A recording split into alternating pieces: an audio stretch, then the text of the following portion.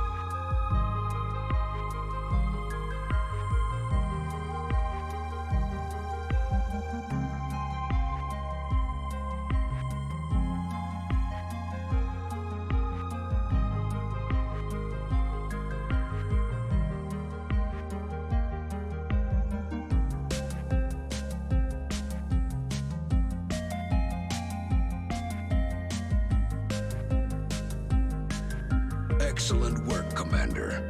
This council is pleased to see our continued support of this project has been worthwhile.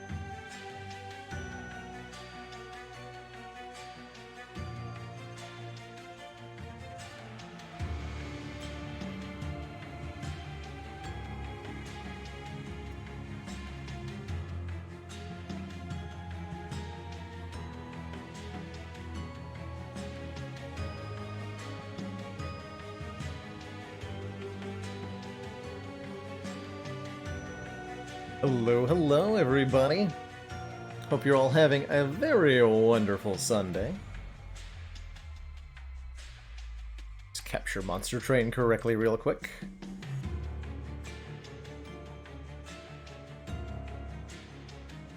Closer. Here we go. How's it going, Ivy Blade? Litmoose during the pre-roll, thank you so much for 15 heckin' months. A lot of months. Zuthis, hello, hello. Hey, you despot. I had a very, very wonderful weekend. And I want to say one of the highlights of it was that I got to try sheep's milk cheese for the first time. Went out to a couple cheese farms in the area to get some delicious dairy product. So much cheese was had, along with some maple syrup. But the sheep's milk cheese was a pleasant surprise. Really enjoyed it. Not something I'd had the opportunity to try before. Hey, heck with names. Teach. Metallicus. Or is it Metalicious? Either way, thank you so much for the 2 months. Yeah, to heck with names again. Dom. Malkavian. SMN. Hey, Gotti. Owo Phaley.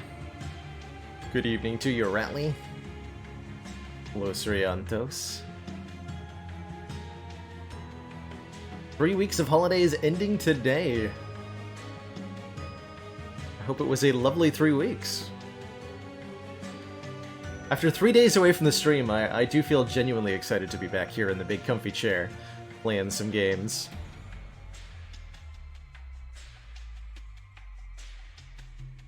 Not expecting to learn something new after about 500 hours in a game. That's definitely how I have perpetually felt about Spire. Still learning things about the game, even 3,000 plus hours in. It looks like we've got our work cut out for us, Commander. Slash SP hosting us up right at the beginning of stream.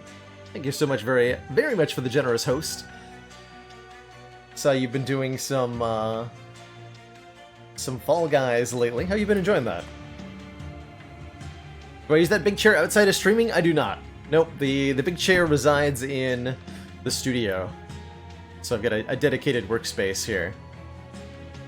Used to stream out of my bedroom, long time ago.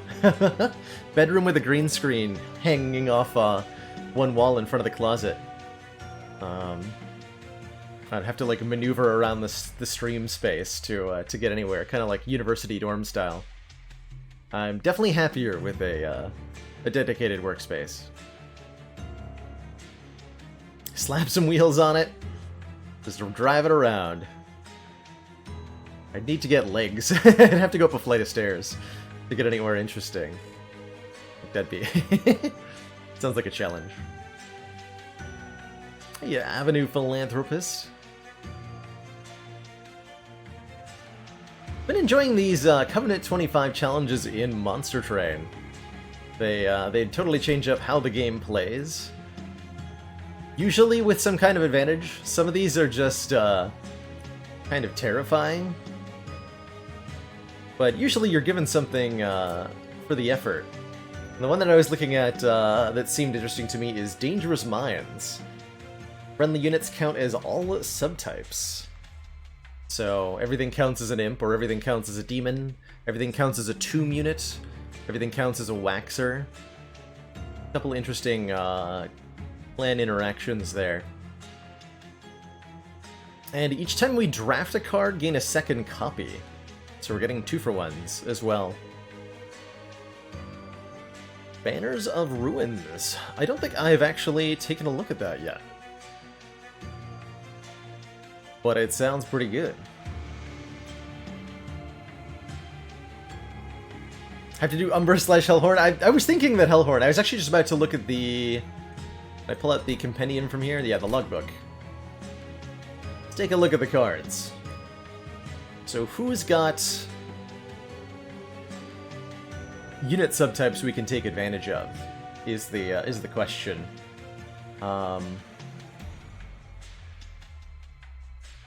That's not going to have an interesting interaction with Imp in a Box, is it? You can't get, like, Branded Warrior out of Imp in a Box. I don't think they coded it like that, right?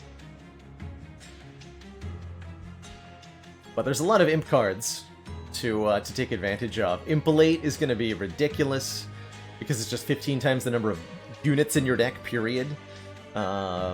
Impressive and important work are very easy to take advantage of.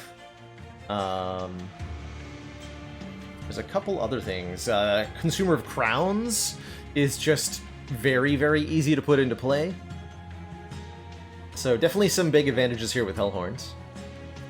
Looking at Awoken, there's really not any references to unit types here. So that doesn't look like a clan that would be very good for the challenge. Shroud Mitosis. Sounds like a Umbra card. Right.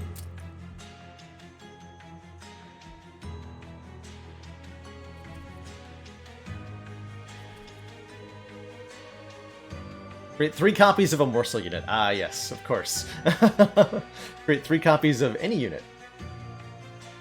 So that would be a bit of a breaker, right? Be a bit of a breaker. Morsel Master. Whenever you summon a morsel unit on the floor, create a copy. This just duplicates everything. Am I understanding that correctly? Oh, that's some fun nonsense. That's some really fun nonsense. Okay, what about... Melting Remnant seems like they could be cool, too. Potentially. There's a few references to unit types here. Definitely in their relics. There are. Only burnout units? Actually. Yeah, it's a lot less than I thought. No, there's almost nothing here, in fact. Oh, it's in the logbook. What am I even thinking about? Art frames... Artifacts. Gain 5 energy when a tomb unit dies, encased ember. Melting Sprout, plus 30 health and burnout 1 to all your units. Nah, it's not a lot to work with. Not a lot to work with. So the only other possibility is Stygian, and I know Stygian also does not have a lot to work with here.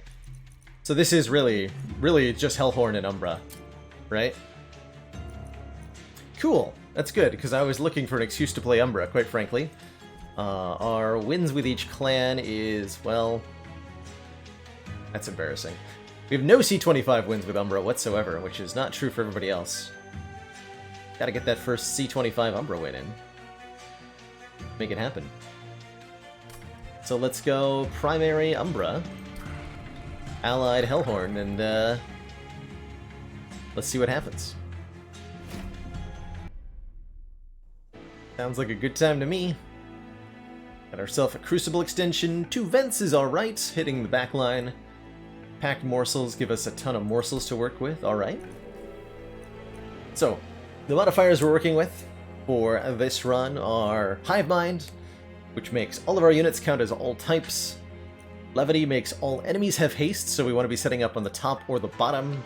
Enemies will skip the middle row, and that's where the big challenge comes in here. And 2 for 1, which says every time we add a card, do it twice. Although that doesn't seem to have counted for any of our starting cards.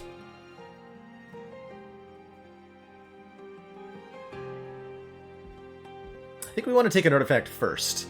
And ideally we're finding Gurg's Goad, right? That would just be ridiculously OP to give multi-strike to all of our demon units, which is to say every single unit that we ever have. Volatile Gauge is definitely a way to do things. That's an interesting offer. This thing did get nerfed with the latest patch that introduced the expert challenges. Instead of giving you a random cost between 0 and 1, it's now between 0 and 3. It's now between 1 and 3. And that did sting a lot. Steward Artifact is even better. +5/+5 in multi-strike and damage shield 2 to everybody. That would be better. And if you can get both, it would be bester. Besterest. Precious Plating, this is also like a seriously good artifact, by the way. I think. +40 to your max health, that's double your current health at the start of the run. And can prevent a lot of the early game nonsense. I think I'm going to take Volatile Gauge, because both of our clans can really take advantage of this. We have a couple X costs to help with the first couple fights. I think we can make it work pretty well.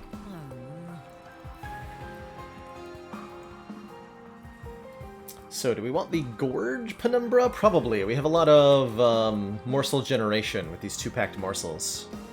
And Crucible Extension to help set up a big hungry boy with the Glutton.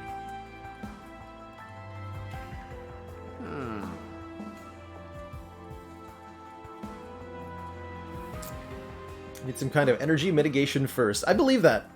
The one time that I have tried First Relic Gauge, it did not go very well. But I'm making a prediction based on this challenge in particular that this will work out for me quite quickly. I haven't tried Architect a whole lot, but he does seem like he's pretty convenient, giving you a lot of room to work with on your floor. Whereas the Glutton is usually making a problem for that. But it kind of requires you, the Architect, to have a different... Actually, this is going to be particularly nice, because we only have 2 floors to work with, right? So we really care about space. I think because we're skipping the middle floor, this is going to be better than normal. Right? That's my hope. Find out. Let's see how this goes. Take just about anything other than armor 10, +4 is fine. We do want a, desperately want a unit draft. Commander, the Get this volatile aliens gauge are going. disturbing. JJ, thank you so much for the 5 months. Choo choo, almost to that a half year.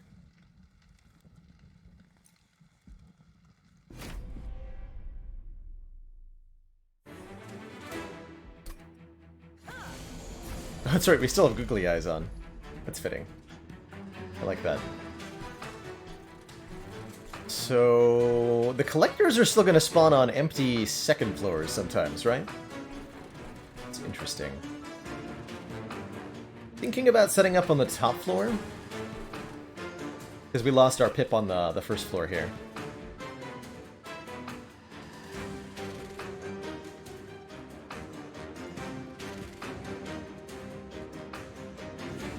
Something like Penumbra, playing packed morsels. Gotta say, with the gauge, I'm actually gonna appreciate when we get those +1 energy morsels, the rubble morsels. Usually I really dislike them. I think they'll be quite good now.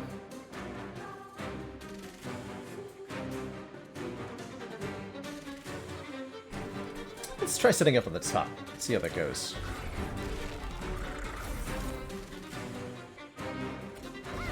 Let's give that beefy boy some stuff.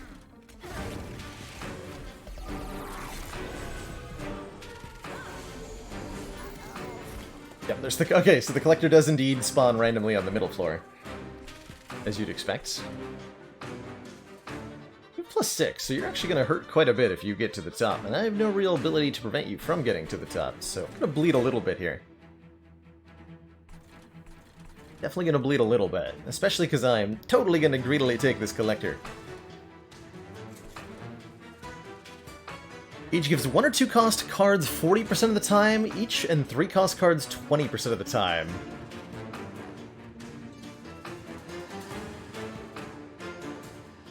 I have really mixed feelings about that. I think that's good, but like... really? Alright.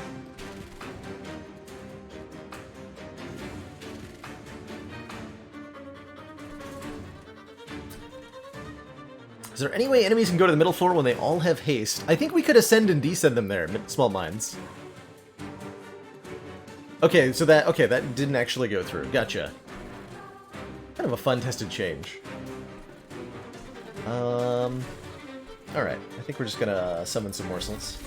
Not gonna worry about it too much. It's all gonna be dazed. Probably setting up on the floor where I get dazed is not that helpful. Can't really summon a train steward down here. We can vent away these two nerds.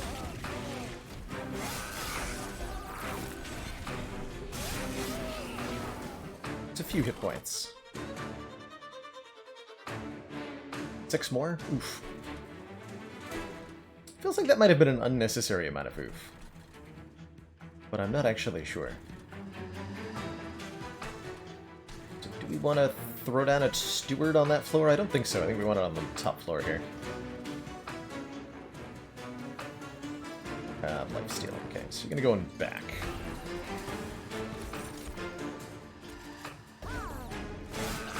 Something like this.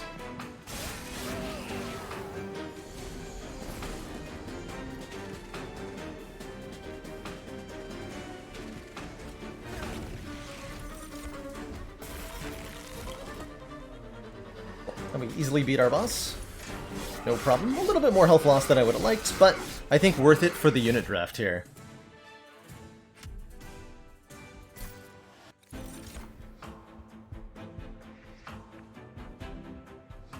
Okay, so we are getting 2 copies of any card if we add it.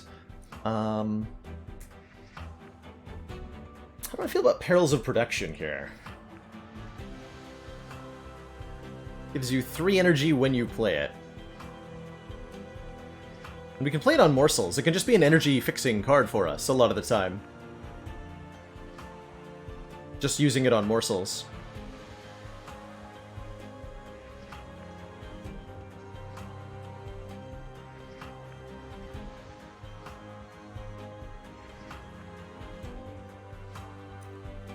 Let's try that. And we've got some imps. Interesting. Interesting choice. 3 imps. We take the Molting Imp? Do we take the Fledgling Imp, or do we take the Welder Helper?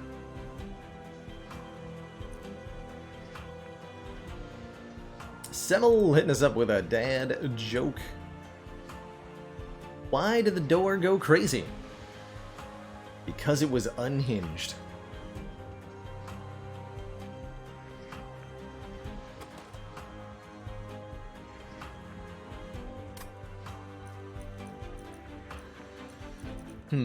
Armor? Molting Imp? Or what do we want to take here?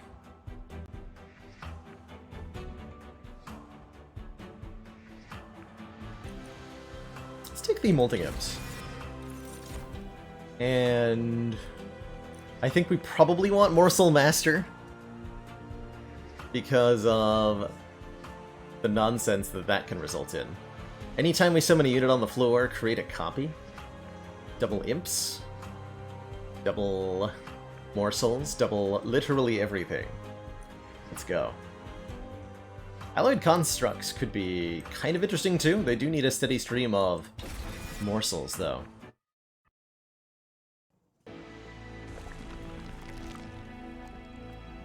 Umbra banner units are relatively likely to contain something good, and we can get some unit upgrades at the Merchant of Steel. Merchant of Magic, on the other hand, lets us upgrade our spells, and there's not a lot of spells I'm looking to really upgrade, although getting Vent upgraded would definitely be nice. Am I going to this Merchant of Steel, though, with the Hellhorn banner? Probably, actually. Rather have a Hellhorn banner than an Umbra banner? That way I have to get the 75 gold. So I'm not going to 2 Merchant of Steels in a row, I don't think. Let's go this way. And if we can get Vents upgraded, that'd be awesome. Emberstones scattered around the deck would also be super helpful. These should apply, even if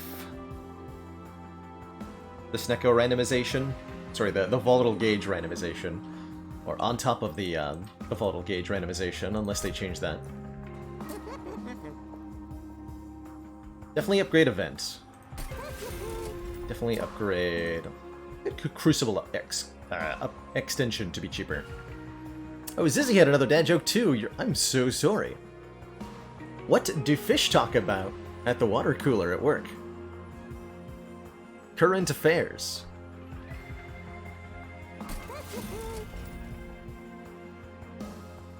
I think it's worth paying for the reroll here to get another Emberstone? Question mark. It would be Emberstoning... Actually, maybe I'm going to save for the Merchant of Steel. Do that.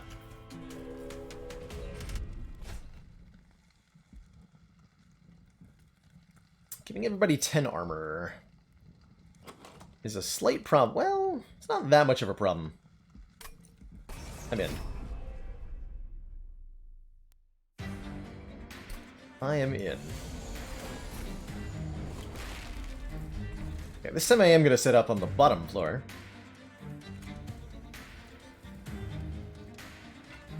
And we're going to get down one of our Morsel Masters also on the bottom floor, and that way we're going to get double everything.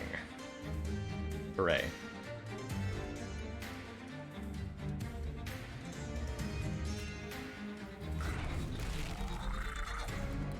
Gone from my realm.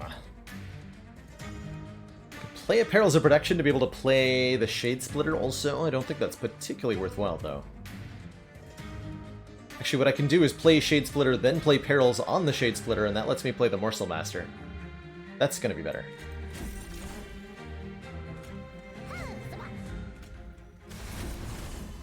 Although we do give this fellow an incant proc. But that way we get to cheat some energy, and since we devoured the morsel at the end of the turn, it doesn't really matter. See that they're going to get to my pyre, though. But that's a slight issue.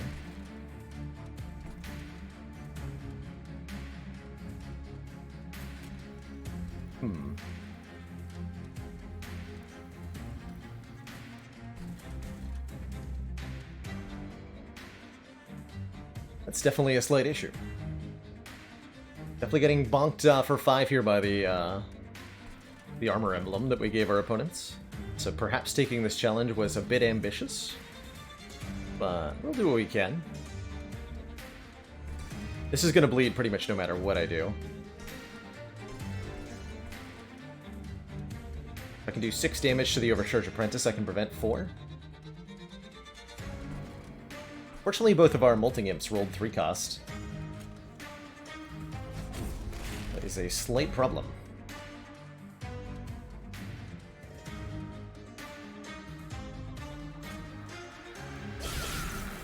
Yes, we do definitely get 2 of them. We miss out on pretty much everything other than that. So the big yikes.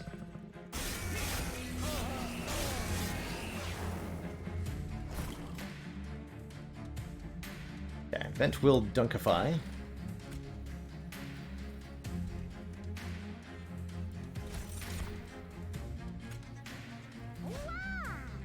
That man, some lifesteal.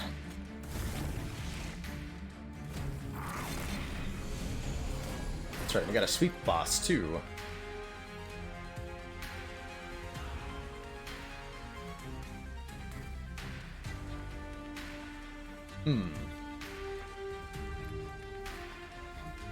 Wait. So if I summon a Morsel Master, I'll summon 2 Morsel Masters, because the Morsel Master will duplicate the Morsel Master.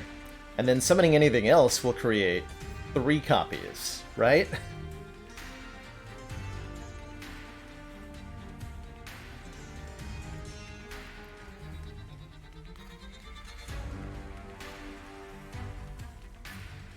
Although I don't necessarily want to flood this floor with Morsel Masters.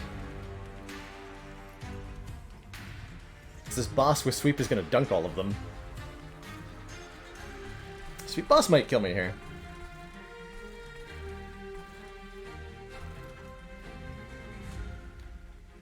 In part because I took the armor. This guy. Because these Morsel Masters are only going to survive 1 round, so they're going to do 10 damage each. We can summon Stewards, and they'll do even less. And we can... I think we want to see what's in here. Some information. Magma... 2 magma morsels and an entubber morsel. I can't really boost a morsel master. Well, 15 health. Any morsels I summon down here just die immediately. Okay, so we're gonna do this.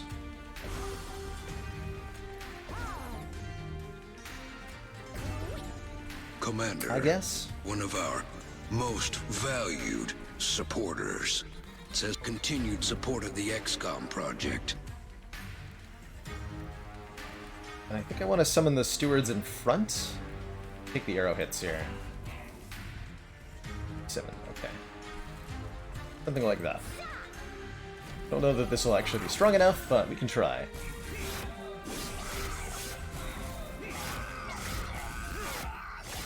That lifesteal really putting in work. Yeah, I think we just get dunkified. This is unfortunate. I'm gonna try again with the same, We just got too greedy with the challenges here. We'll try again with the same plans. Jennifer Jenin, thank you so much for the 8 months. I was gonna tell a joke about portraits, but you won't be drawn. GG.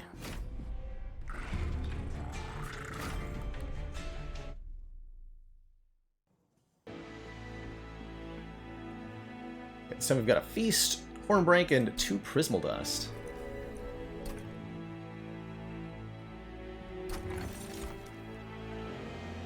Vapor Funnel is nice, as it helps with enemies that slip past.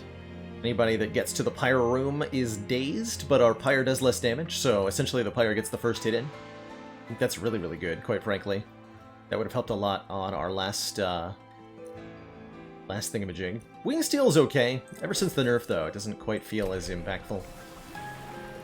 We're taking Architect again, if we get offered it. Let's roll.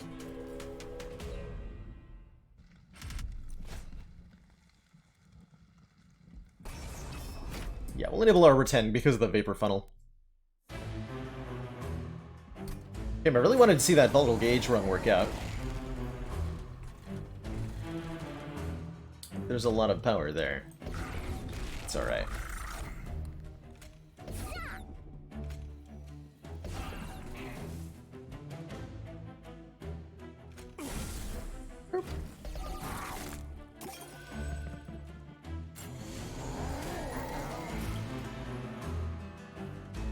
Okay, we can actually snipe people with a Hornbreak, so the armor is less threatening than it normally is.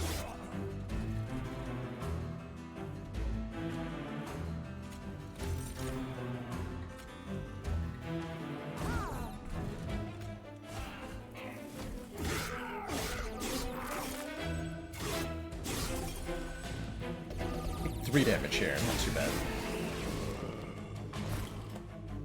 Again, considering we're playing with the challenge on. This 29 puts you at more than 15. Currently at 45. That puts it below, though, right? Like that.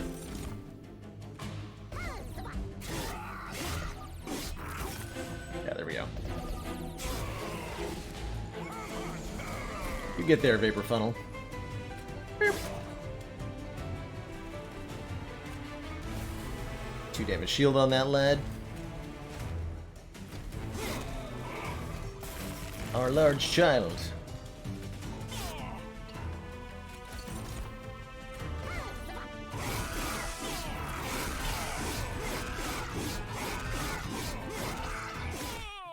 Come chunkified.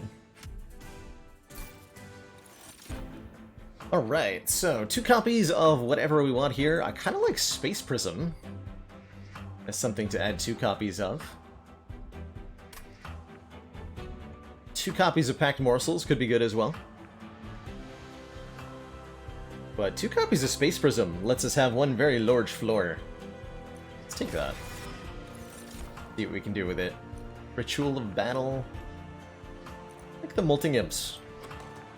Yeah, I like the molting imps for some clearage. Do we take a Shadow Eater?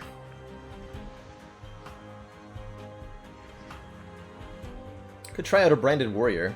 Get some serious rage stacking if I can get him slays. Sounds challenging, but effective.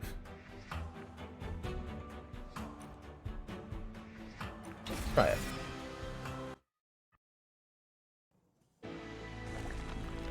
And then I'm going...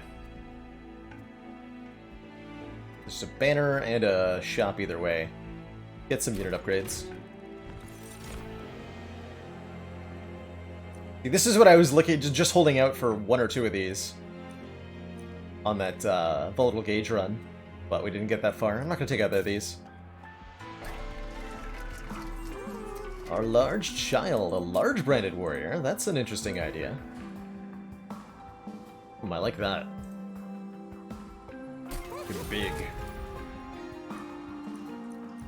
Make him a tank and put him in front. Yes, I think so. Just make him a large child. We slap a battle stone on the other one? Yeah. Feels good. Spend all your money. You again. Okay, so we're gonna actually prepare this time.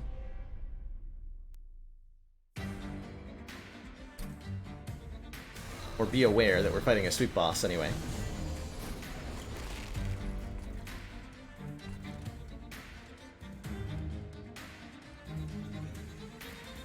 So we can actually slap these two in the same floor because of the...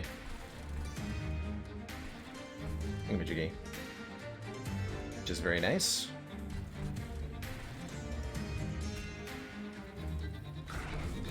Ah.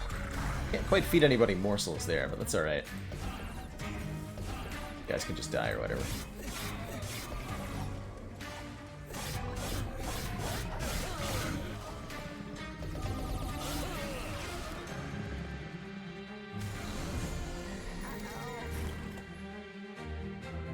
A sneaky collector.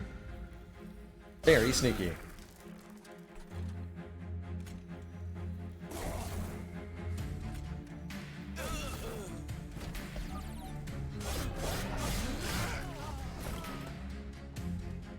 Here we go. Now we can get morsels going. Oh, there's slapping damage shield 3 on the front guy sounds really good. Instead of giving a morsel. You can also put damage shield 3 on Penumbra to keep him alive longer through the sweep, though we're currently winning anyway, so it doesn't seem like it matters too much. Commence the bashing.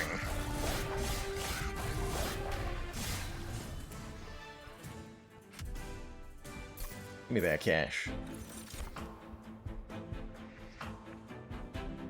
Okay, now that we took the Prismal, or not the Prismal Dust, the Crucible extensions. Base Prisms? That's a word. Now that we have more capacity, more morsels seems pretty good, but would we want Packed Morsels or Entumbra Assault? If we wanted a morsel generating card. Well, Mortal Trade could be a really good take here as well, letting us apply Lifesteal to a unit. The Mortal Trade is very powerful. In general, I want to say. Lifesteal is such a powerful thing to be putting on your frontliners. Branded Warrior in particular, with Lifesteal makes for a beefy boy.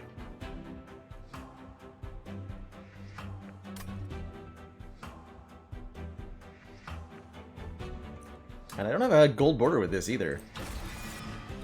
I'll go ahead and take that. Hidden Passage seems potentially very funny. Give me that. Do some shenanigans on the top floor now. Don't know if that's actually smart, but that is what I've chosen to do.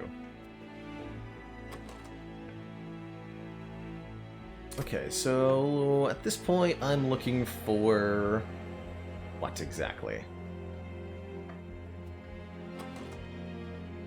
Still haven't found... I'm going to start getting our hands on artifacts in large numbers, if we can.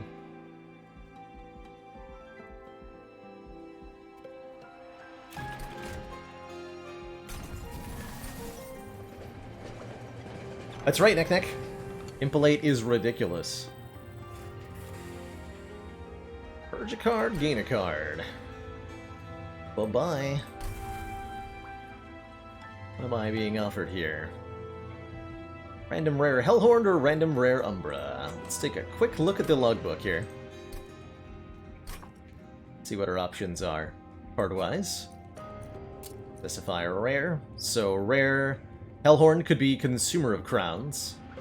One Horn's Tome. Last Stand. Forest Ally of the Ancients. Kind of a mixed bag. Some good stuff. Impalate is here. Transcendent is here. Commander, one of our and for most Umbra, valued supporters. Wouldn't mind a Furnace Tap. Says continued support of the XCOM project. Not mind a Furnace Tap. Blazing Bolt's pretty powerful too. Koreyu, thank you so much for the 11 months. And that tier 1 sub. Shroud Mitosis. Super powerful. Of course, Shadow Siege. Trample would be alright too, right? Let's try the Umbro take. It is the Umbra Stone, we'll take it. That sounds fun. We slap Trample on the large stoned whatchamadoodle, he can do some damage. Double Trample. No wait, hold on. Lifesteal 6 and Ember Drain 4. That's a lot of power to give double stack to one of these. Could also make Prismal Dust be 2x, and that's pretty good too. That's pretty good too. I think we are gonna make the Umbra Stone cheaper.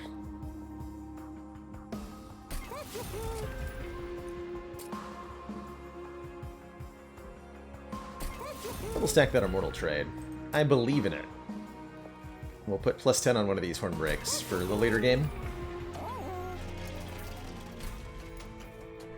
That's right.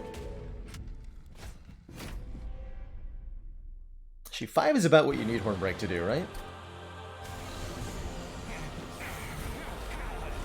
Oh no, the bomb has haste. Oh dear.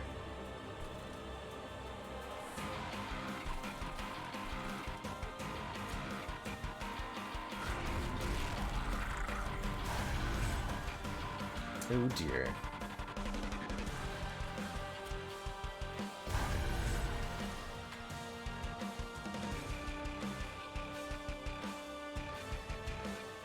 Wondering if I Immortal Trade him. I don't think so. I'm just gonna Horn Break one of these nerds.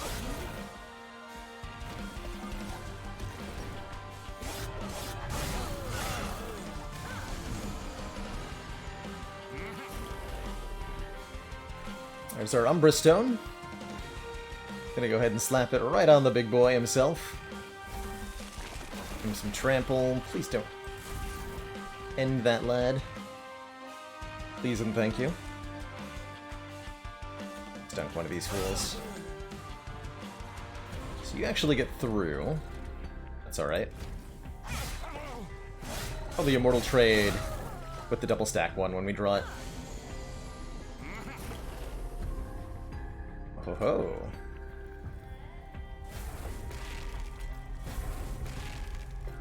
Our large lad. We can give him 4 more damage. We'll put the Molten Imp in front here.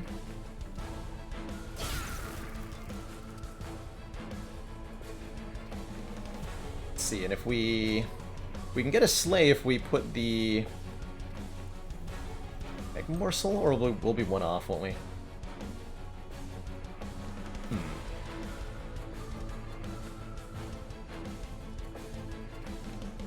Yeah, we'll be one off. How unfortunate.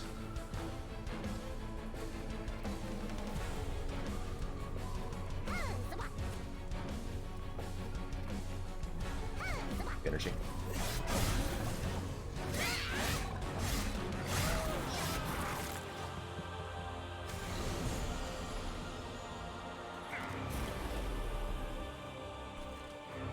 There's a mortal trade.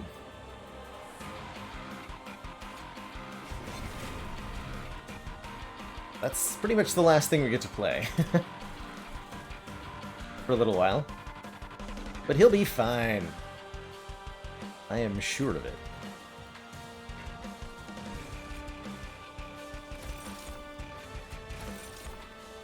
Oh, 2 rebel morsels.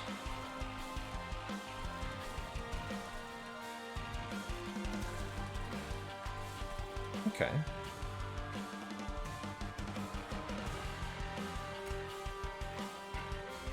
But yeah, we get to kill all of them, so that's pretty cool. He's here, I guess.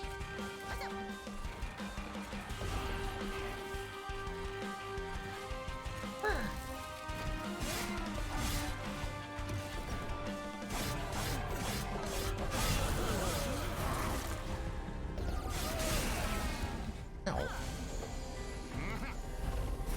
Okay, so that was how much rage? Oh my.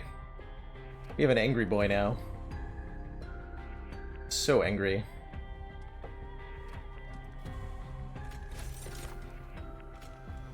That man some more lifesteal.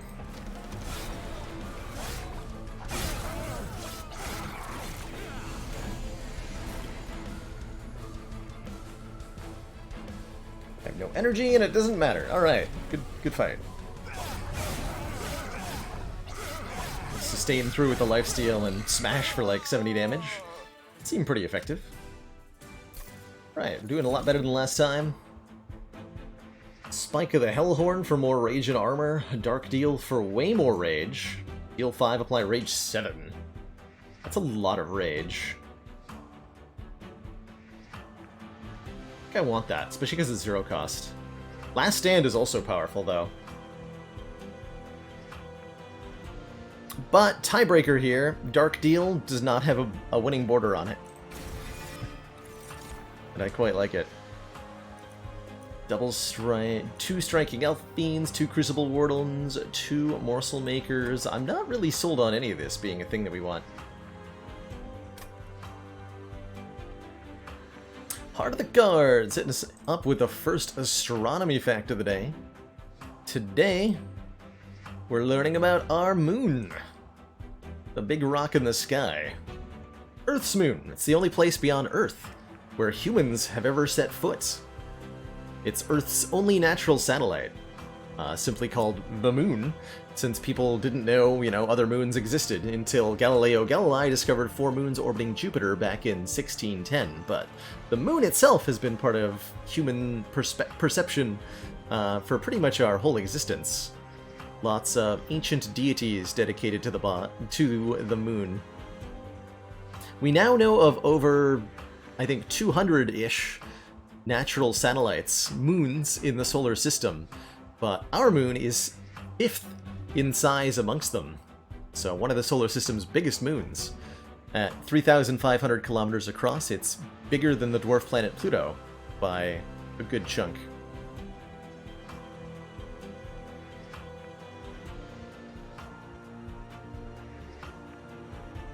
I think I'm skipping here.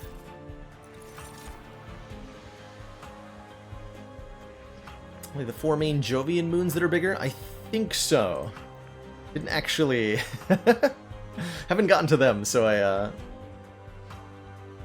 I can't confirm or deny, but that sounds right.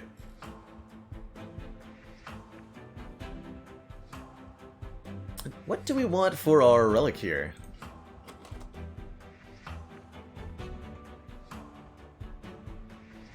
We actually measured the warm-hot intergalactic medium.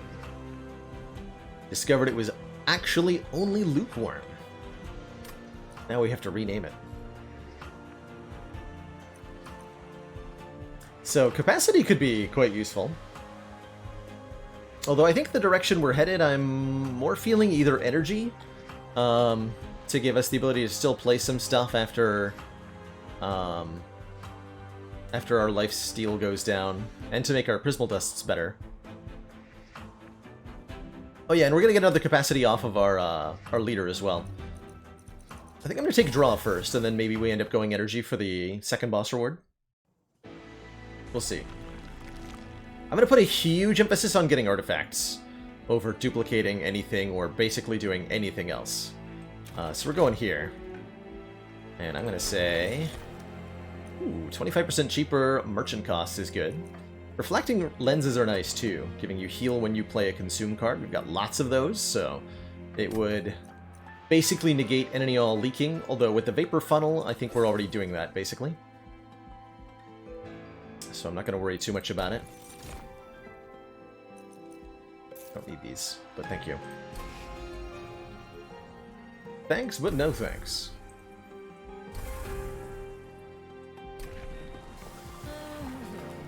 Yeah, let's take Architect 2 here. Plus 3 capacity. Titan! That's right, Saturn's moon. So 3 of the main Jovian moons and 1 Saturn moon. Are bigger than our moon.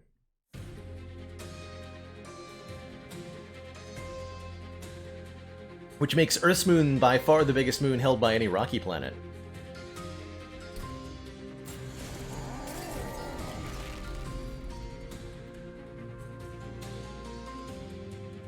You're not my large child. Although I might now be able to cram everybody on one floor here.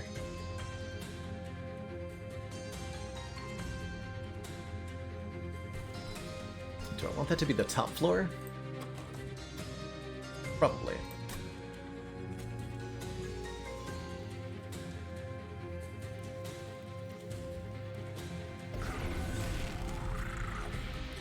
Yeah, we can fit everybody on that floor.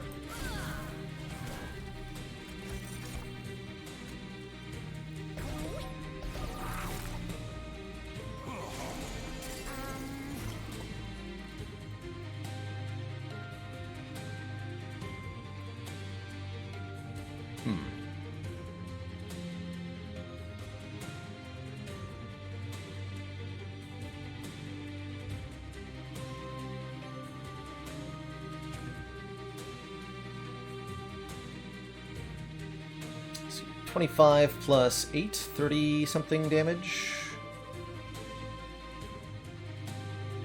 Guy's 100 effective health.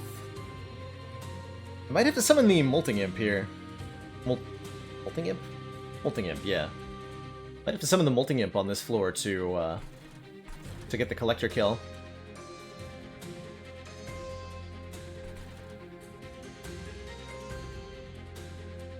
Pretty sure we win anyway. We can actually just put him on the middle floor. Just a capacity problem? Do this. Fire will take a little bit of damage from hitting the spiky boy. It's pretty whatever though. Like that.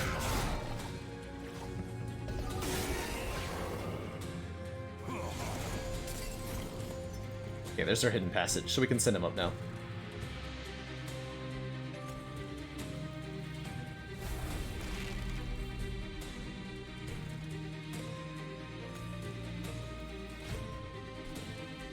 Make him angry! Okay, so he'll kill them both. Let's just slap some damage shield on the front boy here. Don't particularly care to kill any of this. No. Stay alive.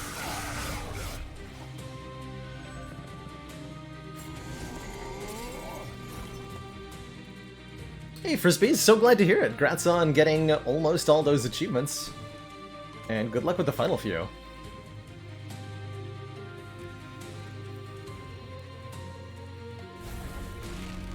Let's see, what's this gonna make? Did not help that much. Thanks for the 1 energy back, I guess, question mark?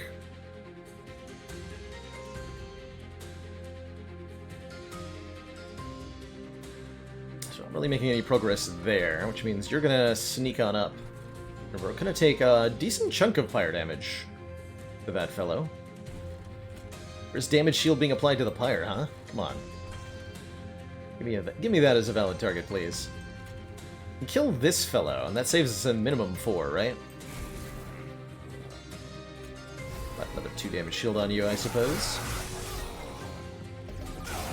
Okay, that wasn't as bad as I thought it might be.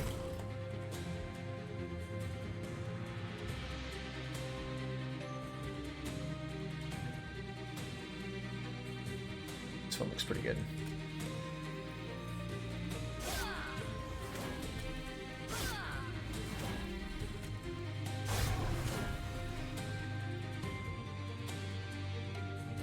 Your die.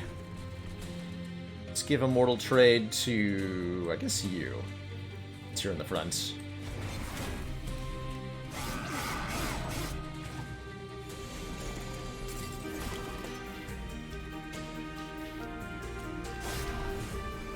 Become angry.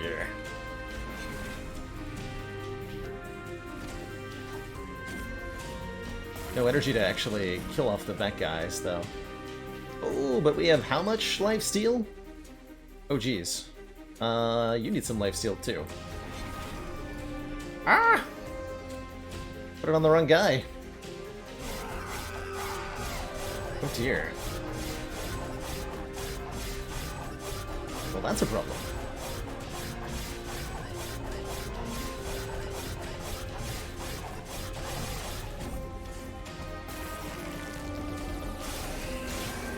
Not too bad, but definitely unnecessary. Putting lifesteal on a unit that is about to die to thorns will save it. Ah, I gotcha. Cool. Definitely give me an Imsicle. Add a random imp unit to our hand every turn.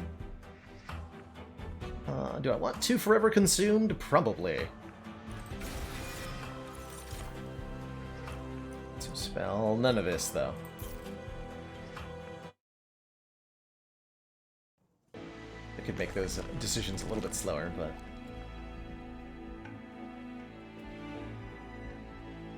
Take that, Herzl's Horde. Want more artifacts. Big time.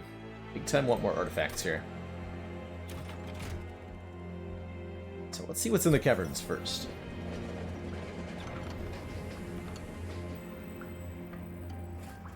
Rail spikes. Get Spike of the Hellhorn, Spike of the Stygian, or a Shroud Spike. For feeding on a morsel unit 2x times.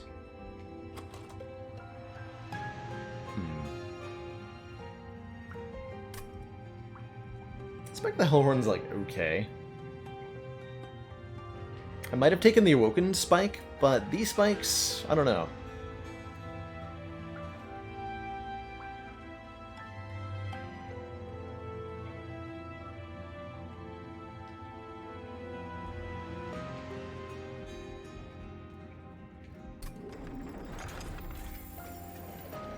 Don't think so.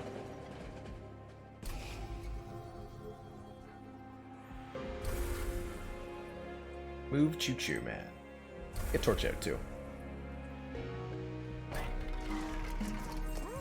And we've got officially have holdover. So do we do... The first question is, do we do this? And just break basically everything by having infinite lifesteal? That's my first question.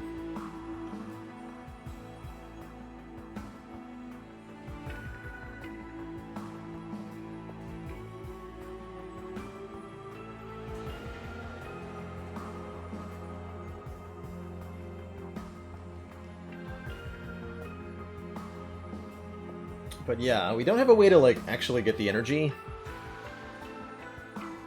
Holdover on Dark Deal is certainly an idea.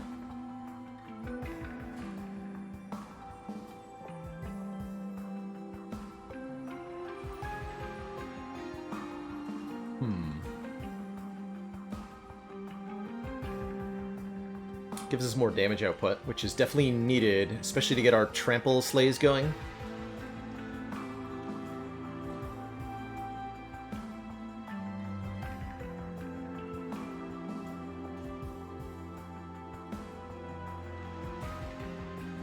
Another astronomy fact coming up.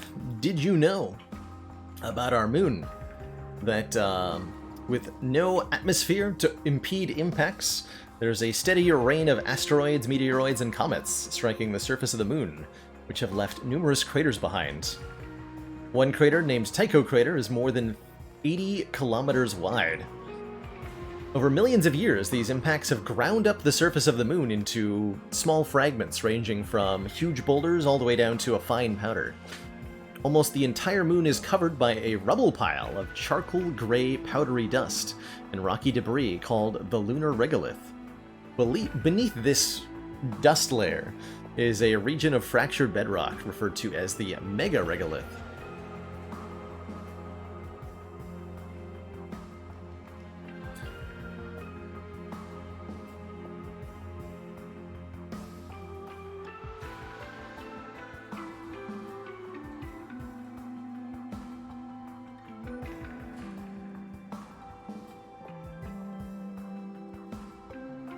Damage Hornbreak is definitely not a bad thing to put holdover on either.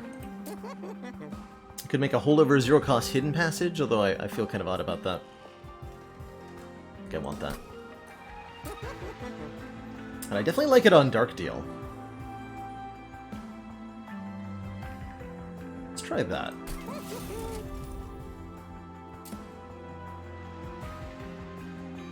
It's gonna make this zero cost. Create another one. And reroll.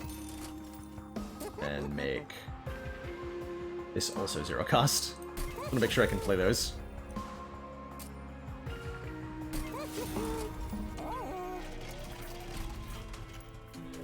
Alright. Mark of Invasion with Vapor Funnel, no prob. Give me the free 150 coins. Aren't the die guys, are they? No, okay. Because there is a unit that can spawn that's like, when it dies, it does damage to the front enemy unit. Fortunately, not something I have to deal with. Okay, we can Pyre Chomper to Dunkify down here.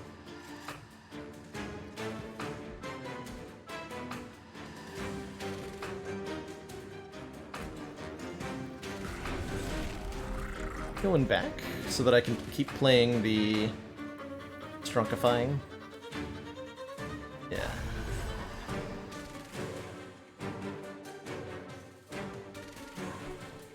So those are all just going to die to the Pyre, no problem.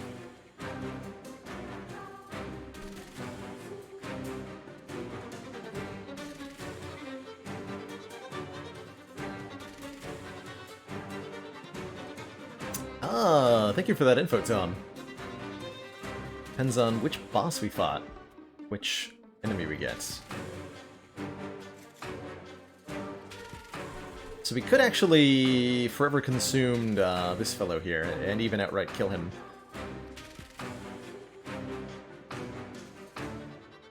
Sounds actually pretty good. Although he'll hit harder, which is fine. I think. Can also forever consume. Yeah, okay. Do this.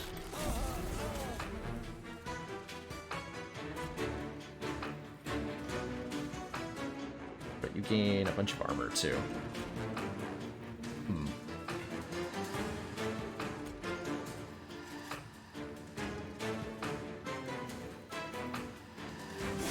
I'll just commit to it. Okay.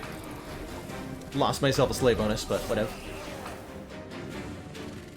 Murphy9 hitting us up with a double astronomy fact dad joke wombo combo. Dear Lord.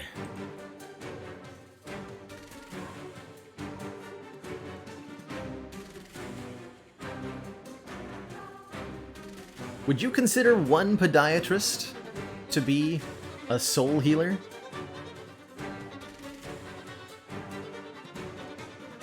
Our dad joke of the day. And now for a fact about the moon.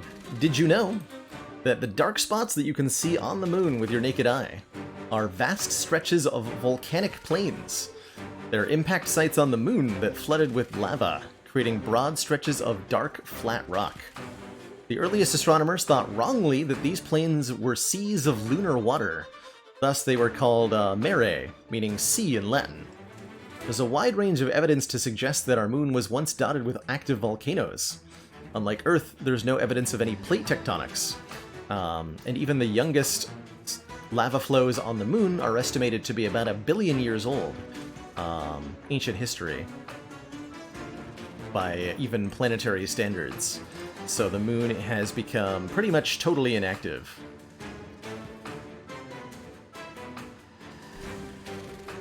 That dang lazy moon needs to get up off its ass. And on the floor dies. Okay, how about when you die? How about then? We also want to kill this, presumably. Seems reasonable.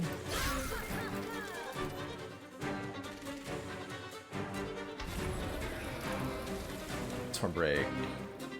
You then? I'll give you 10 armor. Okay, this is fine then? Okay.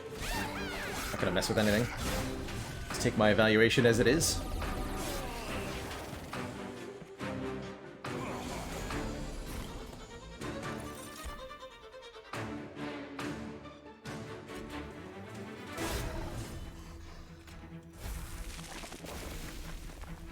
Okay, Pirate Chomper Prismal Dust puts a lot of protection on Penumbra here. For surezies.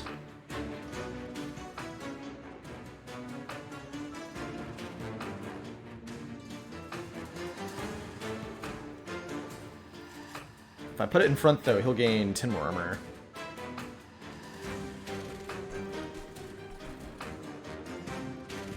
Let's not do that.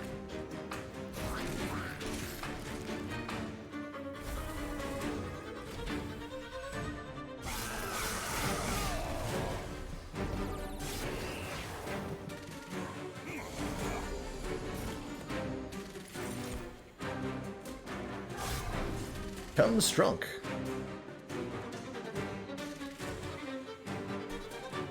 Okay, so this fellow is gonna hit us. Not much I can actually do to prevent that.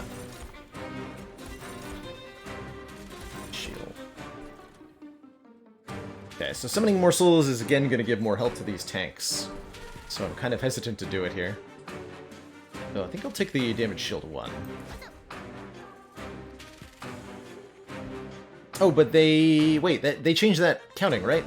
That no longer activates Harvest when a morsel dies. That works for enemies and friends. So actually, everything is great. Ow.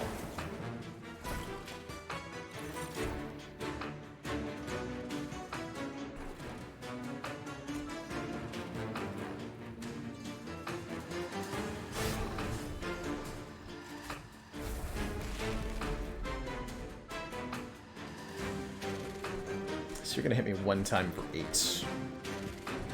Unfortunate.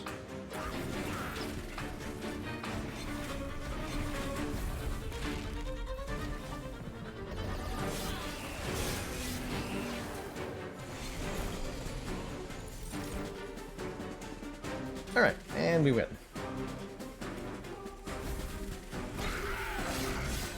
Stinky Sweep Lifesteal boss, though. Very rude.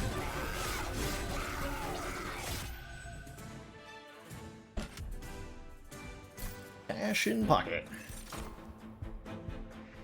Damage Shield 2, Rage 6, and Ember Drain 3. It's quite the card. Void Binding. Be kind of interesting to lean into. Excavation Eruption might be a way to deal with units as well. Although we currently don't have 4 Embers, so I don't have any way to play them in the first place.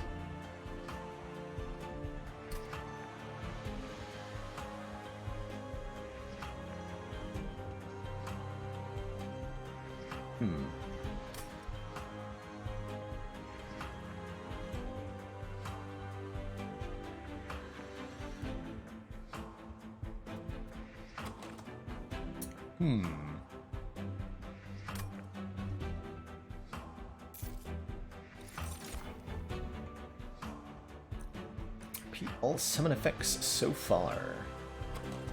Could also take Impressive. That could be a nice way to deal with frontline units. Especially since we have the Impsicle. We always have a unit to sacrifice. Doesn't even need to be the Imp that we play, of course. Although Impsicle Transcend Imp, also a thing. Wait a minute, give me that.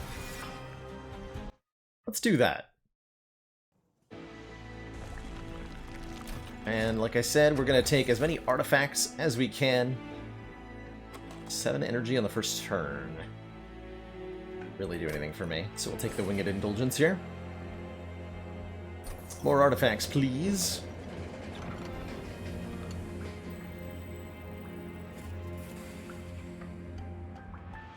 Hellhorn, Stygian, or Umbra consumable cards. Give me a consumable Umbra card, please. Sure. Take one more of those. Brain collapses.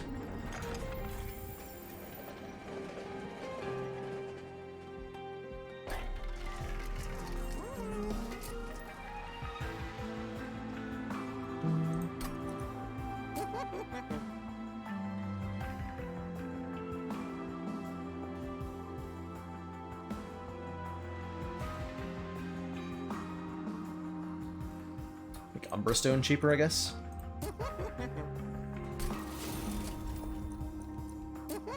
Trade one more torch. I don't know that I want to spend money on the Eternal Stone. Going to a Merchant of Steel next. I'm just gonna grab, like I said, all the artifacts and hope that we find something really broken. My current strategy. Got one of these Shade Splitters. Stop there. See how this does against Fel. Rage Fel, a little bit worried about this. Admittedly, we haven't gotten that much stronger since the Daedalus fight. Let's see what we can do. Definitely gonna need...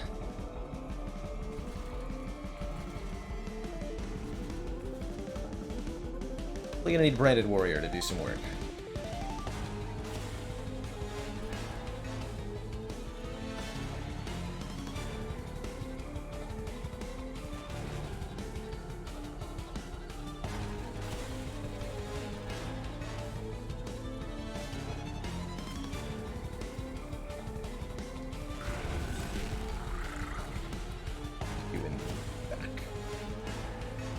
Slay bonus on the first round here.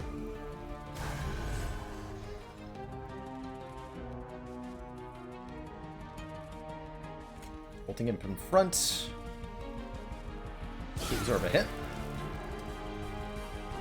Play both of these on, I guess, on you. So you're going to be a problem. So you get higher up.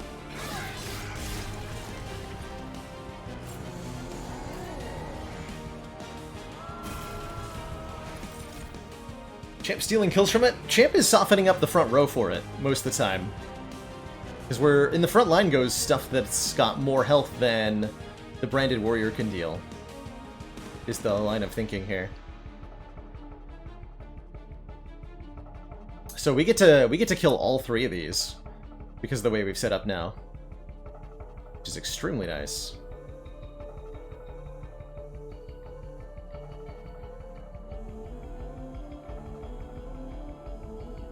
Slap trample on you. This is what, incant? Yeah, okay, gotta be careful here.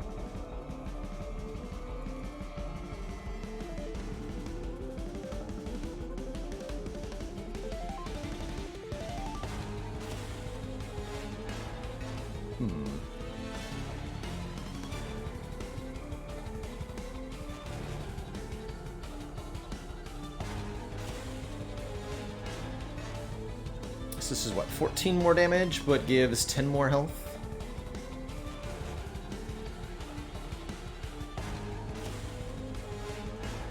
I think it's got to be worth it to play the trample anyway. Hey Tremere, there may well be some Spire later in the day. And haven't made up my mind on that yet.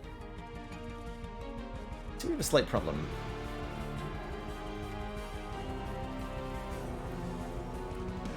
That we're not quite killing the frontliner or any of the backliners. So I guess we have to summon then the Molting Imp, and then we get an Exaxes. Okay, that'll work. Perfect. How about you? You are a problem. Gonna hurt me quite a bit.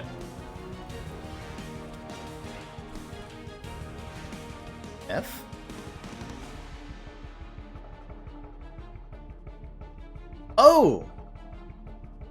Transcendent works with the Penumbra champ. Oh, I was not thinking about that. So does this? Oh, I see.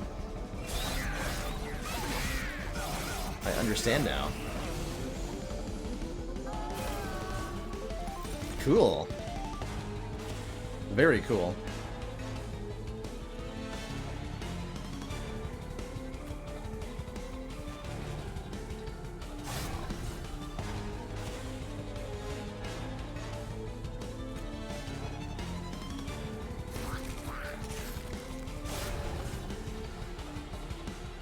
$180 damage.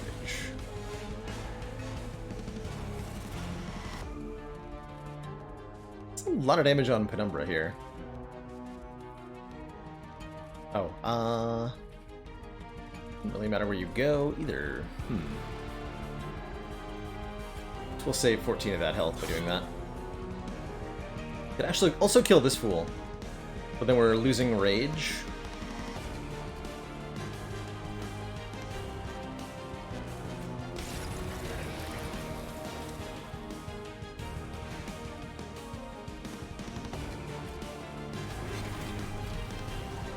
Something like that.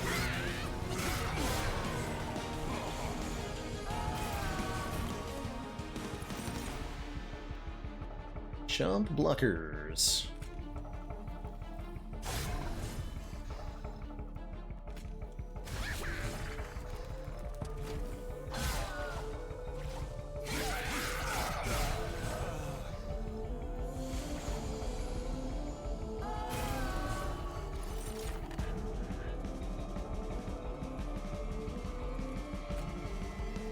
Rage is good stuff. This is a slight problem. I need to do 10 damage to this guy, so we'll just torch him. Seems good.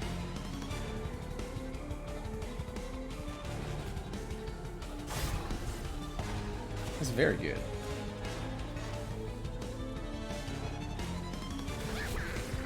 Sweep jerks, though.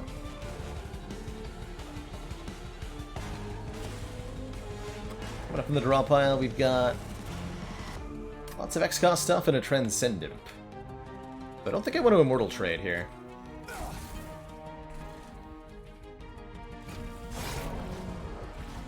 So I want to be able to play that Transcendent.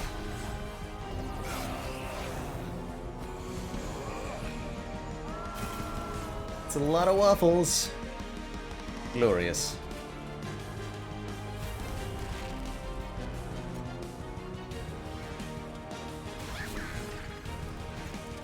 This does... Oh my. That's pretty cool. That's very cool.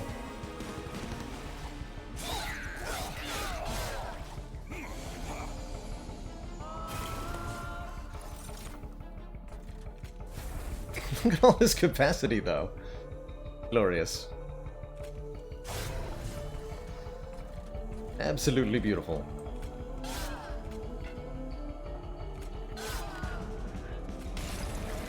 Lord.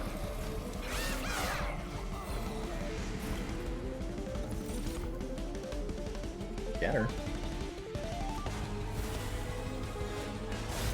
Commander, the aliens are... Knack, thank you so much for the 5 months. Waffles. Status restored. One more to that half year. Thank you so much for that long-standing support. Is it time to add Blazing Bolts to this deck? Probably not. We won't really be able to get them scaled up very well this late into the run. But they're still okay. Double armor? No. May Jester hitting us up with a dad joke. What kind of music artists make the best Christmas music? Why, rappers, of course.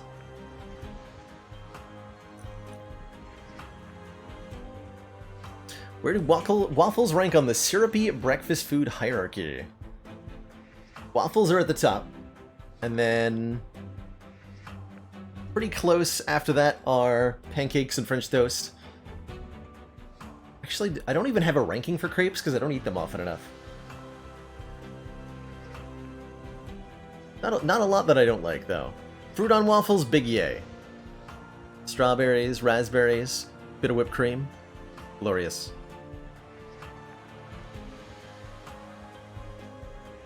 That's true, Dark Deal can hit enemies, too, which is kind of nice.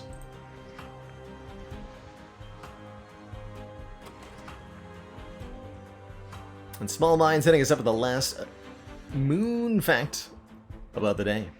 Did you know that during the initial exploration of the moon, and the return samples from the Apollo and the Luna missions led everybody to believe that the moon was dry, but we found definitive evidence of water on the moon in 2008 with the Indian mission Chandrayaan-1, which detected hydroxyl molecules spread across the lunar surface and concentrated at the poles. Later missions have not only shown that the surface of the moon has a global, like, kind of hydration level, there's some just kind of snuck in there, but there are also high concentrations of ice water in the permanently shadowed regions of the lunar poles. So there's definitely some ice water hanging out on the moon. Ooh, blueberry pancakes. Sounds amazing. Delicious. Very delicious. So where are we headed from here? I am continuing to take... So I'm going Herzl's Horde Merchant of Steel. I'm gonna go with the Dark Deal. And if I'm going double Dark Deal, I'm taking more card draw.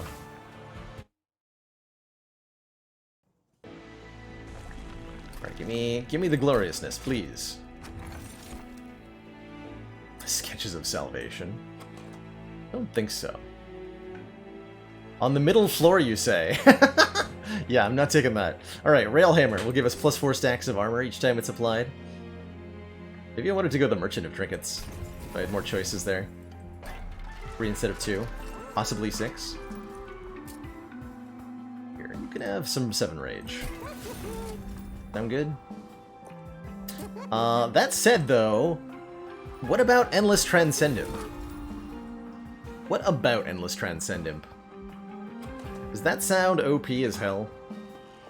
Because the answer should be yes. When the Transcendent dies, it goes back to the top of the draw pile. And we can play it again. Perfect.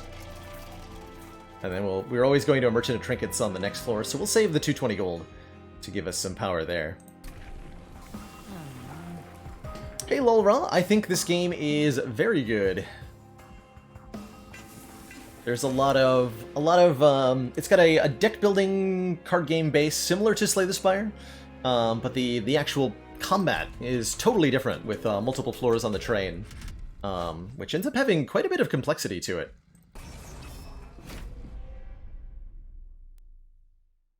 I wouldn't make an evaluation that it's better or worse than Slay the Spire. I don't think it has quite as much replayability, but it's also earlier on in the development process than Spire is, so it might not be the fairest comparison. Oh, these guys. Oh boy. Mild-mannered mistakes may have been made. So am I setting up on the top? This guy is super dangerous just on his own.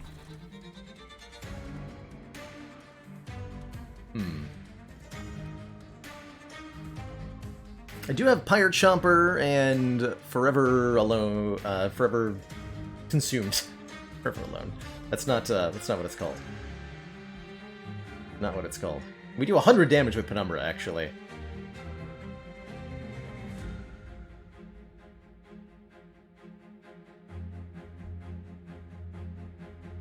Okay, so we do want to set up here on the bottom, because we can actually get a Slay here.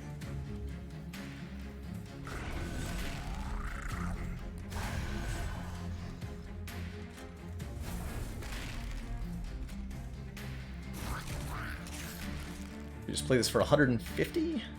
Yeah, and then you kill the back line. You have no problems at all.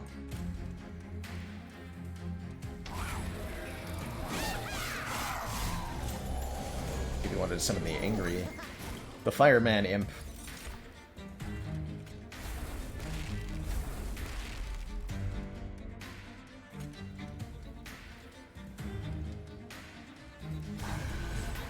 my large lad.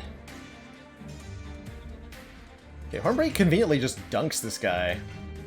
I think I should take advantage of here. Convenient.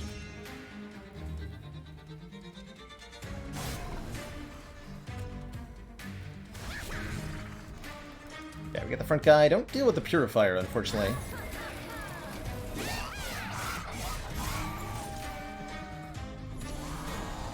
We do get a Slay, though. Doesn't matter who in the back line gets the kill here. As long as somebody does. It's all good.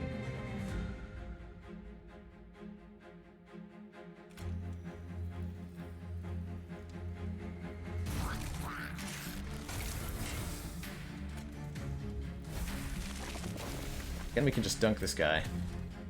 Also just dunk you. You're a slight problem. Only a slight problem, though.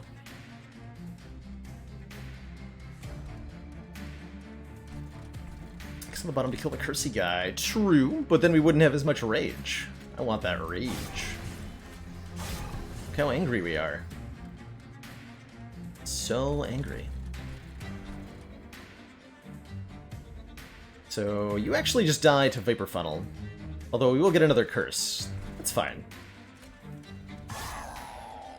It's completely fine.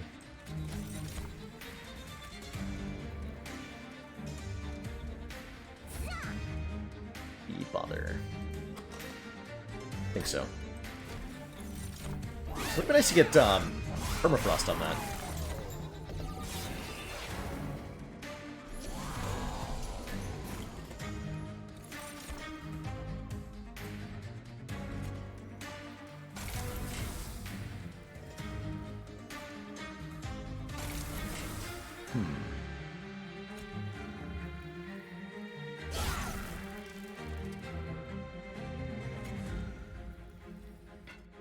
Order there.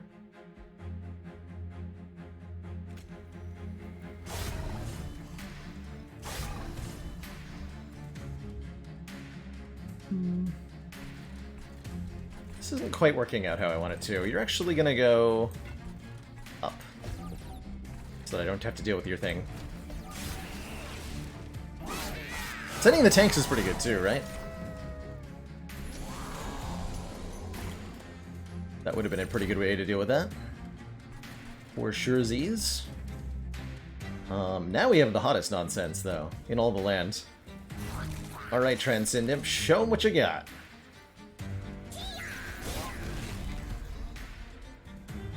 Good job. You did it. Yeah. Okay, so you just have to bring it below 35.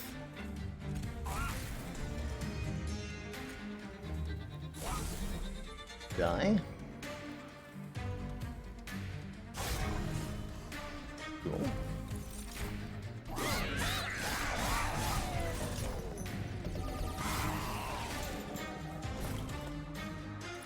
Okay. It's kind of worked out. Sure, I'm gonna have a ton of energy in a second here. Could have played slightly different order though. This is fine though.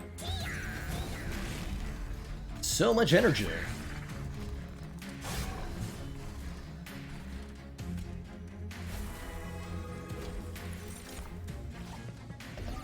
We wanted that on the front guy. Do you have trample? You have trample. Yeah.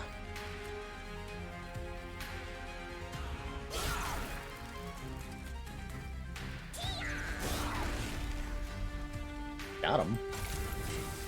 We just, like, stop him at the front? Yeah, there we go. That'll teach him. No imp left harmed.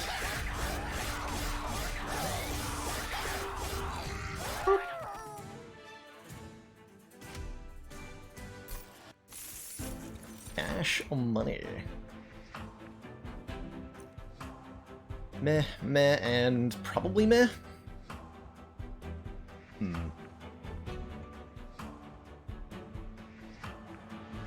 Cave-in's like really weird with the haste. Don't think we want it. Yeah, we'll skip all these. To the front and applying armor 14's pretty good.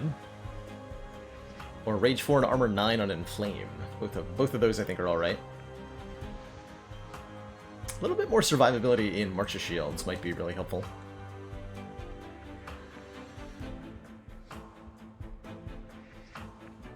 Like 2 of these. Alright, Merchant of Trinkets. Duping a card or removing 2?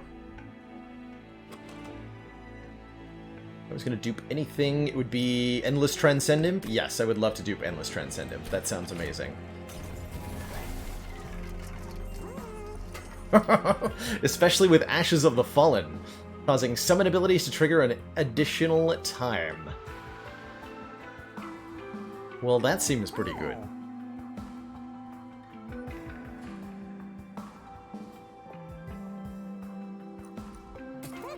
Give me that. Do I want either of these other two, Commemorative Spike or Abandoned Antumbra? Probably not.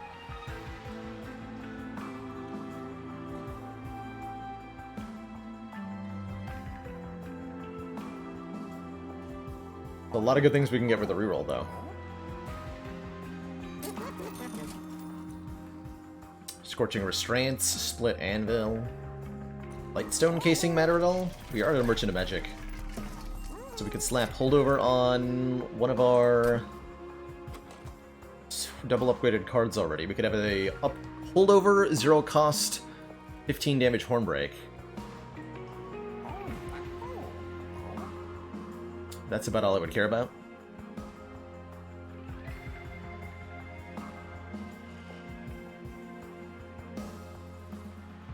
That's all I would care about. Definitely want units coming in with Rage 3, that's for sure.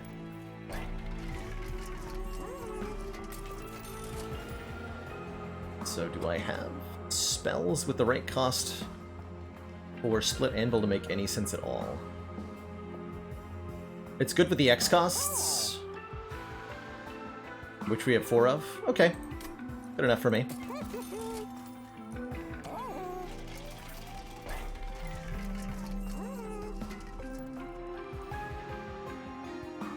Yeah, the Flame Imps are going to be pretty ridiculous, causing the Transcendimps to get, like, way out of control way quickly.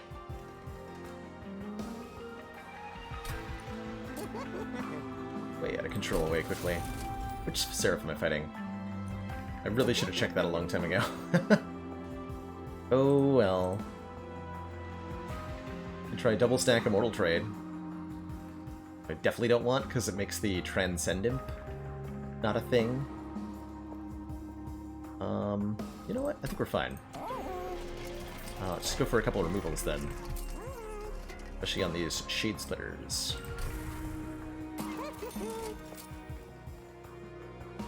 Alright, I think what we need to lose now. Alright. Bring it on, Seraph. Almost forgot to dupe my imp here. You.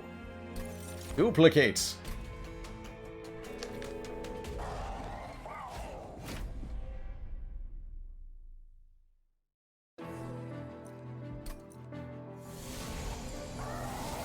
Although he is going to be a problem, because I'm really only setting up on one floor, right?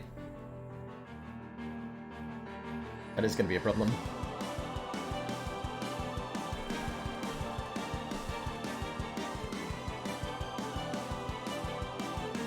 Probably want it to be the bottom, so that I can put Transcendimps on top to get anybody who we missed the first time around. The -1 capacity really doesn't matter that much.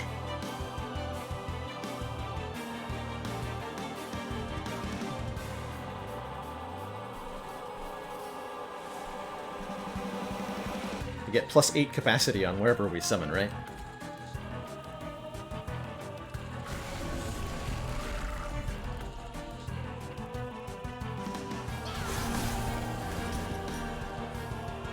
We harvested like crazy pants. Very rude. I think I was supposed to March of Shields, or I chose to do that. Whatever, I can always choose to kill my own imp, I suppose.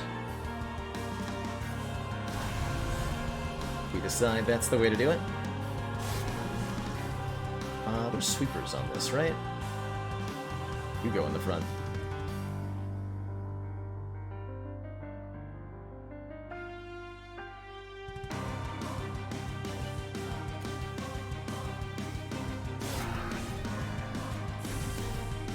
There we go. Okay, that'll work. Except Seraph doesn't have sweepers, okay. That's knowledge I should know, but definitely don't.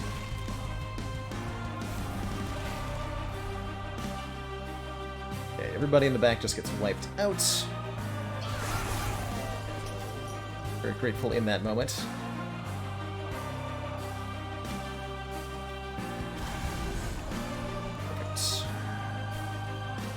Break you. We're fine.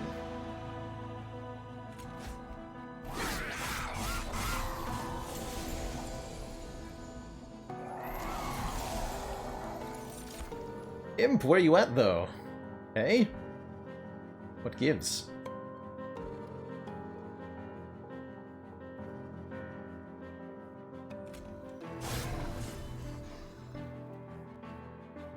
What giveth?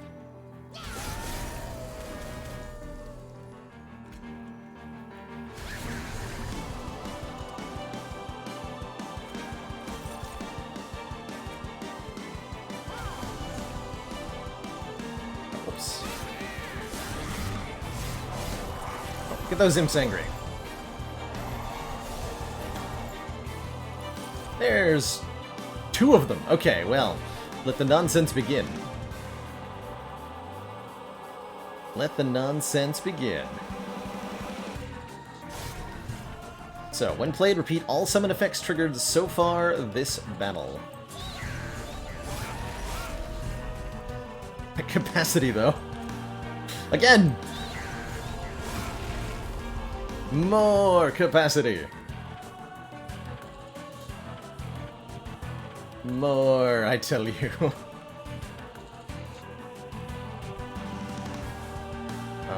You need to die? Yeah.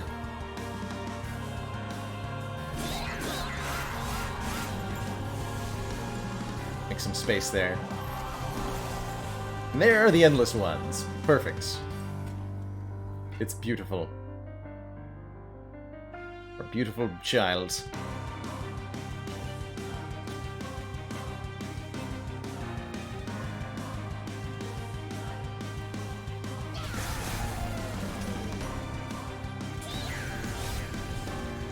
Room capacity's at maximum. I don't know if I've ever seen that message before. That is glorious.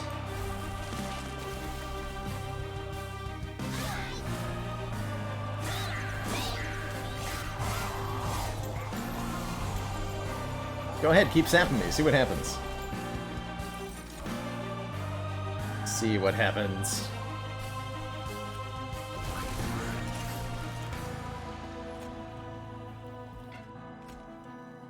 I guess we put this up here.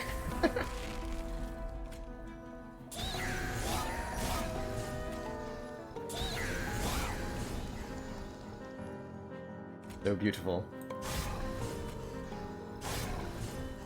24 stacks of Prismal Dust on our beefy boy, I guess. I'll hit you.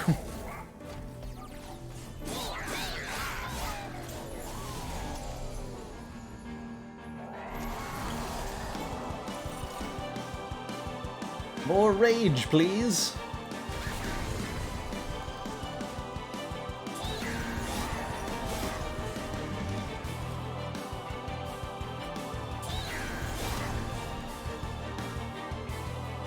The imps are doing 60 damage. Let me pick off my own imps. So that we get them back properly, like.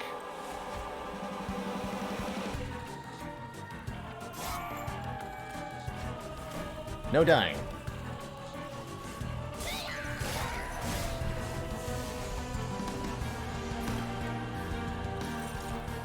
Final wave, they say. But wait, there's more.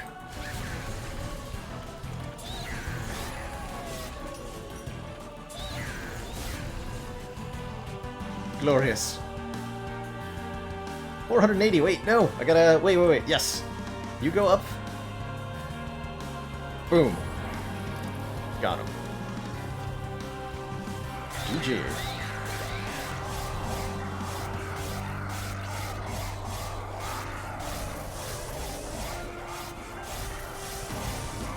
Boop. GG. So the sad thing is that we didn't actually benefit from the hive mind. We just did a very silly thing with imps. Regular style.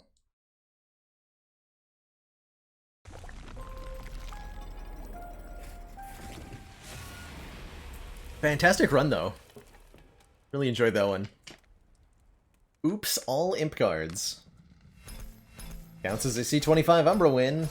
I'll take it. Heck yeah. Look at those winning frames.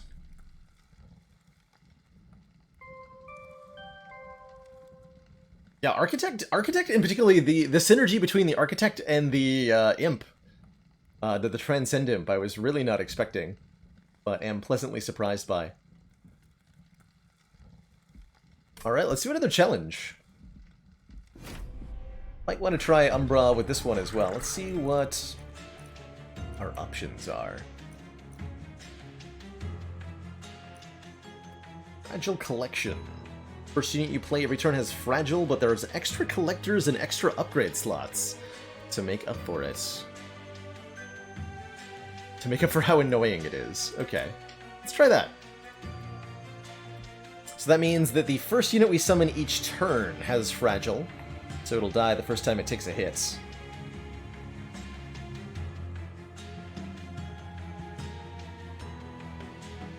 Did I make the game too easy for myself by permanently activating googly eyes? I think you might be right. Better do a run without, just to make sure.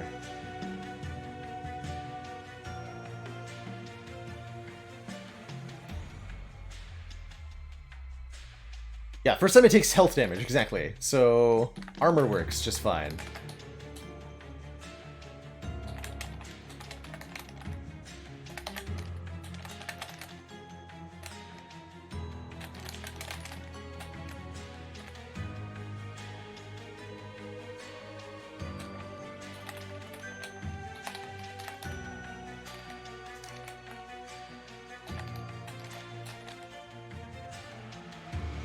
Is it all cards?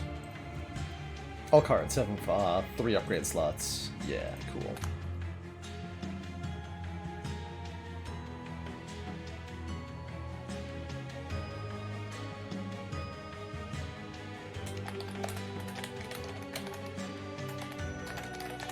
Perfect.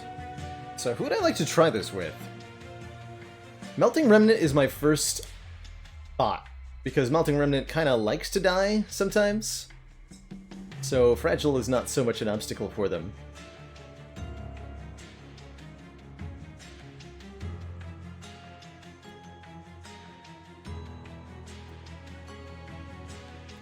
Morsels could work well too, yeah. Let's do Melting Remnant random, maybe.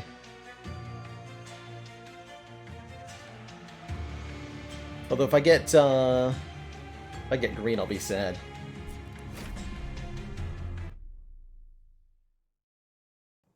I got green! Ooh, but we have 2 Molten Encasements, giving Stealth 2 to friendly units, and I don't mind starting with Stings.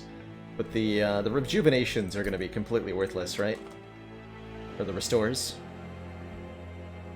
A Votivary as well, Endless, and it draws 1 when extinguished. Ooh, Winged Steel is pretty good. We got a lot of cheap stuff in this deck, especially with the Stings. So that's a real card draw. I'm gonna take a real card draw.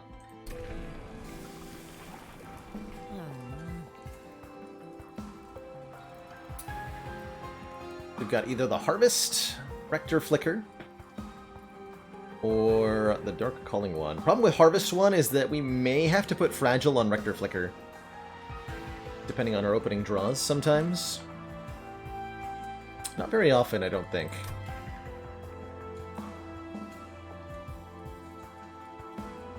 But with the 2 Molten Encasements, could see Dark Calling being very good here.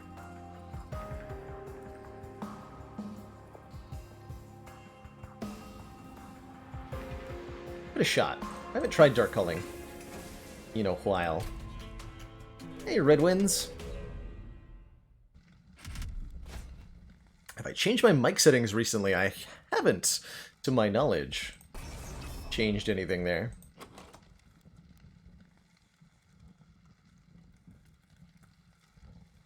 It's 3. I'll try it. Might be spooky, though.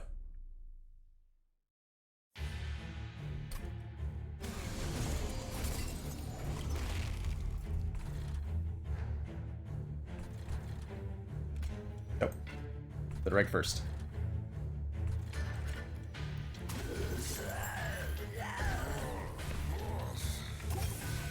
Aha! Got him.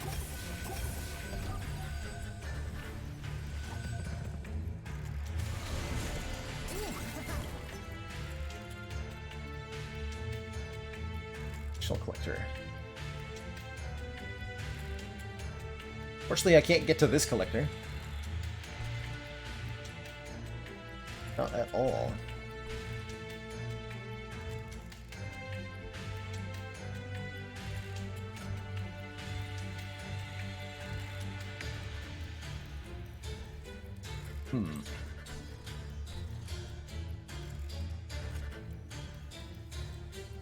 Wait, can I? Yes, I can. Oh, right. Fragile. There we go. Okay, collector dies. Good.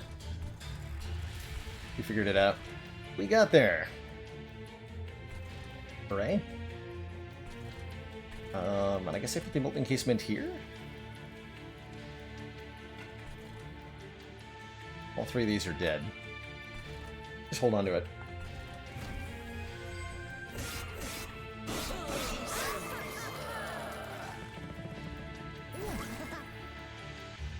That one's gonna be hard to get to, though. Don't think we're getting to that one. Slap the vote of area in front.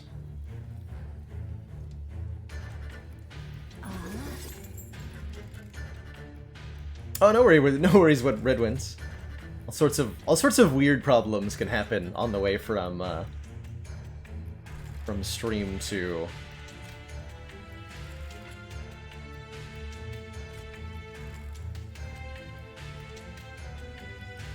viewer.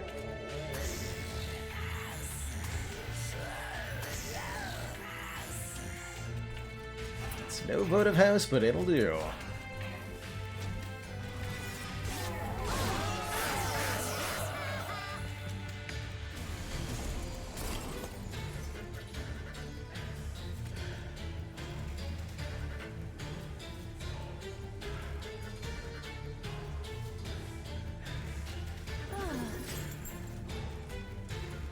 Burn out 1, huh?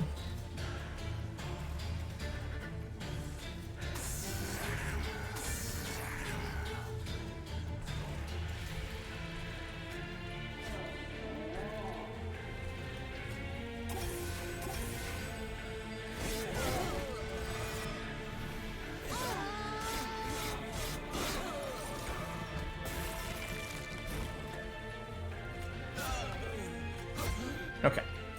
Pinky Thorns, please leave.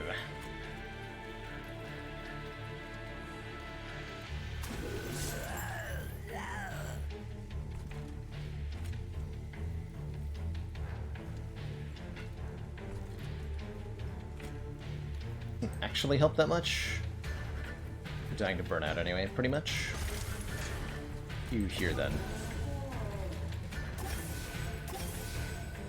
I want this. I do. A little bit more damage that way.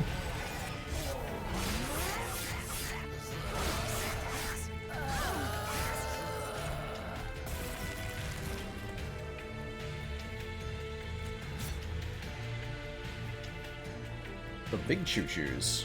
Gonna be stunned, so that doesn't actually help me? Oh dear.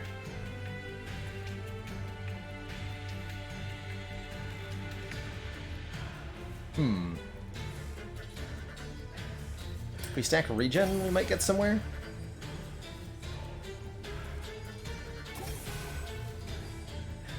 No? That's 40, okay.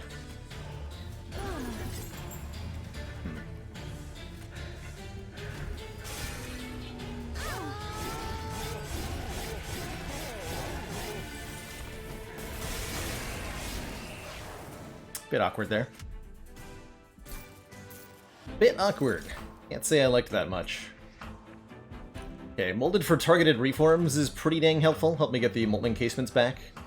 We're needing a beefy unit of some kind. Got a lot of support in place, but we need somebody to actually utilize.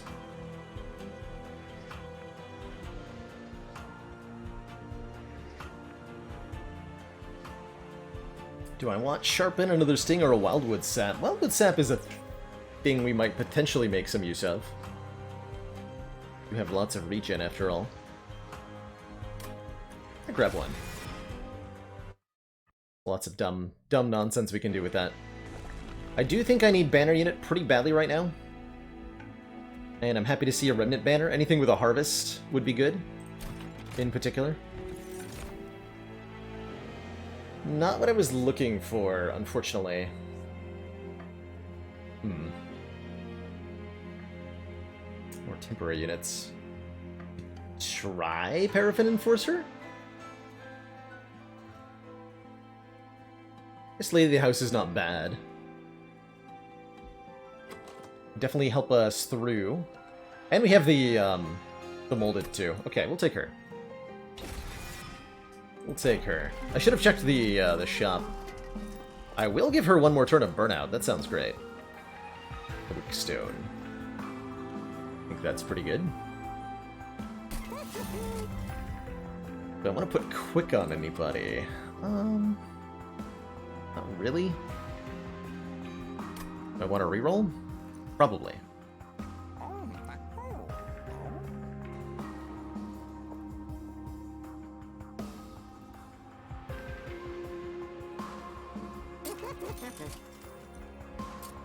Slap multi-strike and another Wickstone on her, and she's kicking some butt. We can afford both of those, right? Yeah, we can. So that's an option. Wickstone, Frenzy Stone.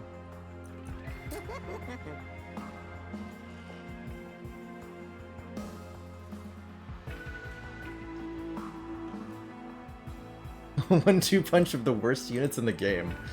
I like that.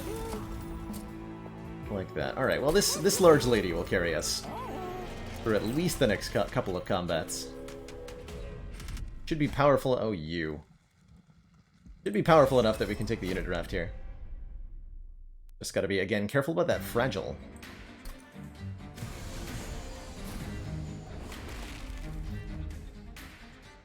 So I guess we're giving fragile to Rector Flicker, right?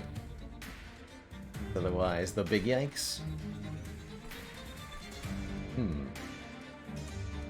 Seems like a slight problem here.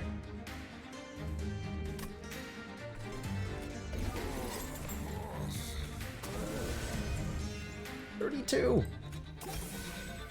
Ah.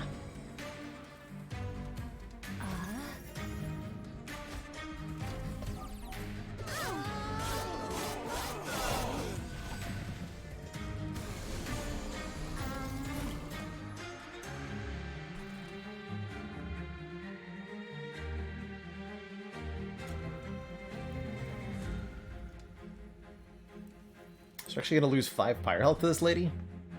Ridiculous.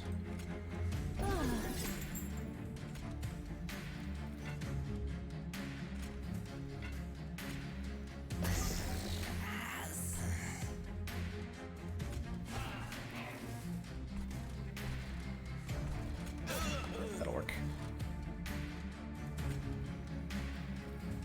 9 damage.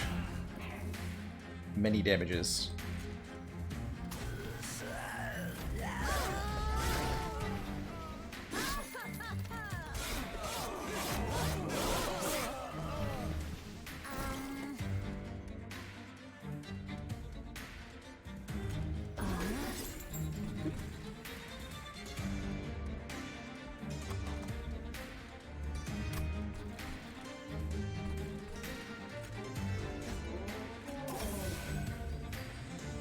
hoping I could get her killed and then reform her.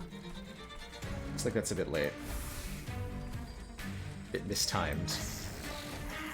Be good though.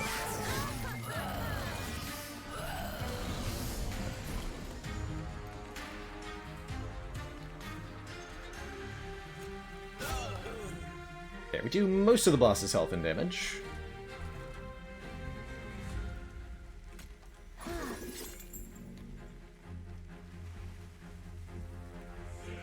Healing won't help. Healing will not help anything. Playing stuff doesn't help anything either.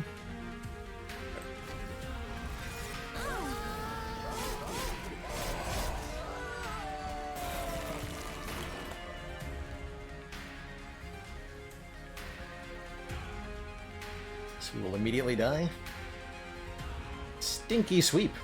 Oh, and we're all stunned too. Oh boy. Oh no, that's not good. Oh dear. Stinky boss. I get a little bit of damage. Now I can reform, but it's no use. Dang it. Well, that's unfortunate.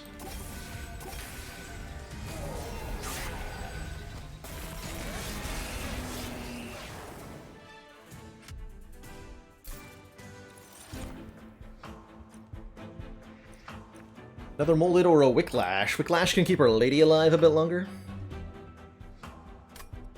Let's do that. And glimmer. Glimmers are only way to like ping backline units, so I'm kind of all about it.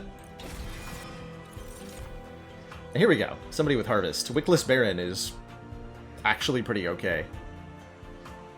I could try doing Thorned Hollow things, but it sounds awkward.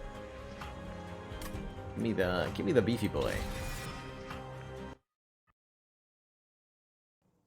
Getting lots of harvest procs, I assure you. 20 health sounds great right now.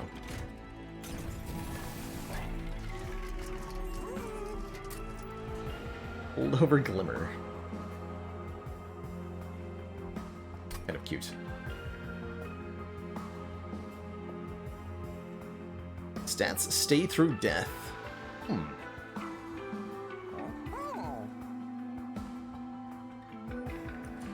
Yeah, I think I'm with Tom. Zero cost holdover molded sounds pretty good. And we might as well make Glimmer just clear a floor.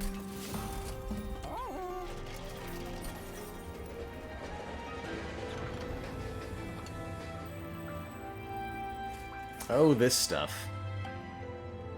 Do we take a swig? We don't have the gold border on Bone Shine, and I'm kind of low on Pyre health, so it might even do stuff. Although I think it'll make us a little bit worse. We're gonna take it. We're gonna take the Bone Shine because I want that gold border. Maybe I'll be able to get it. Feels like we're taking capacity from this boss, based on how I'm feeling at the moment.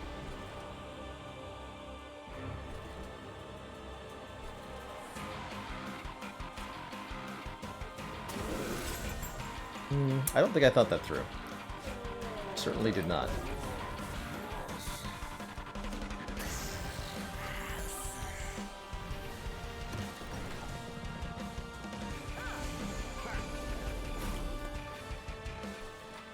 Here's our Wickless Baron. I guess he's gonna go on the bottom floor.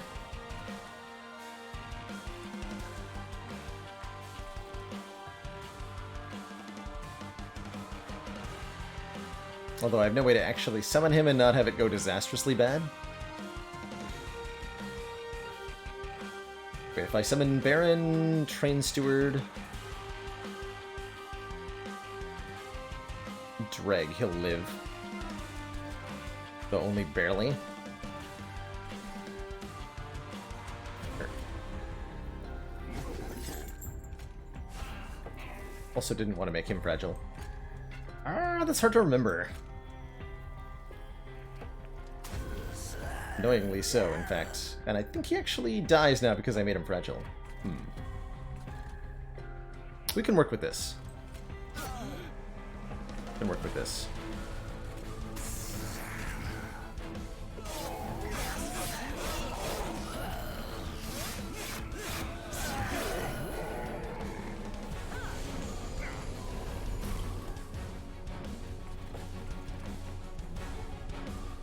Can't work with this, though. Ugh.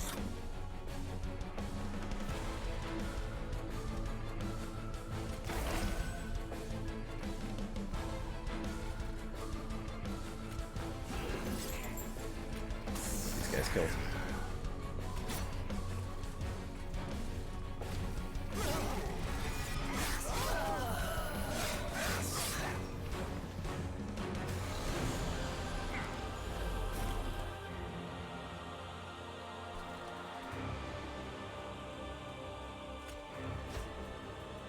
So he's still a beefy boy.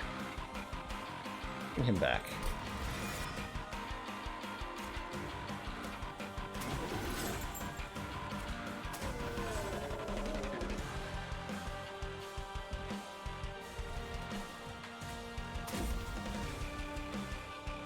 Okay, those two will die.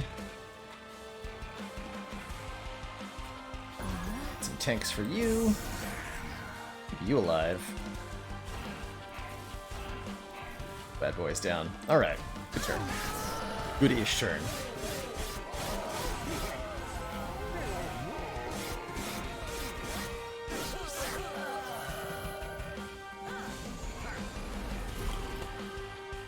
Yep, he keeps his harvest buffs when you reform him, indeed. Can be somewhat useful. So means I can put him on different floors if I wanted to. Which is certainly a thought.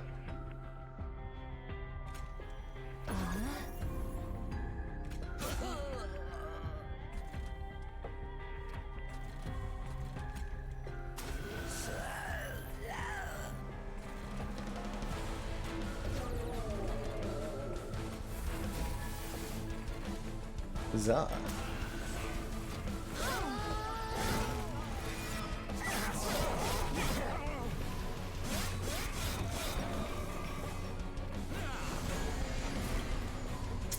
This is here. So you're burning out on this turn. Extend your buffs. So we'll resummon him next turn.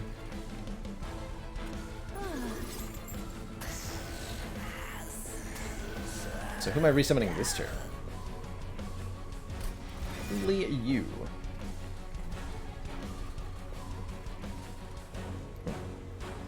Guess that's happening.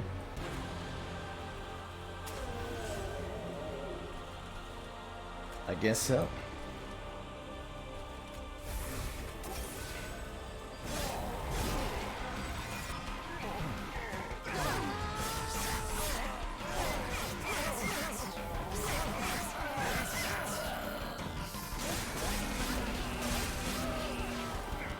Three wins with a Pyrogrow Infinite? What? What shenanigans? What shenanigans is this?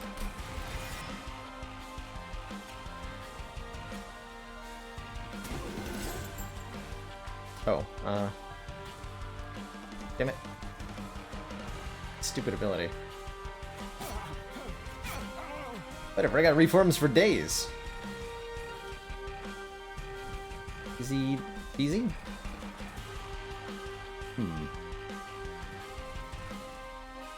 Hopefully that doesn't kill me. Gonna find out.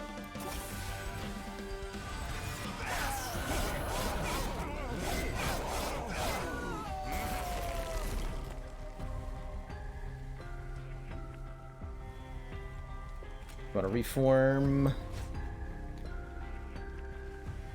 the molten encasement? Or am I reforming Our Lady of the House? She'll come in with stunned. Daedalus will hit our guy. Stun wears off. Daedalus will hit her. Okay, that won't work. So yeah, it's got to be molten encasement then.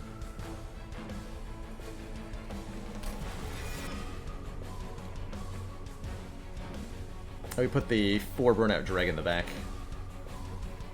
It's gonna have to work.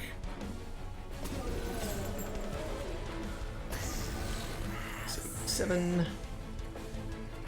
And you're running out of burnouts, so there we go. Okay. Almost broke that, but didn't. Hooray!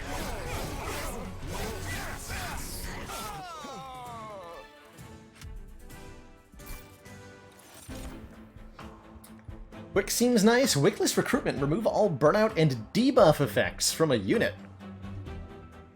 Including fragile? I think.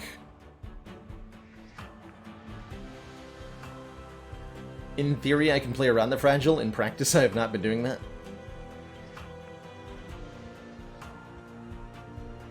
Fragile is not a debuff.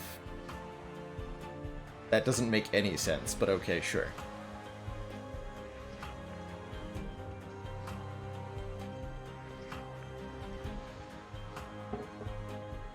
It's still good, though, I think.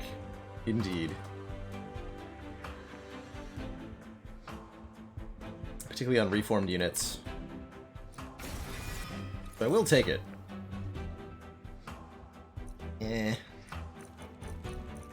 Like, maybe Shattered Shell?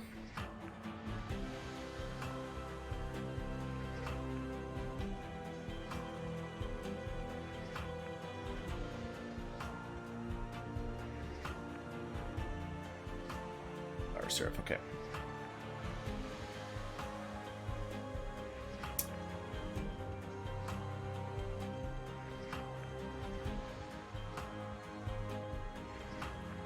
Yeah, blasphemy killing you. That is also not a debuff for silly reasons, right?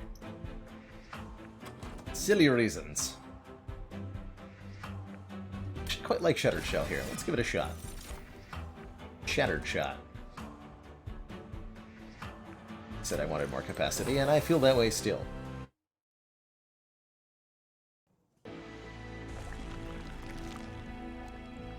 Versus Horde and remove 2 feels good, although Hellvent could dupe Our Lady. 2 of her would be pretty strong.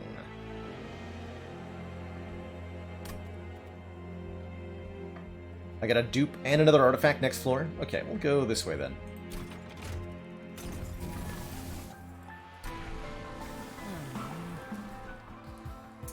Hands with an additional +5. Interesting. Give it a shot.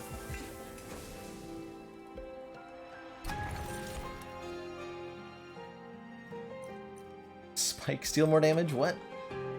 But we can make our bone shine better? My god. The power.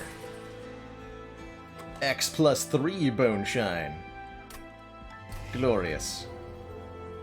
Simply glorious. Hey, Frieza boss. Hope you're doing well today.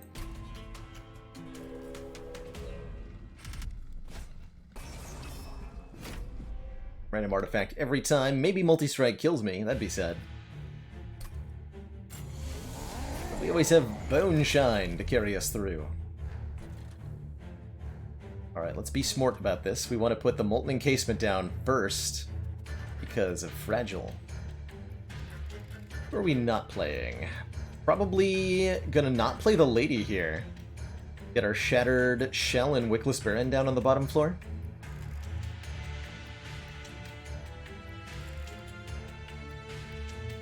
Let's do that.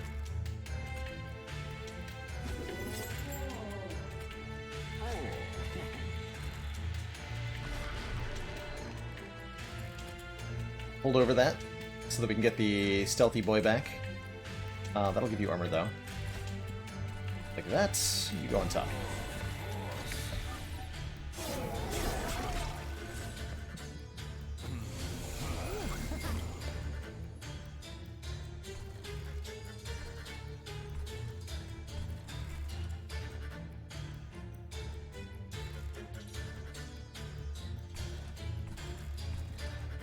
This guy's gonna be a problem pretty shortly.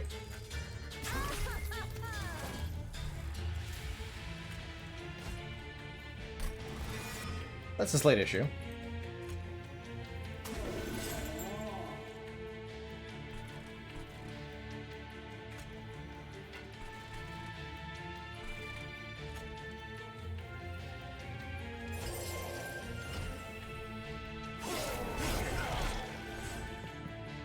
Champ's really not doing a whole lot for me here,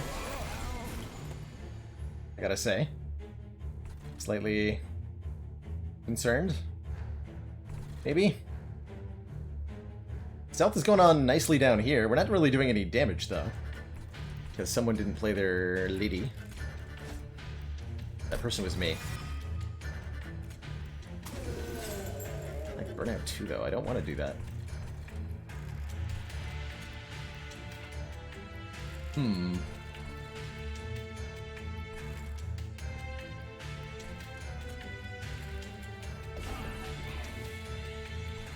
Shine!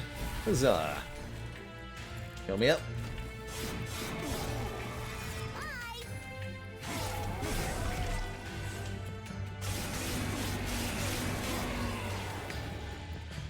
Yeah, these big guys are actually just gonna kill me, I think.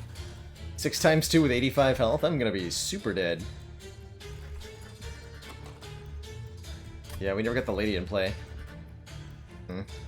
Rip? Question mark?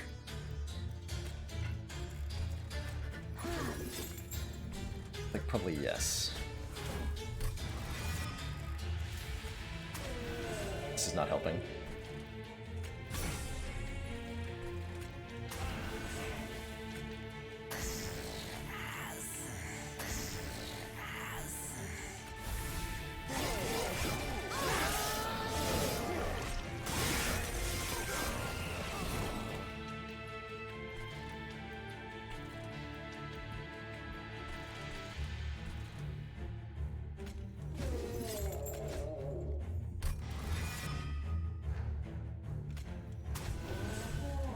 We just have to stop... no, he kills me, right? Yeah. Yeah, he does. Okay. Try this again without Awoken as our secondary.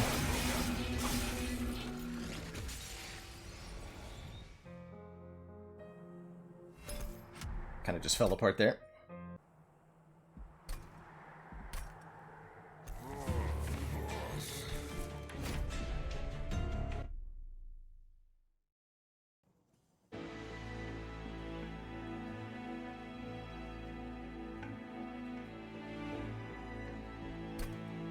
Votiver is kind of nice. I love the Infused Mallet. Chance to deal damage when an enemy unit enters your terrain. Early Consume Crown is kind of cool too, causing friendly units to get extra damage when they kill stuff. We'll take the Mallet. And man, the Dark Calling Rector Flicker really did not do a whole lot for me. So we'll take the Accumulator, who I know is good. Try to win with him.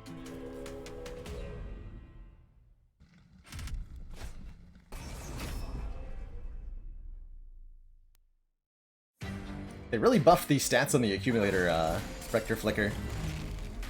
Very much like him. Okay, let's correctly not play our hero first. Might burn out too. Why?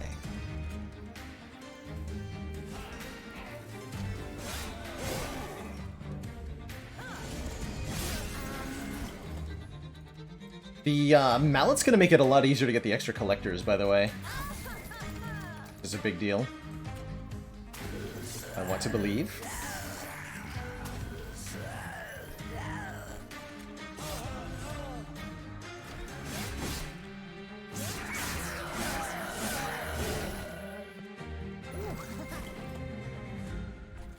Stuff.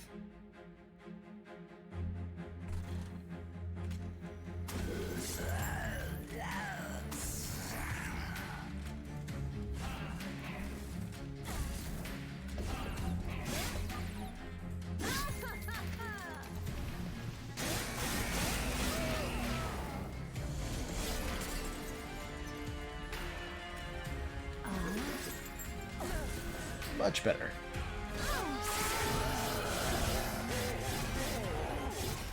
Big old tanky boy.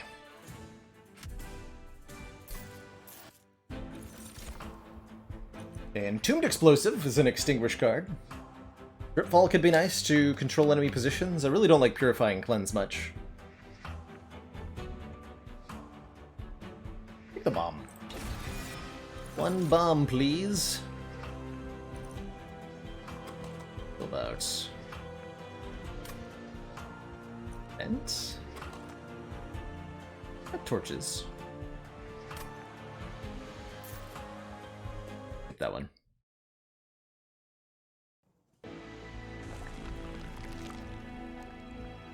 Let's see. As far as upgrades go,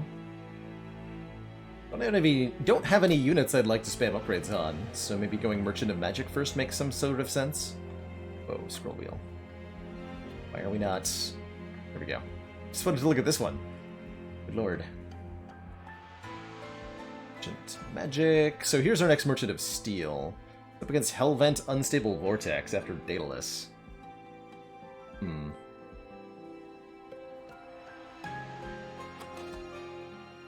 Do want to get something dupe-worthy in play pretty fast.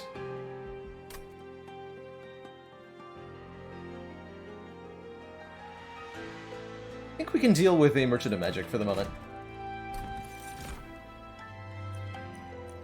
Right.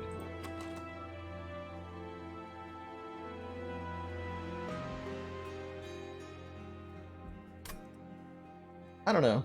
They don't feel impactful either way. I guess we'll take the Brander Warrior because I'm not even able to play the other one. Gotta take some units. With Consume on it. More magic power on the Hornbreaks. I suppose. Create at least a dupable card. Double stack. Ew. Dang it.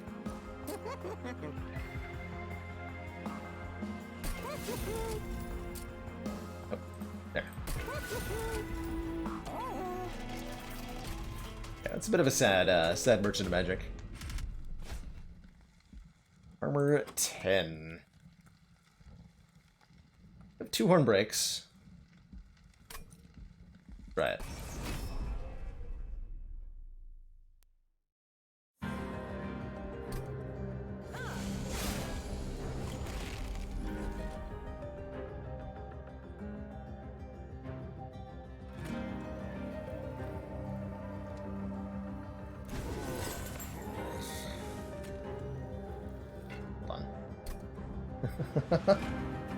Where's the restart the combat button?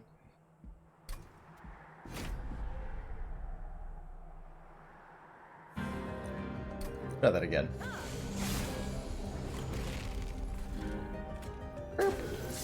There we go. Probably even wanted to do that on a higher floor, but Lord.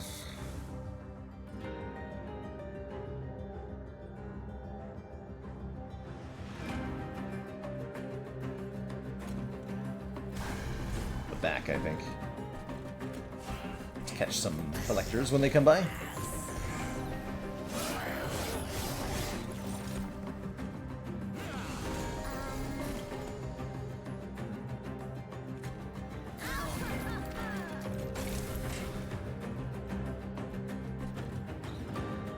We're just not actually doing any damage at all?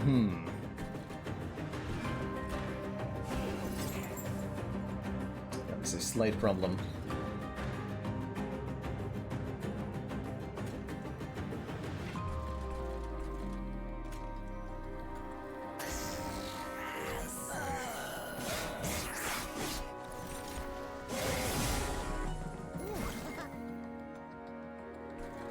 Gross.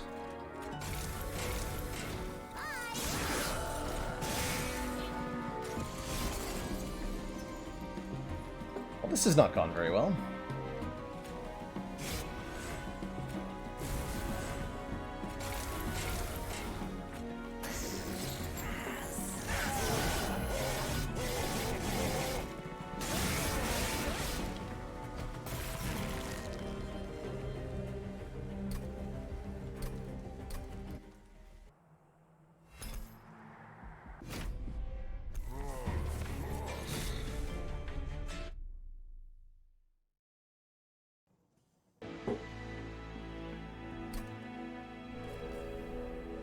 See, I'm kind of struggling with getting off the ground on this one. That'll help, though. Summon abilities trigger in an extra time with 2 Fledgling Imps. Might be a way to get somewhere. Imp deck. We take the Burn Bright or the Accumulator again. Actually, Accumulator will work really, really well with this. Okay, this feels very strong. Try not to bork this one so hard.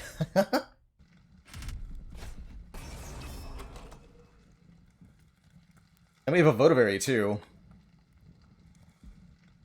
Am I willing to bork this up by going Armor 10? No. No, I'm not. Although maybe with the Entombed Explosives I could have gotten away with it.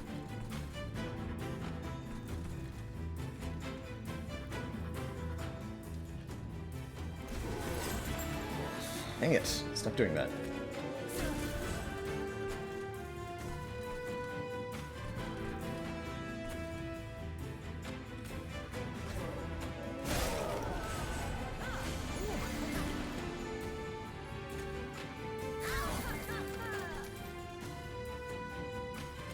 Look at my face, though.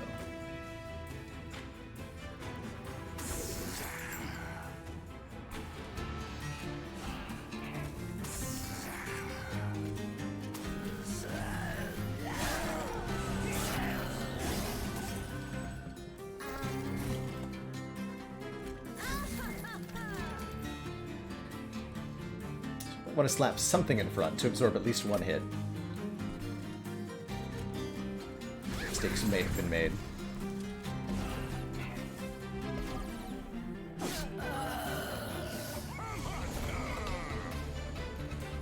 Fine. Everything is fine. Nothing is wrong. Everything is good.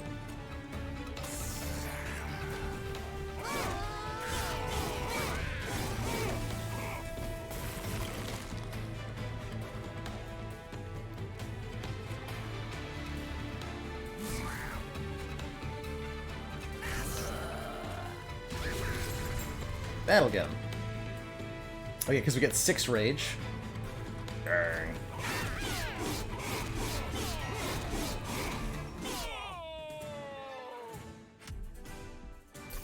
Stinky drag. Okay, reform on imps sounds amazing. And another fledgling imp also sounds pretty fine to me. Although Hornbreak's not bad. I'm gonna take the put 6 rage on everybody. Please. We are definitely gonna go Merchant of Steel, I'm pretty sure.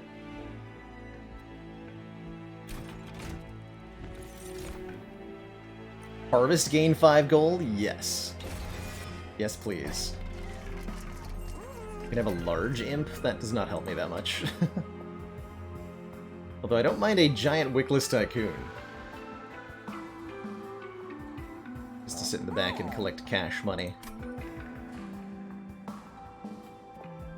Well, large stone, slight problem. Large imp or riot. But what about the large stone Votavary play, huh? Our large child.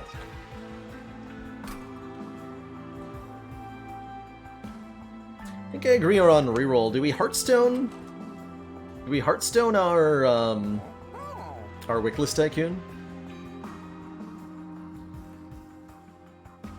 That's my question.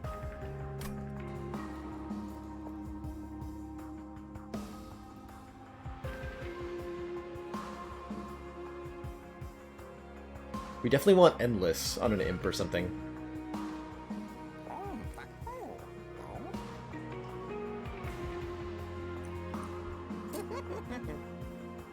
Get this guy some beef. Then reroll. Aha! Endless imp, right? Not endless entombed explosive?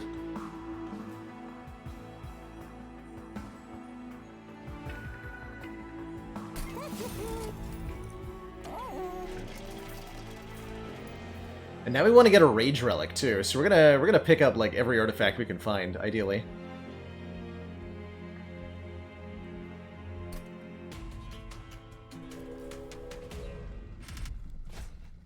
Oh dear, it's that sweeper dude again.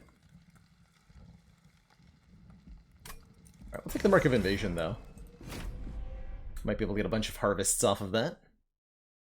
And I correctly remember that we are fragile for the first unit summon each time.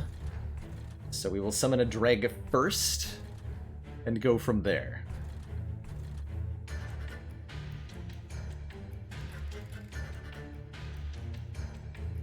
I'm gonna take about 10 damage. I could double Entombed Explosive on the top. Take 5. But I kind of need to Entombed Explosive you.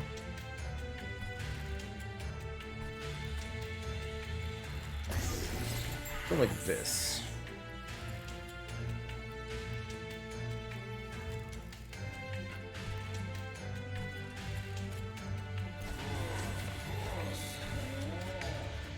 Feels a bit odd.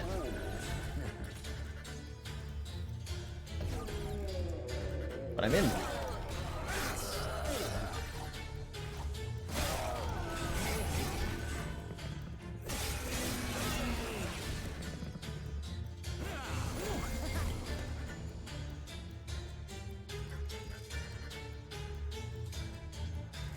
Okay, this looks pretty good.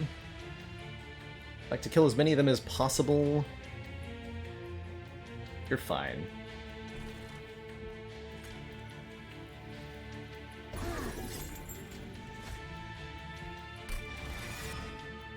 Well, you'll actually take multiple hits to die, too.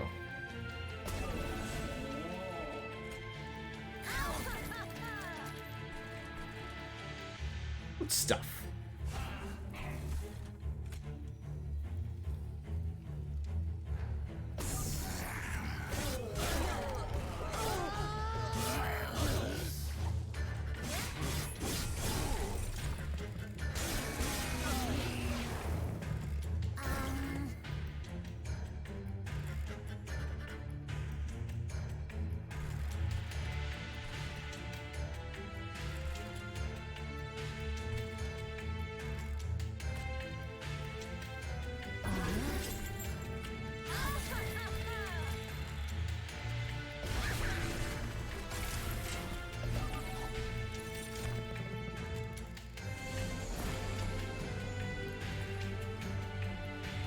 You guys need to die. Pretty much as a priority.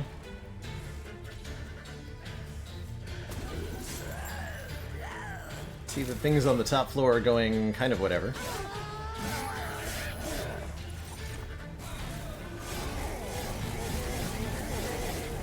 Important part is that we're making money. Right?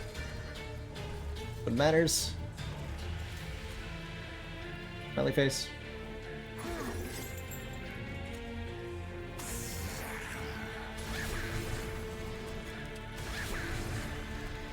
Oh, that's right, you have sweep. What am I doing?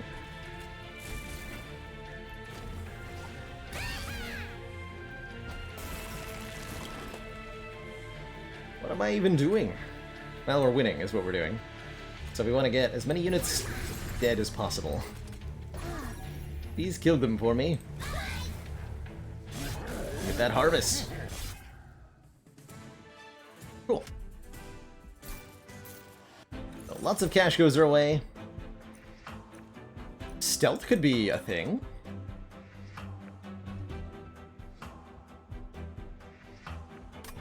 Although I'm not sure that I need it at the moment.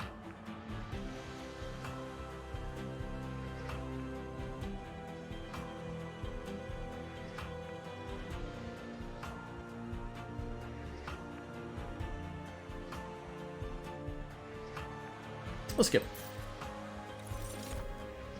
Skip and skip it blue.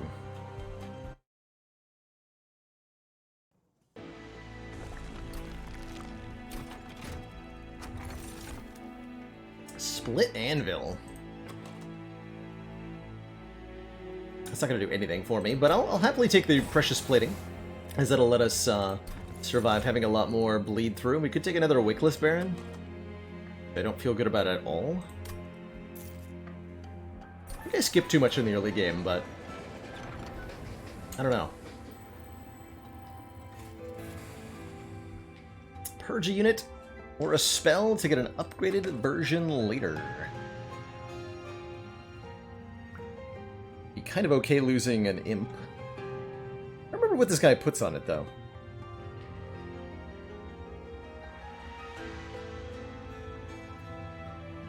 There are specific upgrades you get, right? No idea what they are.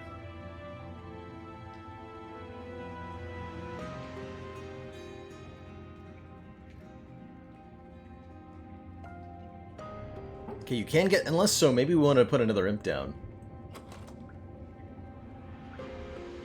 Let's do that. Toodaloo.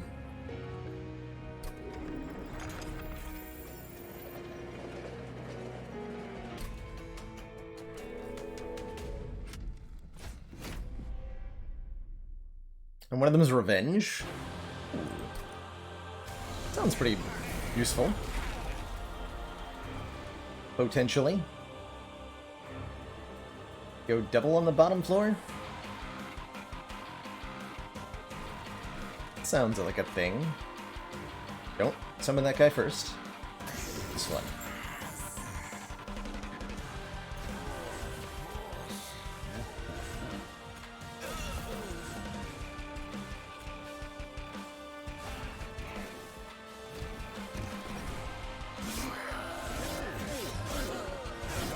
Definitely feels like we want more capacity.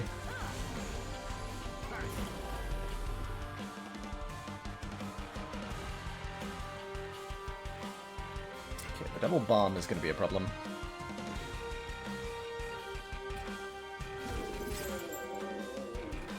Unfortunately. We can just kill it, though. That sounds pretty good. Why not just kill it?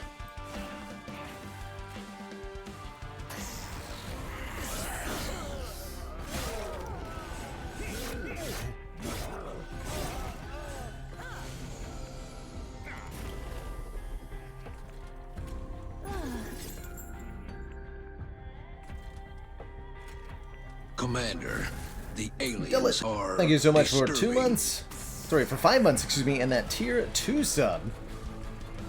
Baylor OO to you. Commander, one of our And Uemu most Blackbird, thank you so valued much for 7 supporters months. says continued support of the XCOM project. Heck yeah. Okay, yes, we're definitely running into capacity problems here.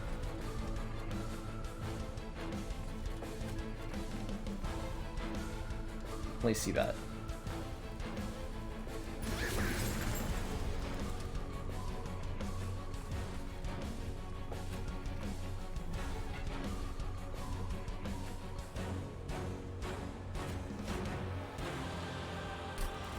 Work the way I think it's going to work. Yes.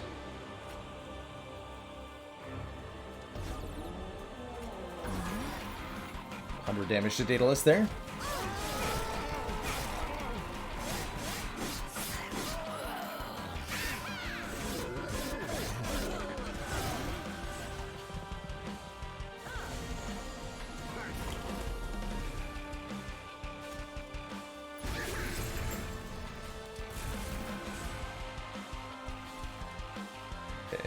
Slight problems. You've bypassed my middle floor. How dare you?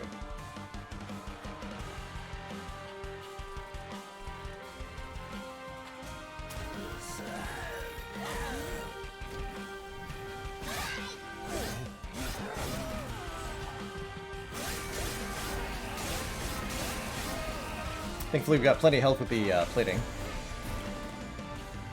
Margin for error is nice and large. Yeah. Did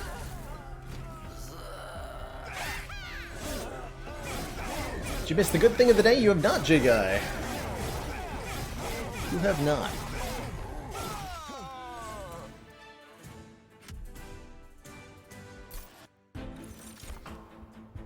Yoink! I guess there might have been other options, but I'm pretty sure Transcendent's what we were looking for there.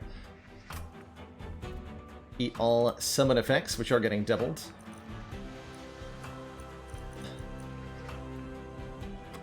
want a second Wickless Baron. I actually see that being pretty good for 2 separate floors. Let's go with 2 of them. Yeah, I'm going to take the capacity.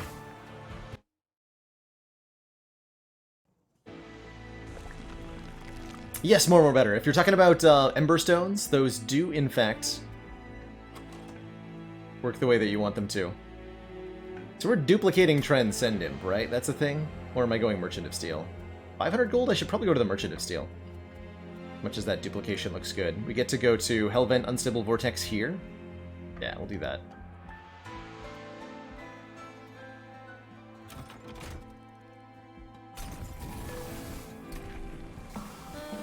Take the Better Harvest.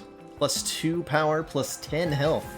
Every time a unit on the floor dies. We do have Large Stone available. Large Stone Wickless Baron could be a thing.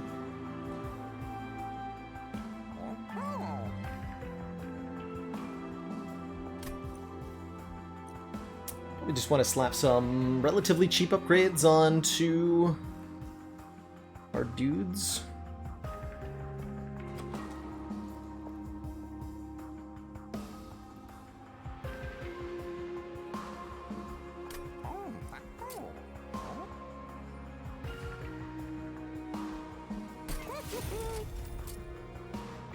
Let's give this lad some extra health. Or to get an Endless. Or a multi-strike, which is also very good. On this fellow, I think. Multi-strike Wickless Baron sounds freaking great to me. And burnout 1 on, let's say, the Votivary, so it dies even if I don't lose it. It's perfect.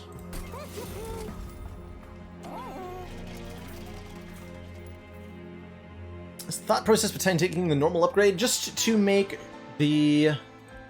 our Rector Flicker into a bigger and better tank for these mid-game bosses. Something that we're going to want to be progressing through getting the Harvest 3 version so that we have something that's beefy enough to take on Seraph when we get there, basically.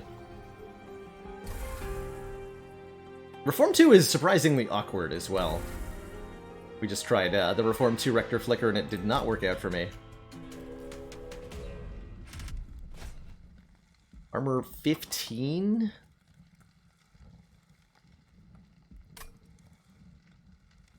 I might regret that. Hey, Annalent. Appreciate you too. This is our minus capacity floor, so let's set up Rector Flicker and the Wickless Tycoon. No, Wickless Tycoon goes in the bottom. And yeah. Oh, that's annoying.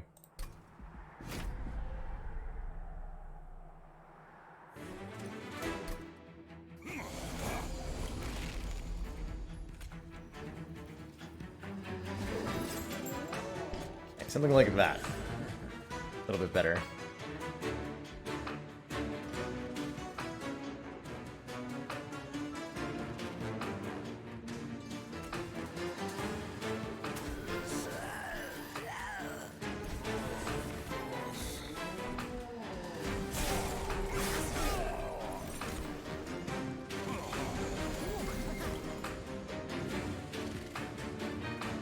Good.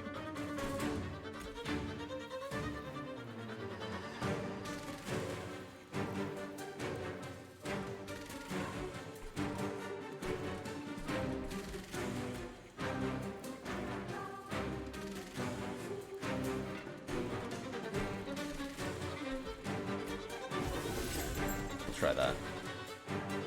Again, working it though. Bad at this.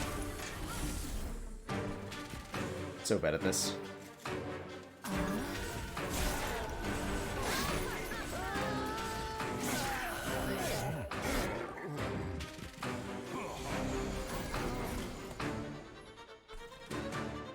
Okay, we'll take that one out. Guess we're just gonna focus on our Rector Flicker here. Summon the Votary first every time, please. Me. Thank you. Me. Oh, that doesn't even kill. Oh, man, I am unable to focus here.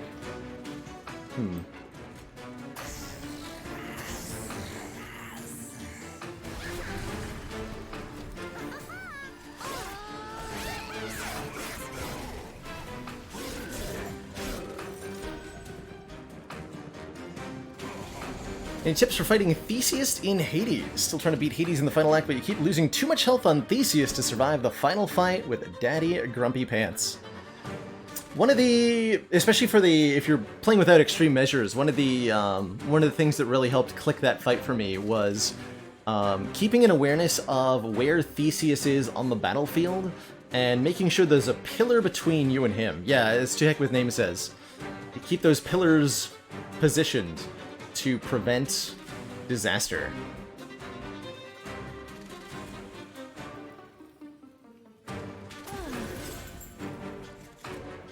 Eat all summon effects. Don't mind if I do. We can reform this lad. Well, reform this lad instead.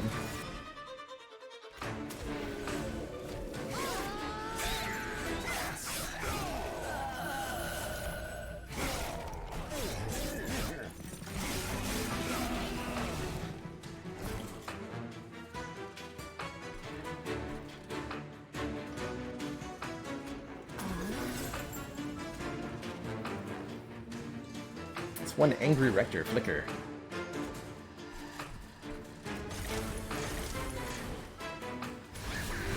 Our angry boy.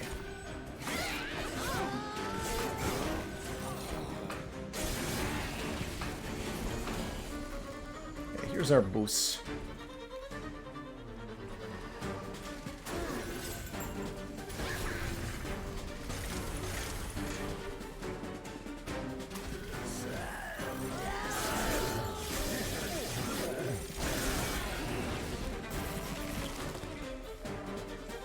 Okay, fine. Despite how mismanaged parts of that were, definitely could have gotten a lot more harvest money from this one.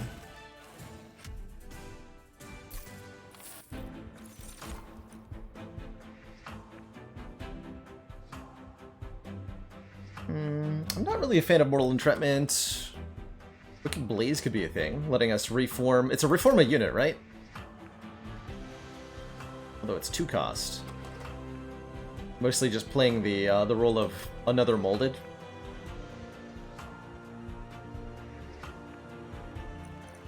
Looks to me. Turn a random consumed spell to your hand. Twice. Consumed spells include literally nothing. But maybe it could be good? You take a Rage Serum or a Spike of the Hellhorns? Skip it all. Okay, we're offered our imp back with an upgrade. What do you got for me?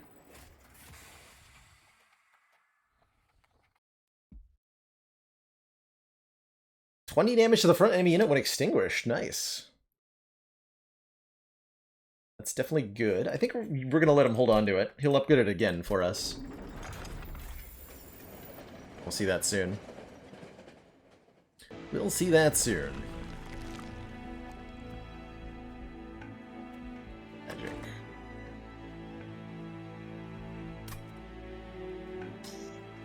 We're gonna go Forgotten Boons, Herzl's Horde Merchant of Magic. Okay, so we'll go here. We're probably gonna dupe our Transcend him. Stinky Stewards out of here.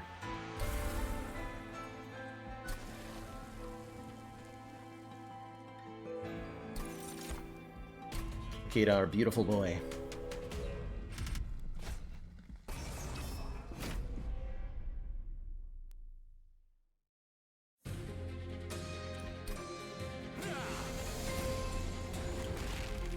Okay, gotta not screw this up so much.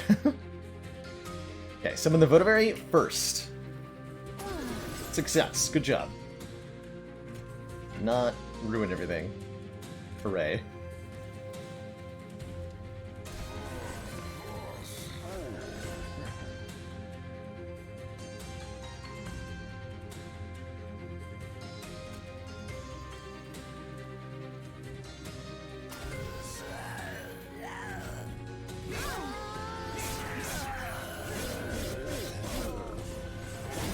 Get all those harvest procs.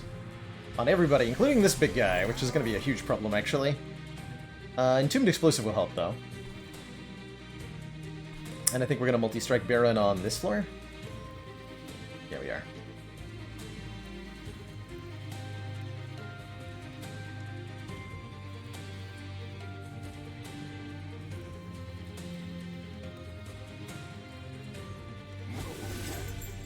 Damn it. I really don't like this challenge. This is exactly how I felt about the daze mechanic on the top floor. Just because there's not a visual indicator for the player is really the only problem here. I know about the rule, but the game is doing nothing to make me aware of it.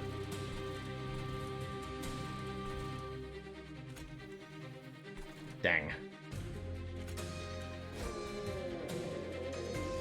Dang, dang.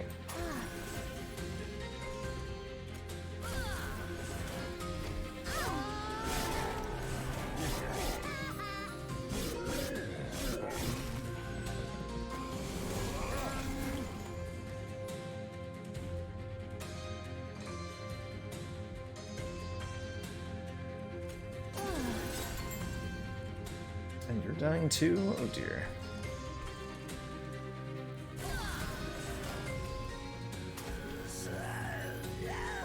Problems.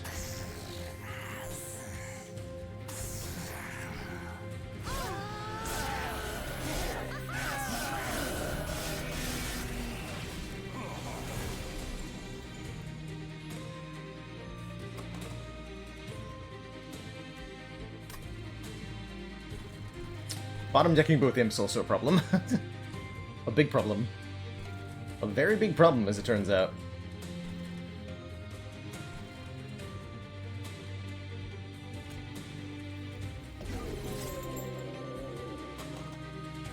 Get back another one of those. You are becoming die. Yeah, you're fine now. Better save this guy's life. Success.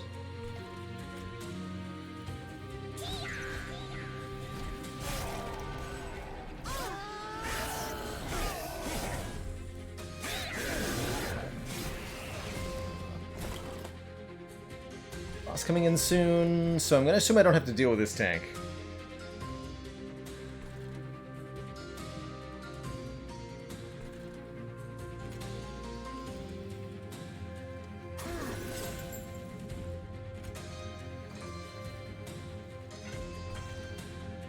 This tank might really ruin my day, though.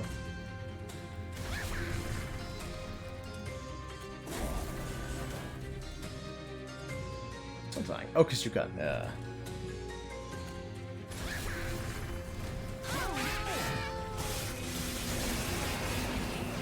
Ouch.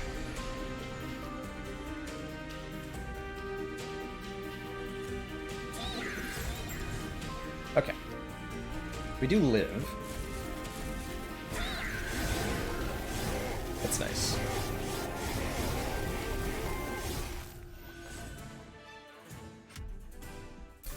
Ooh, Waxer Snuffer says extinguish abilities will go off at extra time, making our Entombed Explosives quite a bit better, and our Votivary quite a bit better.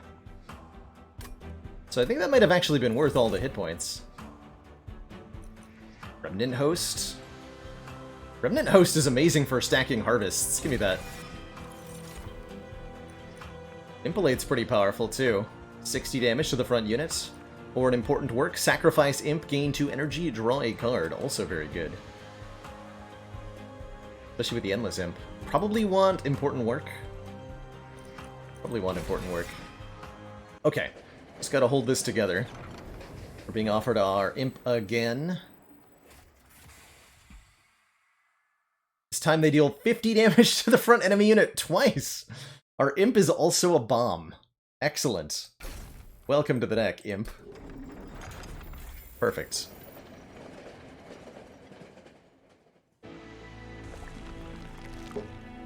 Okay, I think we're going here, although the 20 health sounds pretty nice. Units cost 2 less. Interesting. I can see some utility there. Definitely like Vapor Funnel. Vapor Funnel will help preserve our 14 health. Do that. Remove Consume. We have nothing with Consume. But I could make a torch that has Consume. We could pay for a couple of purges.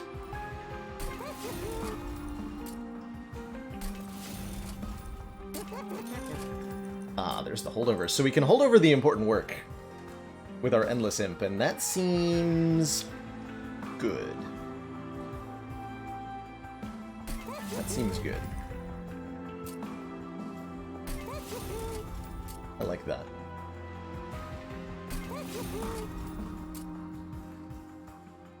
I like that a lot. So gonna pay for a couple quick removals here just to help us in the next combat, because we have very little health here. Going into Fel.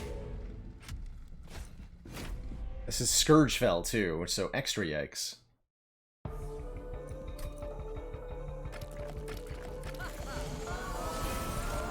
Pretty much have to set up on the bottom floor, because these Absolvers are going to become out of control dangerous very quickly. We got our Endless Imp on turn 1, and the Remnant Host here. Am I willing to not play Ultimate Penance? Kinda have to be willing to not play it here, don't I? Now we just remember the Fragile debuff, which means we summon the Remnant Host first. And then everybody else.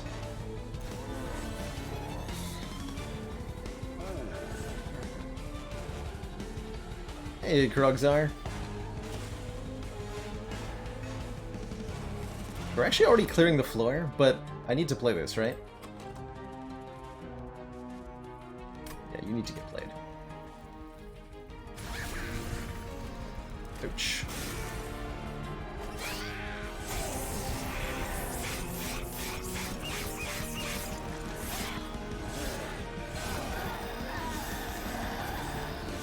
Behold the power.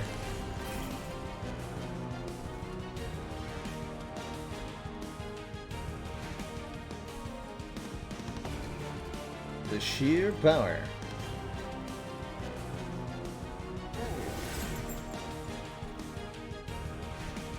Still forgetting it on the second turn, though. That's really hard to do, apparently. But unfortunately, I don't really care about him.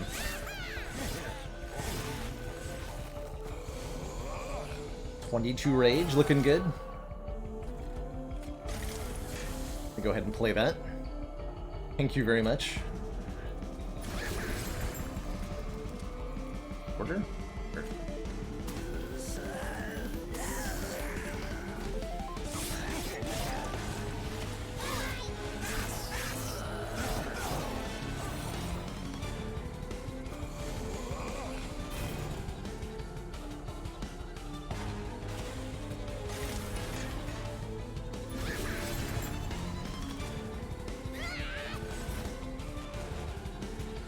Again!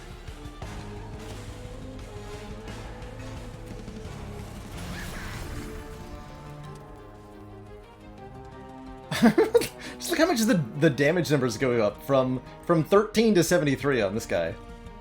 Excuse me. That's a lot of rage.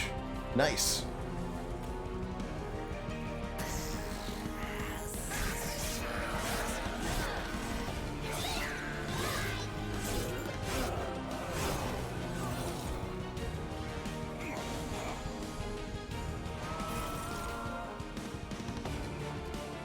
And so now we have the combo down.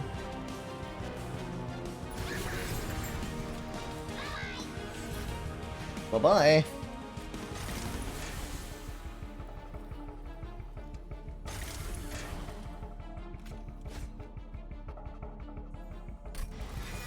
Oh dear. I appear to have become very angry.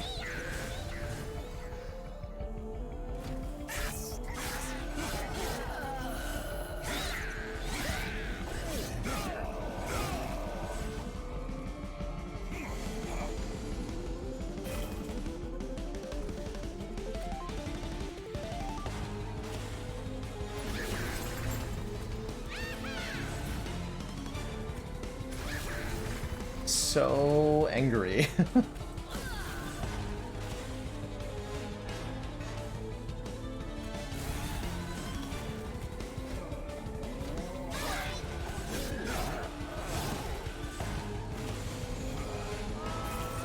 Star Rector Flicker is 341 damage, 335 health.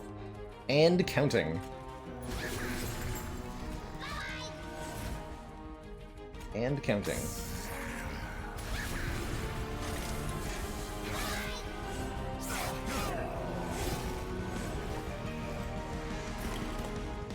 Well. Well then.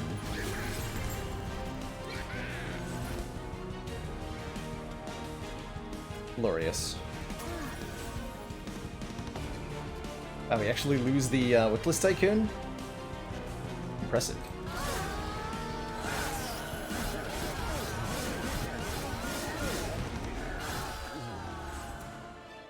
Got him. Horn's Tome. Bounty Stalker, you're definitely a bit late. Last stand, though. Oh my god. Double the amount of rage? That seems pretty good. Seems pretty good. Fragile is a status? I want to say debuff, but it's not actually a debuff. It's an effect that makes the unit die if they get hit, basically. If they lose any health. The last stand. I'm feeling about my energy. More card draw.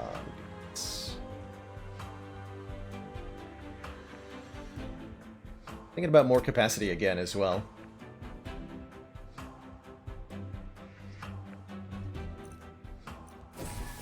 Go double capacity here.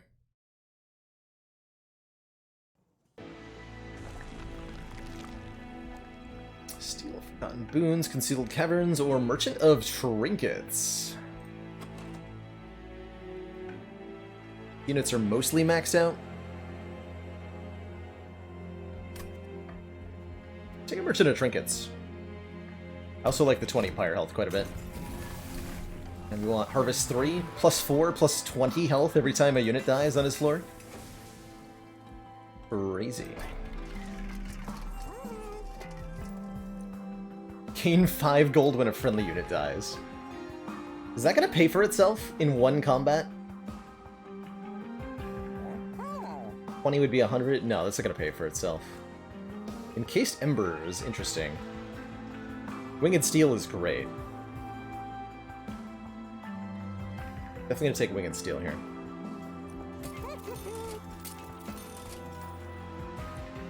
Rage does not decay. Seems pretty okay. Go ahead and take that.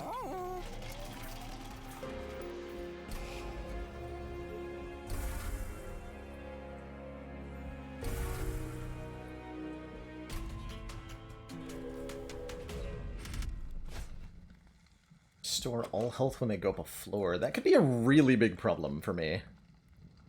And I've got good money generation as it is. I'm gonna not take the challenge here, I think. Just make things a little bit smoother and easier. I think we've got a game-winning setup going.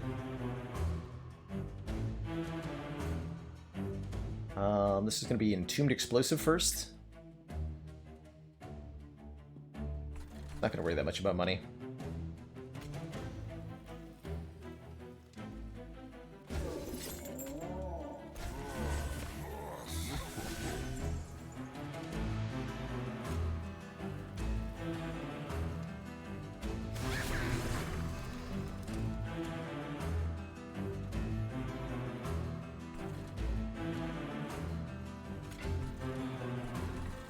Clearing that floor is pretty cool.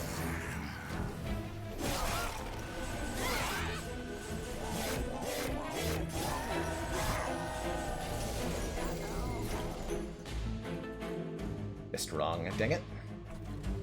Darn it!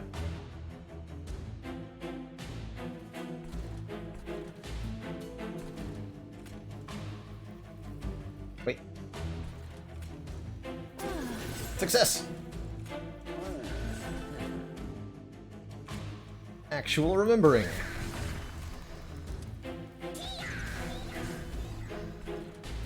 Ridiculous as it might seem.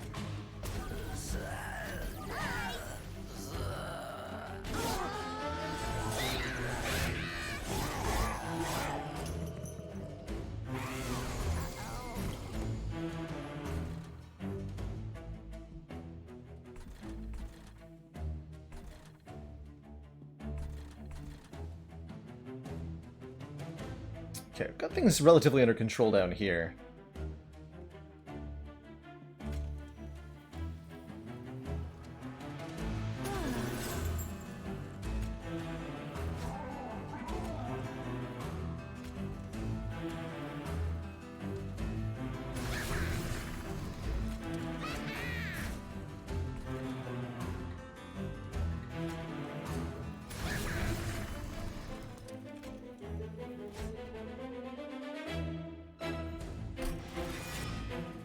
Being able to reform the Transcendence is, like, extra ridiculous, too.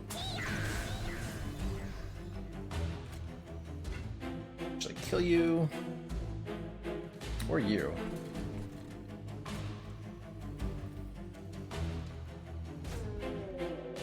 Do that. That's looking good for everybody? Cool.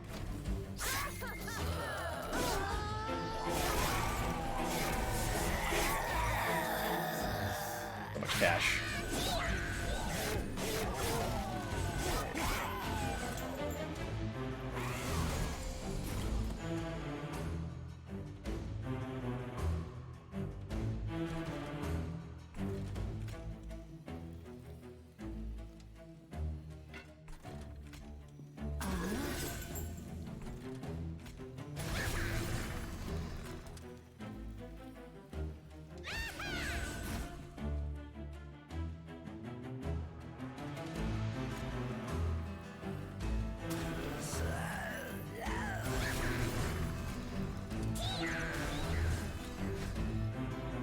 Back this thing.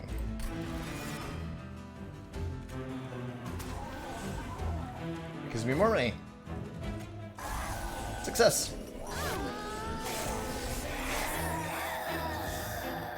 Get all that cash.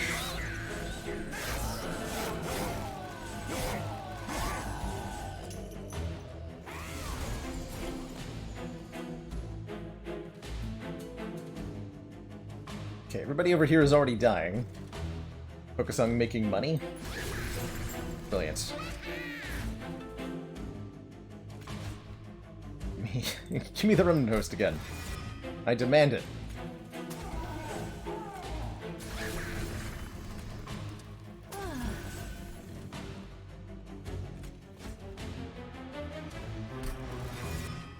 And well, you know, this thing too.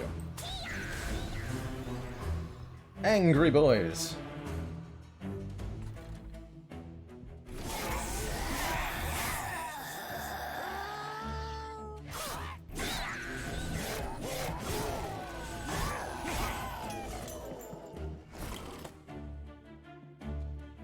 Angriest boys.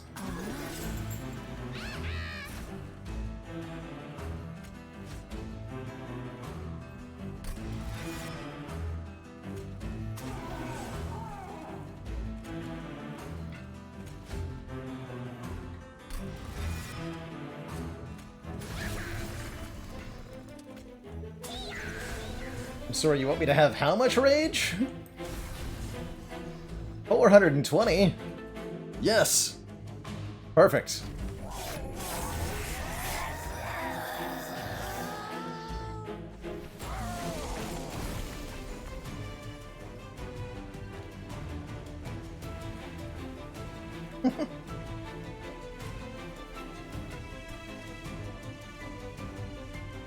It is perfect. Okay, so we win very hard, as you might expect. As you might expect. I think I get 5 gold if I do this? Not actually sure. We're gonna try. Commander, the aliens are disturbing. Ranger Elm, thank you so much for the 5 months. That dab is, in fact, why you're subbed. Good. Very good. Wait, I can torture my own men to give me more money! Perfect. Oh, they do die. Good, good. So we're getting money for that nonsense. Bop. 900 damage. That seems pretty good. Damage to enemy units, plural, equal to 3 times the number of friendly unit deaths this battle. That's gonna be a large number. Gonna be a very large number. Give me that. Could take a second important work. Could take an Inferno. I think I do want an Inferno, as I'm only setting up on one floor. There will be other floors, after all. Remove and dupe. Yeah. Got double stack nothing. Alright, what's in the trinket merchant? That's the important question here. Jack strips, interesting. 5 damage to enemy units, plural when a burnout unit dies. Exploding candle could be very potent. Consume crown gives extra damage when our friendly units score kills, which would be not that much, admittedly. Mostly tempted to reroll here. We're looking for something like Impsicle. Or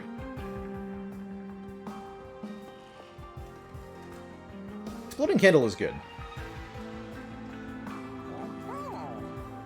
The completed Pain Train? I have not. I've not even tried it at Ranger Realm. It's kind of intimidating, I have to say. Yeah, Candle will be very good AoE.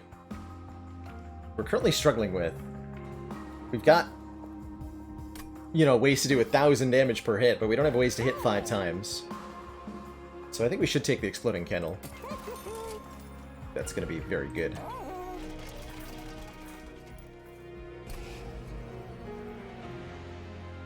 Do I even want to remove 2?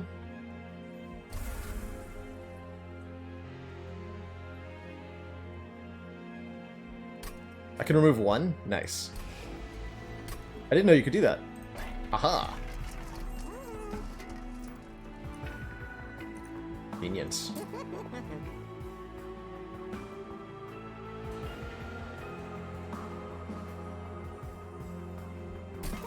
Got more affordable.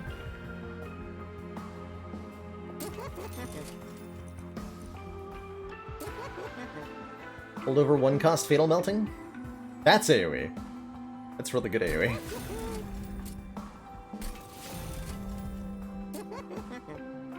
Very good AoE. I don't think I want to remove a Dreg. Do I dupe the Fatal Melting? We probably dupe Transcend him, right?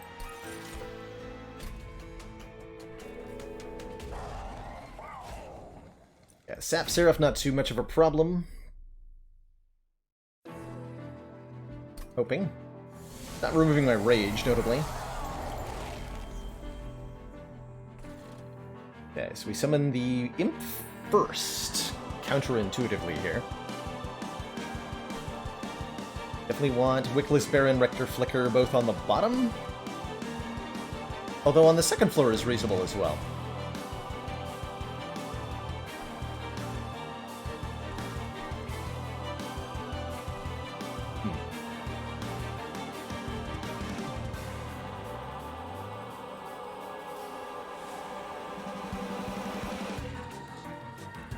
And if I'm summoning this Fledgling Imp first, I'm going to put him on top so that he's a sap target.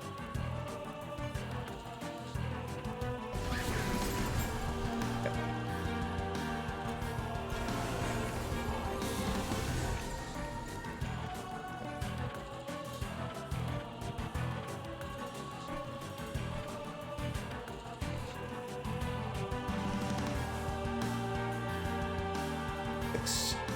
Rage or... Get the rage down, because it doesn't decay. Kind of our weak first Transcendent, that's okay.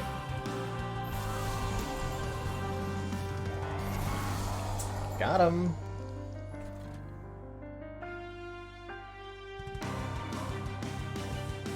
Okay, Tycoon we're just gonna, like, sacrifice. We do not need him here. Burnout will kill the guys in the bottom. Or in the back, excuse me. Which gives us some harvesting. Do I transcend him? It's consumed, so I don't want to use that yet. We'll use another transcendent.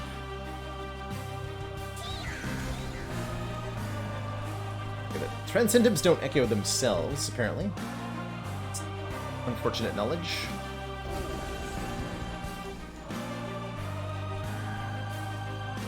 That host is here. Okay. It's to die. That actually kills the guys coming in too, because of the exploding candle.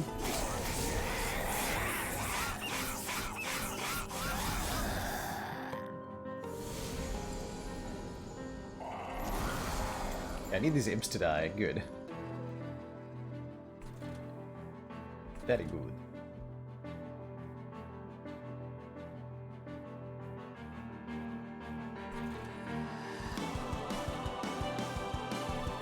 Very good. I'm gonna leave this imp alone too.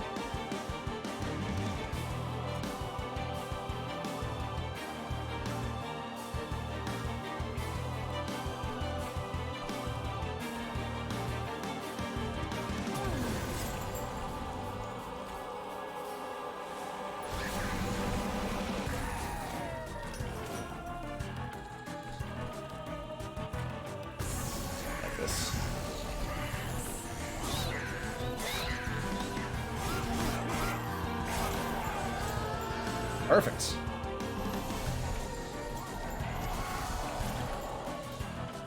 Don't need exponential transcendence, but you know that I want them.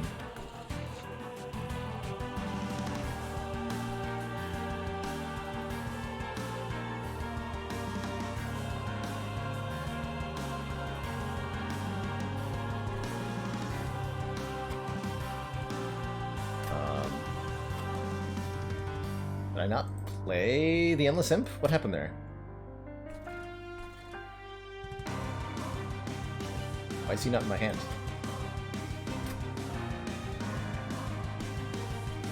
Something went wrong.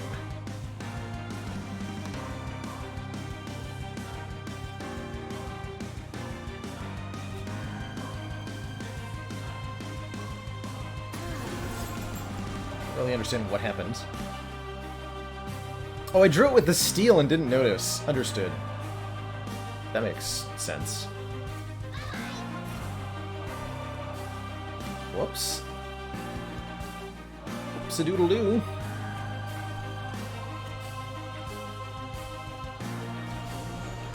That was surely not my intent.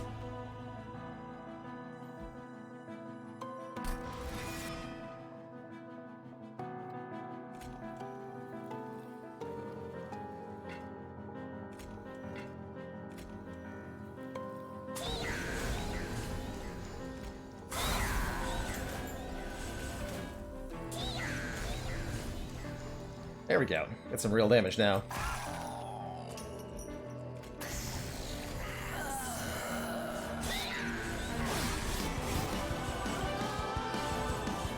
Here's our last stand.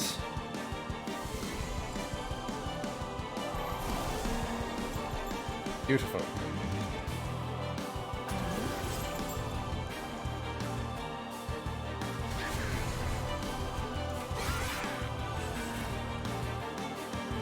Totally beautiful.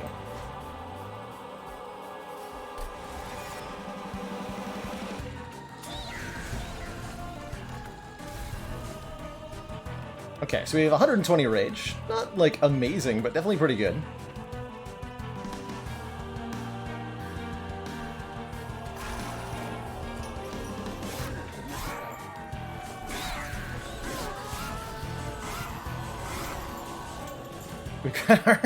Got our Entombed Explosive doing 160 damage, so that's good, I want to say.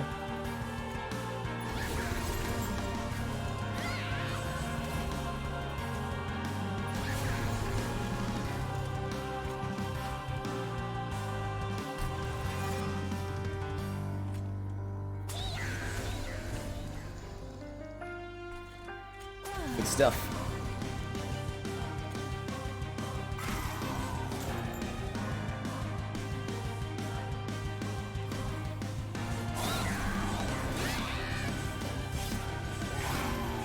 Woo.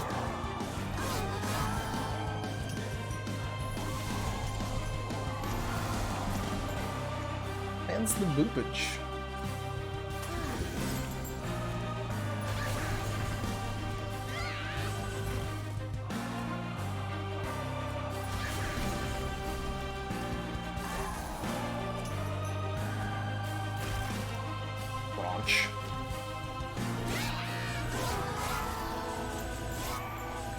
This is exactly the kind of nonsense I play this game for. It's so beautiful. It's so beautiful.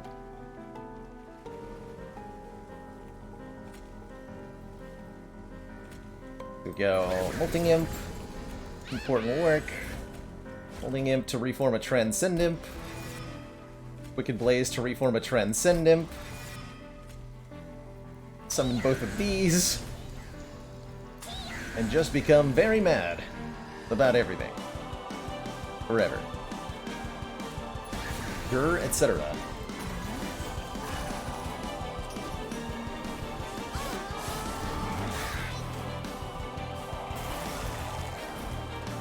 Alright, we win! Cool. Good to know. But wait, there's more. I think. Oh.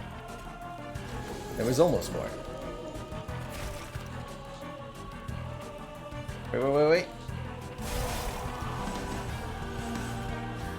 Yes! One more time.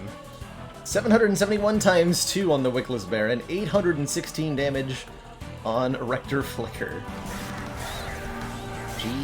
Freaking G, Seraph. Got him.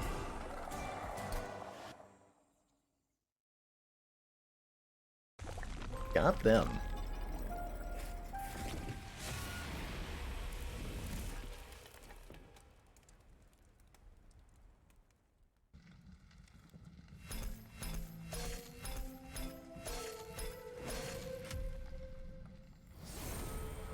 And we mastered the Wicked Blaze. I now understand the purpose of this. It says reform on it. All the other text is irrelevant. It says reform on it, so it's good.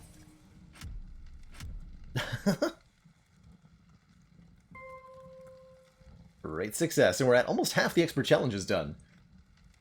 Huzzah. Huzzah. Alright, great couple challenges down during the early part of today's stream. I think that is where we're going to swap it up with some, probably some Spire here. Play some no-skip ladder.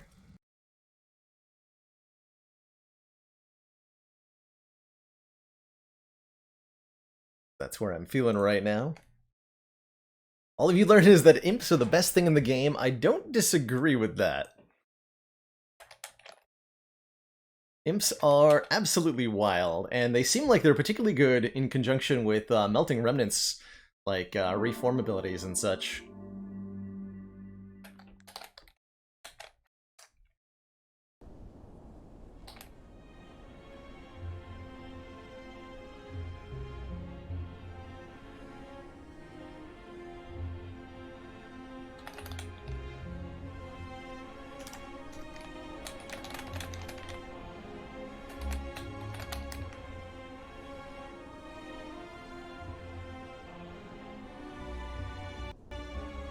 Actually update my... no, I didn't. Update a Reno there. So long as you treat them as expendable. You can definitely make a tanky imp. Which is an interesting, interesting way to go about it. At least one leg. That's making quite a bit of an assumption about what you saw, El Pollo Batman. Fair warning.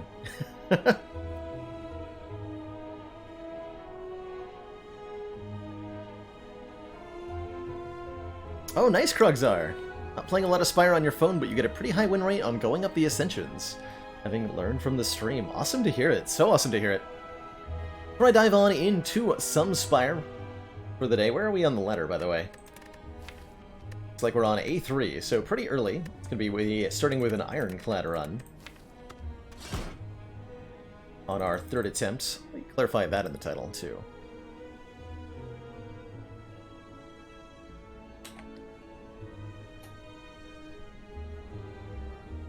Before I jump on into this, I am going to take a quick break, refill my water, stretch my legs, and when I return, some cozy times in the Spire. See y'all in just a minute or two, and thanks for being here, everybody.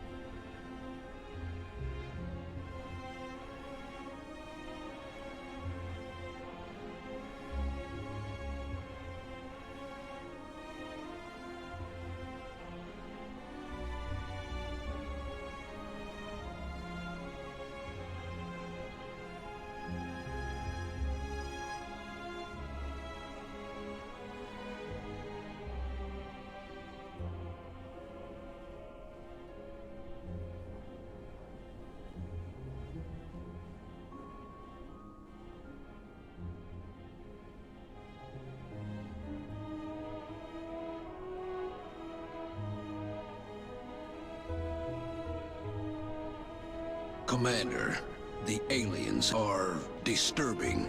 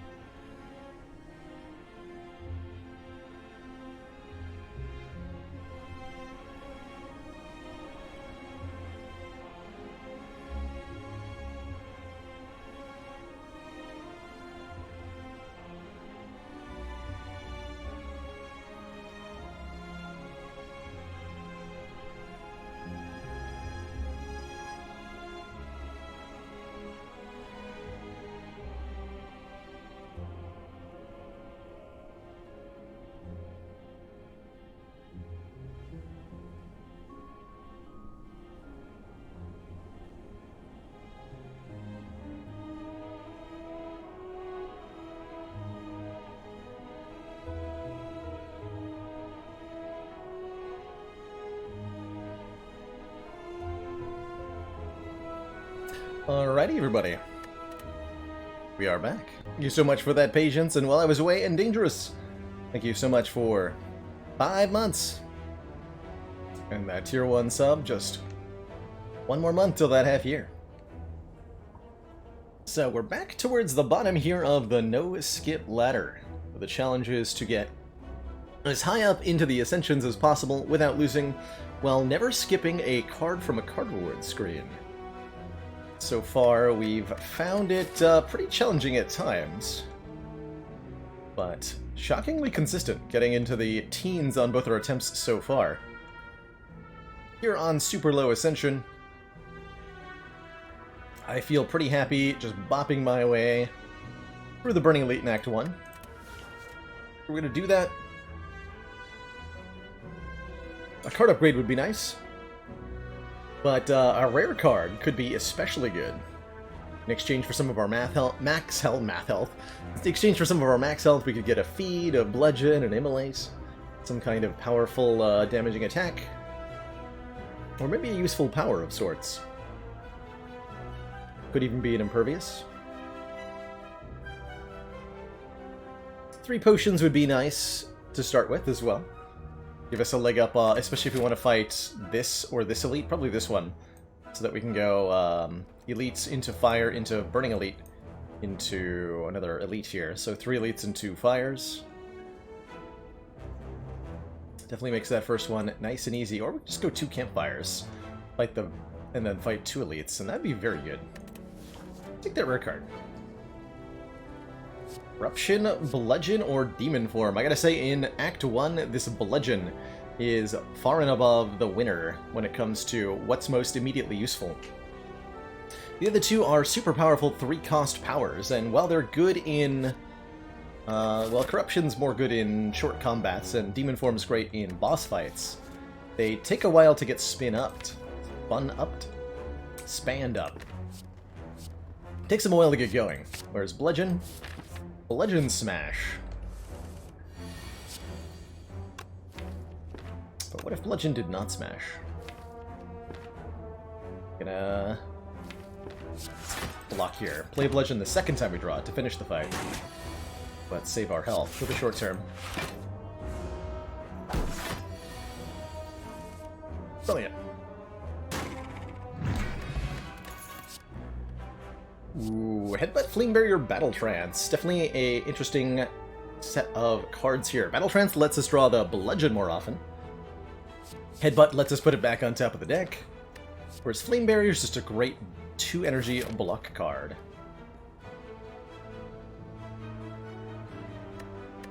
I'll take that Battle Trance, I think. I'm going to go 2 events, and then we're going to go to that first elite. Yeah. Gremlin is madly shuffling cards on a table. 12 cards. Match them to keep them. I guess I have a Mind Blast now. Huh.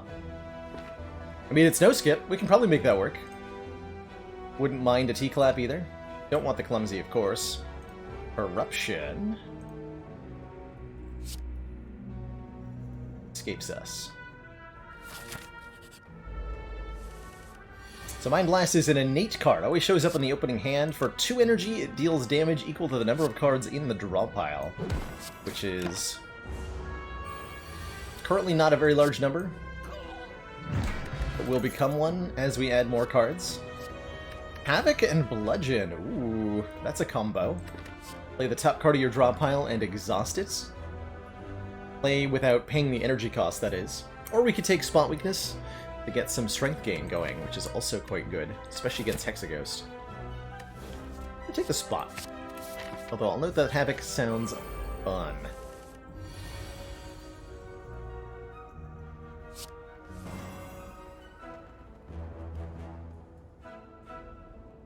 We have 22 health.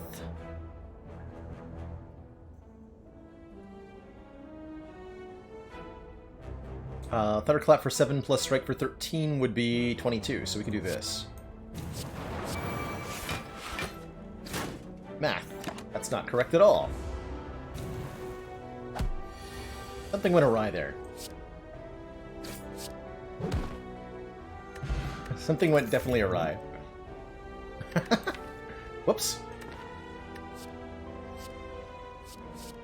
Let's see. Offensive-wise, I think I like Heavy Blade the least here. It does scale strength with our spot weakness, but... hard to get into play. Like, we'd rather play Bludgeon most of the time. It's just awkward with already a 3 and a 2 cost and a 2 cost attack. I like the block of the Ghostly Armor, and I could even see a use for the Reckless Charge. Although... I'm gonna say no to Reckless Charge. It's like, outright. No, thank you.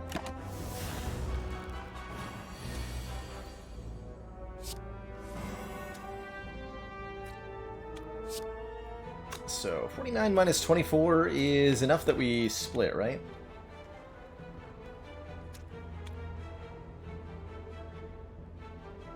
That brings it to 25.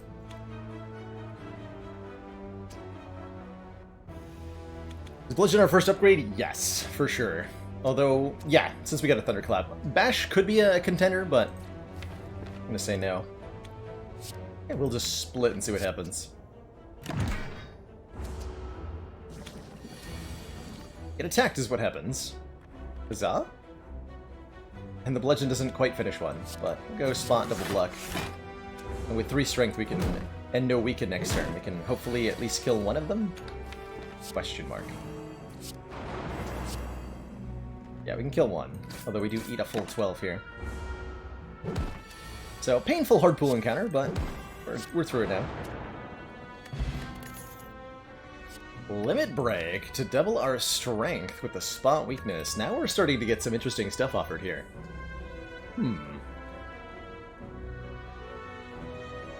Doesn't really need the upgrade in Act 1. It's pretty convenient. The upgrade notably lets you kill sentries in one hit, which is pretty important for Act 1 elites. And the plus 10 is a lot against Nob, Lagavulin, and your Act 1 boss as well. Immense the Big Strong, please. Ooh, we do commence the Big Strong. And a Power Potion in this fight, I think. Ironclad gets a lot of benefits. Yeah. Feel no pain, evolve Fire Breathing. Think of one fight where all 3 of these are useful. I dare you. Go with the Fire Breathing. Whenever we draw a status or curse card, it deals 6 to all enemies.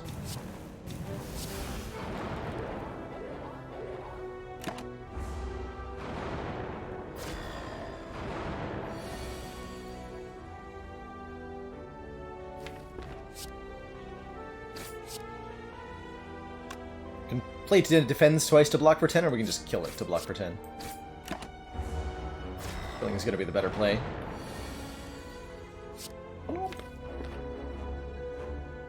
So you want to do this? Go for the kill on this one next turn. And commence the toasting. Self-forming clay is a great first relic for Ironclad. Whenever we lose health, we'll gain 3 block on the following turn. Ironclad has a lot of... Ironclad has a lot of powers and abilities that can deal a little bit of damage to himself, which can really help take advantage of self-forming clay here. It's not even good, by the way. The second limit break is not particularly good right now. But you get it, right?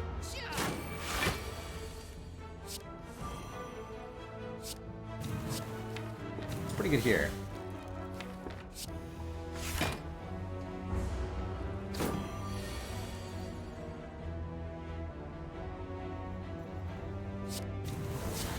Dang it.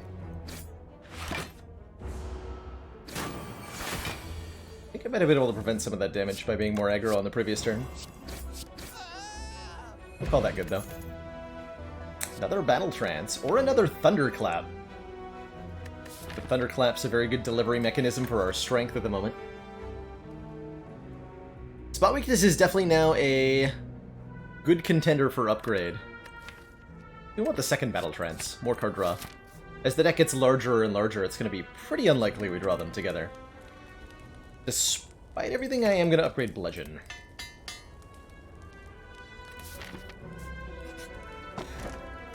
Yoink.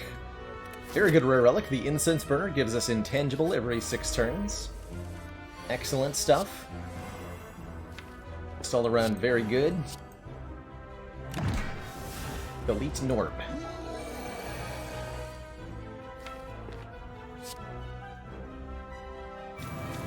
We get some strength. Do we play the Limit Break? That is the question. I need to play Bash, don't I? Yeah, that has to get played. That has to get played. We might have lethal here. Had I done math, I'd know for sure. Yes, we do. Another fantastic relic is Pocket Watch. Whenever we play 3 or less cards during our turn, draw 3 additional cards at the start of the next turn, and another Bludgeon.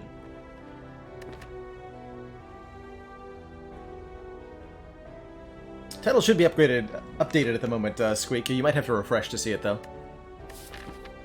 But it should be up to date. Commander. Bada boom. Thank you so much for 3 months. Continued support of this project has Tier 1 sub. worthwhile. Take another Bludgeon. How many rare cards? Good lord. I think I do take another Bludgeon just for funsies. Cleave, probably better.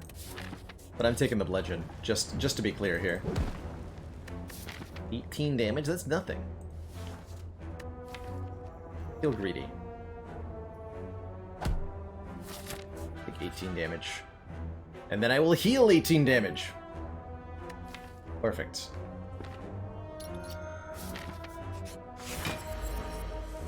Excellent.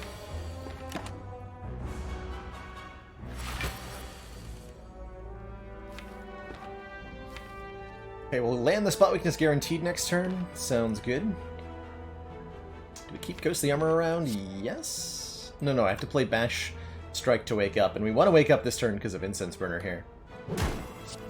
Probably better to play the Bludgeon.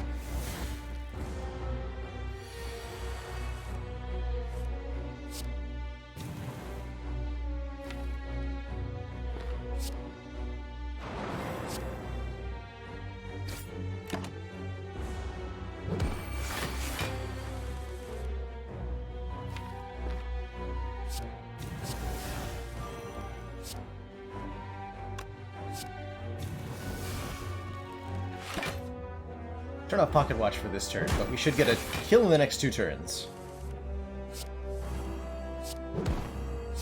Quite easily. Bonk.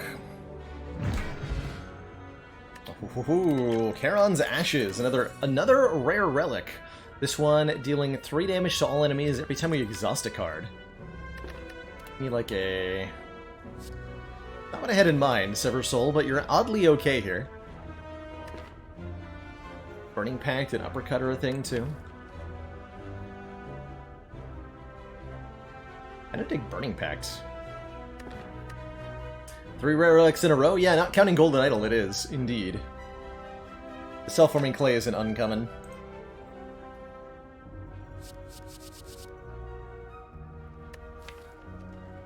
Dig Uppercut a bit. I'd like cheaper attacks, though. The Burning Pact can help us multiplay. Oh, there's another rare relic. Gurya. Oh, dear. Alright. Let the lifting commence. We can now gain strength up to 3 times. We have 2 limit breaks, so innate strength is ridiculous. Solid deal, Ranwit. Solid deal.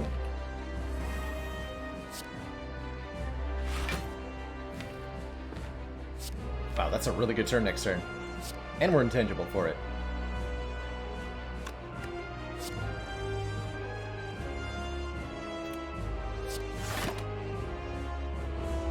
Oh, actually, could have avoided Nether. I didn't have to trigger the Pocket Watch. Casual 16's drunk. Like it ain't no thing.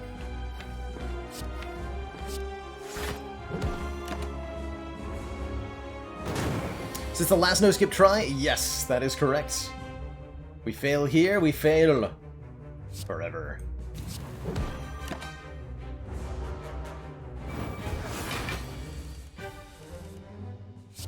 91 damage. Actually less than we do with Thunderclap Strike, sadly.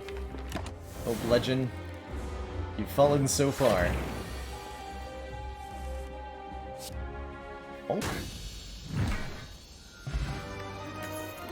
Sweet, sweet cash. I do know what I'm going to do for the next ladder. I am going to keep it spoiler-free for the moment, though. Ooh. Liking Corruption a lot more now that we have crazy card draw.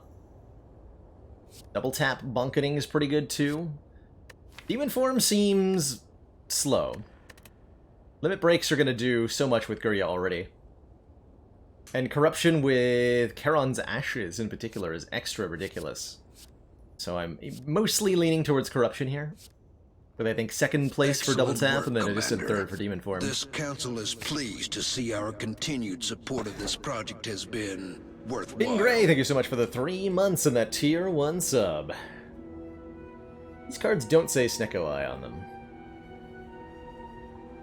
And the only energy we have available to us is the Busted Crown, which would definitely make this more challenging in a no-skip format. I would just have to take whatever one card I'm offered after every combat. Could transform and upgrade 3 cards with our Astrolabe. Probably would transform Mind Blast, unironically. Or we could take a Black Star for extra relics off Elites, and I think we are pretty capable of beating Elites at the moment.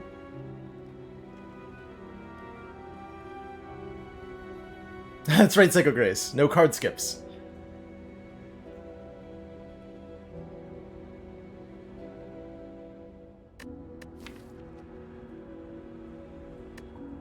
The Corruption in particular, we're gonna... Yeah, I think we can take Elites pretty handily with this deck. So we'll rack in somewhere in the range of 6 to 8 relics over the course of the rest of the run, if we aggressively path. How about if we go for 4 Elites with no campfires? Is that a good idea? No. Am I going to do it? Probably. Yes. Commander, one of our most valued supporters. Murray, thank you so much for the 18 months. That's a year and a half. That's too many months.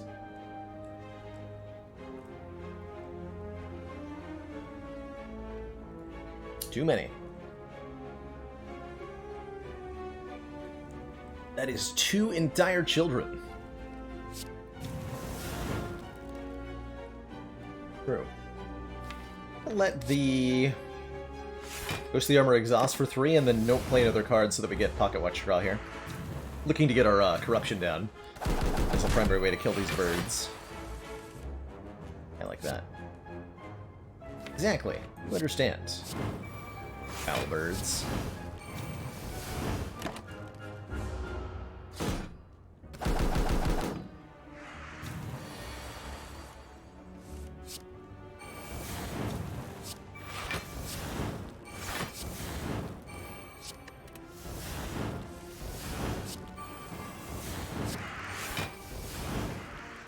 Roasty. Whirlwind? Whirlwind? Oh my, yeah, Whirlwind. 5 damage to all enemies X times with Gurya. I don't think we played any attacks during that fight, no. I don't think we did. Seems unlikely to have happened.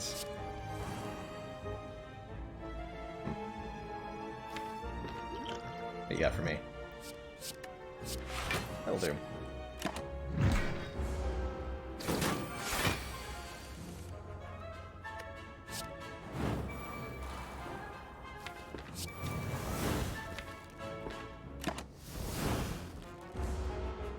Has the devs ever changed something in a game based on my recommendation? Not based on my recommendation, but the devs have patched a bug that I ended up highlighting on stream. It used to be that there was something called we called it the shuffle bug in Slay the Spire, which is that if you attempted to draw cards while your hand was full, but there were less cards than you were attempting to draw in your draw pile. So let's say you have a Runic Pyramid with 9 cards in your hand, and there are 3 cards in your draw pile. how it would work is that you would draw one of them, and then your draw pile would shuffle it with your discard pile. Because the game thought you were trying to draw more cards than you had in the draw pile. So it did the thing for shuffling. And that caused some real wonkiness with draw orders. In particular with Runic Pyramid decks, which, as you well know, I am very fond of. So it was only inevitable that that came to be a problem on stream while one of the devs was watching, and it got patched the next day. Oh, that's a lot of strength damage. Sword Boomerang, get in the deck. Yes, a lot of mod developers have made changes, that's for sure. Thornton got nerfed a couple of times after showcasing him on stream. I think I'm quite certain that I'm the reason that Thornton can't find Dead Branch. And probably a couple other changes. It's 9 upgrades, by the way. It's as good as the event gets, pretty much, on Ironclad. Match him to keep him again with an Offering and a Seeing Red. I would like both of those. Thanks for the second Mind Blast. You... Damn it! We do get the Offering, though, so that's nice. And a Bash. Well, Dang it. So this is my opening hand now? They're getting better, at least. I suppose I should upgrade them now, so that I can play them both. Terrifying.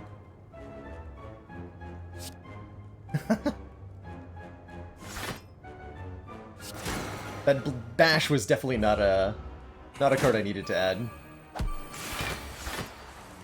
But here we are.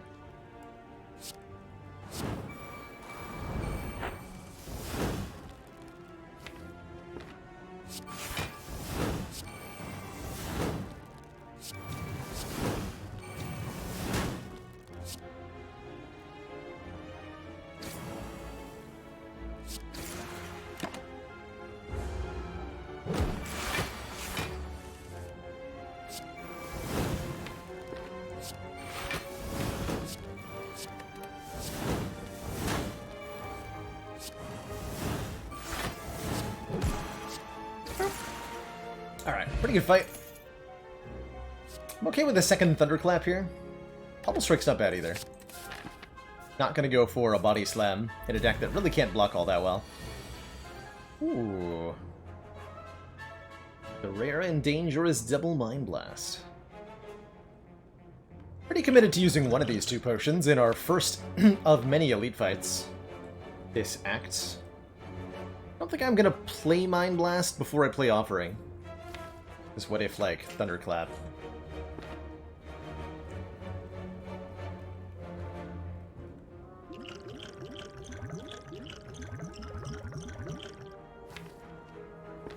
Power Pot could be something like Feel No Pain, Juggernaut. Dark Embrace. Attack Potion could just be instant killing all of them immediately. Let's do that. Hey, instant killing all of them immediately, I think, question mark. Definitely gonna take a Whirlwind here. Oh, free Pummel Strike's not bad either.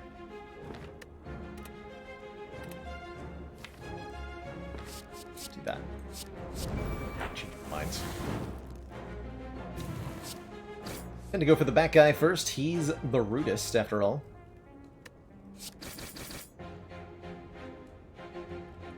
Could get the kill on him by Mind Blast. And then defend? That'll work. Then the Ghostly Armor takes care of him.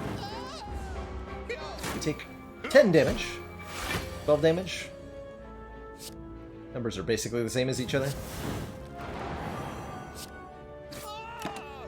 That wins us the fight. No prob. Scoring us a Mummy Hand. If we play a power, a random card in our hand costs 0. We have 1 power so far, but more will come. Juzu Bracelet means we cannot encounter normal enemy combats in question mark rooms, and Feel No Pain, well, that just fits in far too well with what we have already, given the Mummy Hand especially.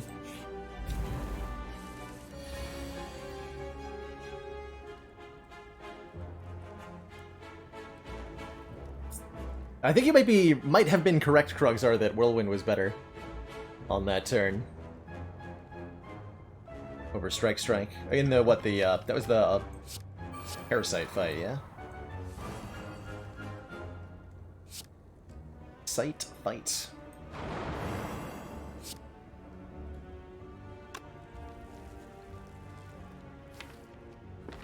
Kill ye.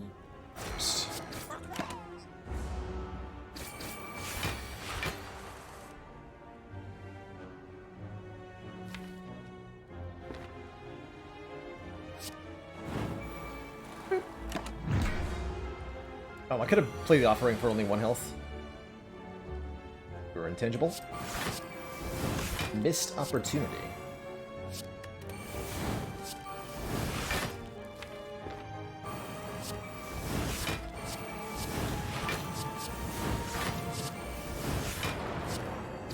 Well, that seemed good. Exhume. Put a card from your exhaust pile back into your hand, letting us limit break a 3rd time. Works extremely well with Feel No Pain, works extremely well with Corruption. Love it. I adore it, in fact.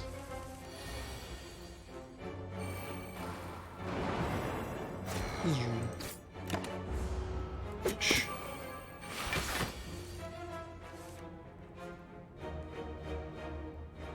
Snecko would definitely be better than Energy, owing almost entirely to Corruption and its ridiculous, amazing powers.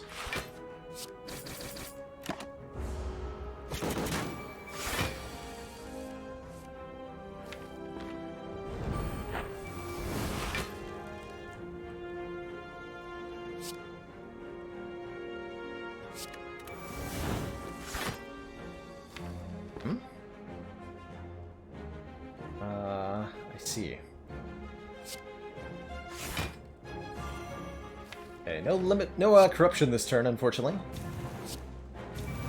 True tragedy there.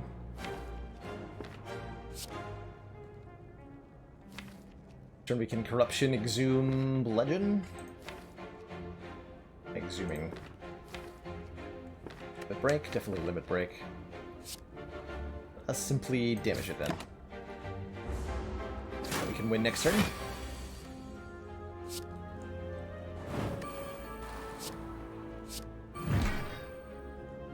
Wait a minute. Commander, one of our most valued Definitely didn't do that turn off. supporters. Still good though. Says continued support of the XCOM On project. scales, sundial, and another sword boomerang that says plus. I'll take it. Begolio, thank you so much for those 7 months and that tier 1 sub. It's occurred to me that maybe going to sites and lifting might have been actually pretty useful to us, huh?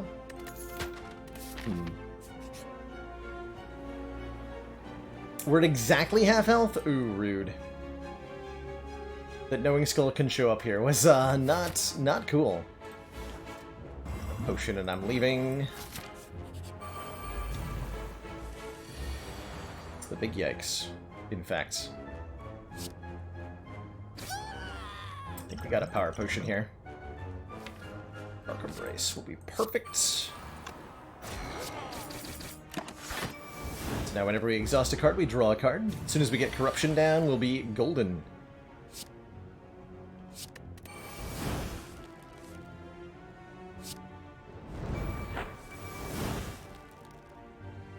Any day now. Any day now.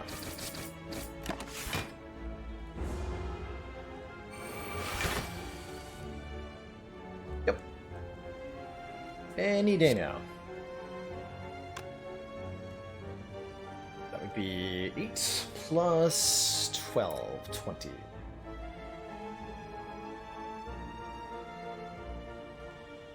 We attack next turn, but it won't matter. Okay.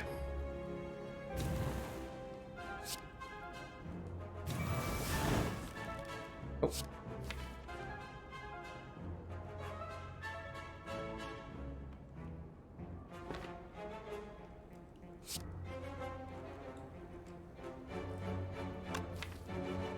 Do that.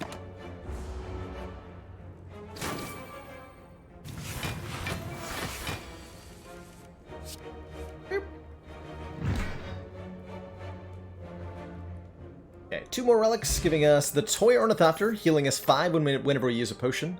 That certainly makes our next elite a little bit safer. As well as the Shuriken, gaining strength every time we play 3 attacks in 1 turn. Flex Potion with lots of limit breaks is great, and I think a free attack is just what the deck needs to go with the Shuriken here. I have to play Offering every time we draw it, but I feel like I need to.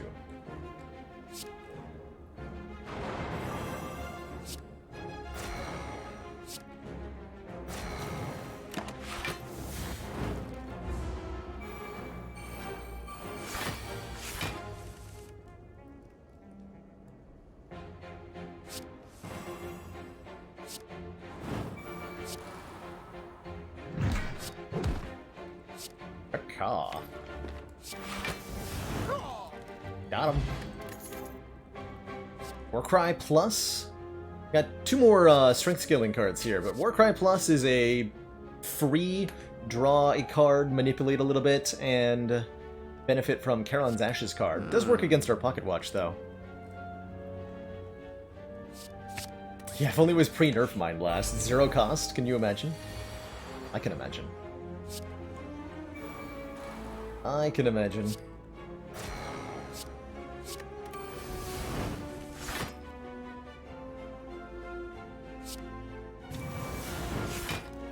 Maybe wanted to leave that at 3 cards.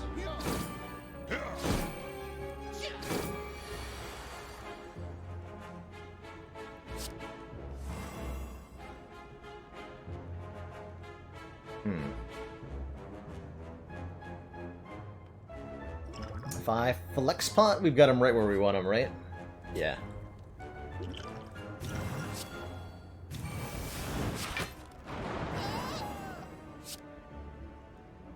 Damage. Beautiful. And some more max health. Okay, that's a much more reasonable number for the health total to be at. Was it even OP at 0? It wasn't unless you were playing Endless Mode or a daily run, in which case it was. And that's where the problem with Mind Blast came in, is it's totally fine in a normal run as Spire. I leave it even a little bit weak sometimes, but throw any modifiers in, and it can get really, really out of hand. An upgraded Dark Embrace with a Corruption? Heck yeah.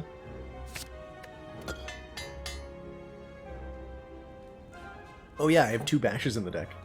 Well, they're both upgraded now. Got them. Couldn't have that upgraded my Mind Blasts? I mean, really. Don't feel like I'm asking for that much here. We do have more Calcum value. I am okay just accepting this hit.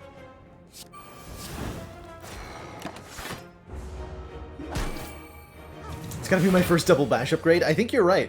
In all the hours I've ever played in Spire, I think that's the first time I've had Whetstone upgrade two bashes at the same time.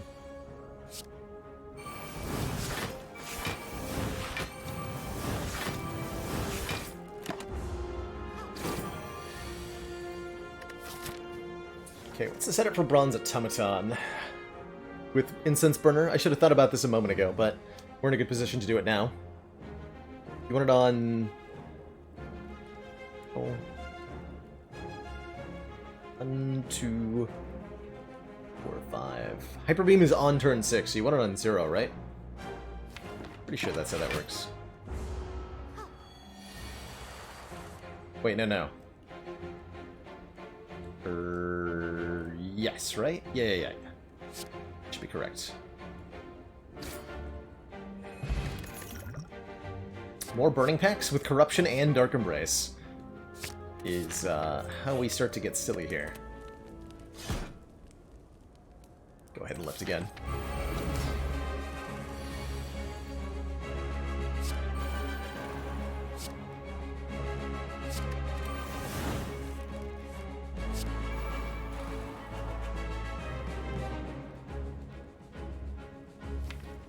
It's too much damage to ignore. Boop. Nice as 3-card draw would have been.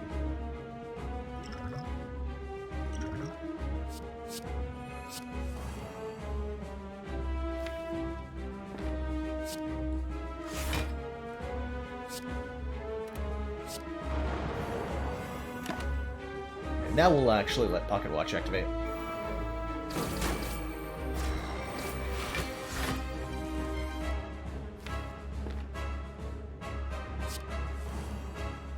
Oof. Okay, so corruption is getting stolen in that case. And we whiffed our spot weakness. Hurts a bit.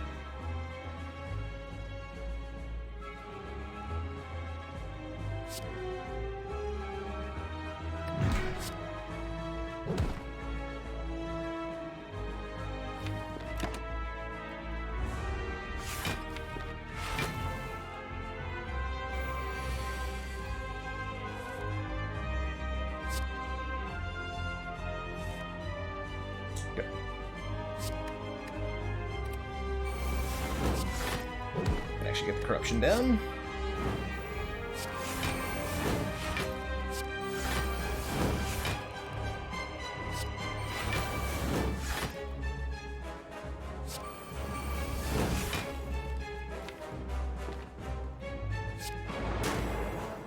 So we could start limit breaking. I think we can wait on that though.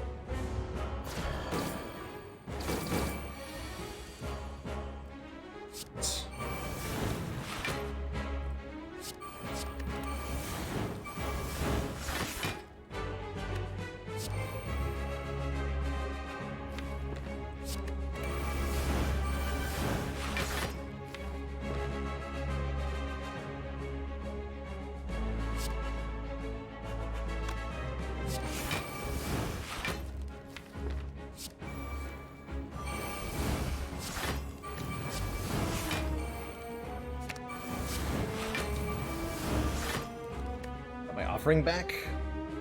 Oh, I don't need it here.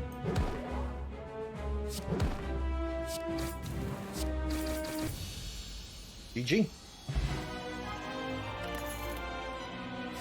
Third limit break, or second corruption. It's gotta be limit break number 3 with the Gurya, surely. Surely. Lucky number 7's on our money pile, by the way.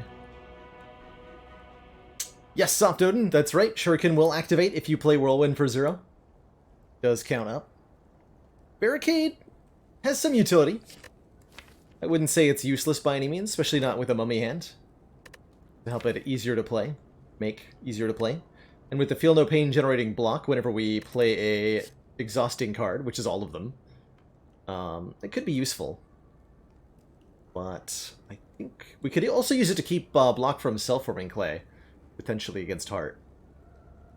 But I think the third limit break has got to be the best here. Would Corruption be a higher percentage pick for consistency on higher Ascension, asks Kade. Maybe without Pocket Watch? I quite like... Because of the Gurya, I'm really a big fan of these limit breaks, I gotta say. Dome, Sozu, or Sacred Bark, doubling the effect of our potions. Sozu, on the other hand, prevents us from gaining potions. Runic Dome prevents us from seeing what the enemy's doing. Actually, reasonably okay with Sozu, although the Toy Ornithopter does hurt a bit. I would definitely take an Impervious. Oh yes, for sure. Impervious, Shockwave, and any kind of additional strength gain, be it a Flex, an Inflame, another spot weakness, anything like that, I would take. We'll be fine with a Sozu.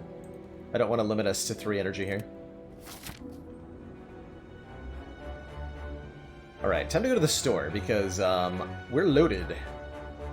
And we can even go to 2 stores. This one, through this Elite. Spire, shop, 2 more elites. So 6 relics, 2 shops, lots of cash. It's an all-around good time.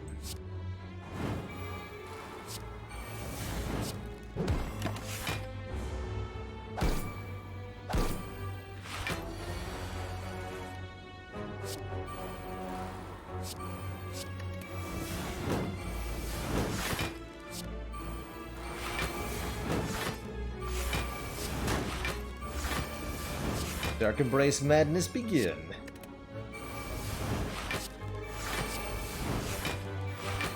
But yes, this is why Barricade could potentially be good. This right here.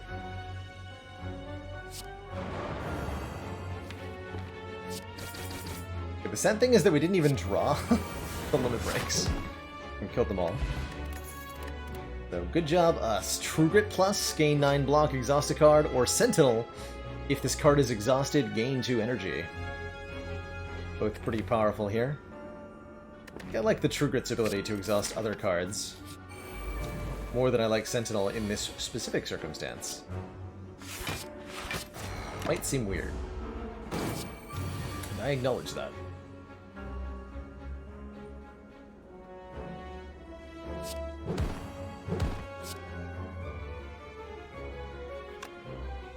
Close to a kill.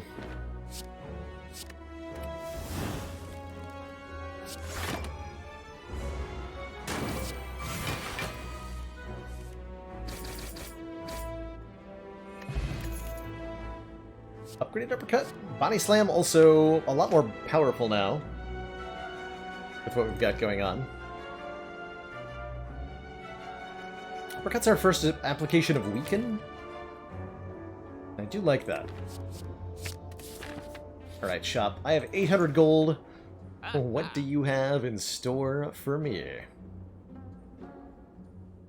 Both Fossilized Helix and Lizard Tail are pretty good. Helix preventing the first time we take damage. Lizard Tail preventing the first time we would die.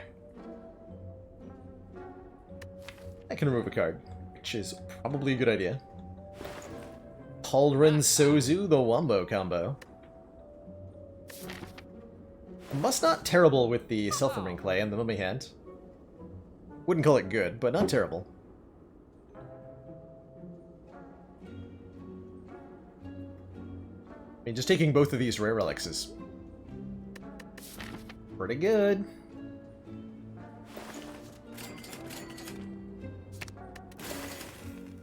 I believe it does let you buy the Cauldron, yeah. Unlike the potions, which can't be bought.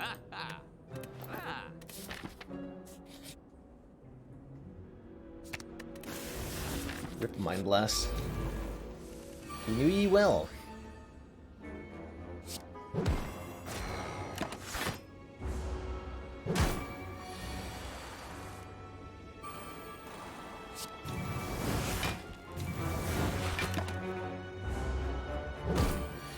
Leading into our pocket watch there.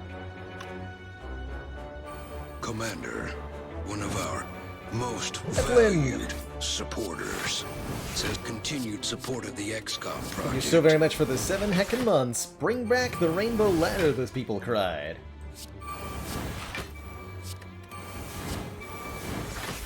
Where we miss the colorful shenanigans that are there. Why not remove a Mind Blast is a good question. I think removing Mind Blast would probably help. A little bit. I'm too stubborn in my ways.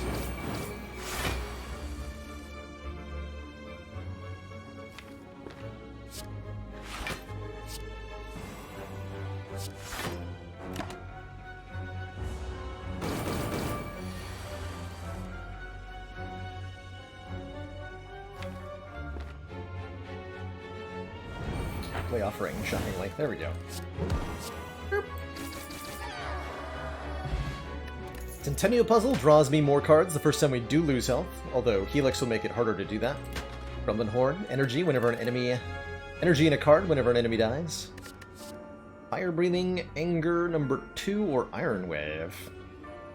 Fire Breathing seems fine just on the basis of we have Mummy Hand and a ton of cards in the deck. So let's try to play them. Get our third and final strong point. And lose Fire Breathing, or Anger. Fire Breathing. We knew ye well, for all of 5 seconds. Where you were taken most cruelly away from us.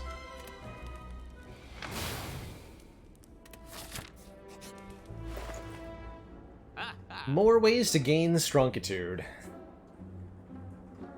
Inflame looks like the better of the bunch. Certainly don't have any complaints about an inflame and a card remove here. Move one of our Mind Blasts? Never. I will upgrade Mind Blast instead. My large child Mind Blast. Hey Oobla, don't have any speedruns planned at the moment.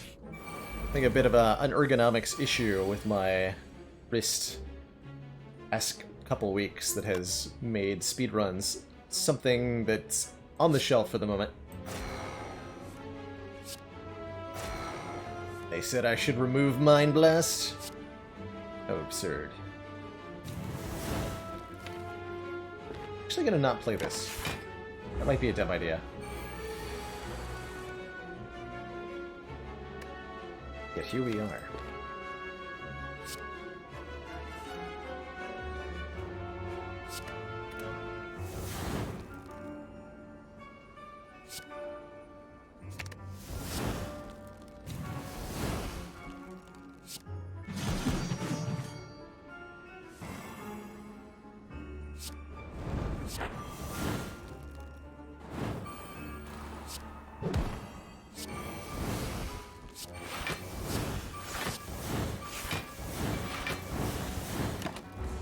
Toasty.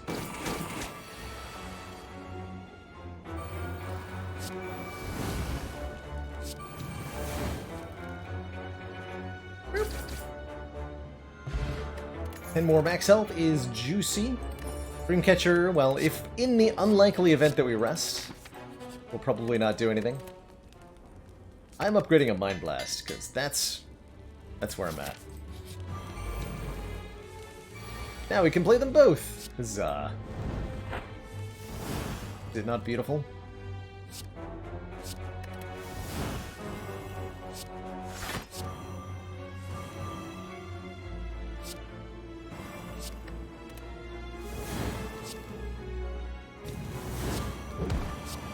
Is it not beautiful? Here's that whirlwind for 1 strength. Let's show off that that's a thing. And Centennial Puzzle value, because we're good at video game.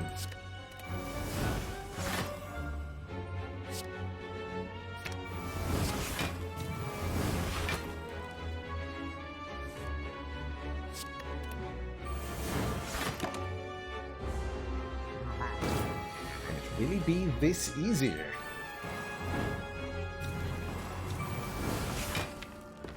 No! No. Corruption, why?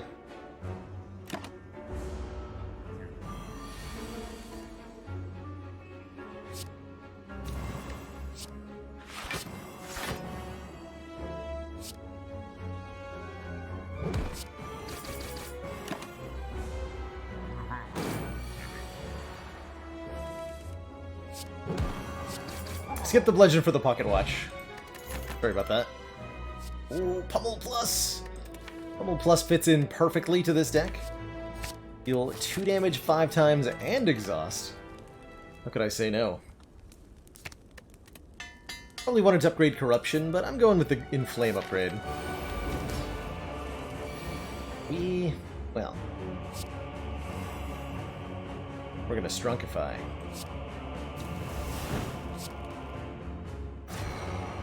So, could go Thunderclap and Strike, or play the second Mind Blast. Gonna stop here for Pocket Watch. Draw those extra cards, and then get Centennial puzzled anyway.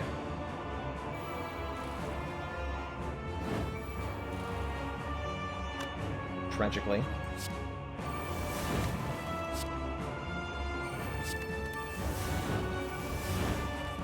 Seems pretty good, though.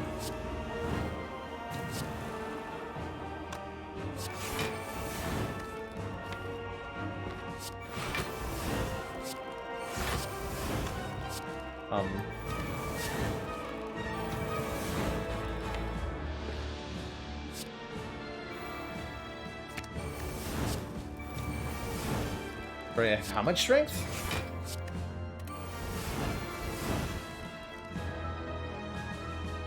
Does how much damage?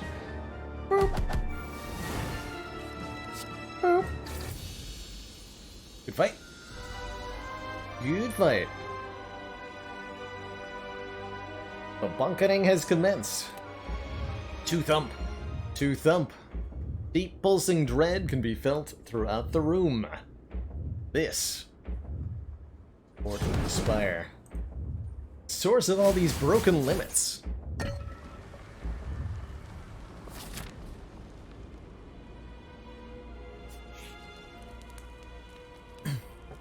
Hey, Orin Games, how's it going? Alright, now we'll upgrade the corruption. Make it a little bit easier to get into play. A red skull? Its exact value, too? How could I say no? I don't think I can. Red Skull says, if our health is at or below half, we have, you guessed it, 3 more Strunkitude. 1 short of being able to afford the Akabeko. I'm doing great. Been exercising a lot, getting out and running. But shed a few pounds over the past couple months, so feeling good about that. And the stream is going extremely well, in addition, of course. Put me in, coach, says Handrill. Not today. Not today. Take this angry boy. He just looks so sad. Alas. Poor Yorick.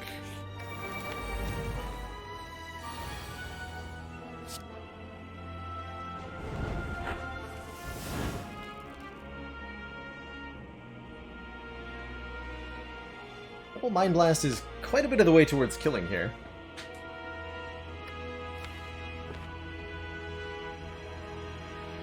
Is Handrill the least taken relic? Handrill is my least taken relic. Ever since the 2.0 patch. I don't think I've bought it once, which I can't say for Cauldron. Yeah, I think it is the Big Stinky, unfortunately.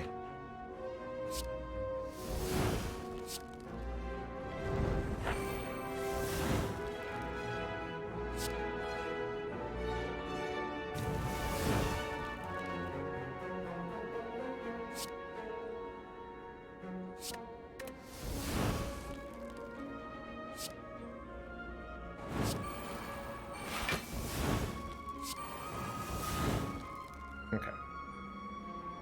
Double Thunderclap. Now we're talking. I can do this.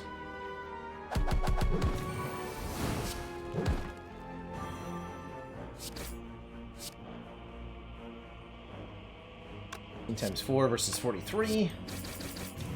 Get him. All right. Good turn 1. Good turn 1. Blood Vial brings us back up to exactly full health. And Nunchaku gives us an energy every 10th attack we play. Havoc plus versus Uppercut plus versus Body Slam plus. I love the Havoc here. Play the top card of the draw pile and exhaust it? Sure. Sure, why not? Well, that's not quite the ideal turn 1 here. We do have the Incense Burner set up nicely. But I can't help but notice that there's no block in my hand, which means that Beat of Death is going to remove my buffer immediately. Which is fine. Also Swift Potion to try to get some block in hand.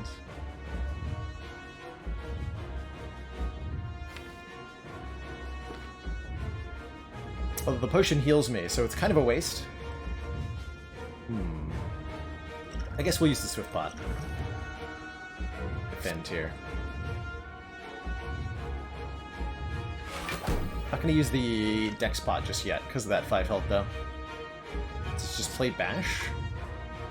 Thunderclap Bash for 4 turns of vulnerable, or do we Burning Pact? Going.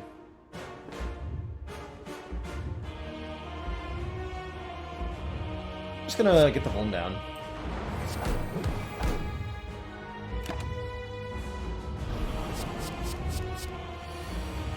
Okay. Intangible for the big hits. Works for me. So we may not need this buffer after all.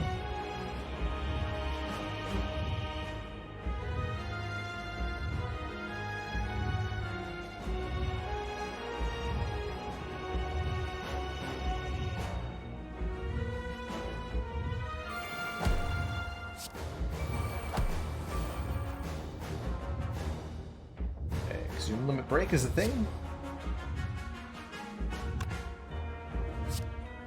A little bit more damage actually works too, because we have self-forming clay, right? Yes. So keep hitting me. For the moment.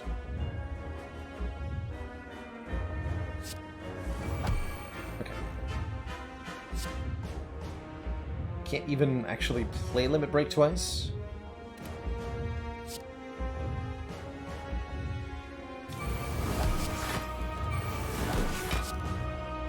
We're on top though.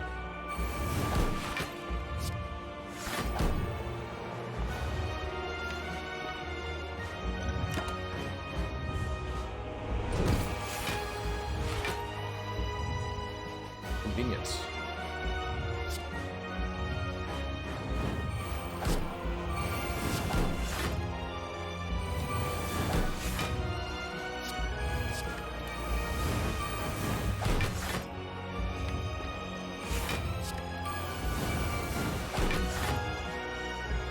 You can probably use this now. Hit whatever you want. More strong, good. Or I say excellence.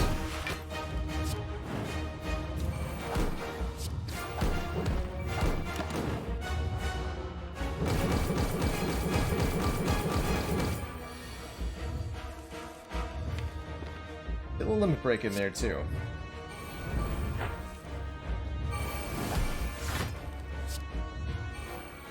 So beautiful. My child limit break. Must get them. Excuse me, how much damage? Okay. Yeah. Good work. Work there. Seems effective. Gonna put Pummel on top, I guess, with the Warcry, but we have another... We have many ways to kill the heart. Many ways to get there, but only one of them feels appropriate. Mind Blast. GG. GG.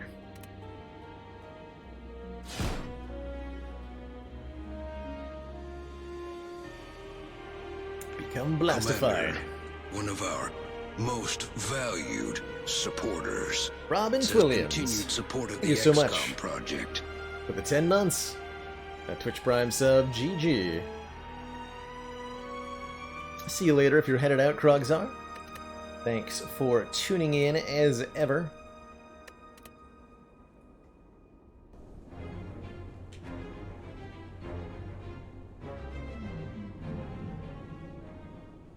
By our sleeps. And so shall I. Time for another lovely silent run. I do like these low ascension silent runs. There's a lot of hot nonsense that silent can get up to. Oh yeah, we had an unfortunate incident. That's right. We had an unfortunate incident. Gonna get an elite snipe here.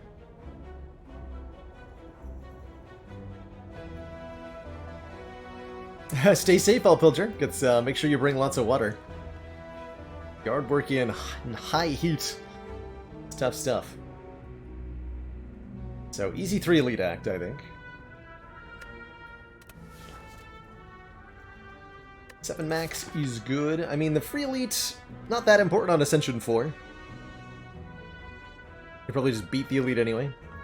Then leave with our max health.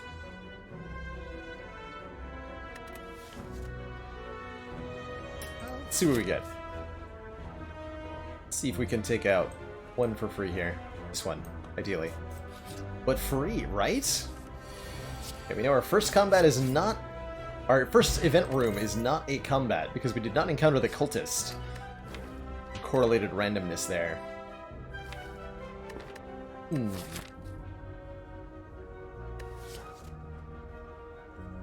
feel like a flying knee is a good first floor take. Poison Stab does set you up for A little bit of poison scaling, but not in the mood. Not in the mood for poison scaling. Second one was cultist, so I don't know if that tells us anything. Sneaky Strike, Bane, Deflect. Do I dare take a Sneaky Strike? I do dare. This would have been an easy Bane had we taken the Poison Stab. And Terror is the missing piece. I think Terror is like the ultimate find that really enables physical damage tactics on the Silent. Lots of vulnerable. Makes for lots of good. And a footwork to go with, too. Feels particularly good, I think. Especially going into Guardian. I like it. And we get a bag of preparation out of this chest. Wow. For a huge opening hand, which means our first elite will indeed be free. We'll go ahead and upgrade footwork. Possibly Terror. Although this could end up being a Snecko Deco.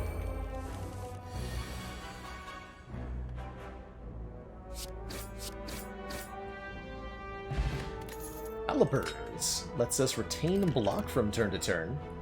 And a second copy of footwork. Interesting. Quite like the all-out attack here, giving us lots of damage in an AoE. And the random discard could even be useful alongside Sneaky Strike sometimes. But double footwork calipers is certainly a thing.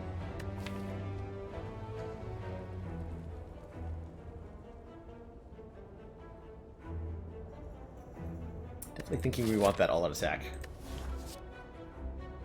It'll discard the Sneaky Strike? It will. It definitely will. But that's a risk I'm going to have to take. Ooh. Heal 25 at the start of boss fights is so good. So good. Actually a pretty good Gambler's Brew. We have... Yeah. Yep. So we draw every card in the draw pile, meaning I can play Sneaky Strike for free, Neutralize, Flying Knee, and All-Out Attack. And then we redraw 5. Possibly lets us get a turn 2 kill on the knob here. Or we could draw this instead.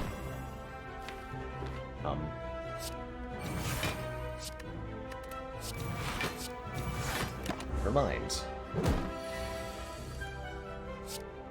27. Aw. So close. No. Alright. Whoa. Adrenaline versus Afterimage. And we got an Akabeko, making our first attack deal 8 more damage. Really like the way this is headed here. Afterimage is block after every card played and leans into our calipers a bit, whereas Adrenaline is some immediate draw and energy, which is always appreciated. No, I like that Afterimage a lot here. Give me that. Take that block, please. Oh, what did I leave in here? We spot a loose brick within a pillar that catches our eye. That's right, we stored a Prey. Gain 3 mantra, shuffle an insight into the draw pile.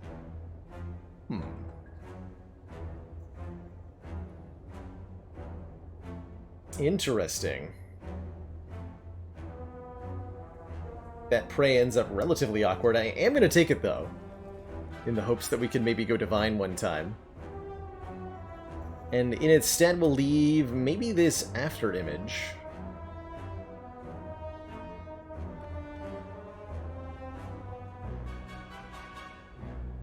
Maybe this footwork?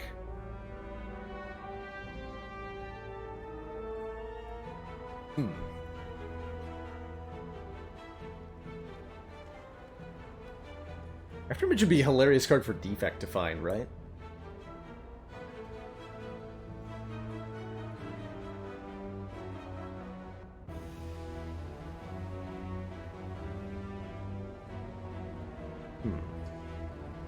Not putting Sneaky Strike in there.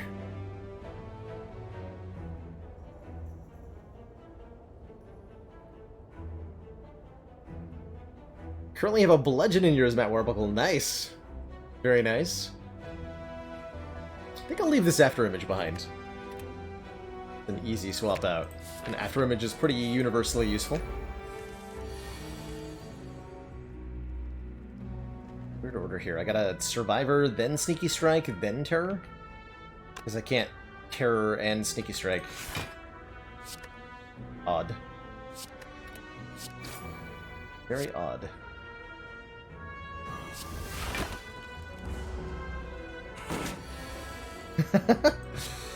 Normality in there for three months and counting.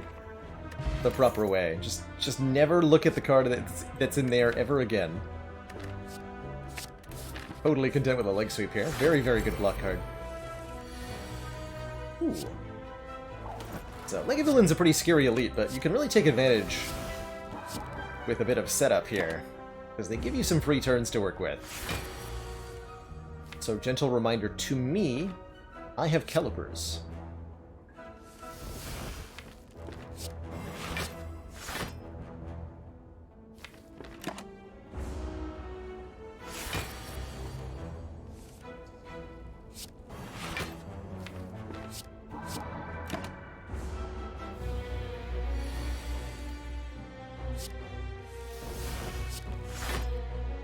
Totally rude.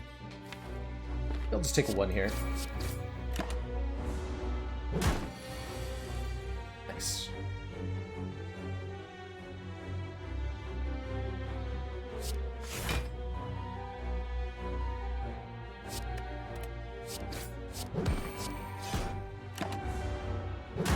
Losing neutralize there since we're not getting attacked on this turn anyway. Man, we almost got... we almost played Divinity with Prey here. Almost. Got so close. Just really needed an upgrade on it, and it would have mattered. Captain's Boat Thingy here gives us 18 block at the start of our 3rd turn. Very useful rare relic. Burst Prey. I'm in. Super, and we got it. Play your next skill twice. How can you say no?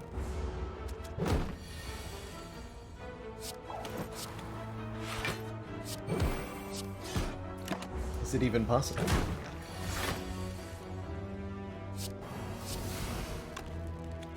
Half health is 34, so a strike will split, which means I should have played strike and then terror. Yeah.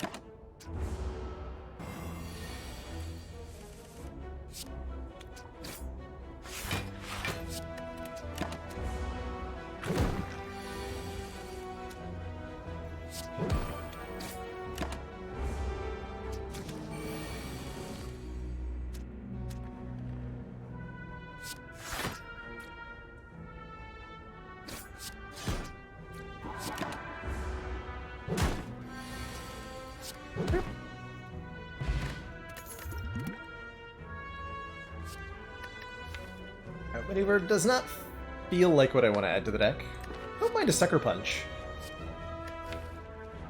Eviscerate is not really a thing. I'll take a Sucker Punch. Don't have enough discard. I wouldn't mind a Tools of the Trade at this point. So, notable upgrades right now. Burst, Terror. If I want the Prey to ever be relevant, upgrading it might actually do that. If we can burst it. But let's try. Let's try to make Prey relevant. I think we can actually make it relevant in the Guardian fight. It's gonna happen.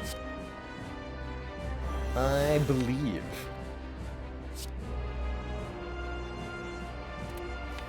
Believe in the power. Actually, not even gonna play Footwork on turn 1. That's how hard I believe in Prey here.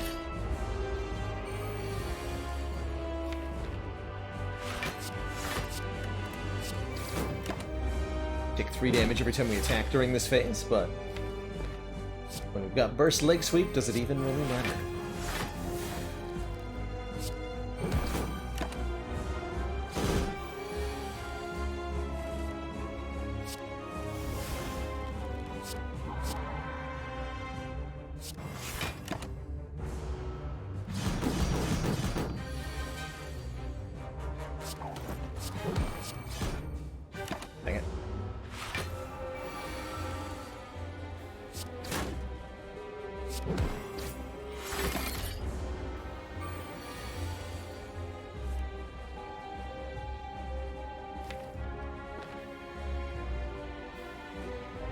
Well, we can go Divine. Kind of crappy, though. But if I burst it, we will go Divine again the next time we see it either way, so... Huzzah! Behold my power! Foul Guardian. Feast upon a 27 damage strike. Got him.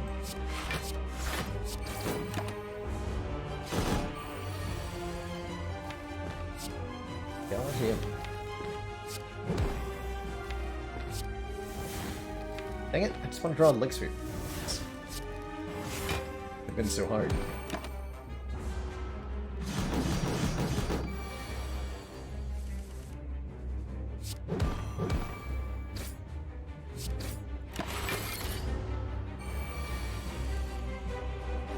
Incredible.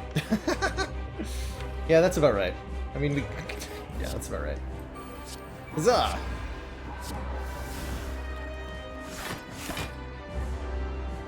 Etc.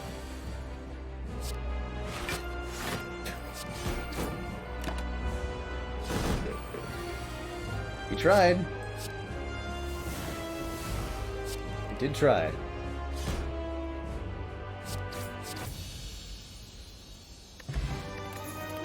GG. Okay, Malaise is a pretty good burst target. As is Alchemize.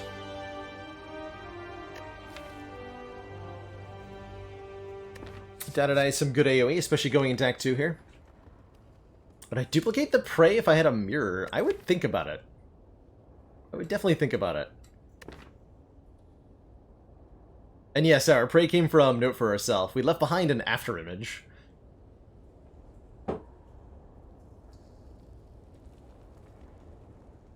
Yeah, let's go burst Malaise here. And our choices are Busted Crown, Coffee Dripper, or Velvet Choker.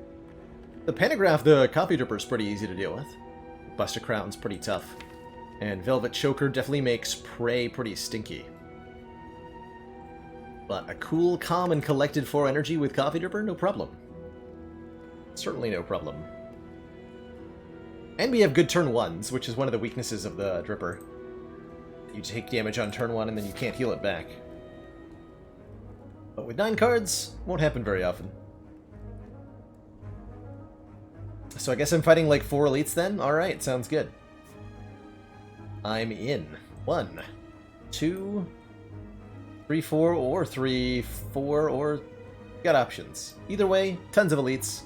Not very many upgrades, I'll note. But relics are better than upgrades anyway. Got the Burning Elite. Get a bunch of upgrades. Wouldn't mind upgrading Burst. Wouldn't mind upgrading Malaise. Wouldn't mind upgrading Terror. I go with relics, though. Especially on no-skip ladder here.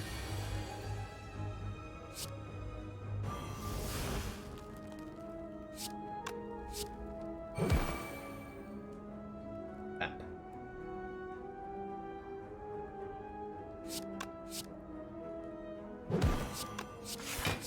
Like that. Might have been better to leg sweep one of these two than to do the Sucker Punch Survivor. Yes, it was. Oh dear. I think it's potion time. Because this hand is not what I needed. Whatsoever. Hey Legions, you find yourself unable to deal enough damage during your Spire runs. Are we talking in the early game, the mid game, or the late game, Commander, I guess is the question. One of our most valued supporters says continued support of the XCOM project. If you find yourself struggling anywhere in Act 1 or Act 2, then my suggestion would be to prioritize attack cards in your opening couple of card picks and get them upgraded. So, especially anything that's got AoE on it, like Alter Attack, Dagger Spray, Cleave. Nab them up, slap an upgrade on them. They'll treat you well.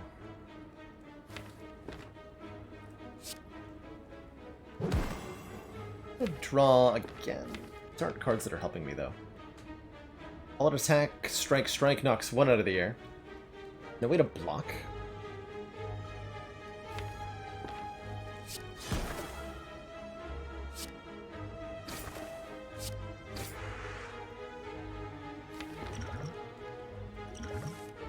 Double potion feels kind of bad, but here we are.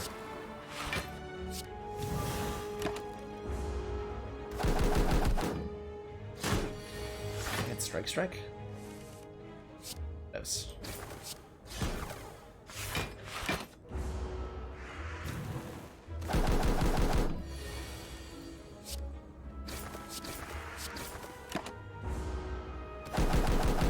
So, forgetting my own calipers a couple of times here. Gotta remember that I have those. Ooh, Cloakadair? Give me some shivs to work with. I also like the Deflect just for being a free card. With Dexterity. Don't have that after image anymore.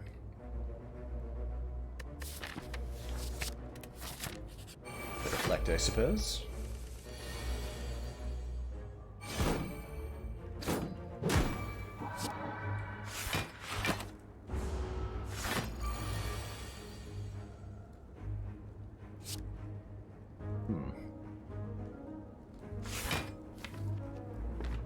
Let's strip all the artifacts off. So I can at least weaken it next turn.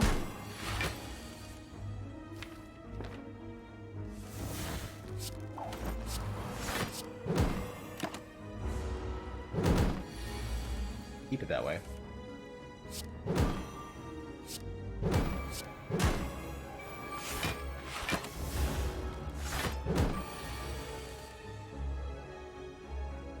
Oof.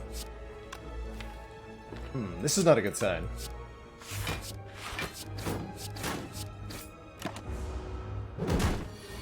We're falling short in this way.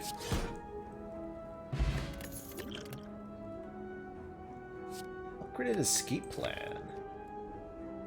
Also does not help that much with the damage thing, but it's a sweet card to put in. Generating some extra block for free. Infinite Blades gives us shivs, which I'm never really excited by. I'm never really excited by shivs. But spooky ghost apparitions. With Burst, we could definitely last a long time in fights. But we don't have a good damage mechanism in place, and if you're going to take apparitions, I think you do need a good damage mechanism in place in your deck. Most decks do tend to fall short during the first couple encounters of Act 2, yeah. You haven't gotten to your first shop, you haven't gotten any relics yet. Here we go.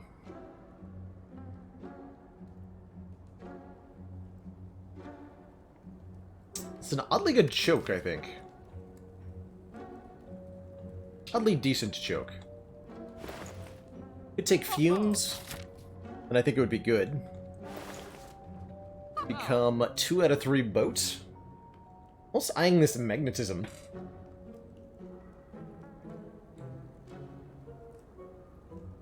Fumes would definitely be the easy way out of our damage problem here. Hear me? The easy way out.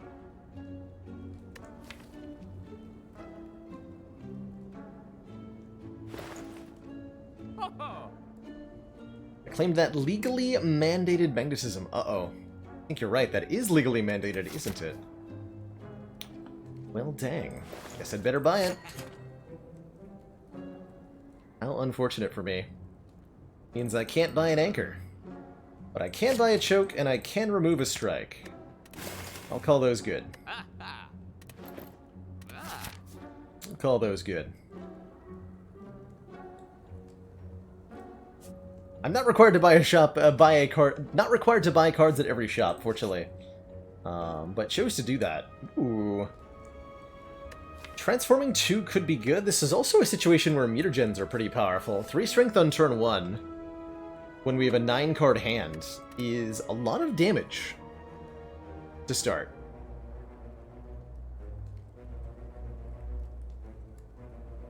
Let's do that. Start combat with 3 strength at the end of your first turn, lose 3 strength.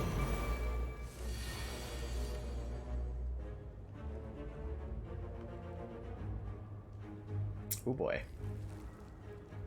Choices here. Probably gonna use my energy pot. We got a lot of things we need to play here.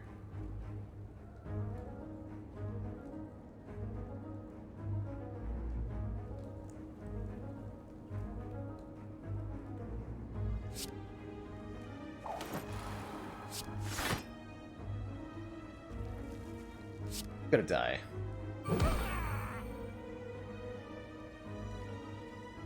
I want to malaise, I want to burst the prey, I want to terrorize, I want to magnetism. Too many things I need to do.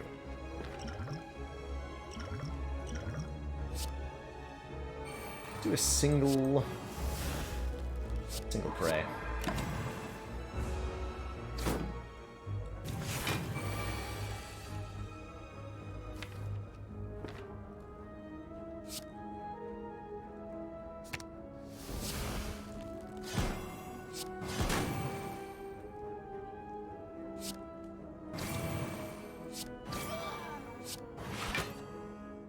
Reasonable damage. Nothing amazing per se, but not bad. Would have been a really good turn to get attacked. I in fact don't even have enough damage to KO the Fat Gremlin, which means we are going to be attacked next turn. Guaranteed, and there's nothing I can do about it, but I can build up a bunch of block. I will try to do that.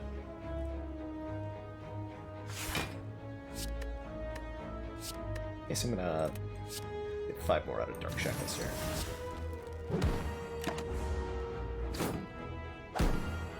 Thank you, Calipers. Making my life a little bit easier here.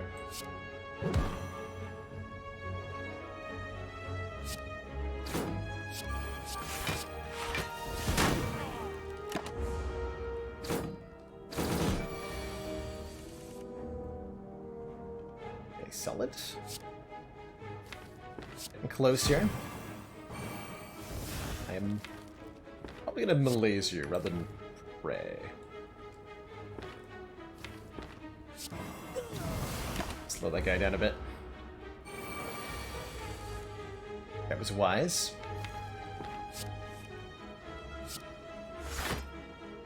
Dang it.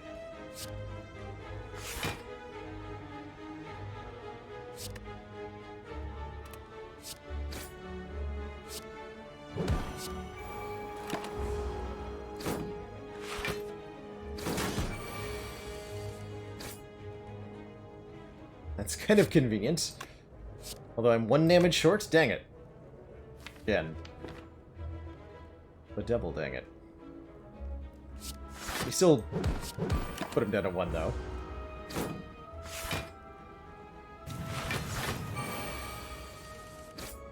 Got him. Bit scary. But we're alive, and we got a very, very good relic as a reward. Thread Needle, giving us 4 plated armor per combat. We want offense, there is Bouncing Flask, but that's the easy way out. Leave that dodge roll. Don't need no stinky poison. I certainly don't need to pay all my money to these nerds. Right? Smiley face?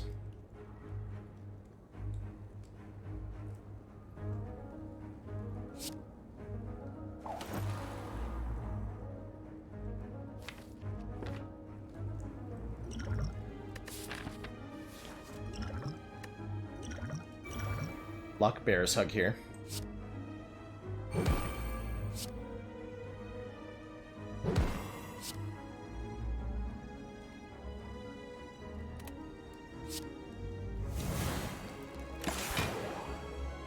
Oh, sorry, block the strength down, actually.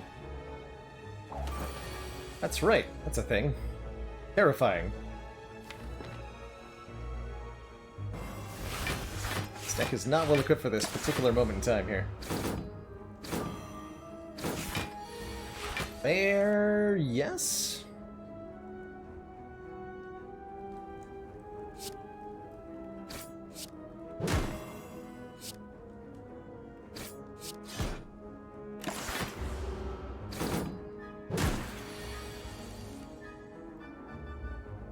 Fair, yes. Okay, fine.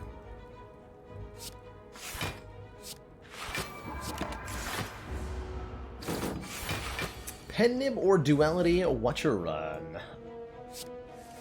Tend to say Duality. Such a very, very useful card for Watcher. Or very useful relic, excuse me. There's that Tools the trade we wanted. Lights up Sneaky Strike quite nicely. Really need some upgrades now, though. Gotta say.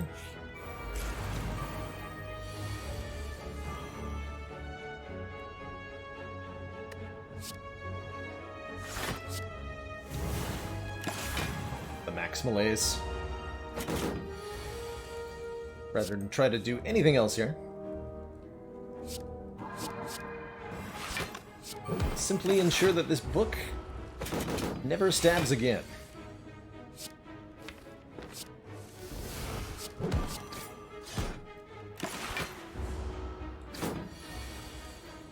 Never.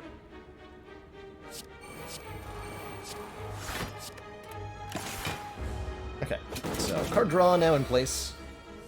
It'll allow us to actually function a bit better.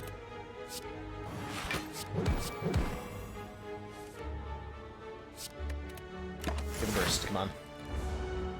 I believe. Yes! The value. The value.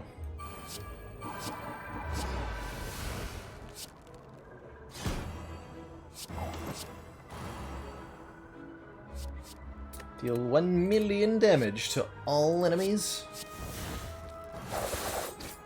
Blam. So good.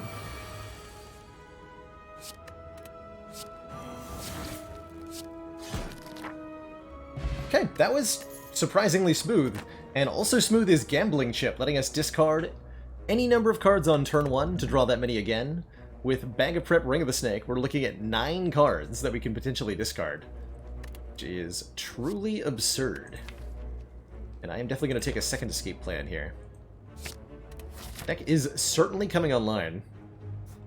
All systems operational. Blood Vial with Coffee Dripper feels comfortable. Might allow us to take bites, maybe? And the question is, do we go to a shop or not? Maybe. Let's call that a big old maybe.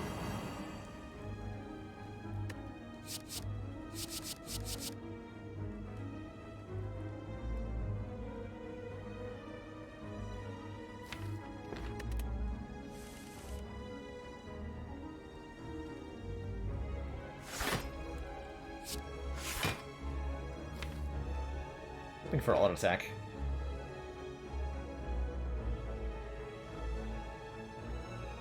To be honest.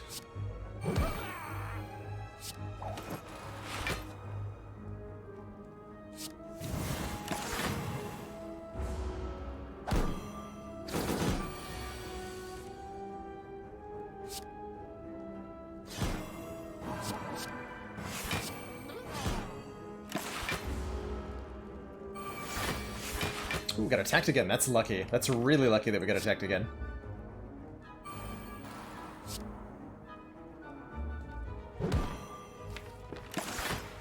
Should have played those.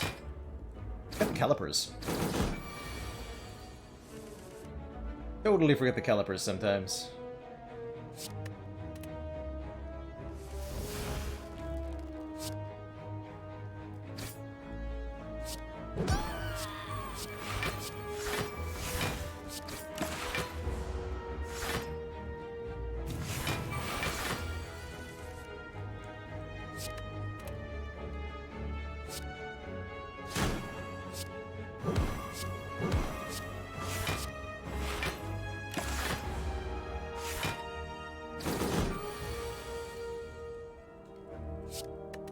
Perfect. We're on you. Playing... Probably want to play the auto attack here, but I'm not going to. Gonna get set up to go Divine. It'll be great, and nobody can stop me. Yep. It's true. 100% true. Kill 2 gremlins to not get attacked here? Well, that's a slight problem. I have 24? Yeah, I can kill 2 gremlins. Okay.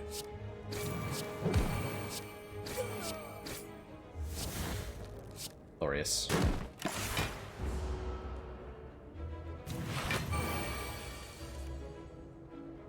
Glorious. Indeed.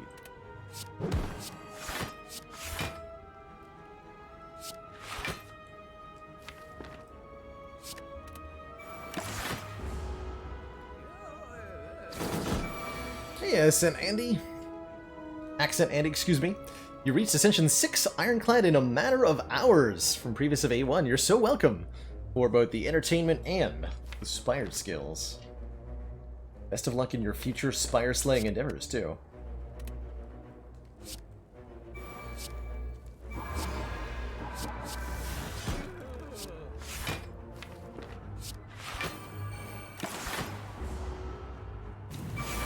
Okay, this has been a slow and awkward combat. Just hoping we are nearly at its end.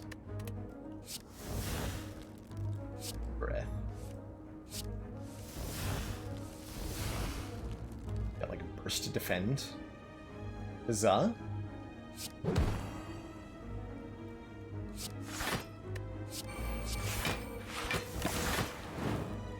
Could have killed on that turn. Now that I remember that the bomb is here, but it was all set up with a handed great kill, obviously. Just a couple steps ahead of you, chat. No offense. Okay, Dagger Spray feels like a much-needed delivery mechanism for Akabeko plus 3 strength on turn 1. This does 9 plus 8 is 17 times 2 on turn 1. That's a lot of damage. Play Dance is okay. It's nice with choke. You can Dagger Spray, though. And the merchant's here, offering us yet another Dagger Spray. We could even get 2 more Dagger Sprays if we wanted. With Dahlia's Mirror. Guess that means we're not going to the shop. We could duplicate Footwork, and that'd be pretty good. Actually, that'd be extremely good. That'd be extremely good. We could duplicate the Prey, though. Hold on. I did say I was thinking about that, right? Alright, I'll fulfill my own words from before, and we'll dupe the Prey. Making our life happen here. So we have much faster Divinity now. Will that actually work out for us? Maybe?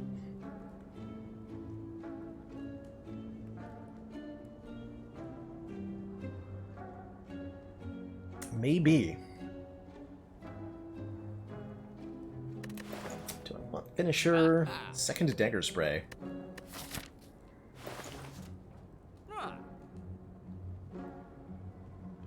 We need a couple upgrades at this point. Well, we're not really in a position to get them, though.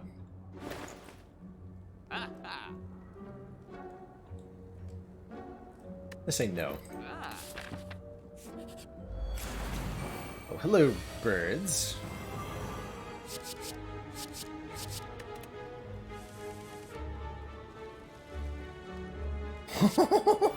Oh. Oh. Well, that's pretty cool.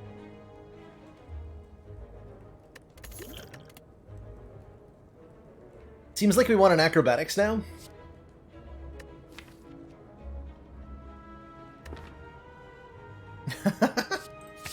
Glorious. 50% curse for a ride that we can discard? Deal. Good trade. Paper Crane. Makes our enemies far, far less terrifying.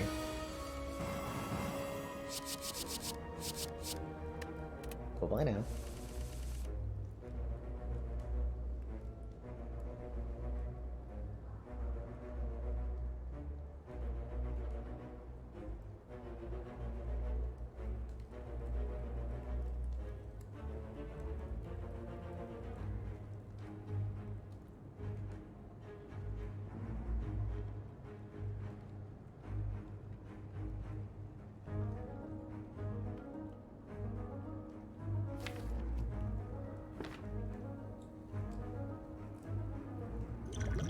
About using a Blessing of the Forge here. Go like Prey, Survivor, get the tools out of the hand, play Acrobatics.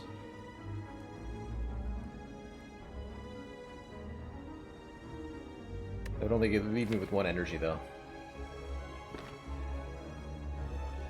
So just Survivor tools play the Acro. It still doesn't work.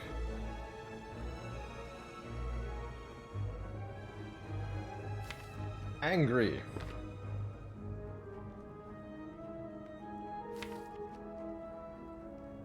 Okay, so I think what we do then is this.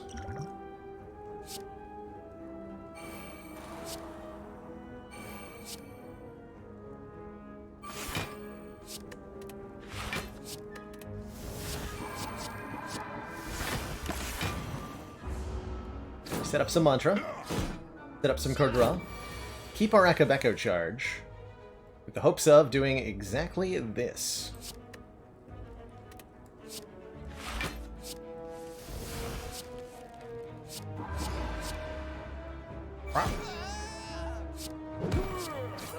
Alright, good fight. Climax versus Piercing Whale. We're also offered the Singing Bowl here, which lets us, instead of adding a card to the deck, lets us raise our max health by 2. The Flechettes could be pretty powerful also. We have a lot of skills in the deck.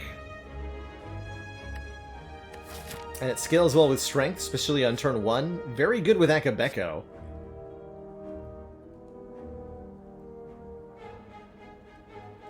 But what about Alchemized Piercing Whale? Yeah, should kind of take that. That's a very good Flechettes. And as far as upgrades go, I think we're desperate to see either... we're desperate to see Burst upgraded. Bowl's not quite dead in the challenge. The official restriction is that I can only use it 1 time per act. That's the limitation.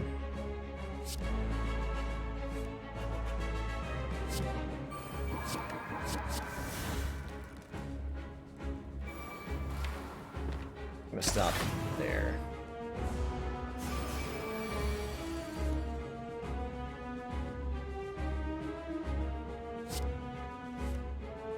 Okay, there's our dagger spray. No prey sighting, unfortunately. Magic.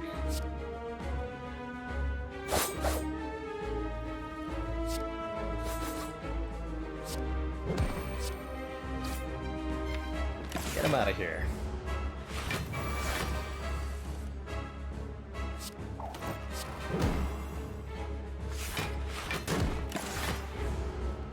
Excellent work, Commander. Ooh, this council is pleased to see our continued support of this project has been worthwhile. RSC, thank you so much for the 2 months and that Twitch Prime sub. Greatly appreciate that continued council funding.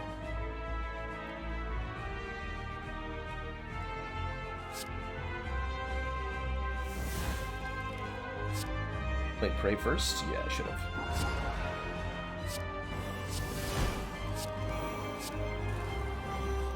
Quite optimize that.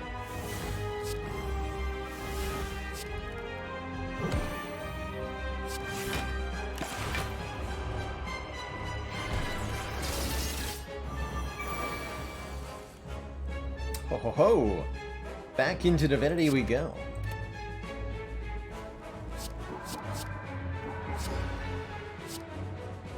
Two consecutive turns.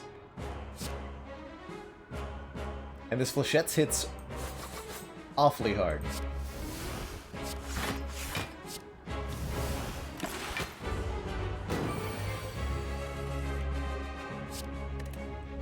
And of course it was all set up for hand agreed. GG. Ash. Money. Every time. After Image is back, as is Adrenaline. Really like this Adrenaline.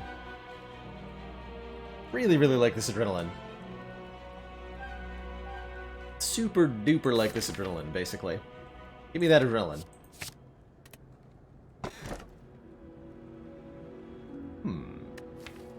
Blade? Question mark. I don't actually have a lot of zero-cost attacks in the deck. Tiny House gives us the old bunch of stuff, and I think it's not even bad. Or we can go a full 5 energy by taking Cursed Key, which will give us a curse when we open our next chest. Actually, we have Tiny Chest on 3. I really don't want Cursed Key here.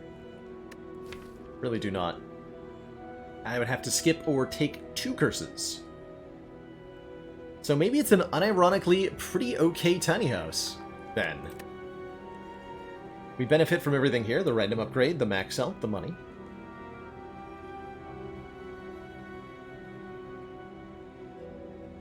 We don't benefit a lot from this wrist blade, making our attacks that cost 0 do 4 more. It's really, yeah, only affecting neutralize. So let's take the tiny house. Unironically, get a choke upgrade, which is pretty cool. And we are still technically in Act 2, right? So I am allowed to use the singing bowl here. Although setup sounds potentially hilarious. I'm gonna take 2 max health. Using that once per act singing bowl that I'm allowed to use. I'll take it. I'll take it. Alright, Burning Elite. Bring it.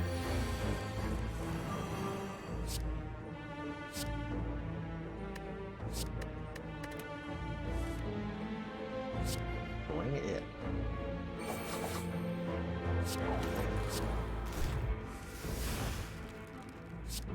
Get magnetism down because it might generate hand greed for me. We could even stall and like try to wait for it to do that, but I'm not willing. Oh wait, oh well, that didn't take very long. Well then. Alrighty. Sounds good to me.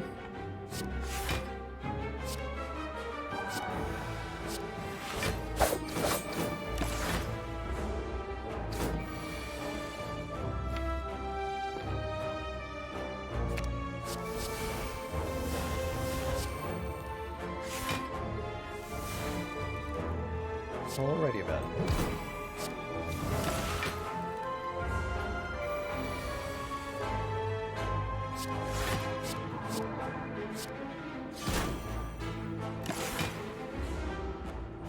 Yep, prey came from Note for Ourself, and it's been shockingly good.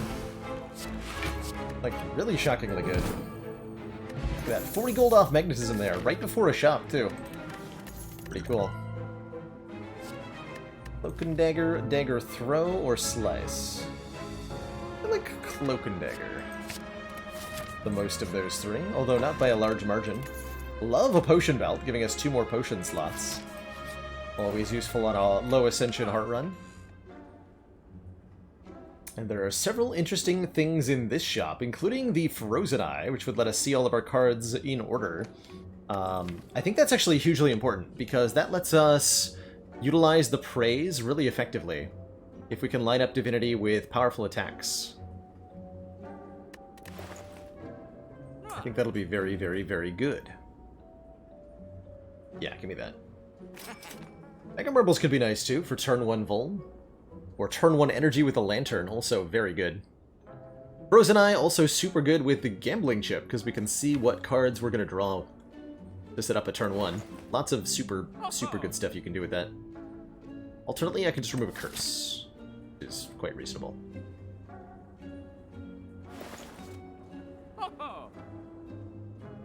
Panache is literally golden. Shiny and a pretty good source of damage here, I think. Maybe we never remove this Writhe, because we're always discarding it on turn 1.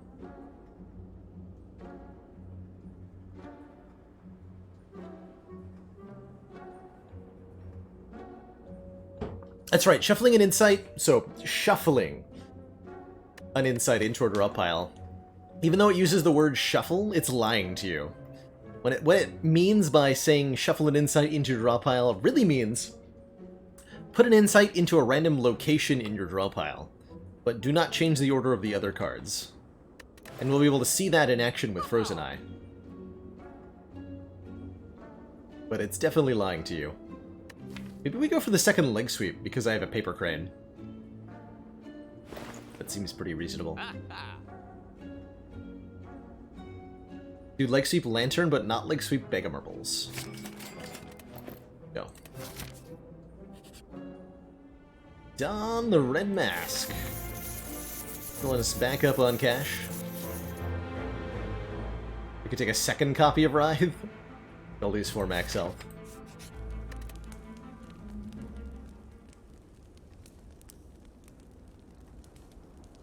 time for energy upgrades. Starting with this one.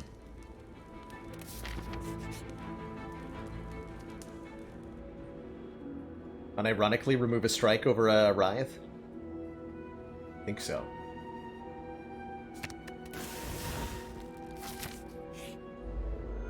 Nemesis. We're able to look at all this and then choose what we're drawing. So we see that we'll draw Terror and Malaise. Oh, the escape plans are super good with Frozen Eye too. Man, this deck is strong.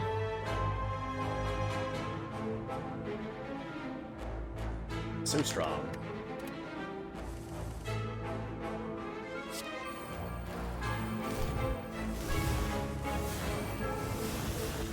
Oops.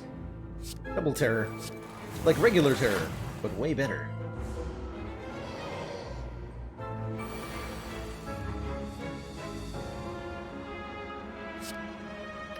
Thank you for the magnetism, magnetism.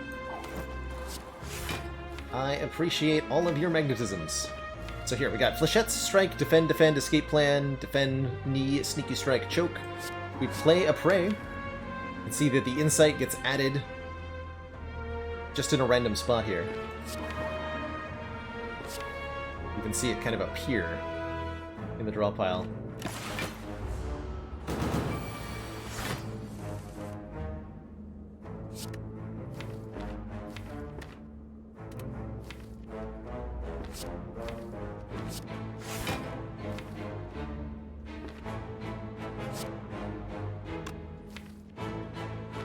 Times 4. Pretty good damage.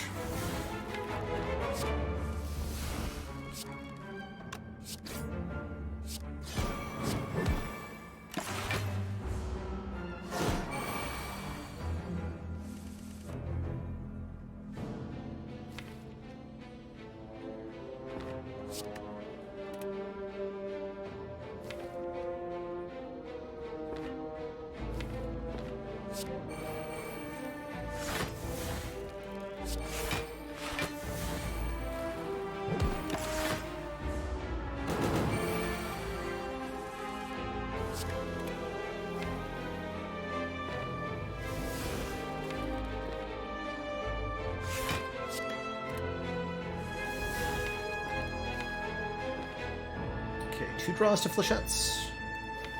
So Acro would get there. Discard the strike here. Boop.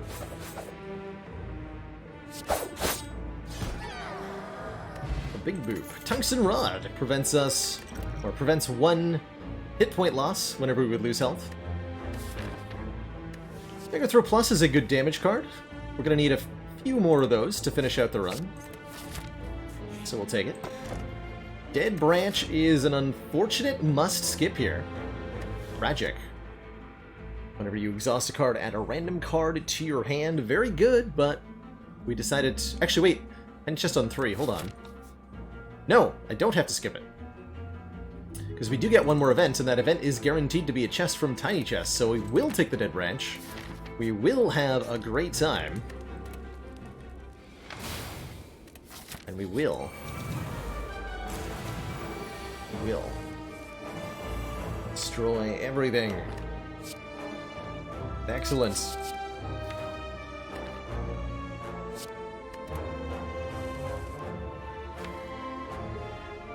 Okay, wait to get to our prey.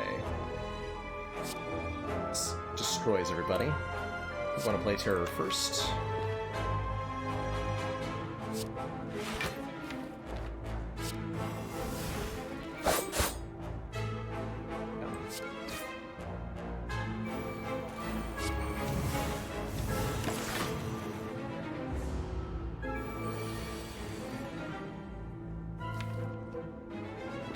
That's a bit awkward, but we have, whatchamadoodle?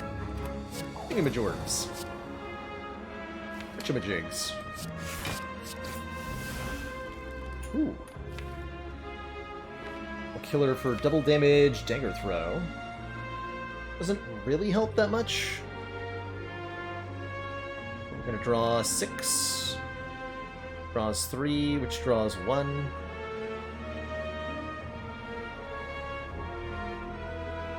Should be able to make it to the flechettes here. Right, we draw 1, 2, 3, 4, 5, 6. 2, 3. Yeah, we don't get to the adrenaline, though.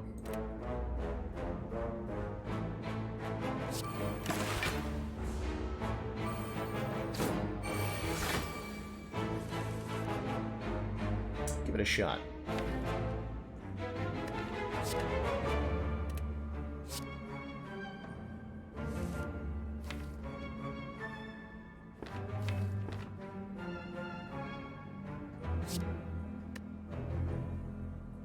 It's not even going to be that big of a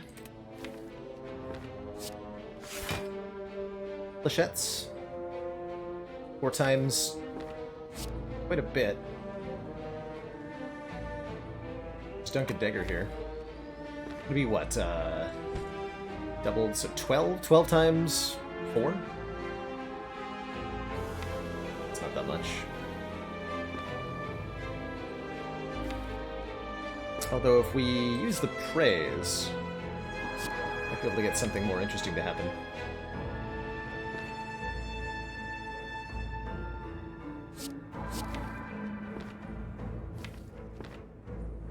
No.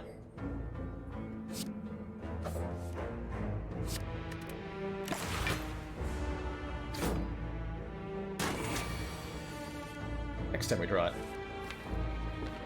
It'll be more beautiful then.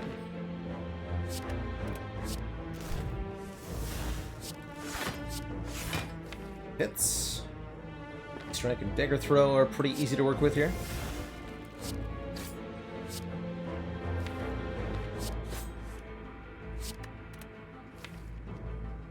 Flechettes and prey next turn. We'll dunkify, though. That's cool. Alright. This is a strange deck of cards. I like it, though. I really do.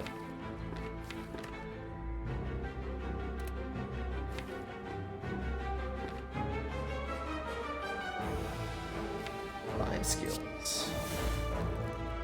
Well, 5 skills.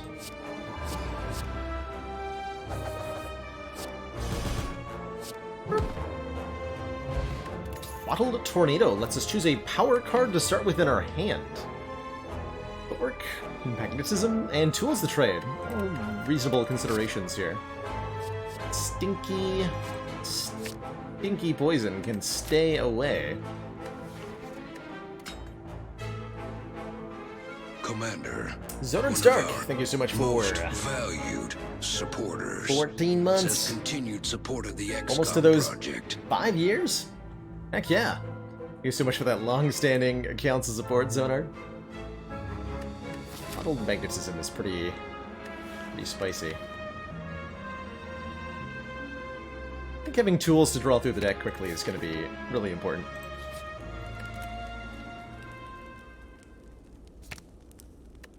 With the Dead Branch, the Cloak and Dagger upgrade's shockingly good. Let's upgrade Malaise to deal with Awakened One.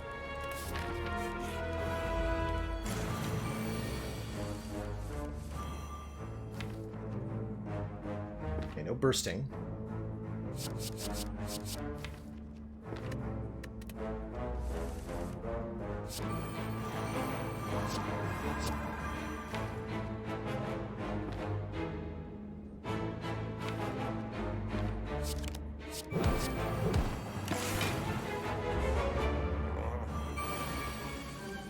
Transmutation with burst? I'm kind of down, not gonna lie.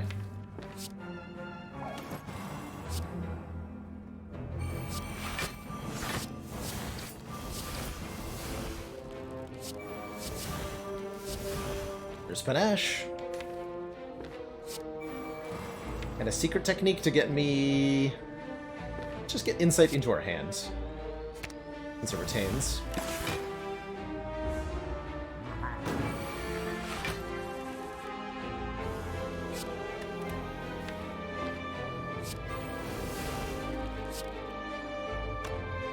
Choke here.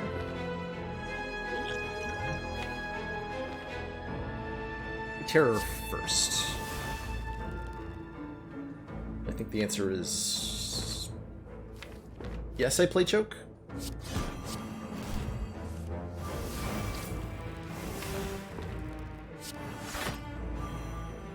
Yes, I play joke.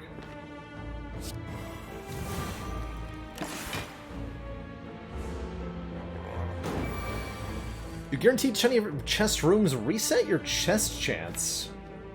Great question. I have no idea. It's a really good question. Okay, we have a very powerful turn set up here. We're going Divine on this turn. And have plenty of damage available to us, and we got Finisher coming up.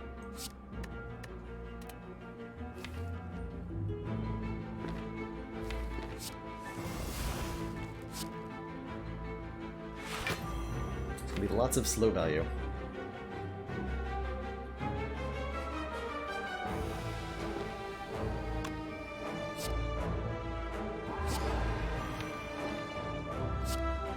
So it's only 3 skills. That more draws will not lead to more skills in hand.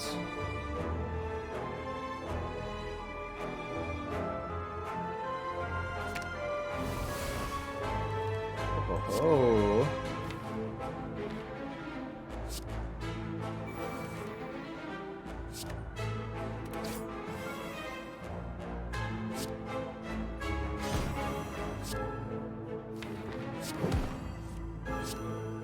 30 times 3. 97 from Dagger Throw, and then Finisher becomes 51 times 4. That's a lot of damage. That is an awful lot of damage. One more cloak here. We gotta go to the event to get our Sapphire Key right at the last minute here, courtesy of Tiny Chest. Thank you, Tiny Chest. Thank you very much. Okay, quite a few good upgrades. We could upgrade Acrobatics for more card draw. Kind of like the Fléchettes upgrade. Let's upgrade Terror. Still need more energy upgrades, and one that generates a new card seems good. The 2 energy potions could maybe solve our problems too. 4 skills, you say? Well, convenient. We are drawing Dagger Spray. We'll probably use that for our Akabeko.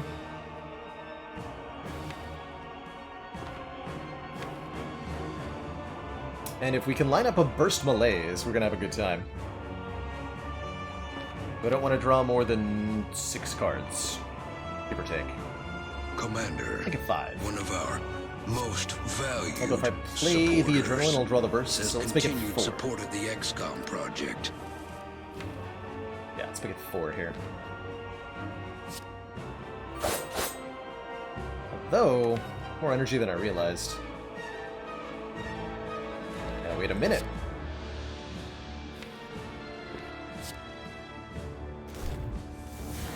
Burst does count the X cost, that's right. Okay, man, thank you so much for the 11 months, almost to that full year. Been having some super busy times at work, so it's been a while. How has the Spire been? It's been very good. We recently completed a set of 50 Ascension 20 runs, where we swapped our starting relic for a random boss relic every time. And managed to win 60% of those runs, which is crazy town. No swap ladder's been, or no skip ladder's been pretty fun too. But I have absolutely no complaints.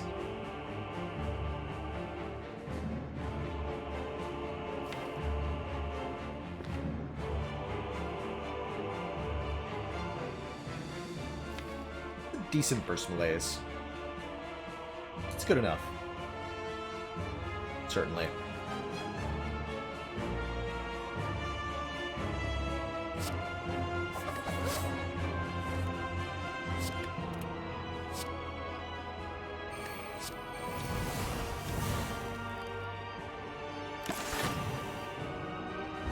Oh, you're -8 strength, nerd. Got him.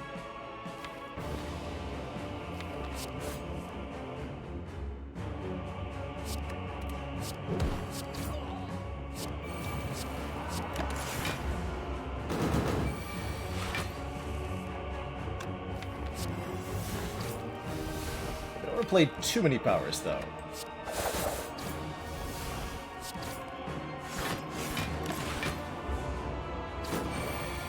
have calibers.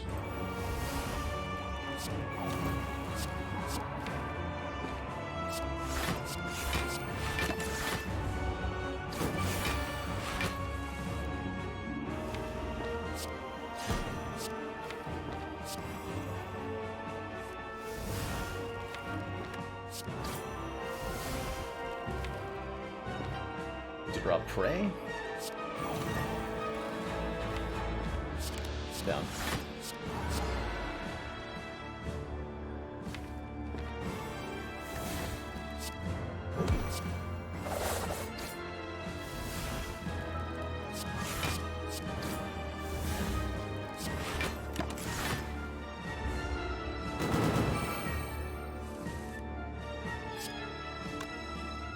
I'm going to find again right now, but I don't think I want to.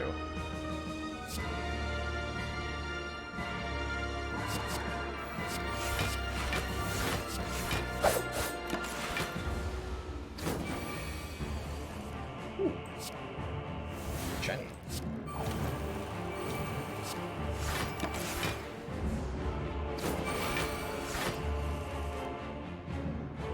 Mind Blast, get out of here. No one invited you this time.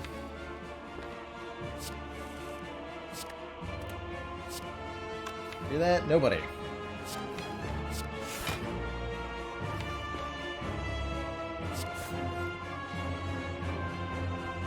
Nobody not know how.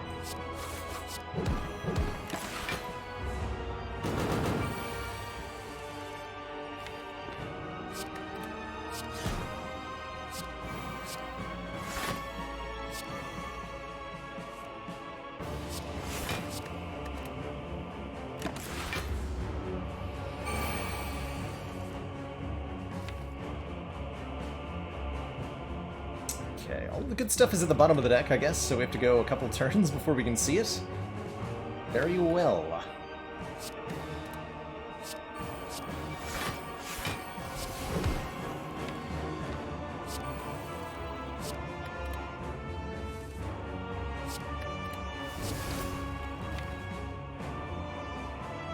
If we can get down to prey, we'd like that. That was hard to do.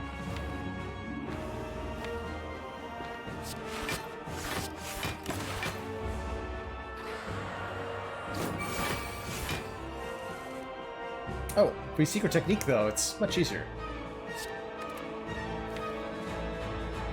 Excellent.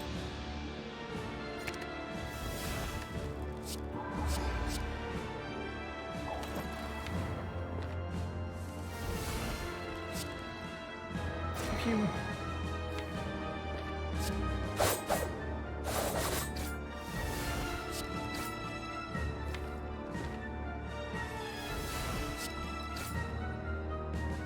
According to the experts in the Discord, the chess chance does reset. Wow, that's savage. That is not very good. Unfortunately for Tiny Chest. Alright, I'm gonna play the Mounting Flask, but hear me out. We're not actually doing any poison damage. Just use it to activate Bane. GG. Got him.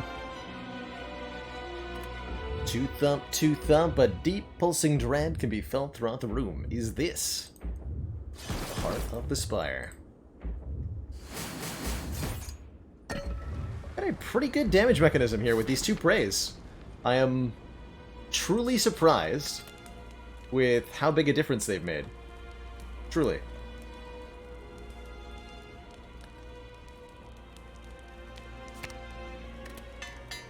For Dead Branch. Don't know if that's our best upgrade, but it's what I'm choosing to do. Chemical X and Malaise. Also bottle any skill deck, including Prey. If we take the Chem X, we can also buy the Skewer, which is an X-cost card. And I kind of like the Blessing of the Forge as well. Bottled Secret Technique. Do you have a real Secret Technique? I don't, right? Secret Technique has always been coming from our magnetism. We don't have a real one.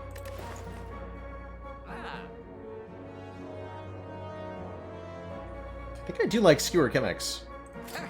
Do that. Oh, the technician, so we can discard it. It's a lantern. It only costs 340 gold to do that. No prob. Totally no prob. I'll take a backstab, actually, because we have Dead Branch. And that Blessing of the Forge.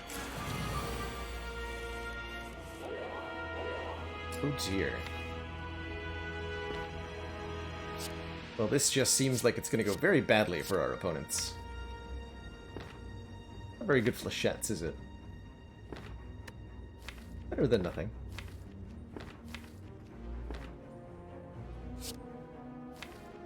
I think I actually need the tools to trade. Do I? Not when I can do this on turn 1. Wait.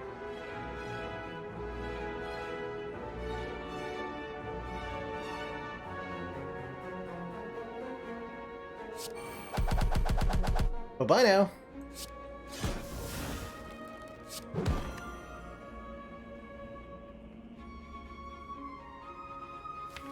Bye-bye now. my next turn is kind of sad, isn't it?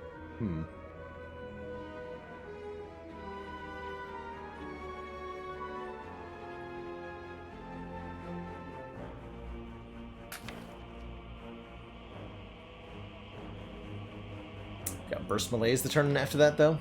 I think we'll be alright.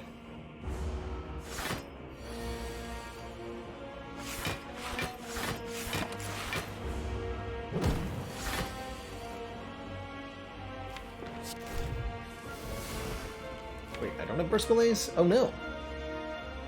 My math!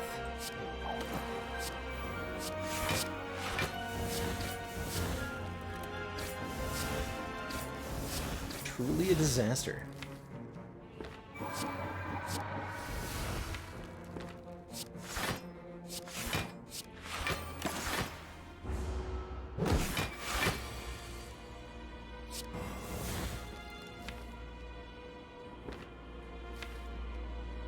On finale. Can't make use of that.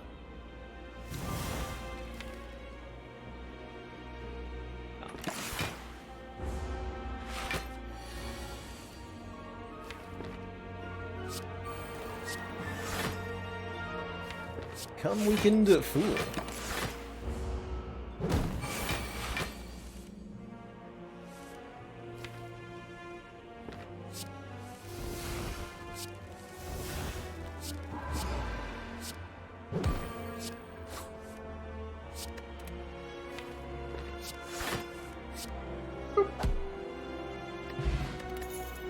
More energy, says Happy Flower. Dexterity potions, pretty good, and I love the Acro Plus. Piercing Will against the heart is traditionally considered pretty good, but we have a Chemex Malaise and a Tungsten Rod, so I think we might actually be alright, sneaking in that acrobatics. Before I jump on into this heart fight, I am going to take a quick break, use the bathroom, refill my legs, stretch my water. When I return, wheel this wacky silent deck. Beat the heart. Be right back, everybody.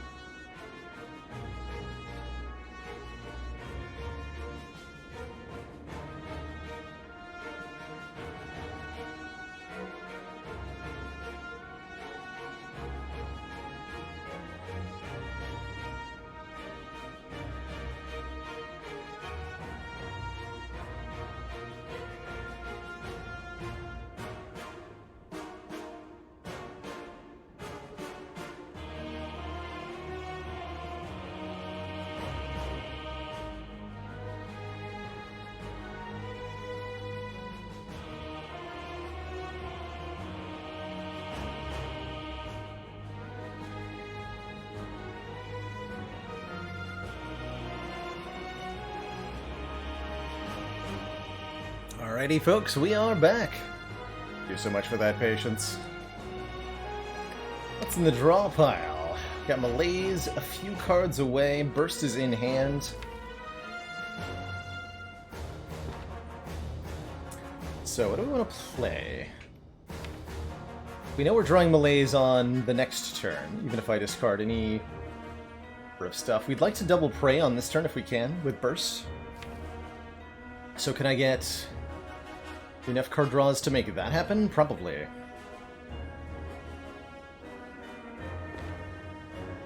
Definitely want to play Tools, definitely want to play Magnetism. Don't think we're playing Choke, might be playing Cloak and Dagger.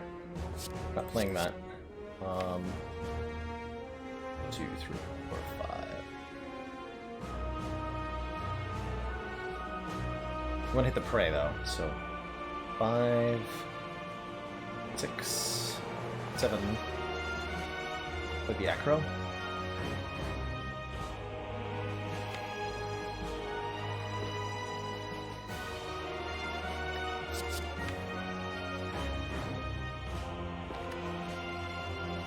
Commander, one of our most valued supporters, says continued support of the XCOM. First alongside, thank you so much for 8 months.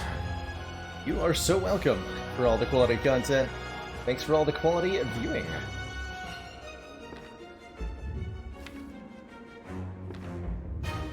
Five block. Actually, we don't even need to worry about Beat to Death because we have Tungsten Rod. We just kind of do whatever we want here.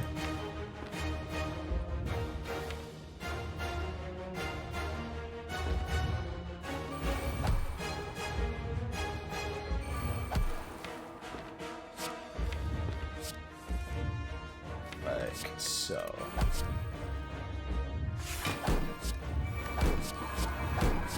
Could burst the escape plan, but we know that we would draw Malaise and footwork, and I don't want to do that. This council is pleased to see our continued support of this project has been worthwhile. Anything else I was meant to play on this turn? We could have Energy Potioned as well. I think we're good though. That's right, we keep the strength, we don't block Vuln. Do not block Vulnerable, but Malaise is here. Fluffy Barts, thank you so much for the 3 months, and that Twitch Prime sub. Heck yeah. Heck yeah. Gotta get that footwork down. Cool. I think I dodge and roll because I would like more weak turns. Doesn't actually matter, huh?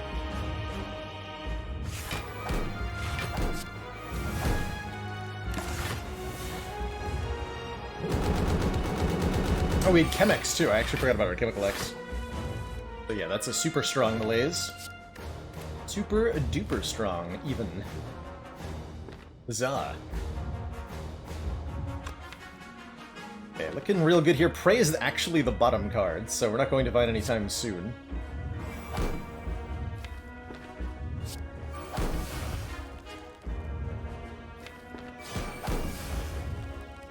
Never worth it to upgrade this hand. I'm not looking to upgrade this, what am I looking to upgrade? It's a lot of additional turns a weekend we get. More, as well as more card draw, the skewer gets upgraded, let's do it. Don't think too hard, just make it happen. Solid dash. Solid.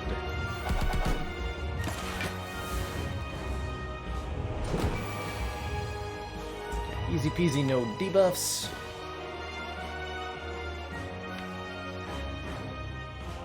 Get tear down now, rather than later. We don't need to.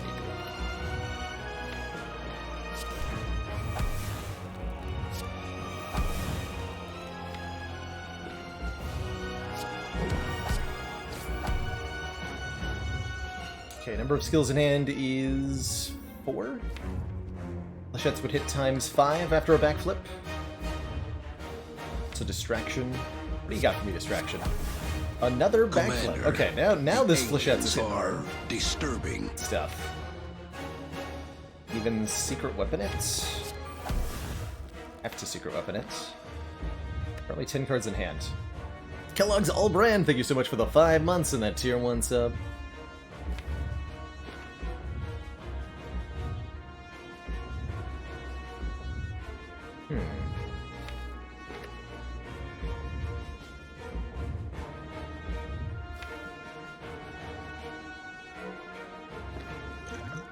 actually going to go Divine on this turn. I now realize that we can make that happen.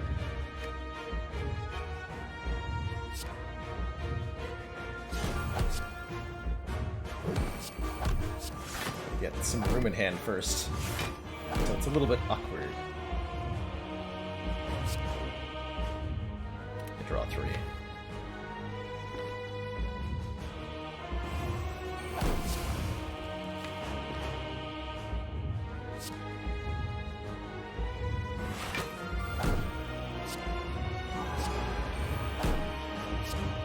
$31 damage for each skill in your hand. You have 6 skills. That's pretty good flechettes, if I do say so myself. Go ahead and cap damage there. And let's take a look at the draw pile. Double choke next turn. Not what I had in mind. Definitely not what I had in mind. That's a mild problem. Guess I'll dodge a roll. We get some calipers block. Thankfully. And a transmutation! We have a Climax, so excited. Very excited for that.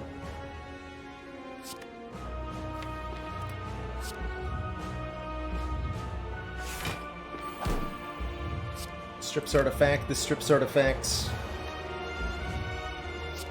Make new cards.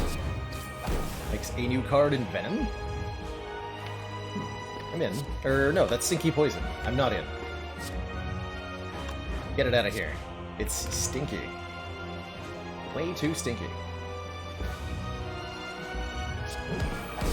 Remember, we will be Maxim! watching. Party wishes from Sweden. Thank you so very much, Maxim, for that very generous $5. Boot can't go through the Heart's invincibility. No, Jerrylicious. It used to be able to, but they patched it. They did patch it. Okay, now I can Dark Shackles this away and then Calipers all the block if I use the Energy Pot. Could get there with Venom, but it is too stinky. Is it acceptable to use Deadly Poison to... No, we can just Flash of Steel and Trip. There we go. Get there the proper way. Without any stinky poison.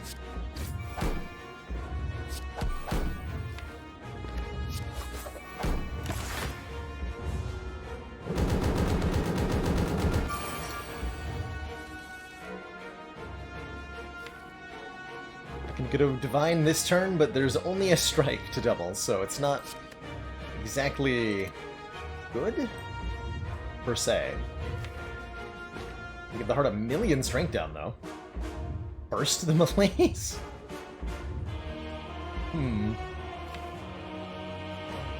Sounds hilarious. Oh, we draw Prey and Skewer together. Oh, that'll perfectly finish the Heart, actually. Okay, so that's the goal. I like it.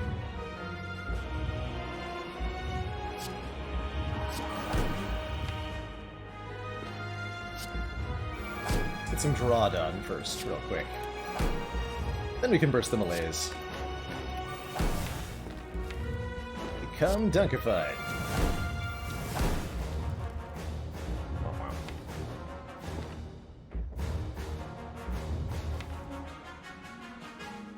And then we're good.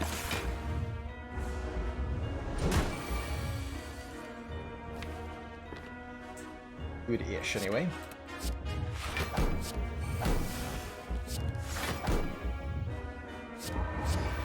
Because now Skewer says, do 58 damage 8 times. Got him. GG.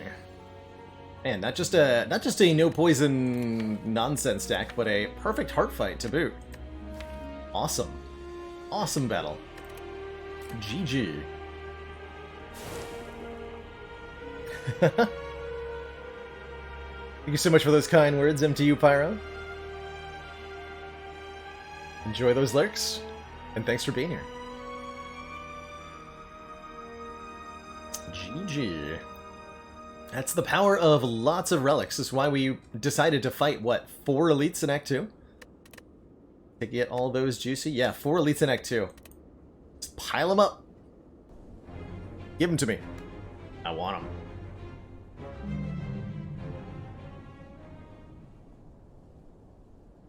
Super cool run. GG.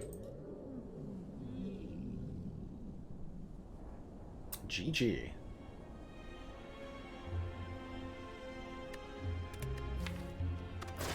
Let's do one more. Ascension, what was that? 4? Up to Ascension 5 now, with the defects. On our no-skip ladder adventure. So when we stop fully healing after boss fights, only get 75% of our missing health back instead. Let's see, no early shops, not really. Taking a curse to start is kind of unappealing. Although I might be going for this Burning Elite. In fact, I probably am going for that Burning Elite. Just at a glance. Sets us up for a nice 3 Elite Act 1. The early shop puts us in a good position to take on that first one. I think a random common relic would help a fair bit.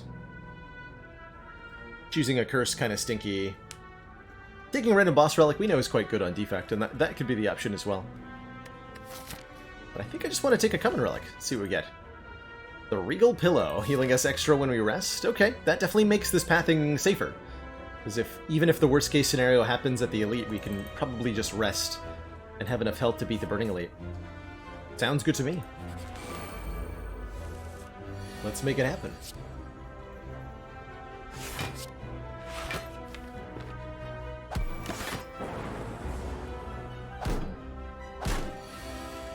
Strike followed by dual cast kills them both reliably here.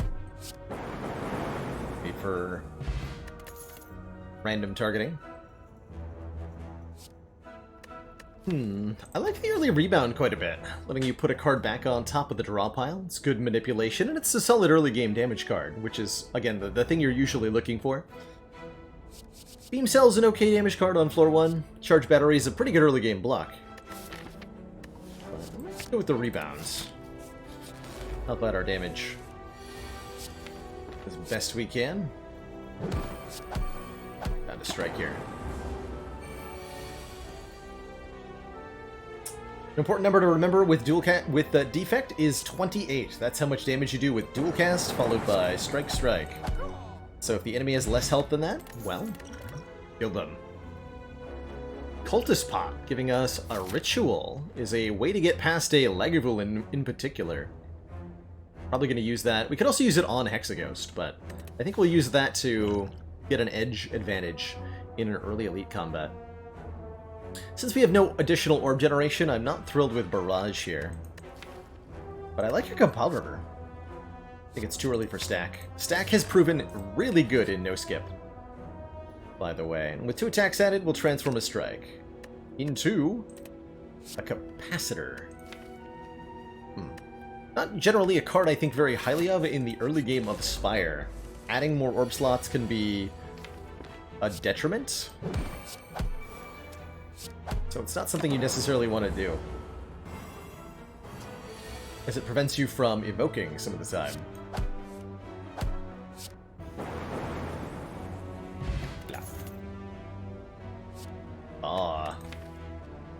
Barrage with a Capacitor is an interesting idea. I think that could, especially with the Cultist Potion, that could get out of control pretty quickly. If only we had orb generation, which we don't. We are about to go into a shop. So maybe? Big maybe. What the Claw, they say. It is Rebound Claw. Compile River Claw. Do we take?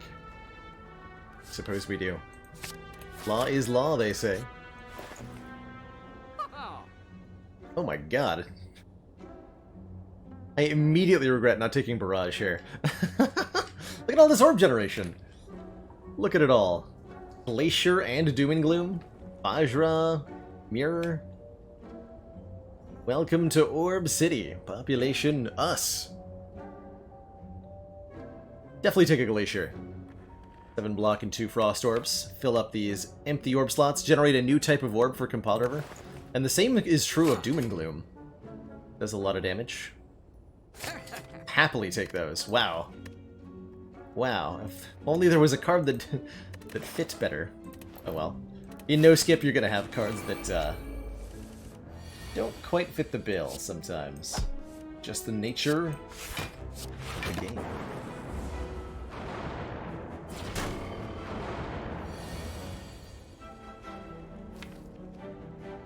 Hello. Ouch. My hit points. Actually, Rebending Claw here lets us avoid reshuffling without Doom and Glooming Glacier. That is an actually pretty good thing to do. We do 5 plus... Well, we're playing Glacier. So that means like Capacitor here?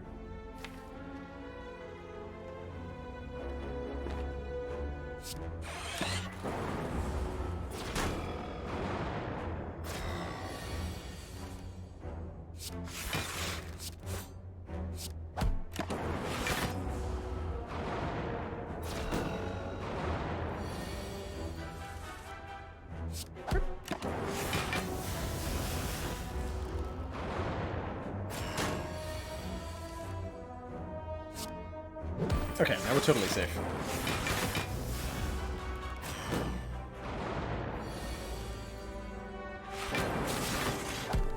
With 5 Frost Orbs, we block for 10.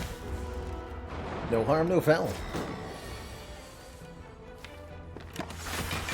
I'm actually going to not play the Doom and Gloom, because that puts me in a situation where I could take damage. There's no need for that.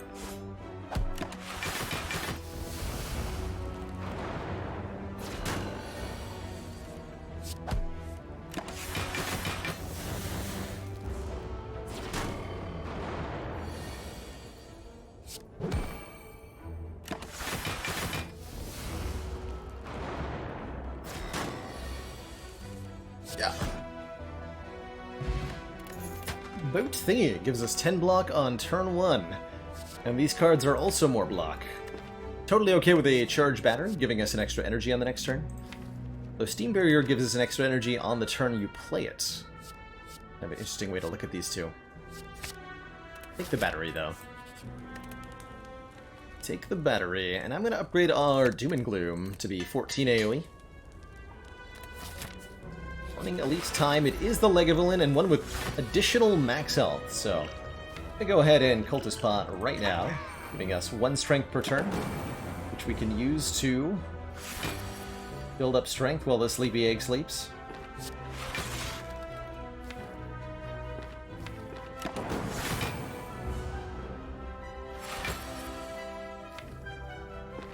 Oof.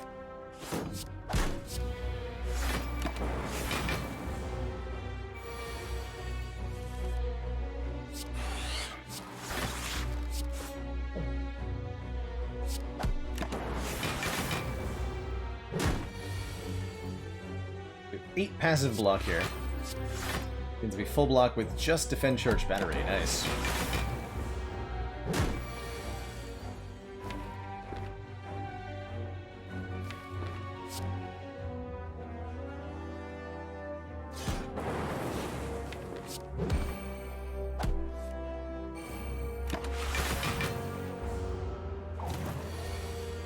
Decided I wanted the competitor back. I don't know if that's actually correct. What I wanted. Quite a KO, looks like. Close, but not quite.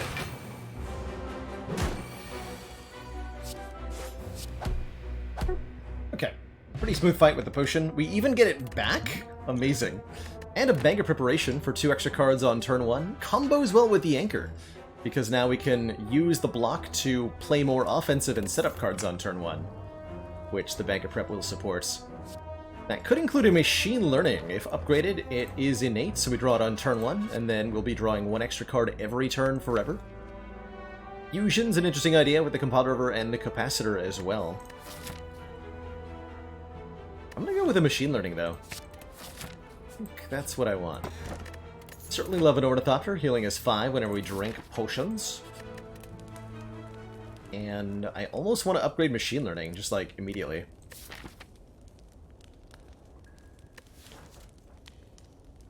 but I'll hold back for the moment. Gonna upgrade, actually charge battery. Improve our block cards. Our damage is looking alright. No reason to go to a shop with 114 gold, so let's hit up one more combat. Capacitor is a reasonable-ish upgrade too. Reasonable-ish.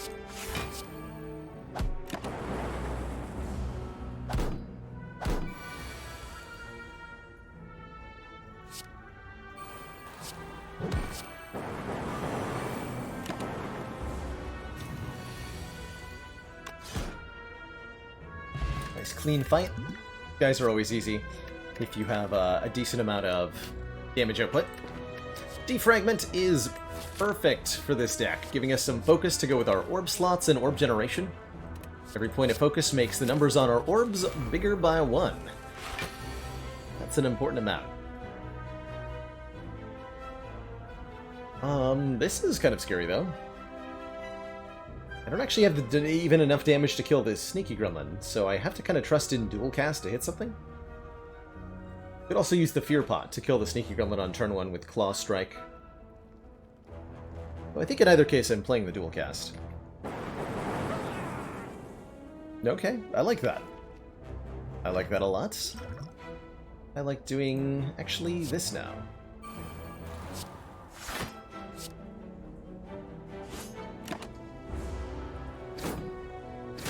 Quick to draw Doom and Gloom here. Easy peasy. Just rebound it. Yeah.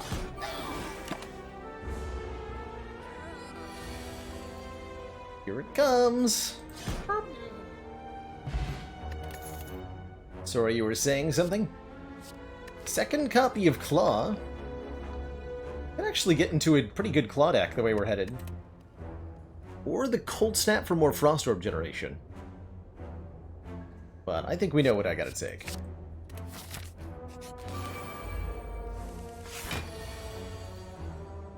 The Claw calls to us all.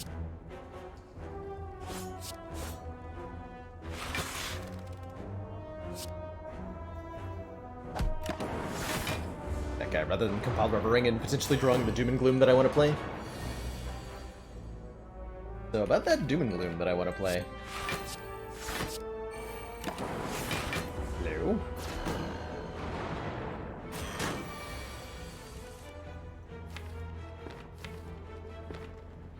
That face. Much Satitude. Was had. Okay, you'll die to Doom and Gloom now. As you should.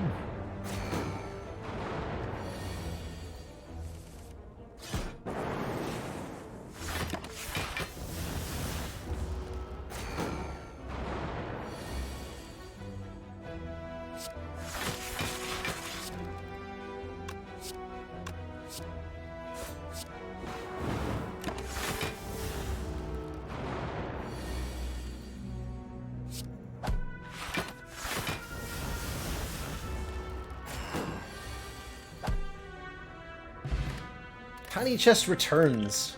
I think it's better than not picking it up, right? Right? A decent storm, actually. We have 3 powers already. Storm says, whenever we play a power card, channel 1 Lightning Orb. I like it. I like it. I like it quite a lot. More powers you have, of course, the better it's gonna get. And given how early we are, it's gonna be useless in this fight, because I'm playing all my powers on turn 1. Apparently. At times.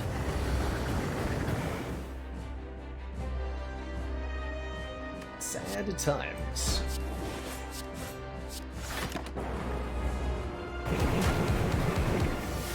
Paid a bit of a price there for not playing our... Excellent work, Commander. This council is pleased to see our continued support of this project has been worthwhile. Not playing our Glacier on turn 1. Devries, thank you so much for the 3 months and that Twitch Prime sub.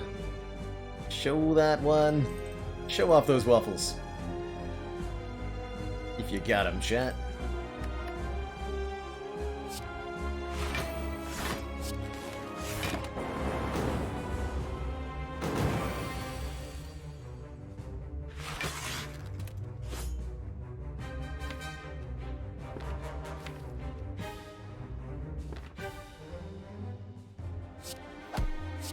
This will essentially be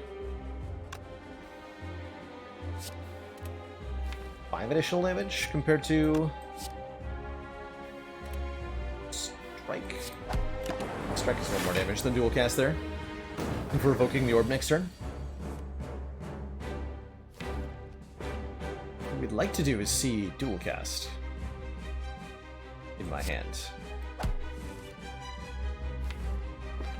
Let's see that.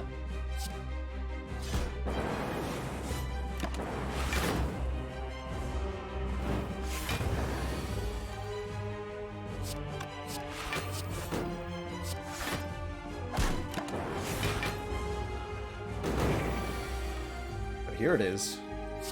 GG.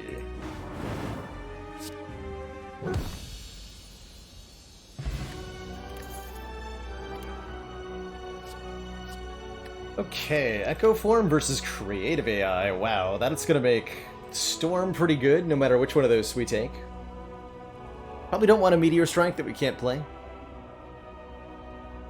Echo Form lets us double the first card we play each turn, whereas Creative AI adds a random power to our hand each turn, which might also be an Echo Form. Sometimes. I gotta say, I like the guaranteed regular old Echo Form.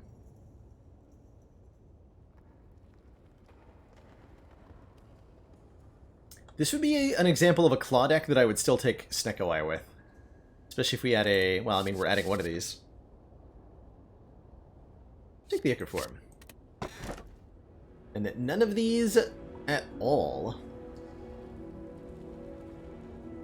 appear to say Snecko-Eye on them. 3 different flavors of energy. Either don't gain more gold, don't gain more potions, or don't rest ever again. With the Toy Ornithopter, we probably get an easy coffee dripper here. Could try taking Sozu, but I think we'd be missing out. I'm happy with Dripper. I usually am. Usually am very, very happy with Dripper. Especially on lower ascensions, as I can often avoid having to rest by just pathing with a little bit of intention. Wow, look at this. 1, 2, 3, 4, 5 fires on this path. And 2 elites. So it's Upgrade City. Capacitor will be upgraded, Storm will be maybe upgraded, Machine Learning will be maybe upgraded, block cards might be maybe definitely upgraded, for sure. It's all good. And with 346 gold, I'm going to the store.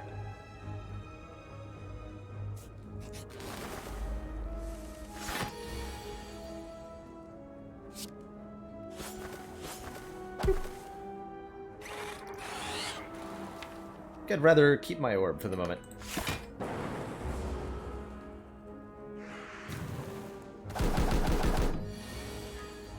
There, do a glacier. That's 15 block on its own, so this is now full block.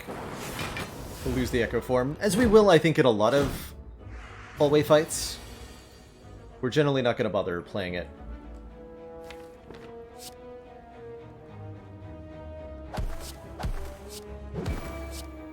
Hopefully 3 strikes knocks a bird down and not 4. Makes her life a lot simpler here.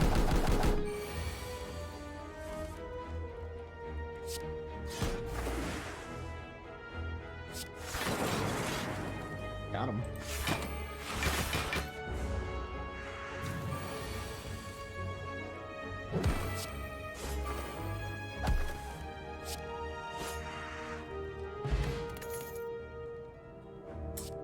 Stack recursion. Might be time for our first stack.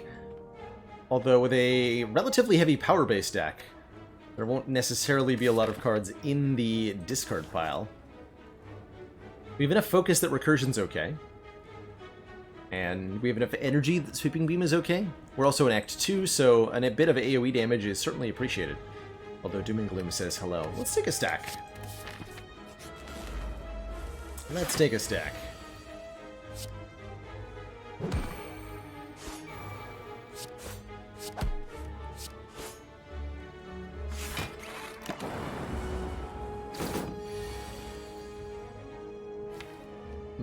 Doom and Gloom versus Echo. I actually want a Doom and Gloom here. Get the Echo form. Let's get the immediate power into play, like so.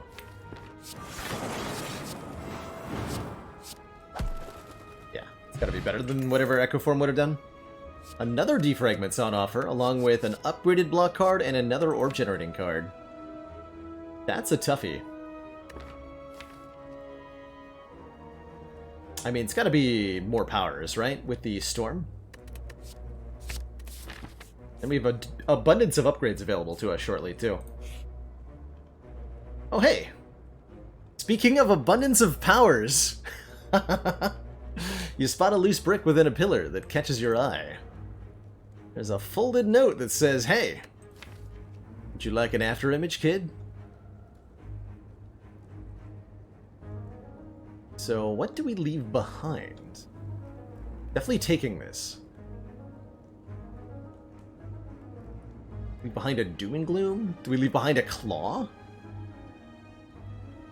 Sounds hilarious.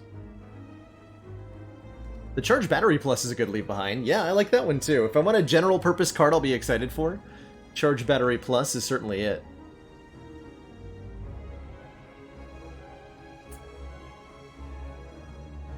Leave the storm. Oh dear. Rebound is solid. I am into leaving Echo too. The like the nonsense we can do with that. There'll be more powers. We got lots of powers. It's actually kind of hard to play too. Let's do that. I'm in. What is going on? What is going on?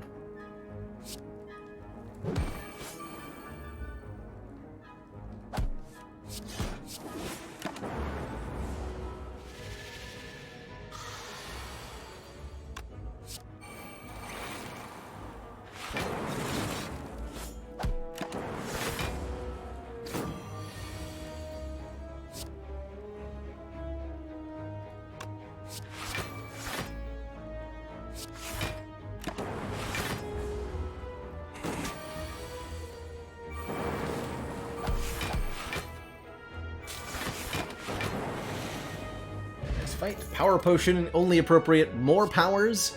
Capacitor Plus. I mean, yes, right? We just take more powers? Take more powers. All in on the powers. Hurts to discard that, by the way, but we're doing it.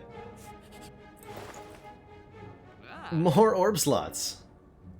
And there's an all-for-one to go with these claws. Oh my. How many orb slots is too many orb slots?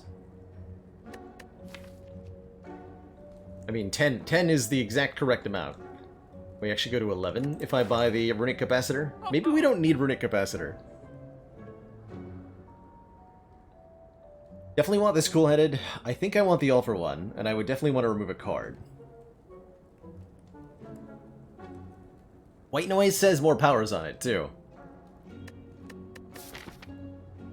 I like it. How many zero-cost cards do I actually have? 2? We'll figure it out.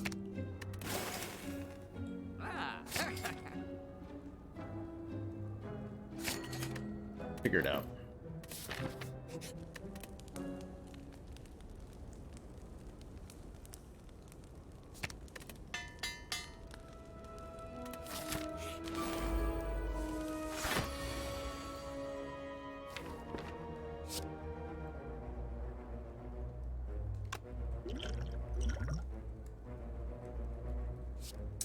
Been better in a different elite fight.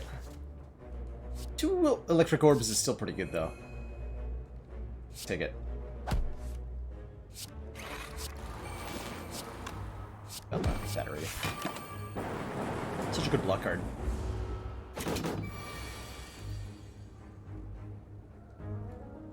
Such a good block card.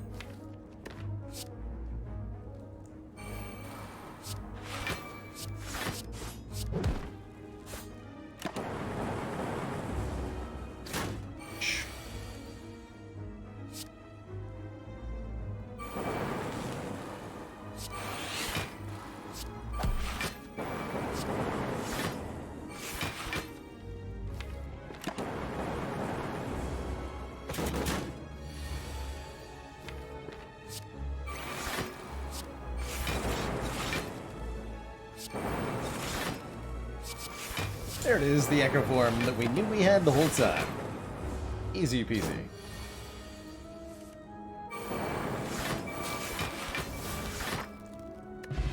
Pen Nib makes every 10th attack doubled in damage. Hello World is yet another power. Yeah, Chronometrics. I'm taking it. It says power on it. And I think it's time to upgrade our Storm. Got Bag of Prep Anchor. We can afford a really nonsense turn 1 if we need to. Or a Calcum, also really, really good, giving us 6 block if we enter turn without it. So their defragment upgraded. We're looking pretty now. Right? It's a scary turn 2.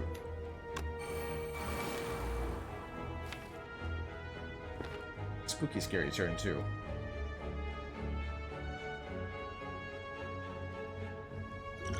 Good Fear Pot and Rebound and Strike to kill one of them. It'd be 9 plus 13, 22, so we can kill this one.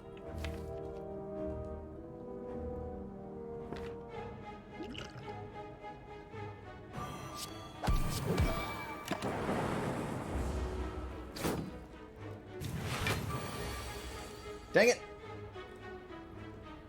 Ow.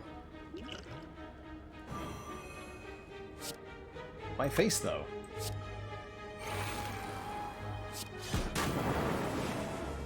Hit this guy. Look like we're gonna get it there, fortunately.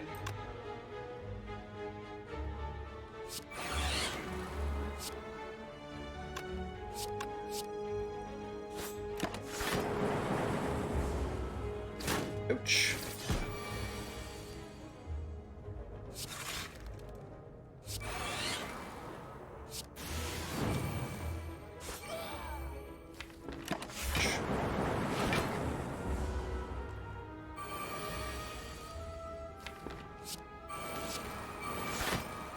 How goes the guaranteed? The guaranteed defect win is on its way to being guaranteed. Any day now.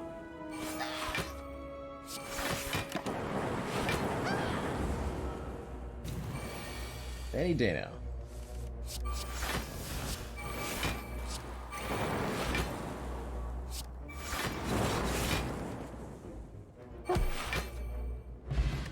Hey, Blood Vial helps with our healing. Potion of Capacity for even more orb slots, and a second charge battery plus feels pretty good, actually. That's a great block card. Gotta take 1, right? Pro Shields is... I mean, it's just better than the Leap, but it's basically better than the Auto Shield, so it's an easy take, right? The easiest take.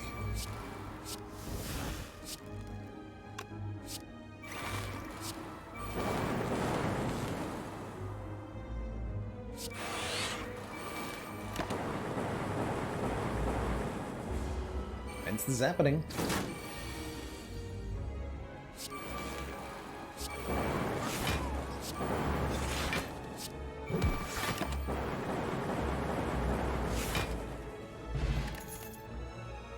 Claw number 3? Gotta be. Got the all for 1 after all. Turbo could be okay too. But I'd like a turbo more if I had like a...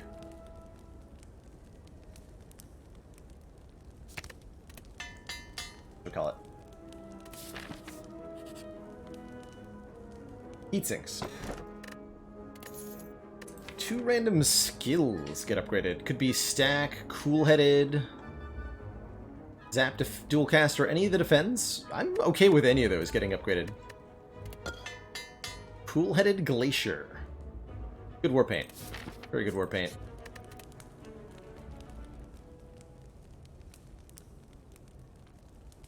Upgrade after image. Just have all the powers on turn 1. I like that.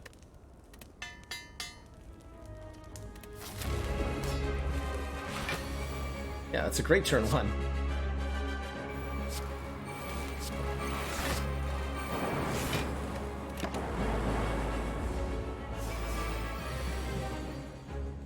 Malcolm frowns. Yeah. True.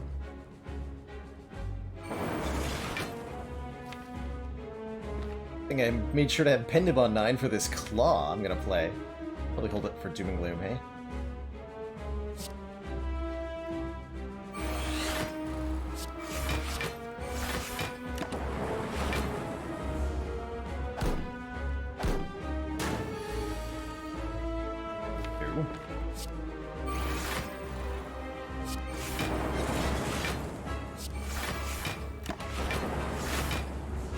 I'm just missing out on damage. Dang it. Rude. Alright, whatever. I'm gonna rebound it. The Claw, that is.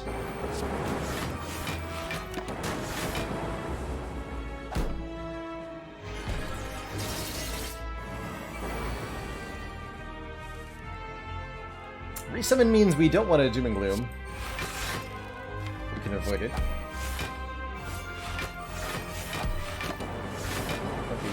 Commander, had to stay alive. We just received the support of Only one another gets resummoned. council member. Myrens, thank you so much for that Twitch Prime sub. Welcome to the council. Hope you're enjoying the show today. Definitely having fun with whatever's going on screen right now.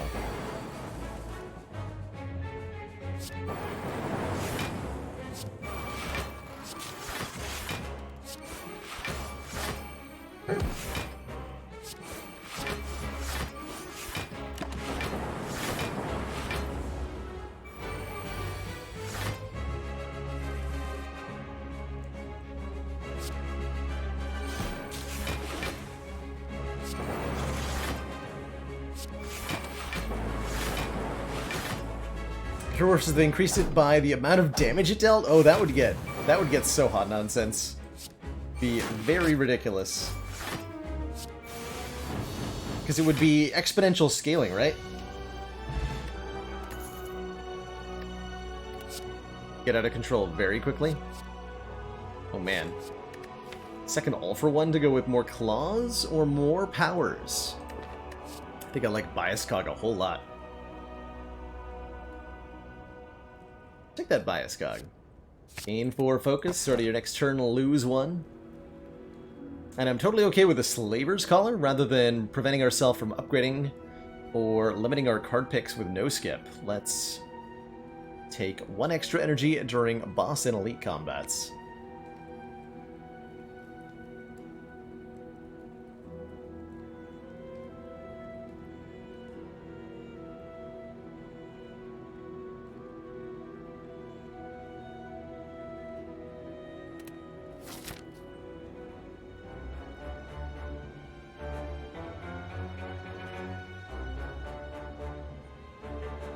Here. Fire Elite, Fire Elite. Maybe we don't even need the upgrades. I mean, we probably want upgrades. Bias Cog could use an upgrade. I don't have that much money. What I can do is proc Tiny Chest. Here.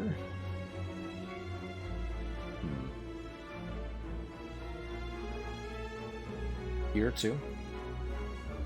Probably not going to take advantage of Tiny Chest.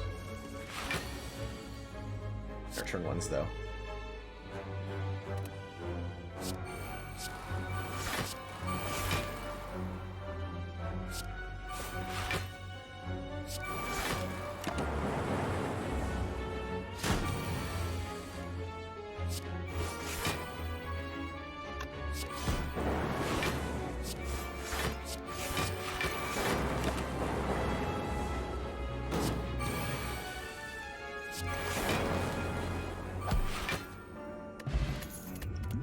That's nice.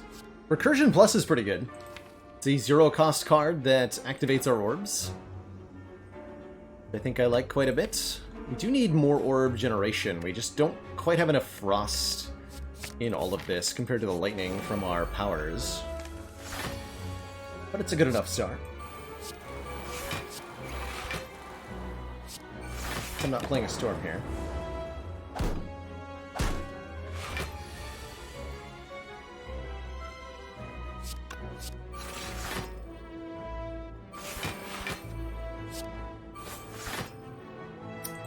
I can't rest, so I'm going to go ahead and use a Swift Plot here.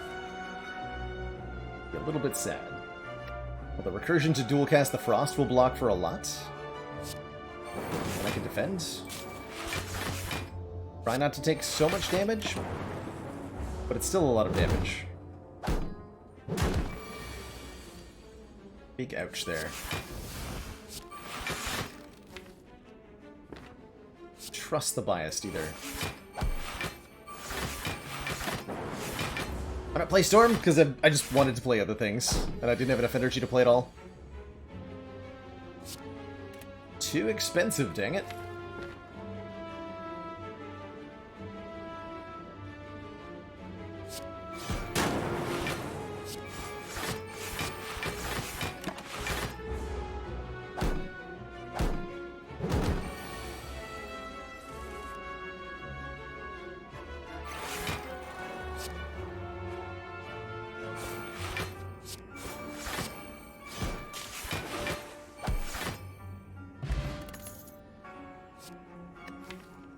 Fourth Claw?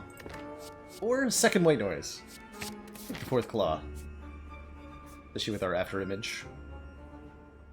After Imagin'.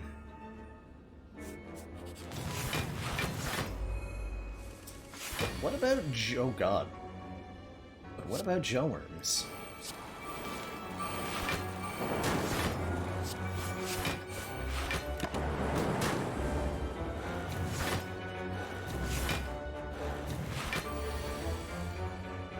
Yikes. Oh, that's a lot of damage, Jawworms. Oh dear. If I can kill the middle one, we might be okay. Maybe? Yes. 13 plus 9 gets there. Good. Commander, one of our most valued supporters. Still has really, continued support of really the hurts XCOM though. project. Arizona, thank you so much for the 6 months. A full half year. Stream has been going so well. No worries if you haven't been able to drop in. Happy to see you today, and thanks again for that sub.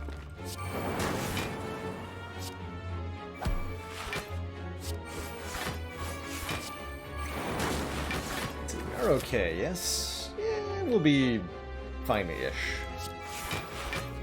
Smiley face.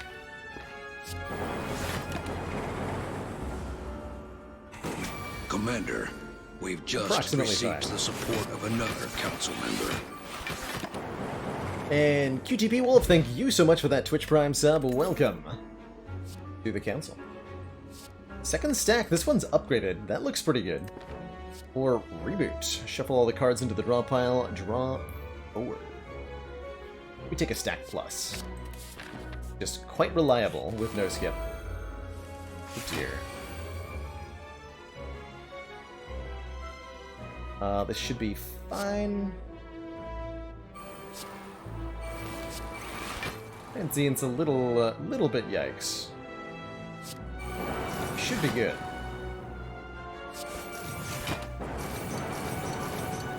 All we have to do is lots of damage. Transient is no trouble at all.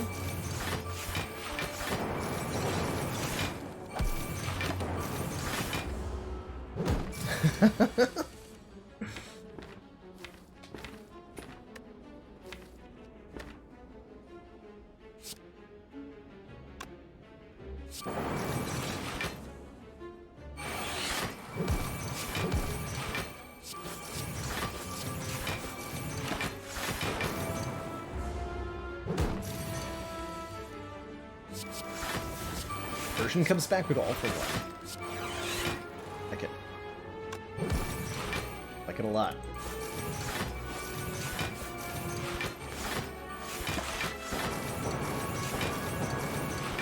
I like it a lot.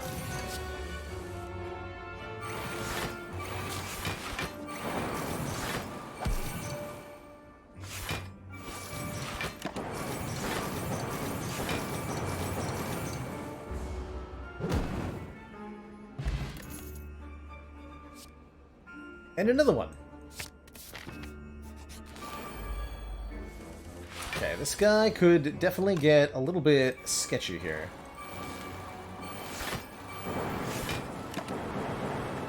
They change their attack intent every time they take attack damage.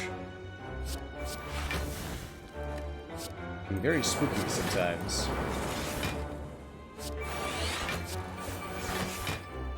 Just gonna go ahead and buffer that. Sounds good to me.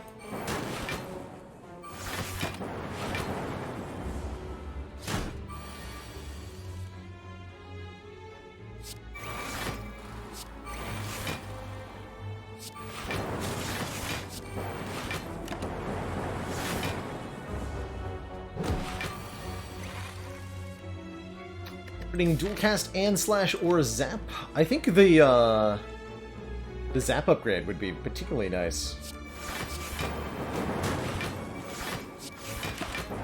That's probably on the list now. Although Bias Cog is still first in the priorities here. Force Field will come back with all for one, actually. That's crazy good. It's free even on turn 1? Yeah, that's a crazy good luck card. Some more upgrades.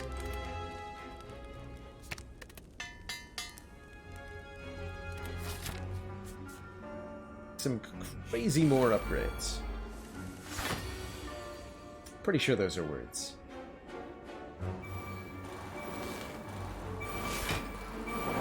Actually have 5 energy in this because we took the Slaver's Collar. That feels very nice.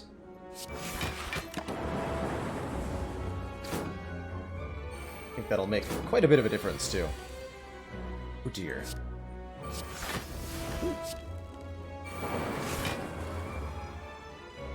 Okay.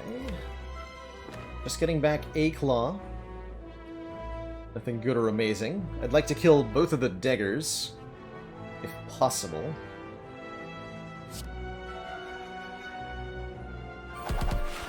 I think that's possible.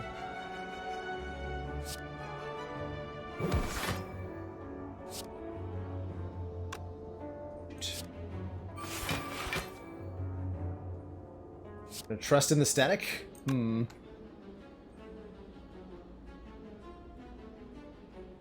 I die if I screw this up?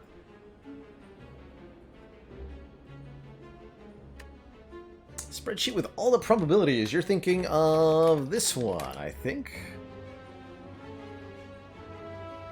You do have a chat command for that one?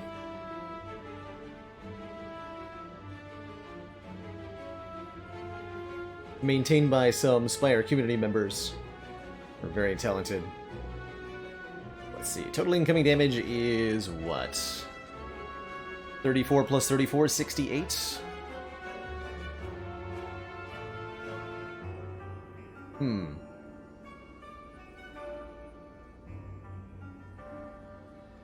But we have more than 68 if I stack, so this is not a all-in gambit. Okay.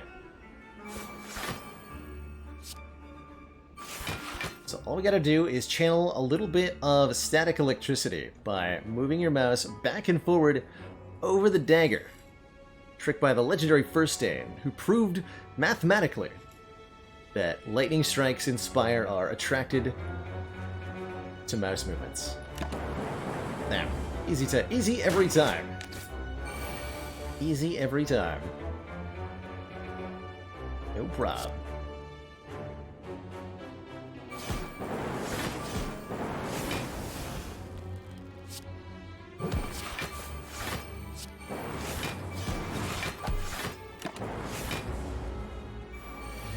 That did hurt a bit, though.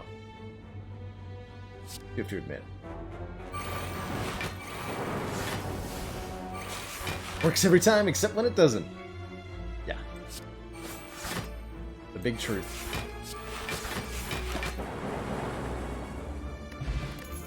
Bird-faced urn, there it is. I was hoping we would see this. Whenever we play a power card, heal 2 hit points. That seems pretty okay, doesn't it?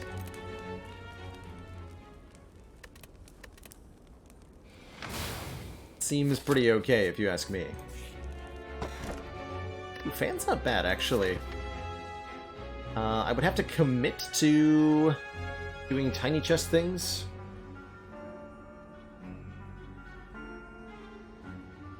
If I want it, though.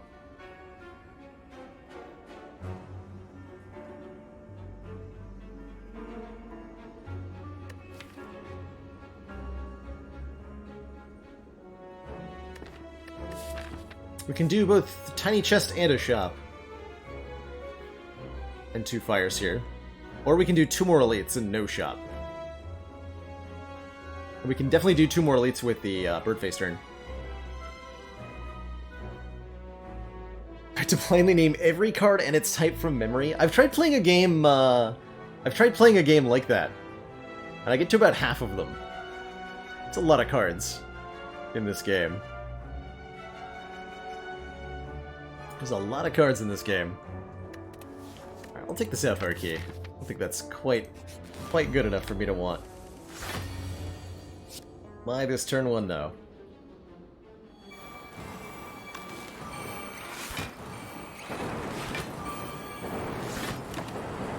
The healing. The sheer healing.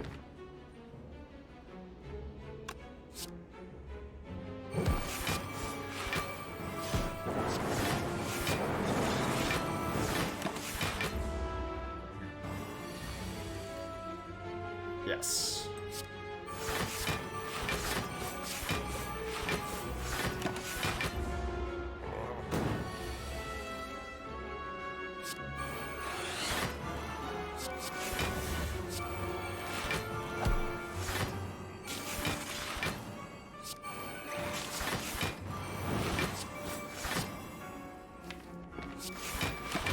So we're going to draw exactly all of these, and then All for One is going to absolutely destroy the giant head? Perfect.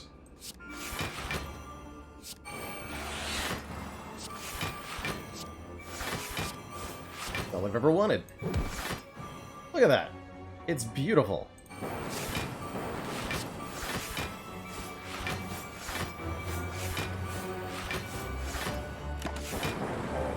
Get obliterated, nerd. Meat on the Bone provides potentially more healing. And another recursion, probably not, compared to another compiler. Way more card draw, please, yes.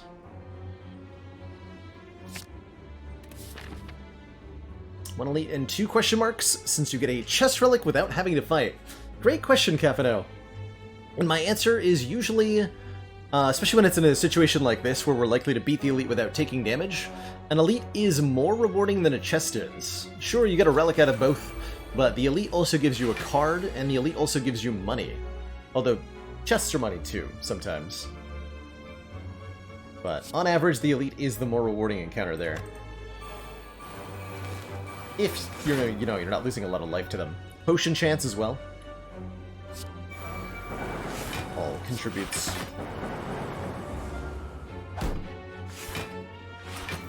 So the same analogy usually goes for shovel, like, a lot of, one of the more common questions I'll see is, isn't it better to just avoid an elite, go to a fire, and dig up a relic than it is to beat the elite? The answer is that the elite is giving you a lot more than just 1 relic.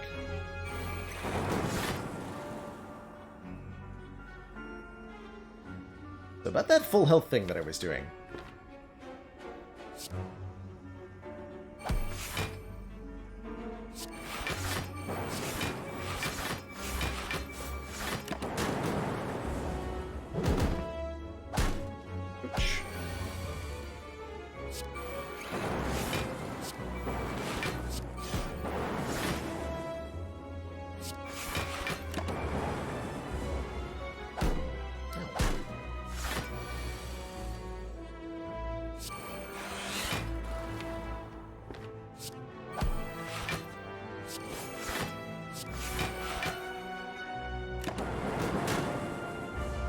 In this case, deliberately keeping this one alive just to play a couple more powers. One more power, apparently. And another Storm Plus? Definitely. Definitely yes. Absolutely definitely yes. So now I'm gonna go to the shop. I'm gonna go to the shop. We got a chest on 3 anyway. So I could have taken the Ornamental Fan. Lantern's good though. Lantern lets me play all my powers on turn 1, of which there are many. Many, many powers.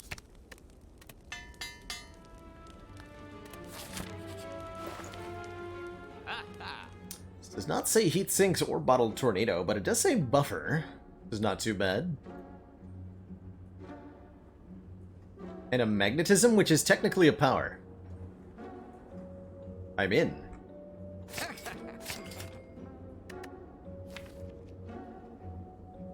Just add more powers.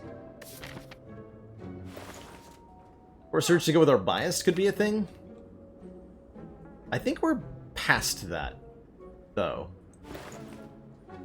You'll see what I mean.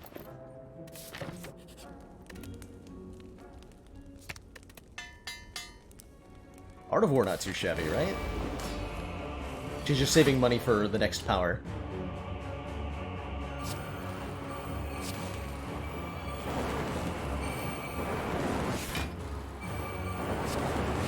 Beautiful turn 1. I almost didn't take damage.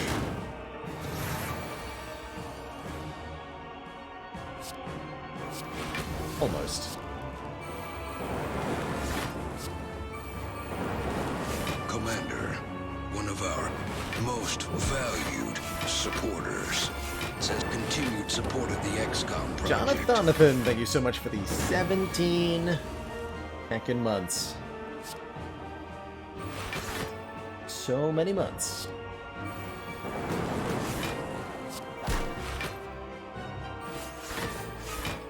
More powers?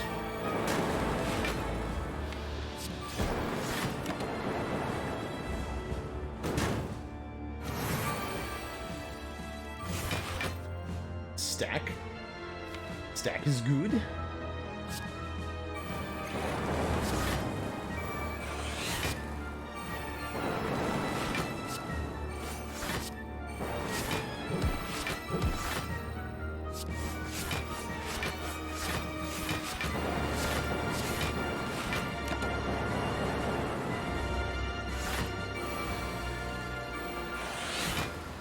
Ash. Biased. Defragment. Hot nonsense occurs. Hot nonsense occurs. GG. Well, that was ridiculous.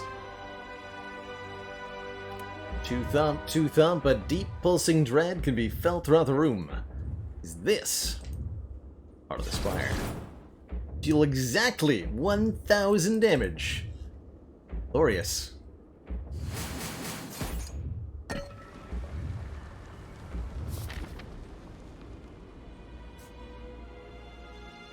Quite the powerful deck.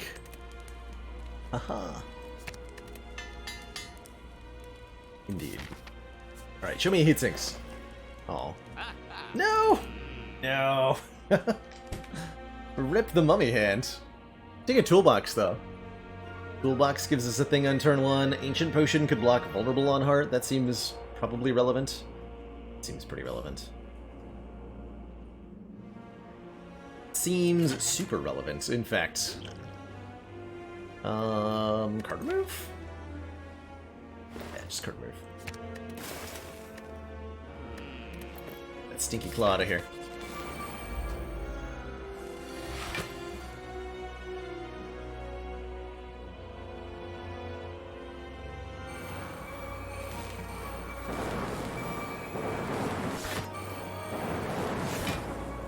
Alright, well that's a lot of zapping. I'm gonna attack pot. Get a Frost Orb? Didn't really help that much, but helped a little bit. 4 months of support. We are extremely impressed. Ouch. Cyrus, thank you so much for the 4 months and that Twitch Prime sub. I plan on returning to the Rainbow Ladder. I think it is indeed a thing I'd like to revisit at some point. So yes, is the short answer. At some point. Don't have a plan on when, mind you, but at some point, yes. Frosty boy.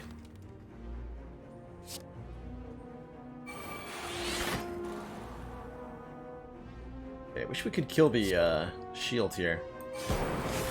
It's looking like a moderately painful amount of damage. We do have Birdface turn to heal back a lot of it, so we might be okay.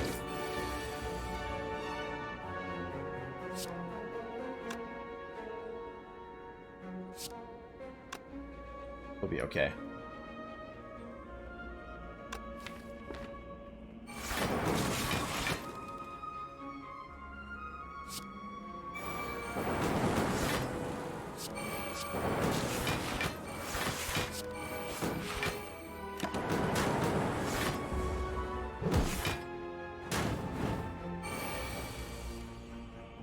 Okay, good success. Did I say even great?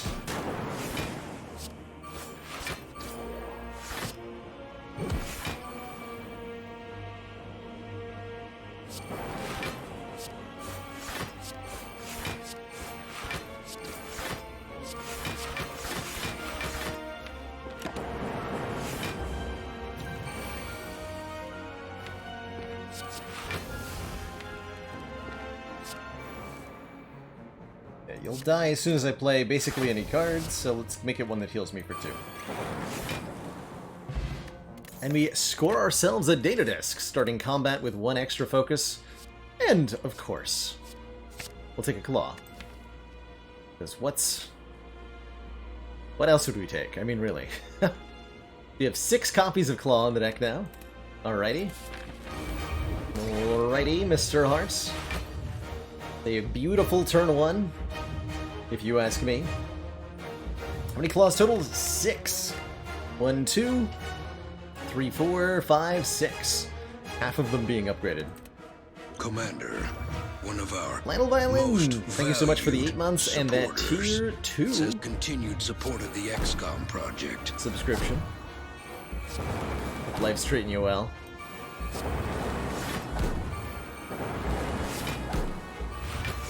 And now we full heal, indeed. Use this just yet.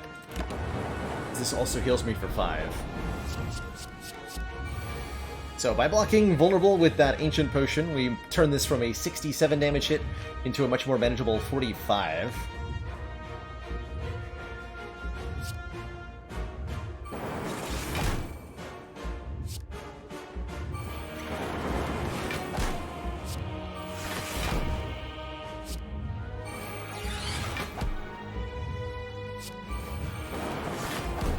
River?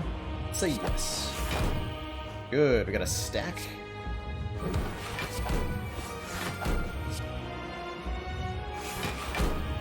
Okay, so this still really hurts. Ouch.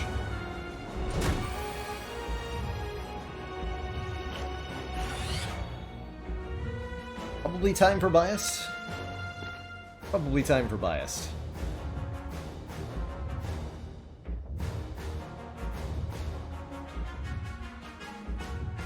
But that's okay because of how much damage we're going to be outputting here. 11 times 7 on this turn alone. I play the buffer. It looks like I'll be losing the buffer. I'm going to go ahead and not play the buffer.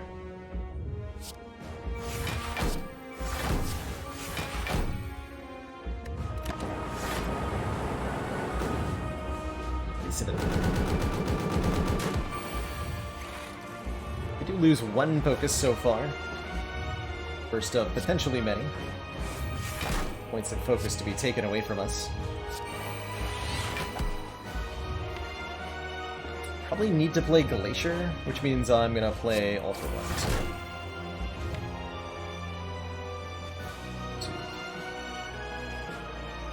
Get back forethought? Amazing.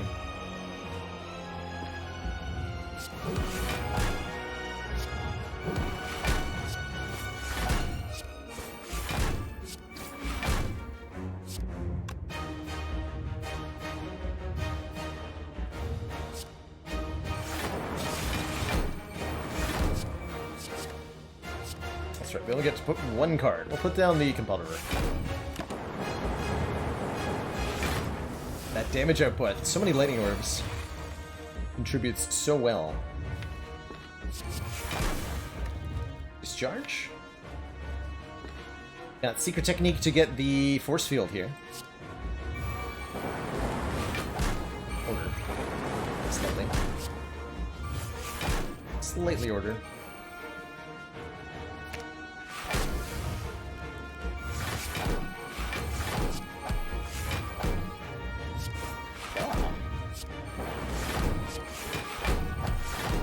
Distributor to finally provide some damage. Okay, we get that compelled driver into our hands. Quite what I wanted. Honestly. But you know what? Static discharge. Doesn't even matter because we kill it? Yeah, because we kill it. GG! GG. Not too shabby. That's why I didn't take the Core Surge, by the way. I figured we would have that much damage that we would be able to just kill without having to worry about losing focus from the bias cog. Worked out pretty well. GG. Proceed. Is that the last one for today? I don't think so. I think I got one more in me. Let's do one more.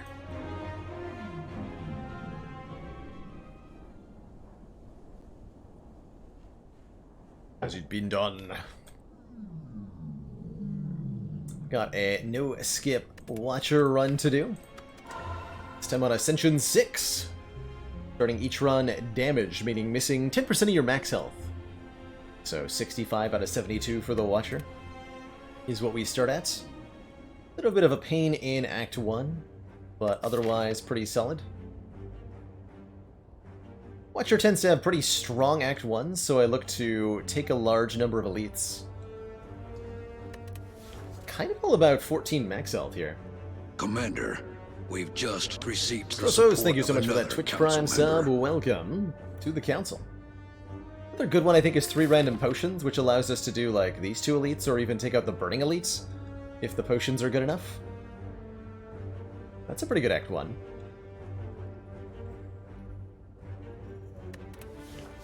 I think Watcher really benefits from going aggressive in the early game and racking up the relic count.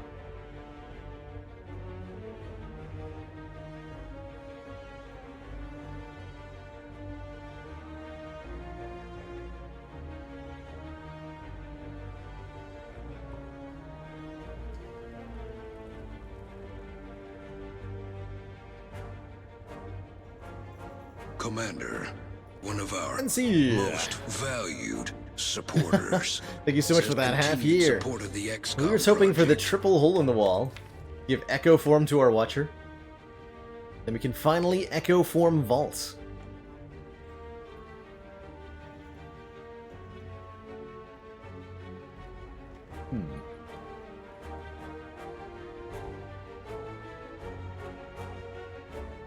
Full Muffin's voting for the Transform. Early game Transform can be pretty good. I think we would transform a Defend on Watcher.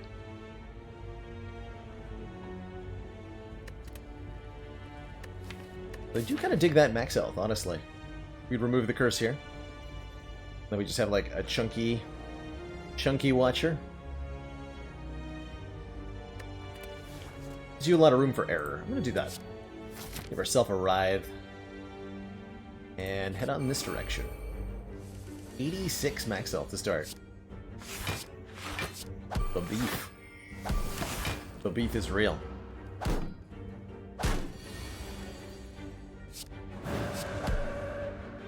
if you're not familiar with the Watcher, she's got stances, which kind of change the way she plays pretty dramatically. Go for a Spick Flurry here. Transformer upgrade. Just remove the curse, and then we have freedom at the shop, or even freedom to not go to the shop if we think we'll be strong enough for a Burning Elite. Give ourselves that freedom. Choice. 4 months of support. We are extremely impressed. So Wrath Stance comes from Eruption, causes us to deal double attack damage while we're in it, but also take double damage. And Calm Stance, generated with Vigilance, doesn't do anything on its own, but when we leave it, we gain 3 energy back. Sorry, 2 energy back. That's kind of like banking for later. And you'll definitely want that energy later when you are in Wrath Stance. Team Scaroli, thank you so much for the 4 months. That tier 1 sub. Heck yeah. So when we change stances, Flurry of Blows comes back from the discard pile to our hands to allow us to dish out some extra damage. Love an early Bowling Bash. Deal 7 damage for each enemy in combat. Really good against sentries in particular. Though an empty body could be pretty spicy as well.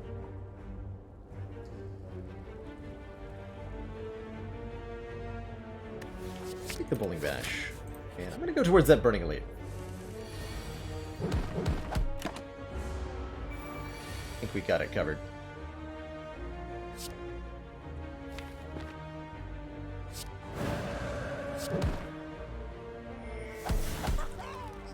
Damage.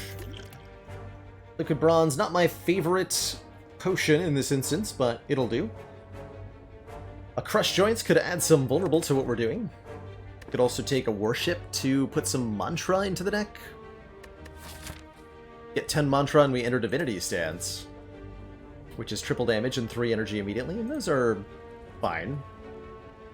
But I think I like just a solid Crush Joints to make sure that upcoming Elite is not so problematic for us.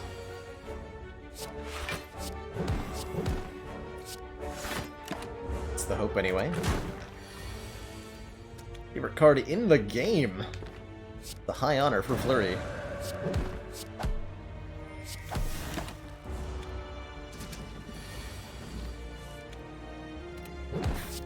Oof. Bopped. And a Talk to the Hand is perfect. Deal 5 damage whenever you attack this enemy, gain 2 block. It's a debuff that it applies. And it works exceptionally well with small hits like Flurry of Blows or multi-hitting attacks. And it's going to work great, not in this fight, but some future fights. Maybe. Bowling Bash, Strike deals how much? If I can just kill one on turn 1, I really, really should. This is 21... 33... 38 damage. 38 damage? 38 damage.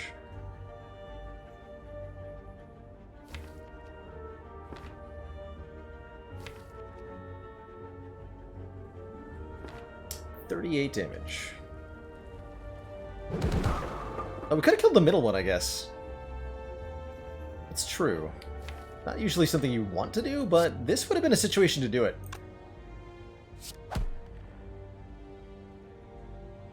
Say block for 5 instead of playing Tuck to the Hand, since we're not killing either way.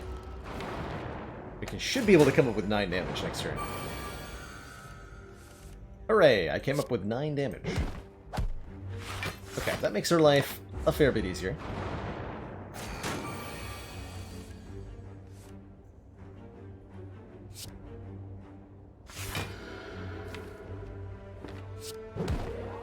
Though I do expect we're going to take some damage here.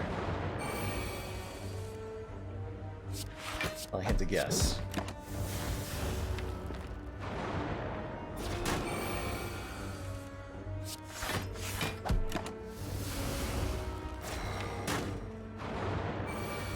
hand Bowling Bash does good damage, at least. Blocked.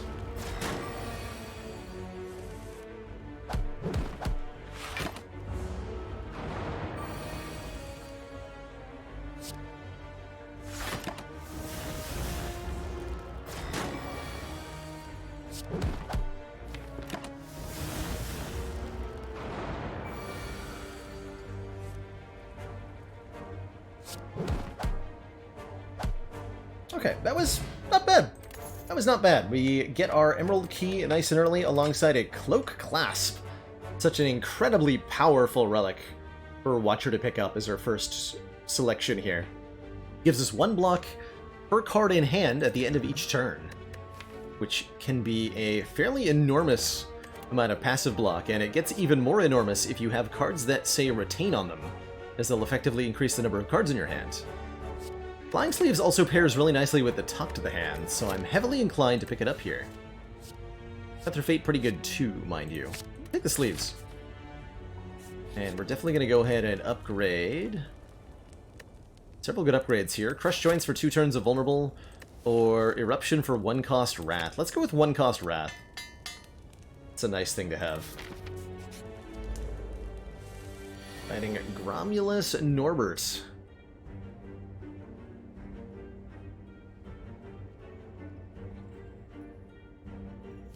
I want to retain Flying Sleeves, but I gotta play Miracles so that we can Vulnerable here. I think I am playing Flying Sleeves. Get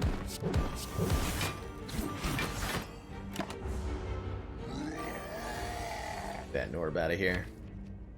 So next turn we do 9 plus 24 is 33 damage, guaranteed. So if I strike twice, we'll be able to kill the Knob for sure.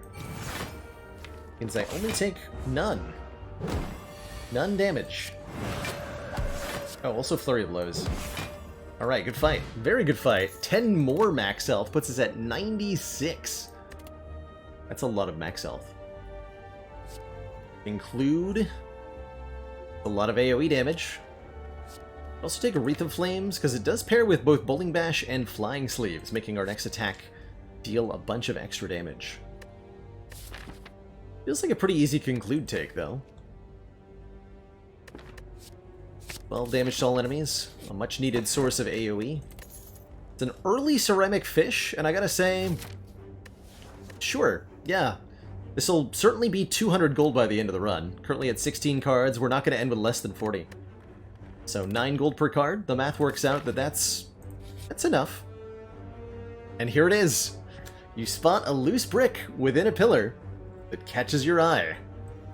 We did in fact get 3 in a row. Echo Form is here. And I think that means we leave Conclude behind. Although Talk to the Hand could be pretty spicy too. We leave behind Conclude. It's a card that we can't Echo Form. Those damn Advent burgers. But if I find another wrapper stuffed under one of these command consoles, there's gonna be hell to pay. And it's just a really good card. Don Vito, thank you so much for the full year. That Prime sub. Holy heck. 1 full century? Feels like it anyway. What is going on? That gave me 9 gold too, by the way. Pretty spicy.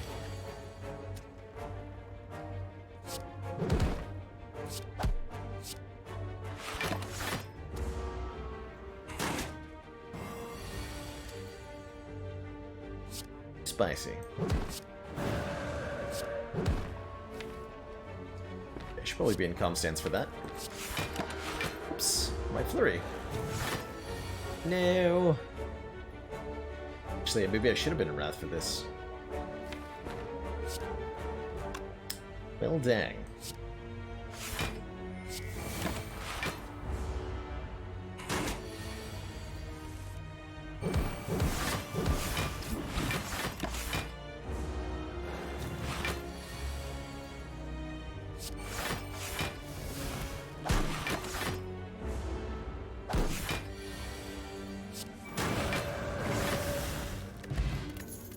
We have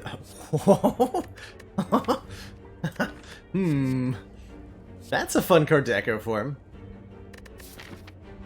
Yes? That's a ridiculous card to Echo Form. Yes. Alpha adds a beta to the draw pile, which then adds an omega to the draw pile. Omega says, at the end of your turn, do 50 damage to all enemies. I do mean all of them.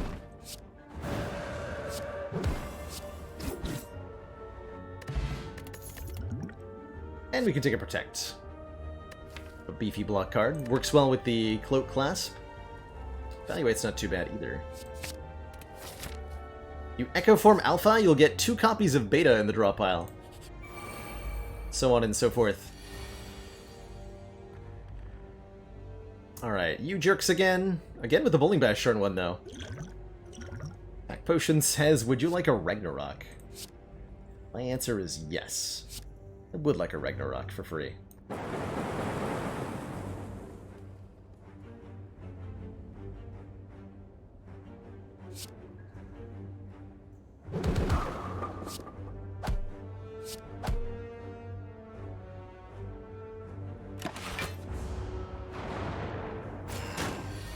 Go there.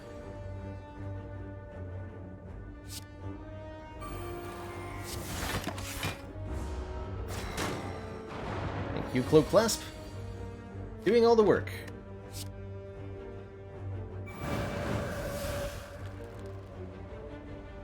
I appreciate it.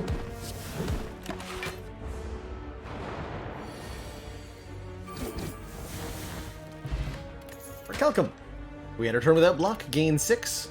Makes it a lot easier to play the Echo Form. Kind of dig Tranquility, it's another retaining card. Lets us leave Rat's Dance, which is kind of important. Or a Cut Through Fates. Put the Tranquility here. And we'll happily remove a strike. Poor Guardian has no idea what's about to happen. Orichalcum does work with Clasp, yes. Yes, it does. Doesn't work with Talk of the Hand, though. That's okay.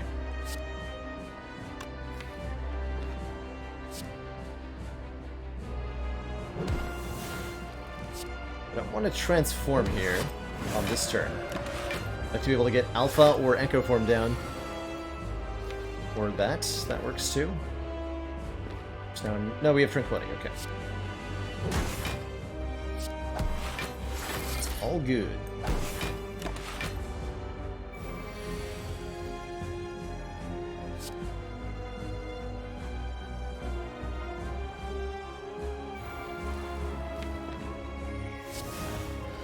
Can do this. Get 12 free block. Heck yeah.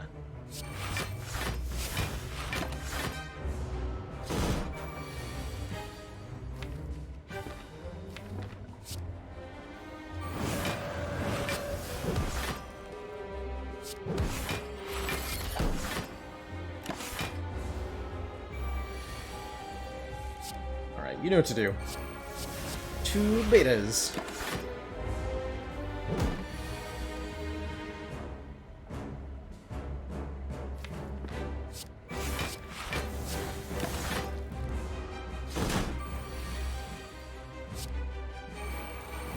And boom.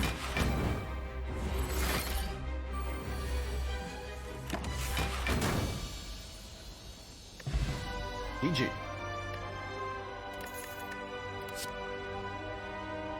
Echo Form Wish to make all of the money in the world. Echo Form Spirit Shield to make all of the block in the world. Echo Form Establishment to not accomplish a whole lot. I guess Protect and Tranquility and Flying Sleeves become free. I think it's gotta be a wish here. And we're just like dying for a Snecko Eye? We're dying for a Snecko Eye. Wish could be more passive block generation too. More money than you. Oh, we got it too. Echo Form, Wish, Omega, Snecko Eye. And Cloak Clasp too.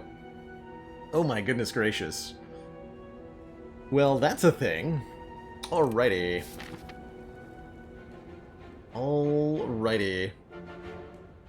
Not even Phaley in this situation can get away with saying Bell. Before we dive on into this act, though, I gotta take a quick break, use the bathroom. I'll be right back, and when I return, we see how this deck operates in Act 2. Be right back, everybody.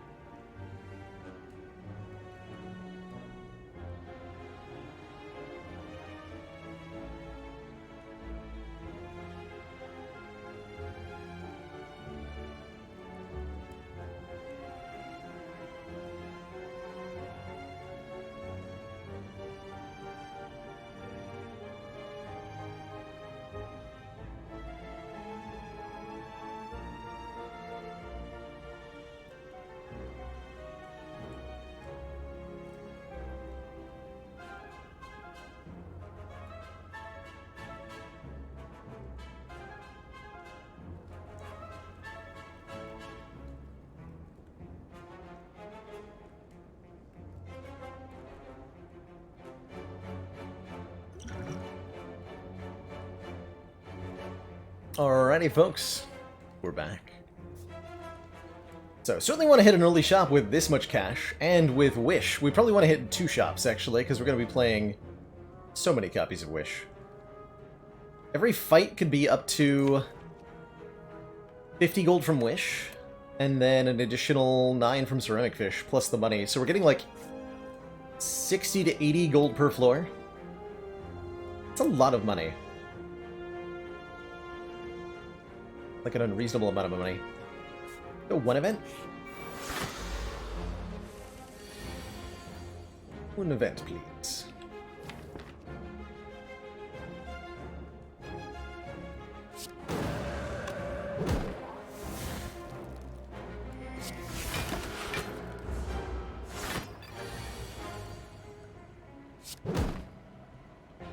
Okay.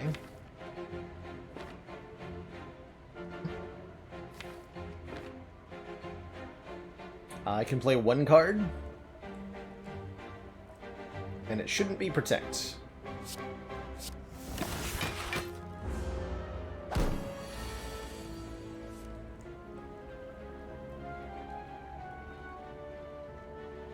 Interesting.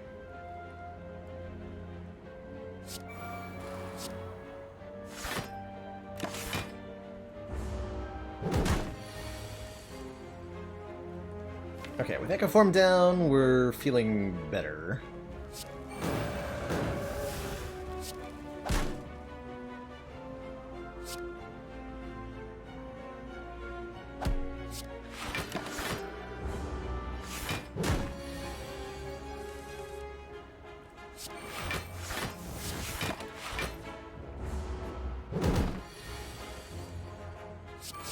Money!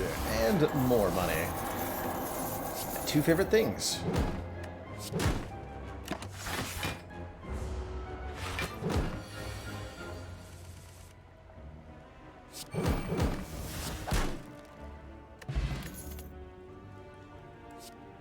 Stance change, Cut Through Fate. Don't want an Evaluate with a Snecko line. Take the Cut Through Fate. Do we want bites? We would get, in addition to 5 bites and losing 29 max health, we would gain 45 gold from ceramic fish. We will refuse that relatively stinky offer.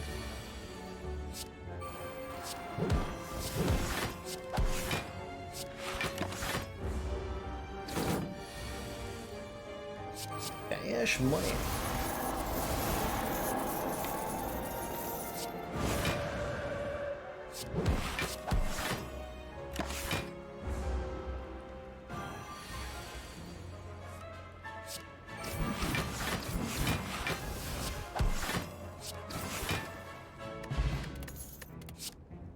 Scrawl? Draw cards until your hand is full. Scrawl Snecko is potentially useful. I like it. Okay, we go to this shop. Go to a fight first and then this shop. This makes more sense to go to one more fight. Dead moments before dying to the snake plant. Horribly. Dang it. You get passive 12 block, or we can try to use a potion to alleviate this. Probably not going to do that much better than Orichalcum, though.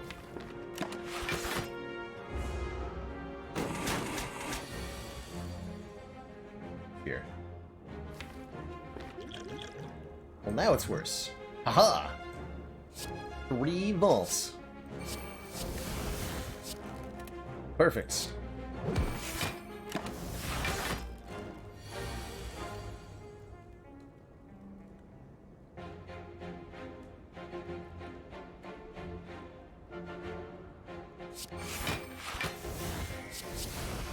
Wait, I did that wrong. That's fine. Could have gotten the single wish and killed. For some reason I thought I was going to get to double wish there. 100 damage, and a wave of the hand says whenever you gain block, apply 1 week to all enemies, which we do a minimum of twice per turn between Cloak, Clasp, and Orichalcum. So this will always be at least 2 week to all enemies, which is very good. Very, very good. Magnetism is back to be amazing. Don't really like that many of the relics. I guess we could take the Sling of Courage to give us 2 strength in elite combats, and that's passable. Not amazing, but passable.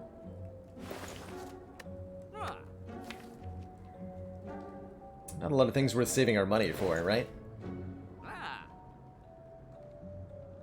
So we'll take the Sling. Move another Strike. Do I want a third eye? Kind of. I do think I want Magnetism. Save the money for the next shop. See, the thing is, by the time we get to this shop right here, we're gonna have, like, hundreds of additional gold. We'll be fine. Yeah, we'll take Magnetism. And we'll save this much.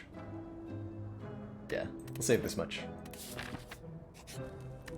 So much cash. Especially with an upgraded wish. Especially with an upgraded wish. What is this turn? Big Stinky.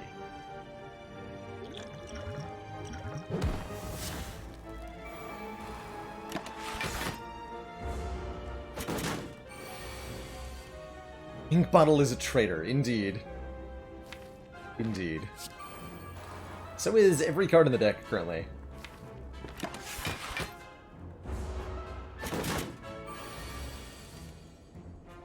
Ah. Wait. You can double Enlightenment? That doesn't seem particularly worthwhile.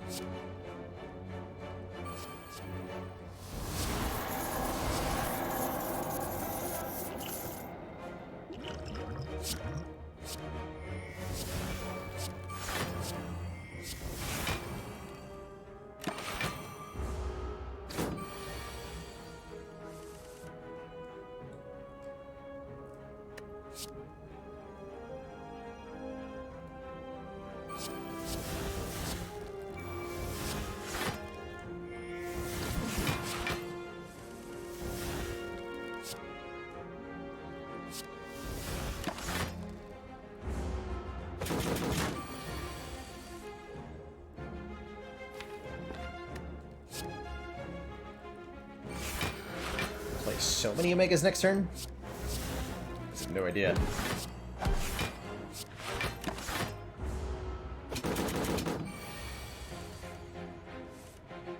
Yes! Triple Omega! Okay, Blood Vial offered to us after the bites, unfortunately. But it will still heal 2 in every combat from here on out. Hey, Sousman, basically asking, is magnetism good? And the answer is, kind of? This card's expensive, so it's difficult to get into play, but there are a lot of genuinely good colorless cards in the pool, and generating them at random can result in kind of like a miniature Dead Branch. It's powerful. In general, random card generation in Spire is pretty powerful. And the more synergistic interactions you have with the card pool, we're benefiting just from the Cloak Clasp. But like the Talk to the Hand, the Wave of the Hand, the Echo Form all get a little bit better for having the magnetism in it. Ouch. In 5 max, we do go down to a relatively small amount of hit points here. But we now have 108 max health, and, well, that's just a lot. That seems like it might be too many. I mean, seriously, what? Is this one of those situations where I kill the Mystic on turn 1 to prevent some damage? Looks like it is, unless I can kill the Centurion. We go... Miracle Crush Joints would be 8 plus 30 plus another 20. So 58. We can kill you. Can't kill you.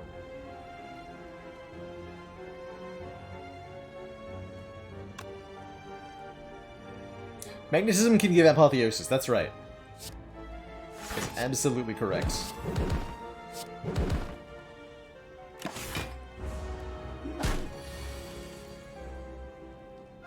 Play this one time.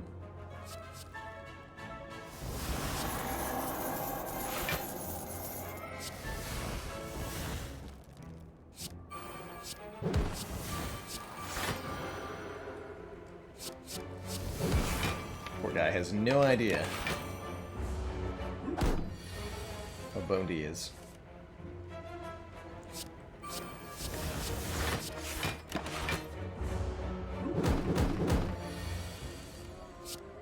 Wait. Not Omega at all.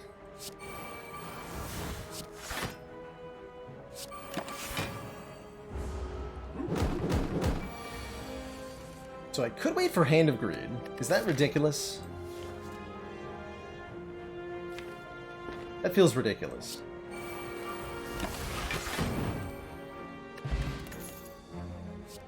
Ragnarok, we have a Talk to the Hand. We have an Echo Form. We have a Snecko Eye.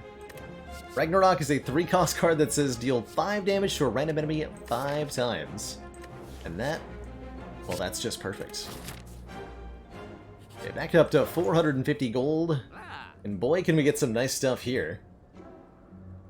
Another copy of Magnetism. I don't think I need 2 of them.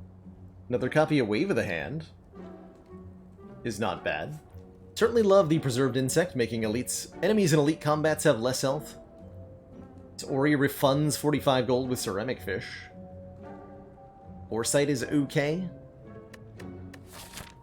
Foresight is okay. And yes, if I take the Ori, I have to take all 5 cards, according to the rules of the no-skip ladder.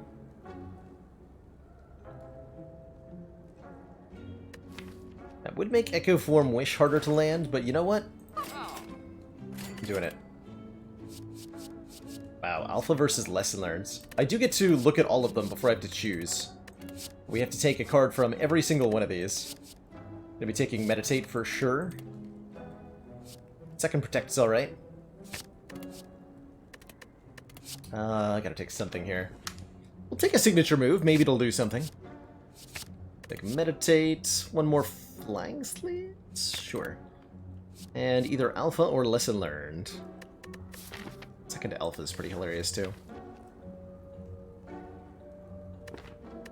Take the second Alpha. I don't want to try to land Lesson Learns. That sounds like a pain in my butt. No offense. Actual butts.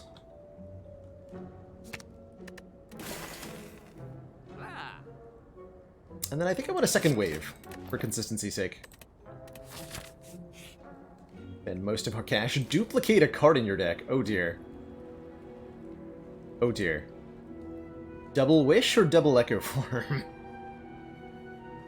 Oh dear.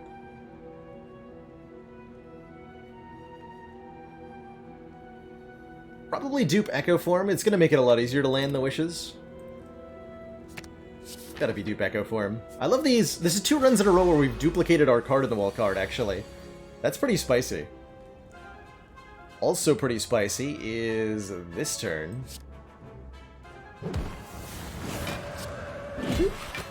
Oh wait, you're alive. Huh. Well then, perhaps we can come to a peaceful resolution.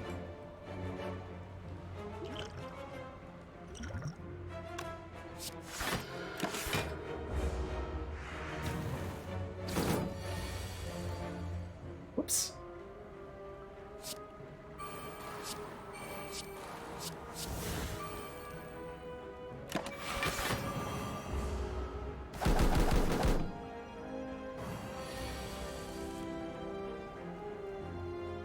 Be careful not to kill before we play Wish.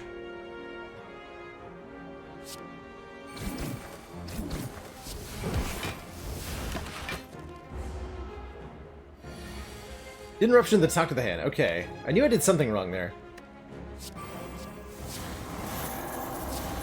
Brain didn't really put it together, though.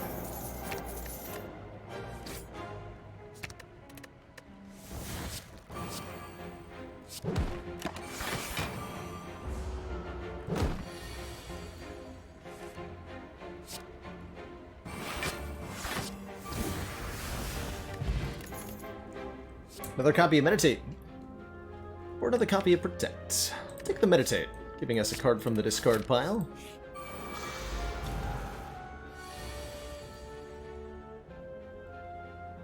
It does 8 entire damage. Brilliant.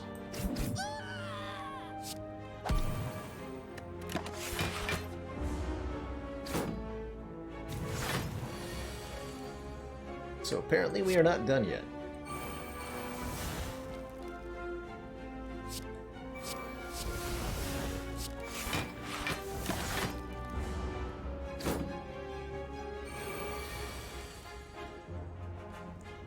Uh-oh. I can't kill any of these guys on this turn? Uh-oh. Well, that's definitely not good. Huh. Hello? Damage cards? Are you there?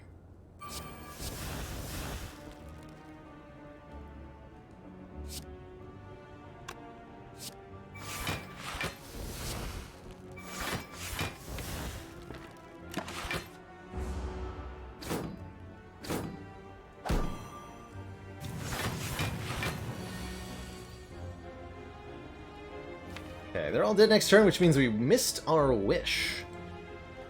We definitely have to kill them all. Right now. Like so.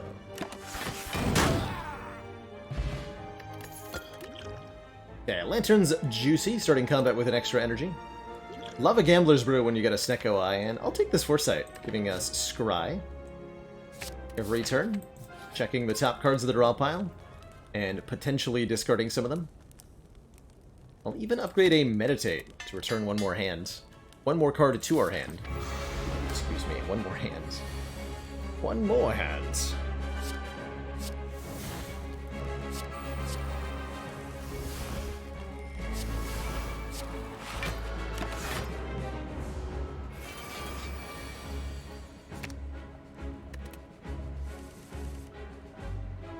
Okay, double the Echo Form, and, well, I'd say we're pretty well set up now.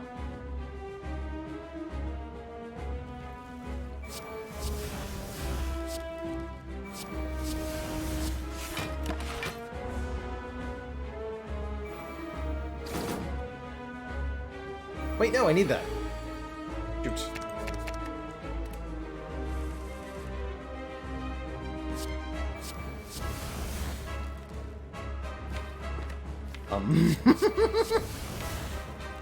Oh, okay then. Oh. Hello there. I see you've met my Omegas. You know, screw the gold. This is too fun to not just do. Boop.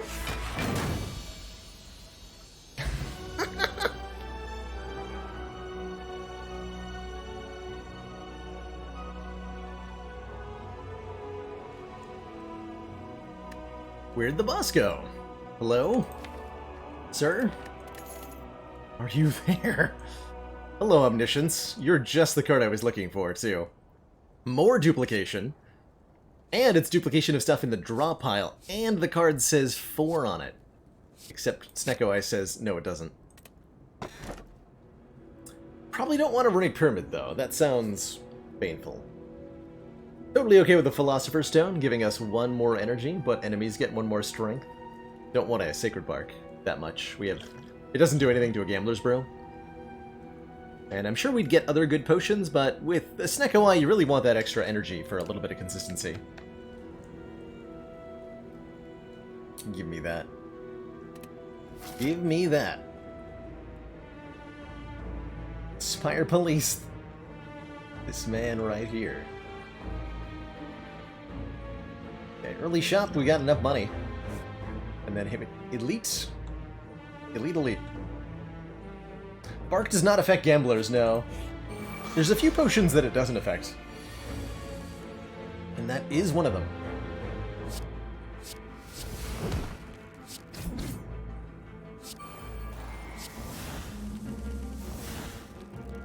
We can Omniscience to put 2 copies of Echo Form in play. Seems pretty good.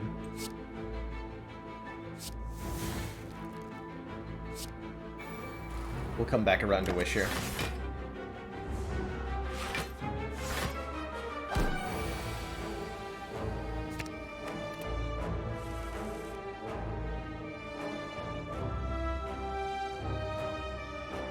Well, I'm gonna leave the fight now, okay? You guys can chill in the hard pool. Because I am out of here. Good lord, that's a lot of damage. 113 max health. And 3 cards that I quite frankly don't want.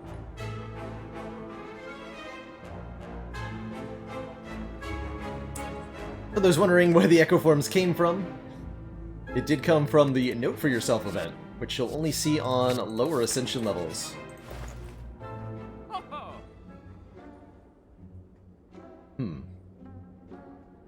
The shop is kind of underwhelming, although Discovery seems kind of cute.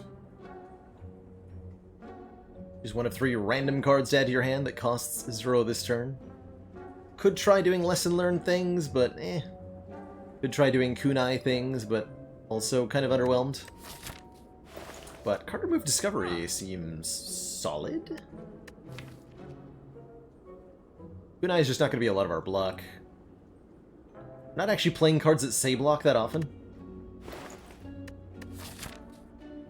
Yeah, let's go... I almost want to remove Flurry of Blows. But it's at least decent with Scry.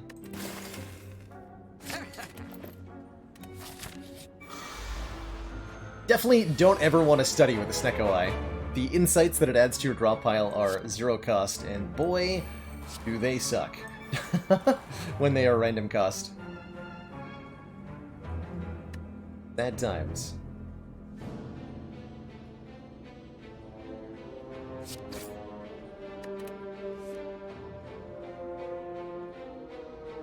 Could actually kill it on turn 1 here, if I'm willing to use my Miracle. But I would really like to wish more, so we're not going to kill it.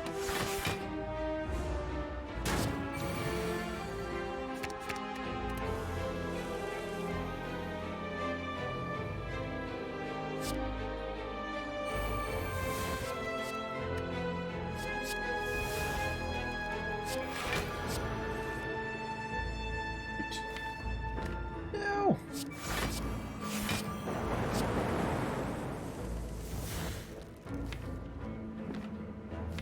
Omniscience the meditate.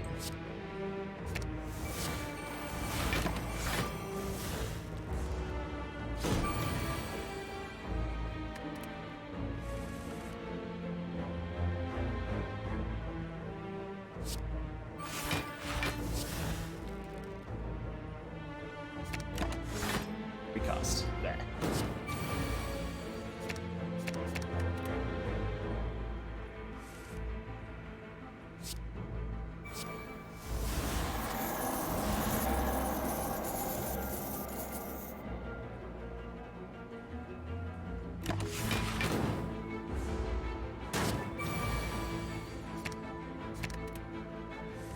Oh god.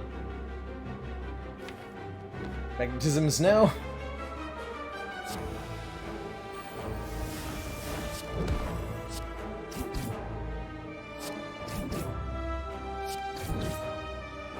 All horrible.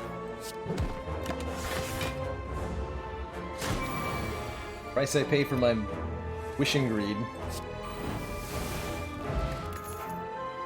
Okay, Sands of Time is at least decent with the Snecko. None of these are things I want to add, but we will take the forecast card.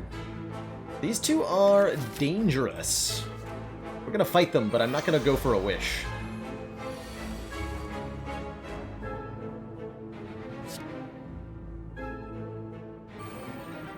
Two are very dangerous.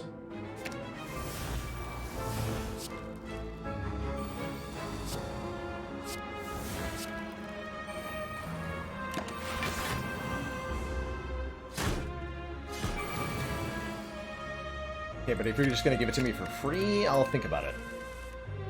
Okay, it is literally free. And I have Hand of Greed, you say. Speed 20 times 4 is not enough.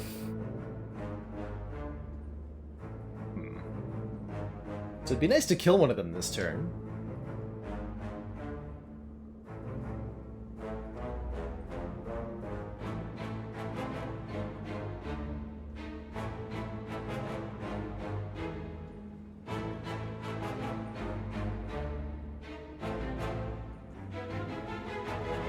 Could wish once for strength and once for money. And then we would do 24 times 4, which is 96. That'd be perfect. Okay, we'll do that.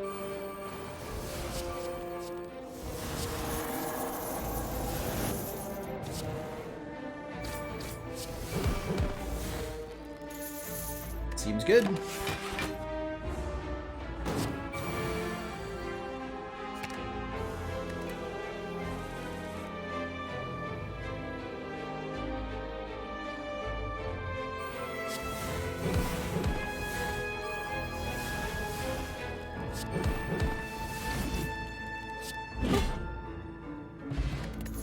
Even more cash in the old coin. So we're gonna have absolute boatloads of money come Act 4. Yet another meditate? I don't think so. Let's take an empty fist. 14 damage, leave our stance. Seems fine to me.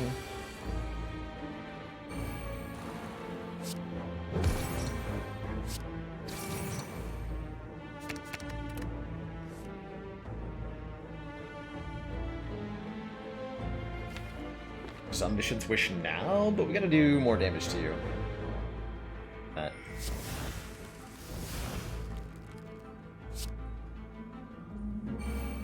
Seems also fine.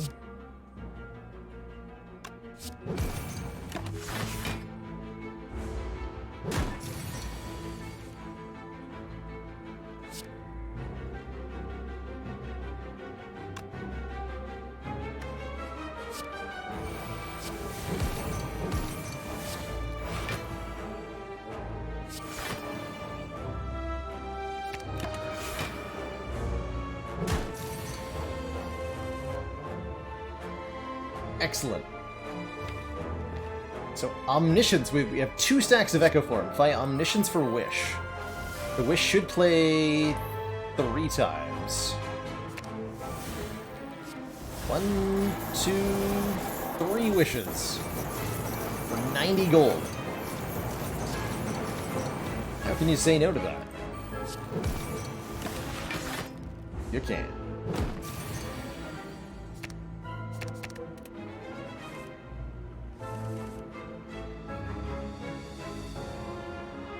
Fortunately, our alphas are a little bit on the expensive side here.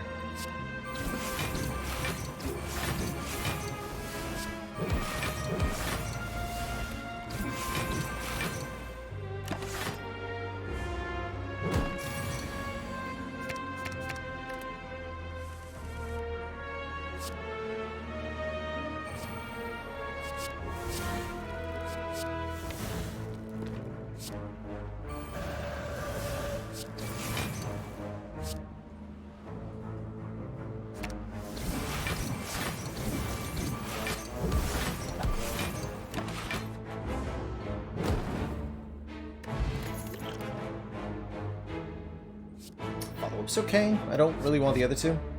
None of these are particularly good with our Snecko Echo, but No Skip Ladder says we gotta take one. So take one we shall. Double free Echo form on turn 1? Is this my birthday? Might just be my birthday.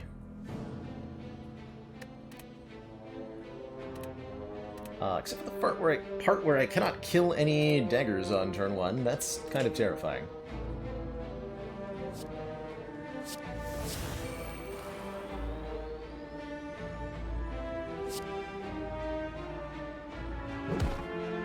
Ouch.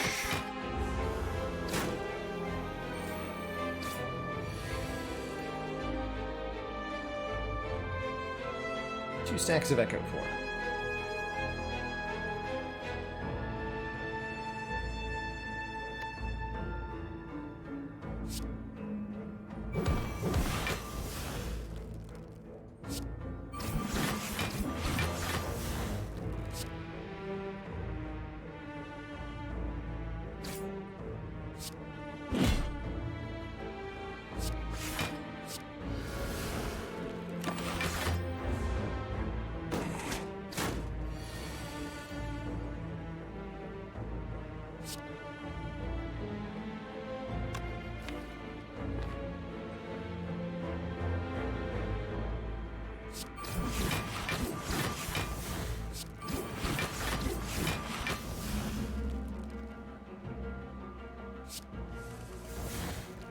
There's our wish. Just gonna play that one time.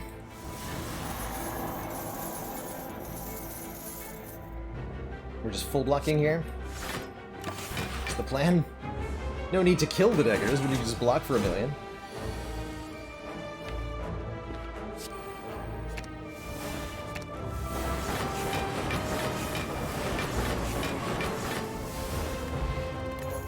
The courier makes the merchant restock, and all prices go down by 20%.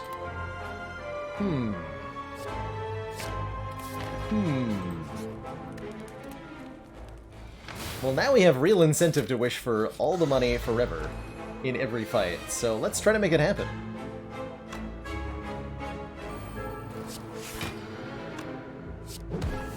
Let's see what we can do.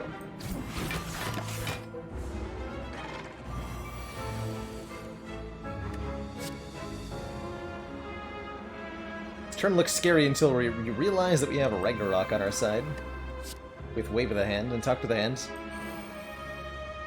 That's not so bad.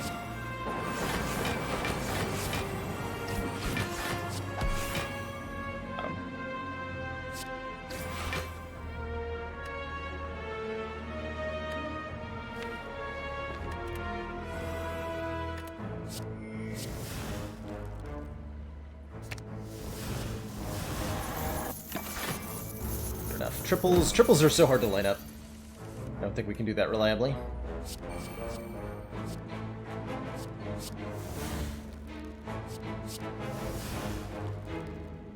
Echo form warships, pretty good.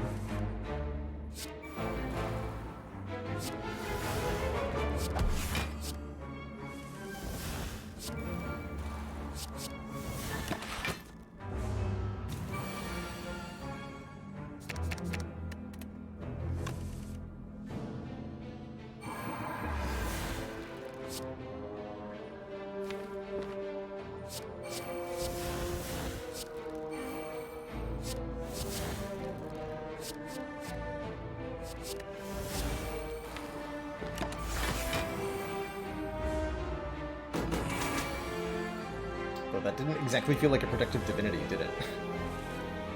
Whatever. Do 200 damage per turn. Don't give a heck.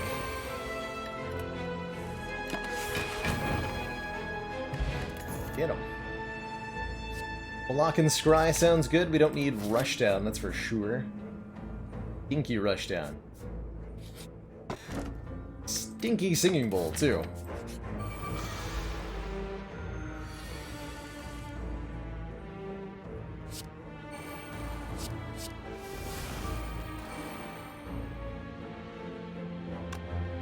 I see we're looking at potentially taking damage.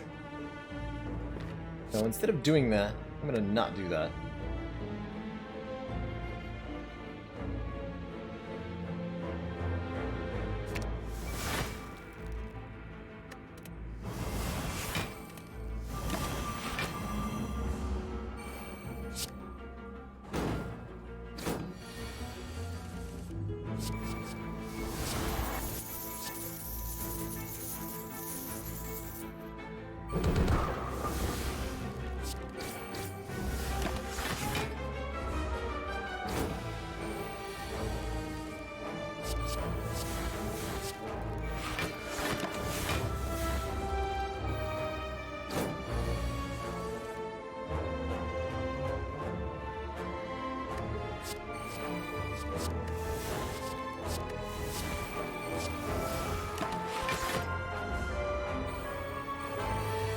Too many retain cards.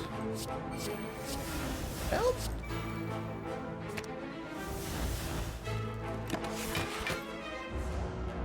How many flying sleeves in this deck?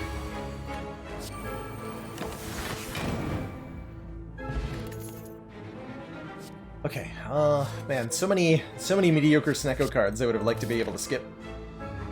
But alas, it was not to be.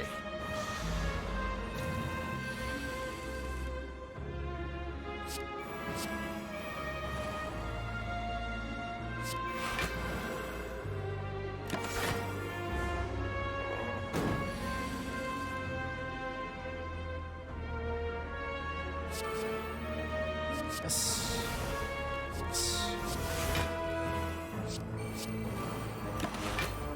Yeah, so everything that retains will be cheaper at least.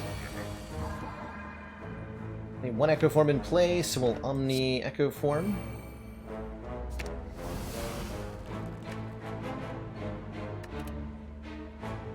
Is this gonna work like I think it will? 1, 2, 2, okay. Only 2. Wasn't sure how many I would get.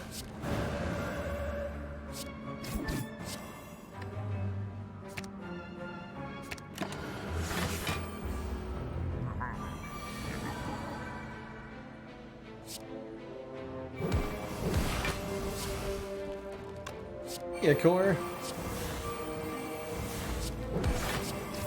Things are well in your corner of the world.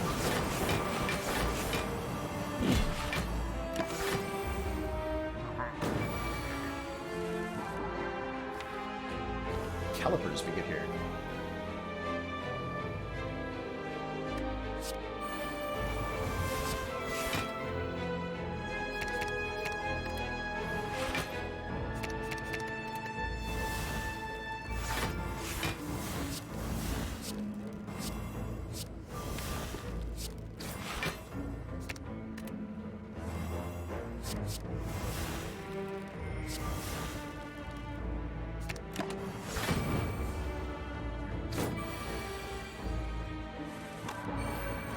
Double Omega, double bomb.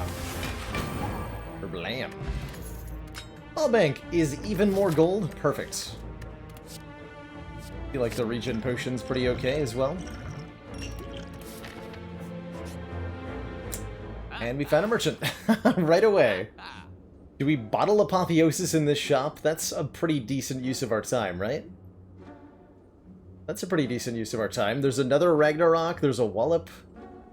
Shop is stacked.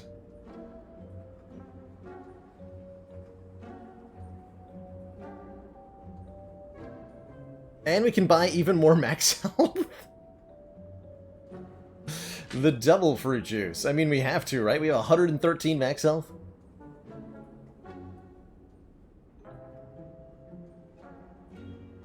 This is incredible.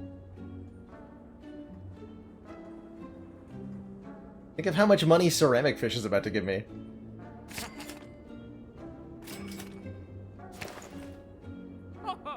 Just think.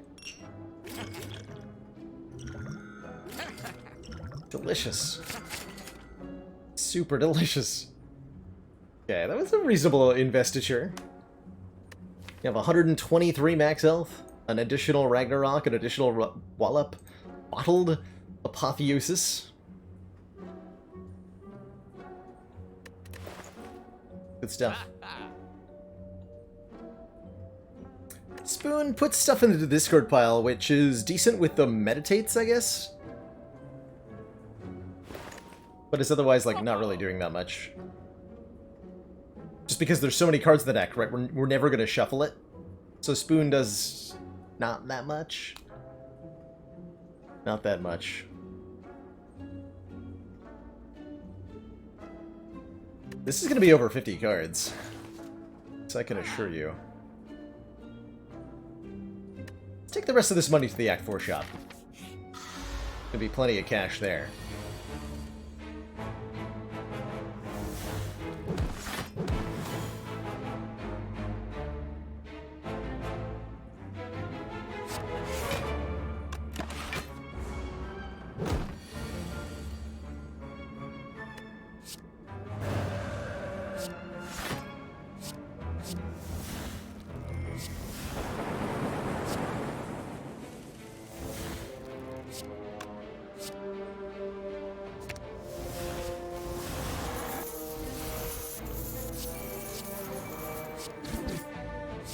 Cash money. One more protects. One more protects.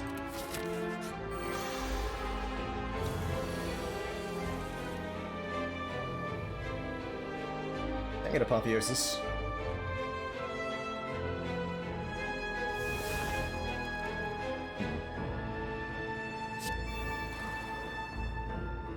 Not happy with this. I'm gonna hold on to that. And play it twice. We have the technology. I'm pretty sure.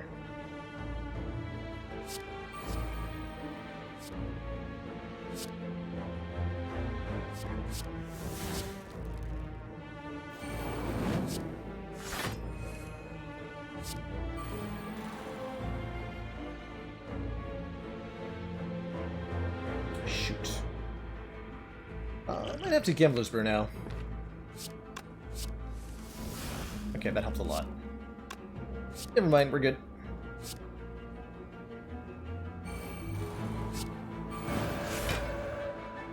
It's all good.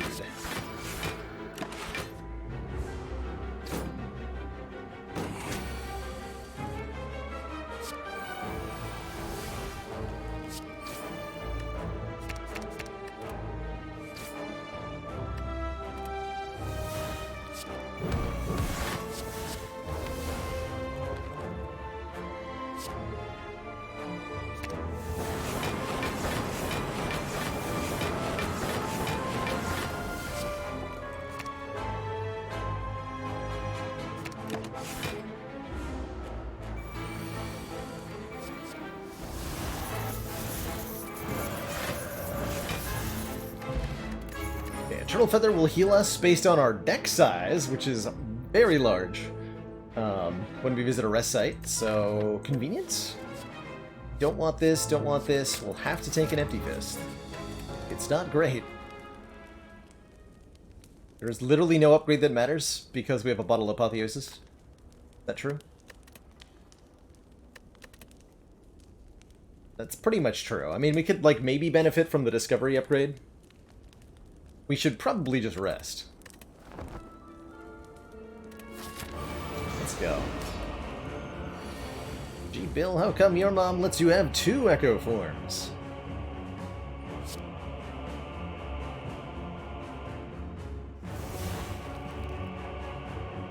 Seems mighty unfair.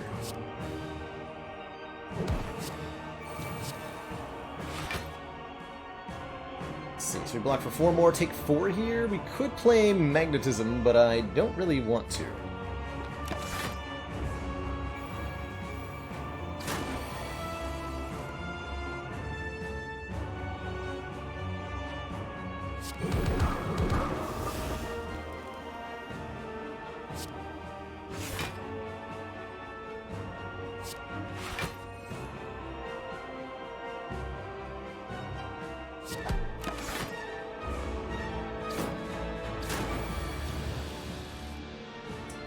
Times 4, huh?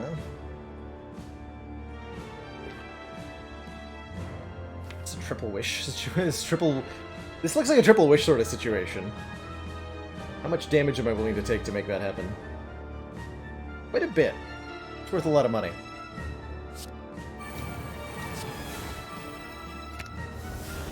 We get to dupe another card anyway, right?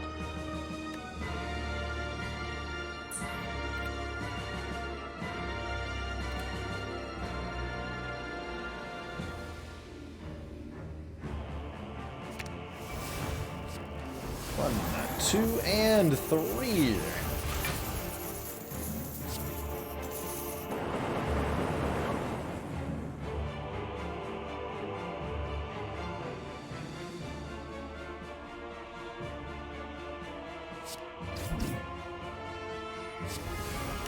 Should have done earlier, but he figured it out.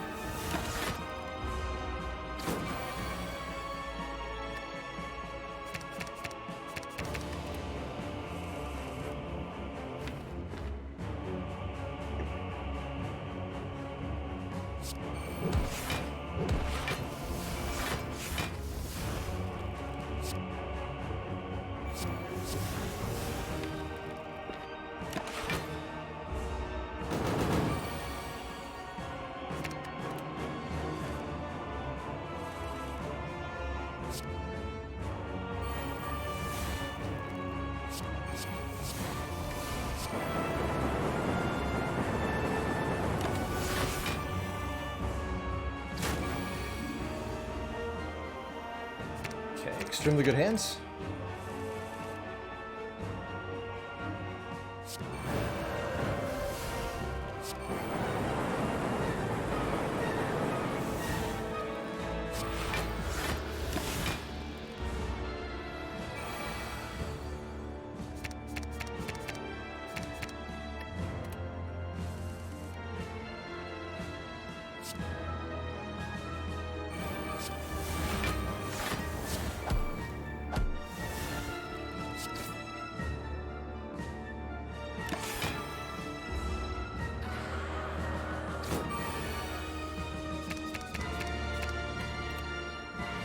Someone toast that bird.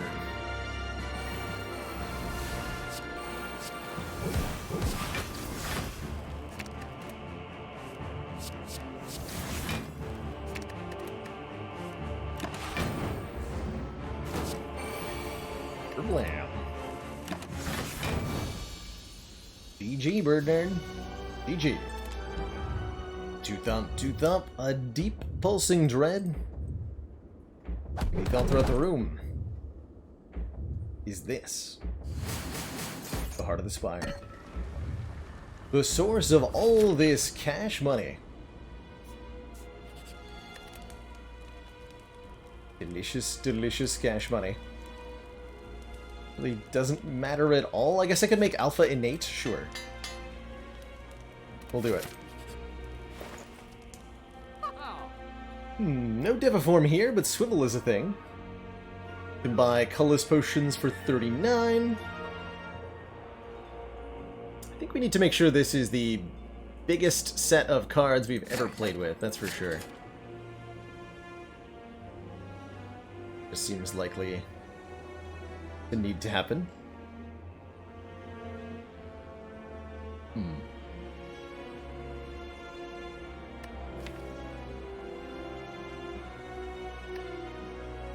The Apotheosis means it's not too bad to add more stuff here.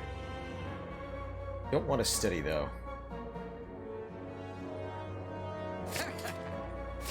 Jones good, Fertigals good.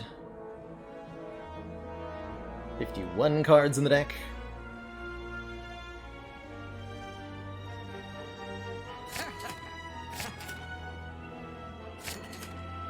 Another wish. Wanted the vaults. There's so many rare cards. What? How many rare cards? Why? Why so rare cards, game? Alright, 57 is going to be a new record if we can get there.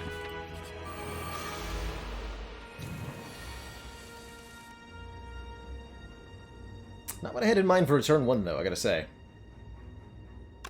Let's call this potion right now. Bomb is pretty good. Also like thinking ahead for letting us reroll the cost of a card.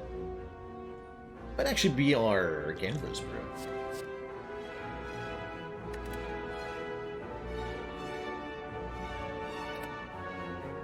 We'll be okay with the bomb here.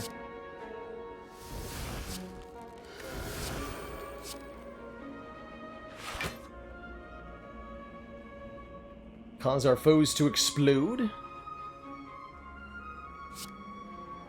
The satisfying kaboom in a couple of turns.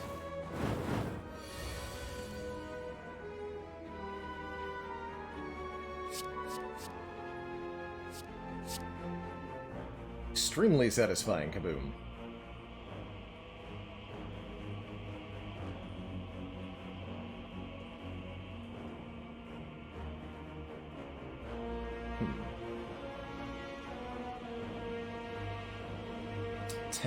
Actually, this would be, what, 14 plus 20? A lot of damage I can do this turn. This would be 60? 40 from wheel kick.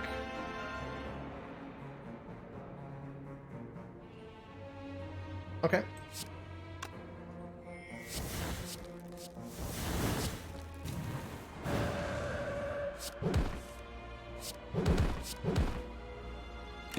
That's one way to do it.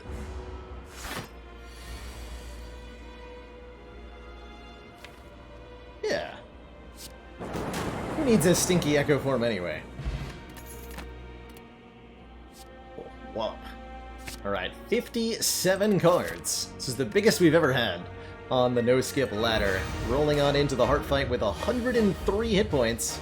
Turn 1 Apotheosis, turn 1 Echo Form, turn 1 Protect. It's looking good. And the ability, of course, to block Vulnerable. Dare say we're off to a good start here. The aliens are McWatt, thank you so much for the 5 months and that tier 1 sub.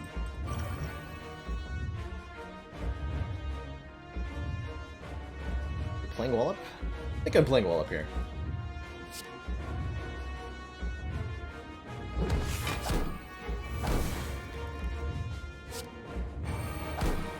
So do I play Alpha? Probably should.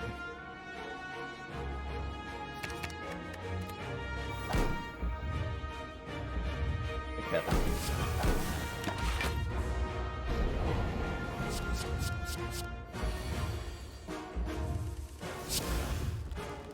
Double talk to the hand. I think that's a must-do.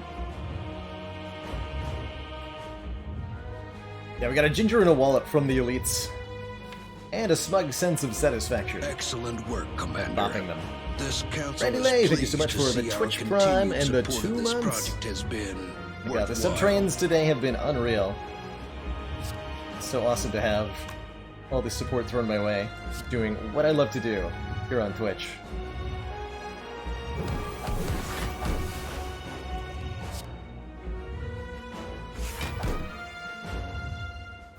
We're wishing for strength. Am I, though? What am I, though?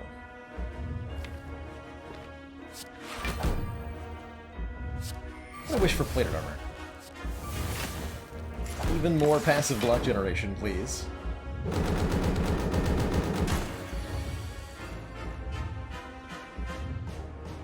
And I found the use for the Gambler's Brew, because this hand is the big stinky.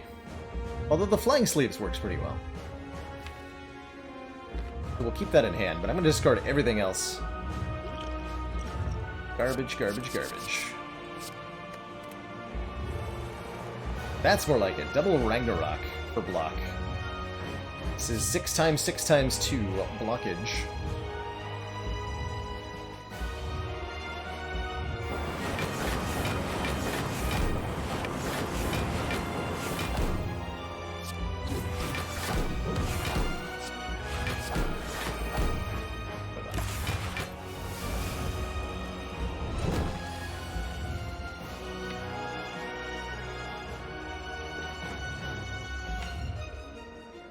So Omniscience gets Echo formed. There's a beta in the draw pile. You want to hit that. And that doesn't put the Omegas in play immediately, so we'll double up on the Echo form too. Ouch. My face.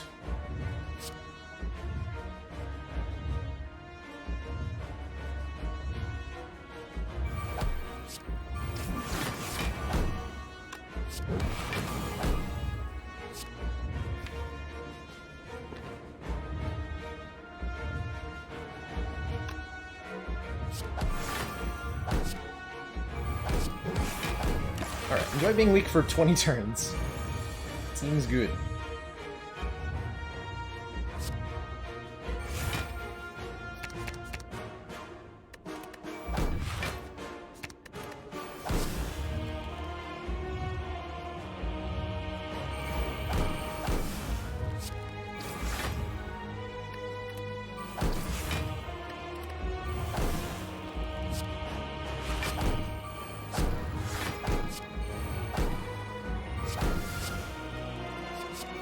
Whee!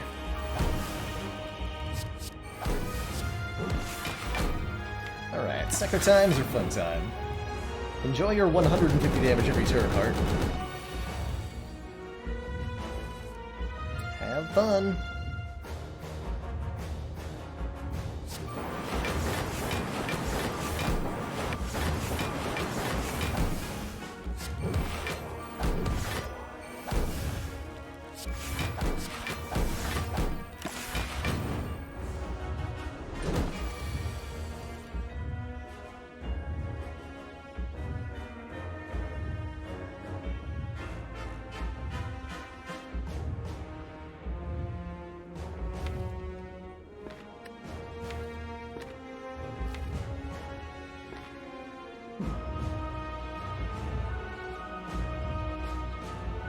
We judgment that thing? I think we can if I do this.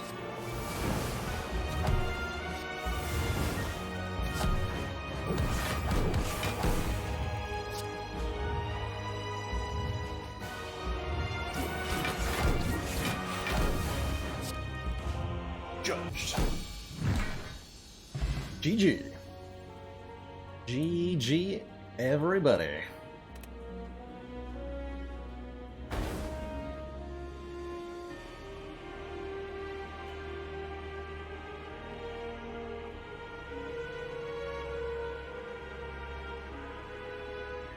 $57 is a lot of cards. That's a lot of cards. Where's a Mind Blast when you need one, right? GG, everyone. GG. Alrighty. Well, that does bring us, unfortunately, to the end of tonight's stream, but we will be back tomorrow, not later than noon Eastern Standard Time. Wanted to say GG's to Suave Scorpion, Matt Warbuckle, Frenzied Coder, Omega Weapon, McWatt, Bailey, Fluffy Mittens, Sows Man, UTP Wolf, Rainy Days TV. What do we spot for that Echo form? I believe we left behind Conclude. And it's no Echo form, but it's pretty cool. No Echo form, but it's pretty cool. See you later, Austin Otto, Matt Warbuckle, OmniCloud, Strife, Mr. Million, and everybody else. Thanks for watching.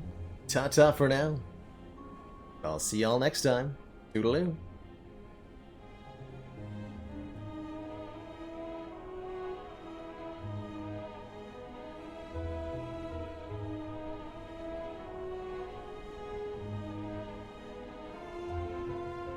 Commander, one of our most valued supporters, says continued support of the XCOM project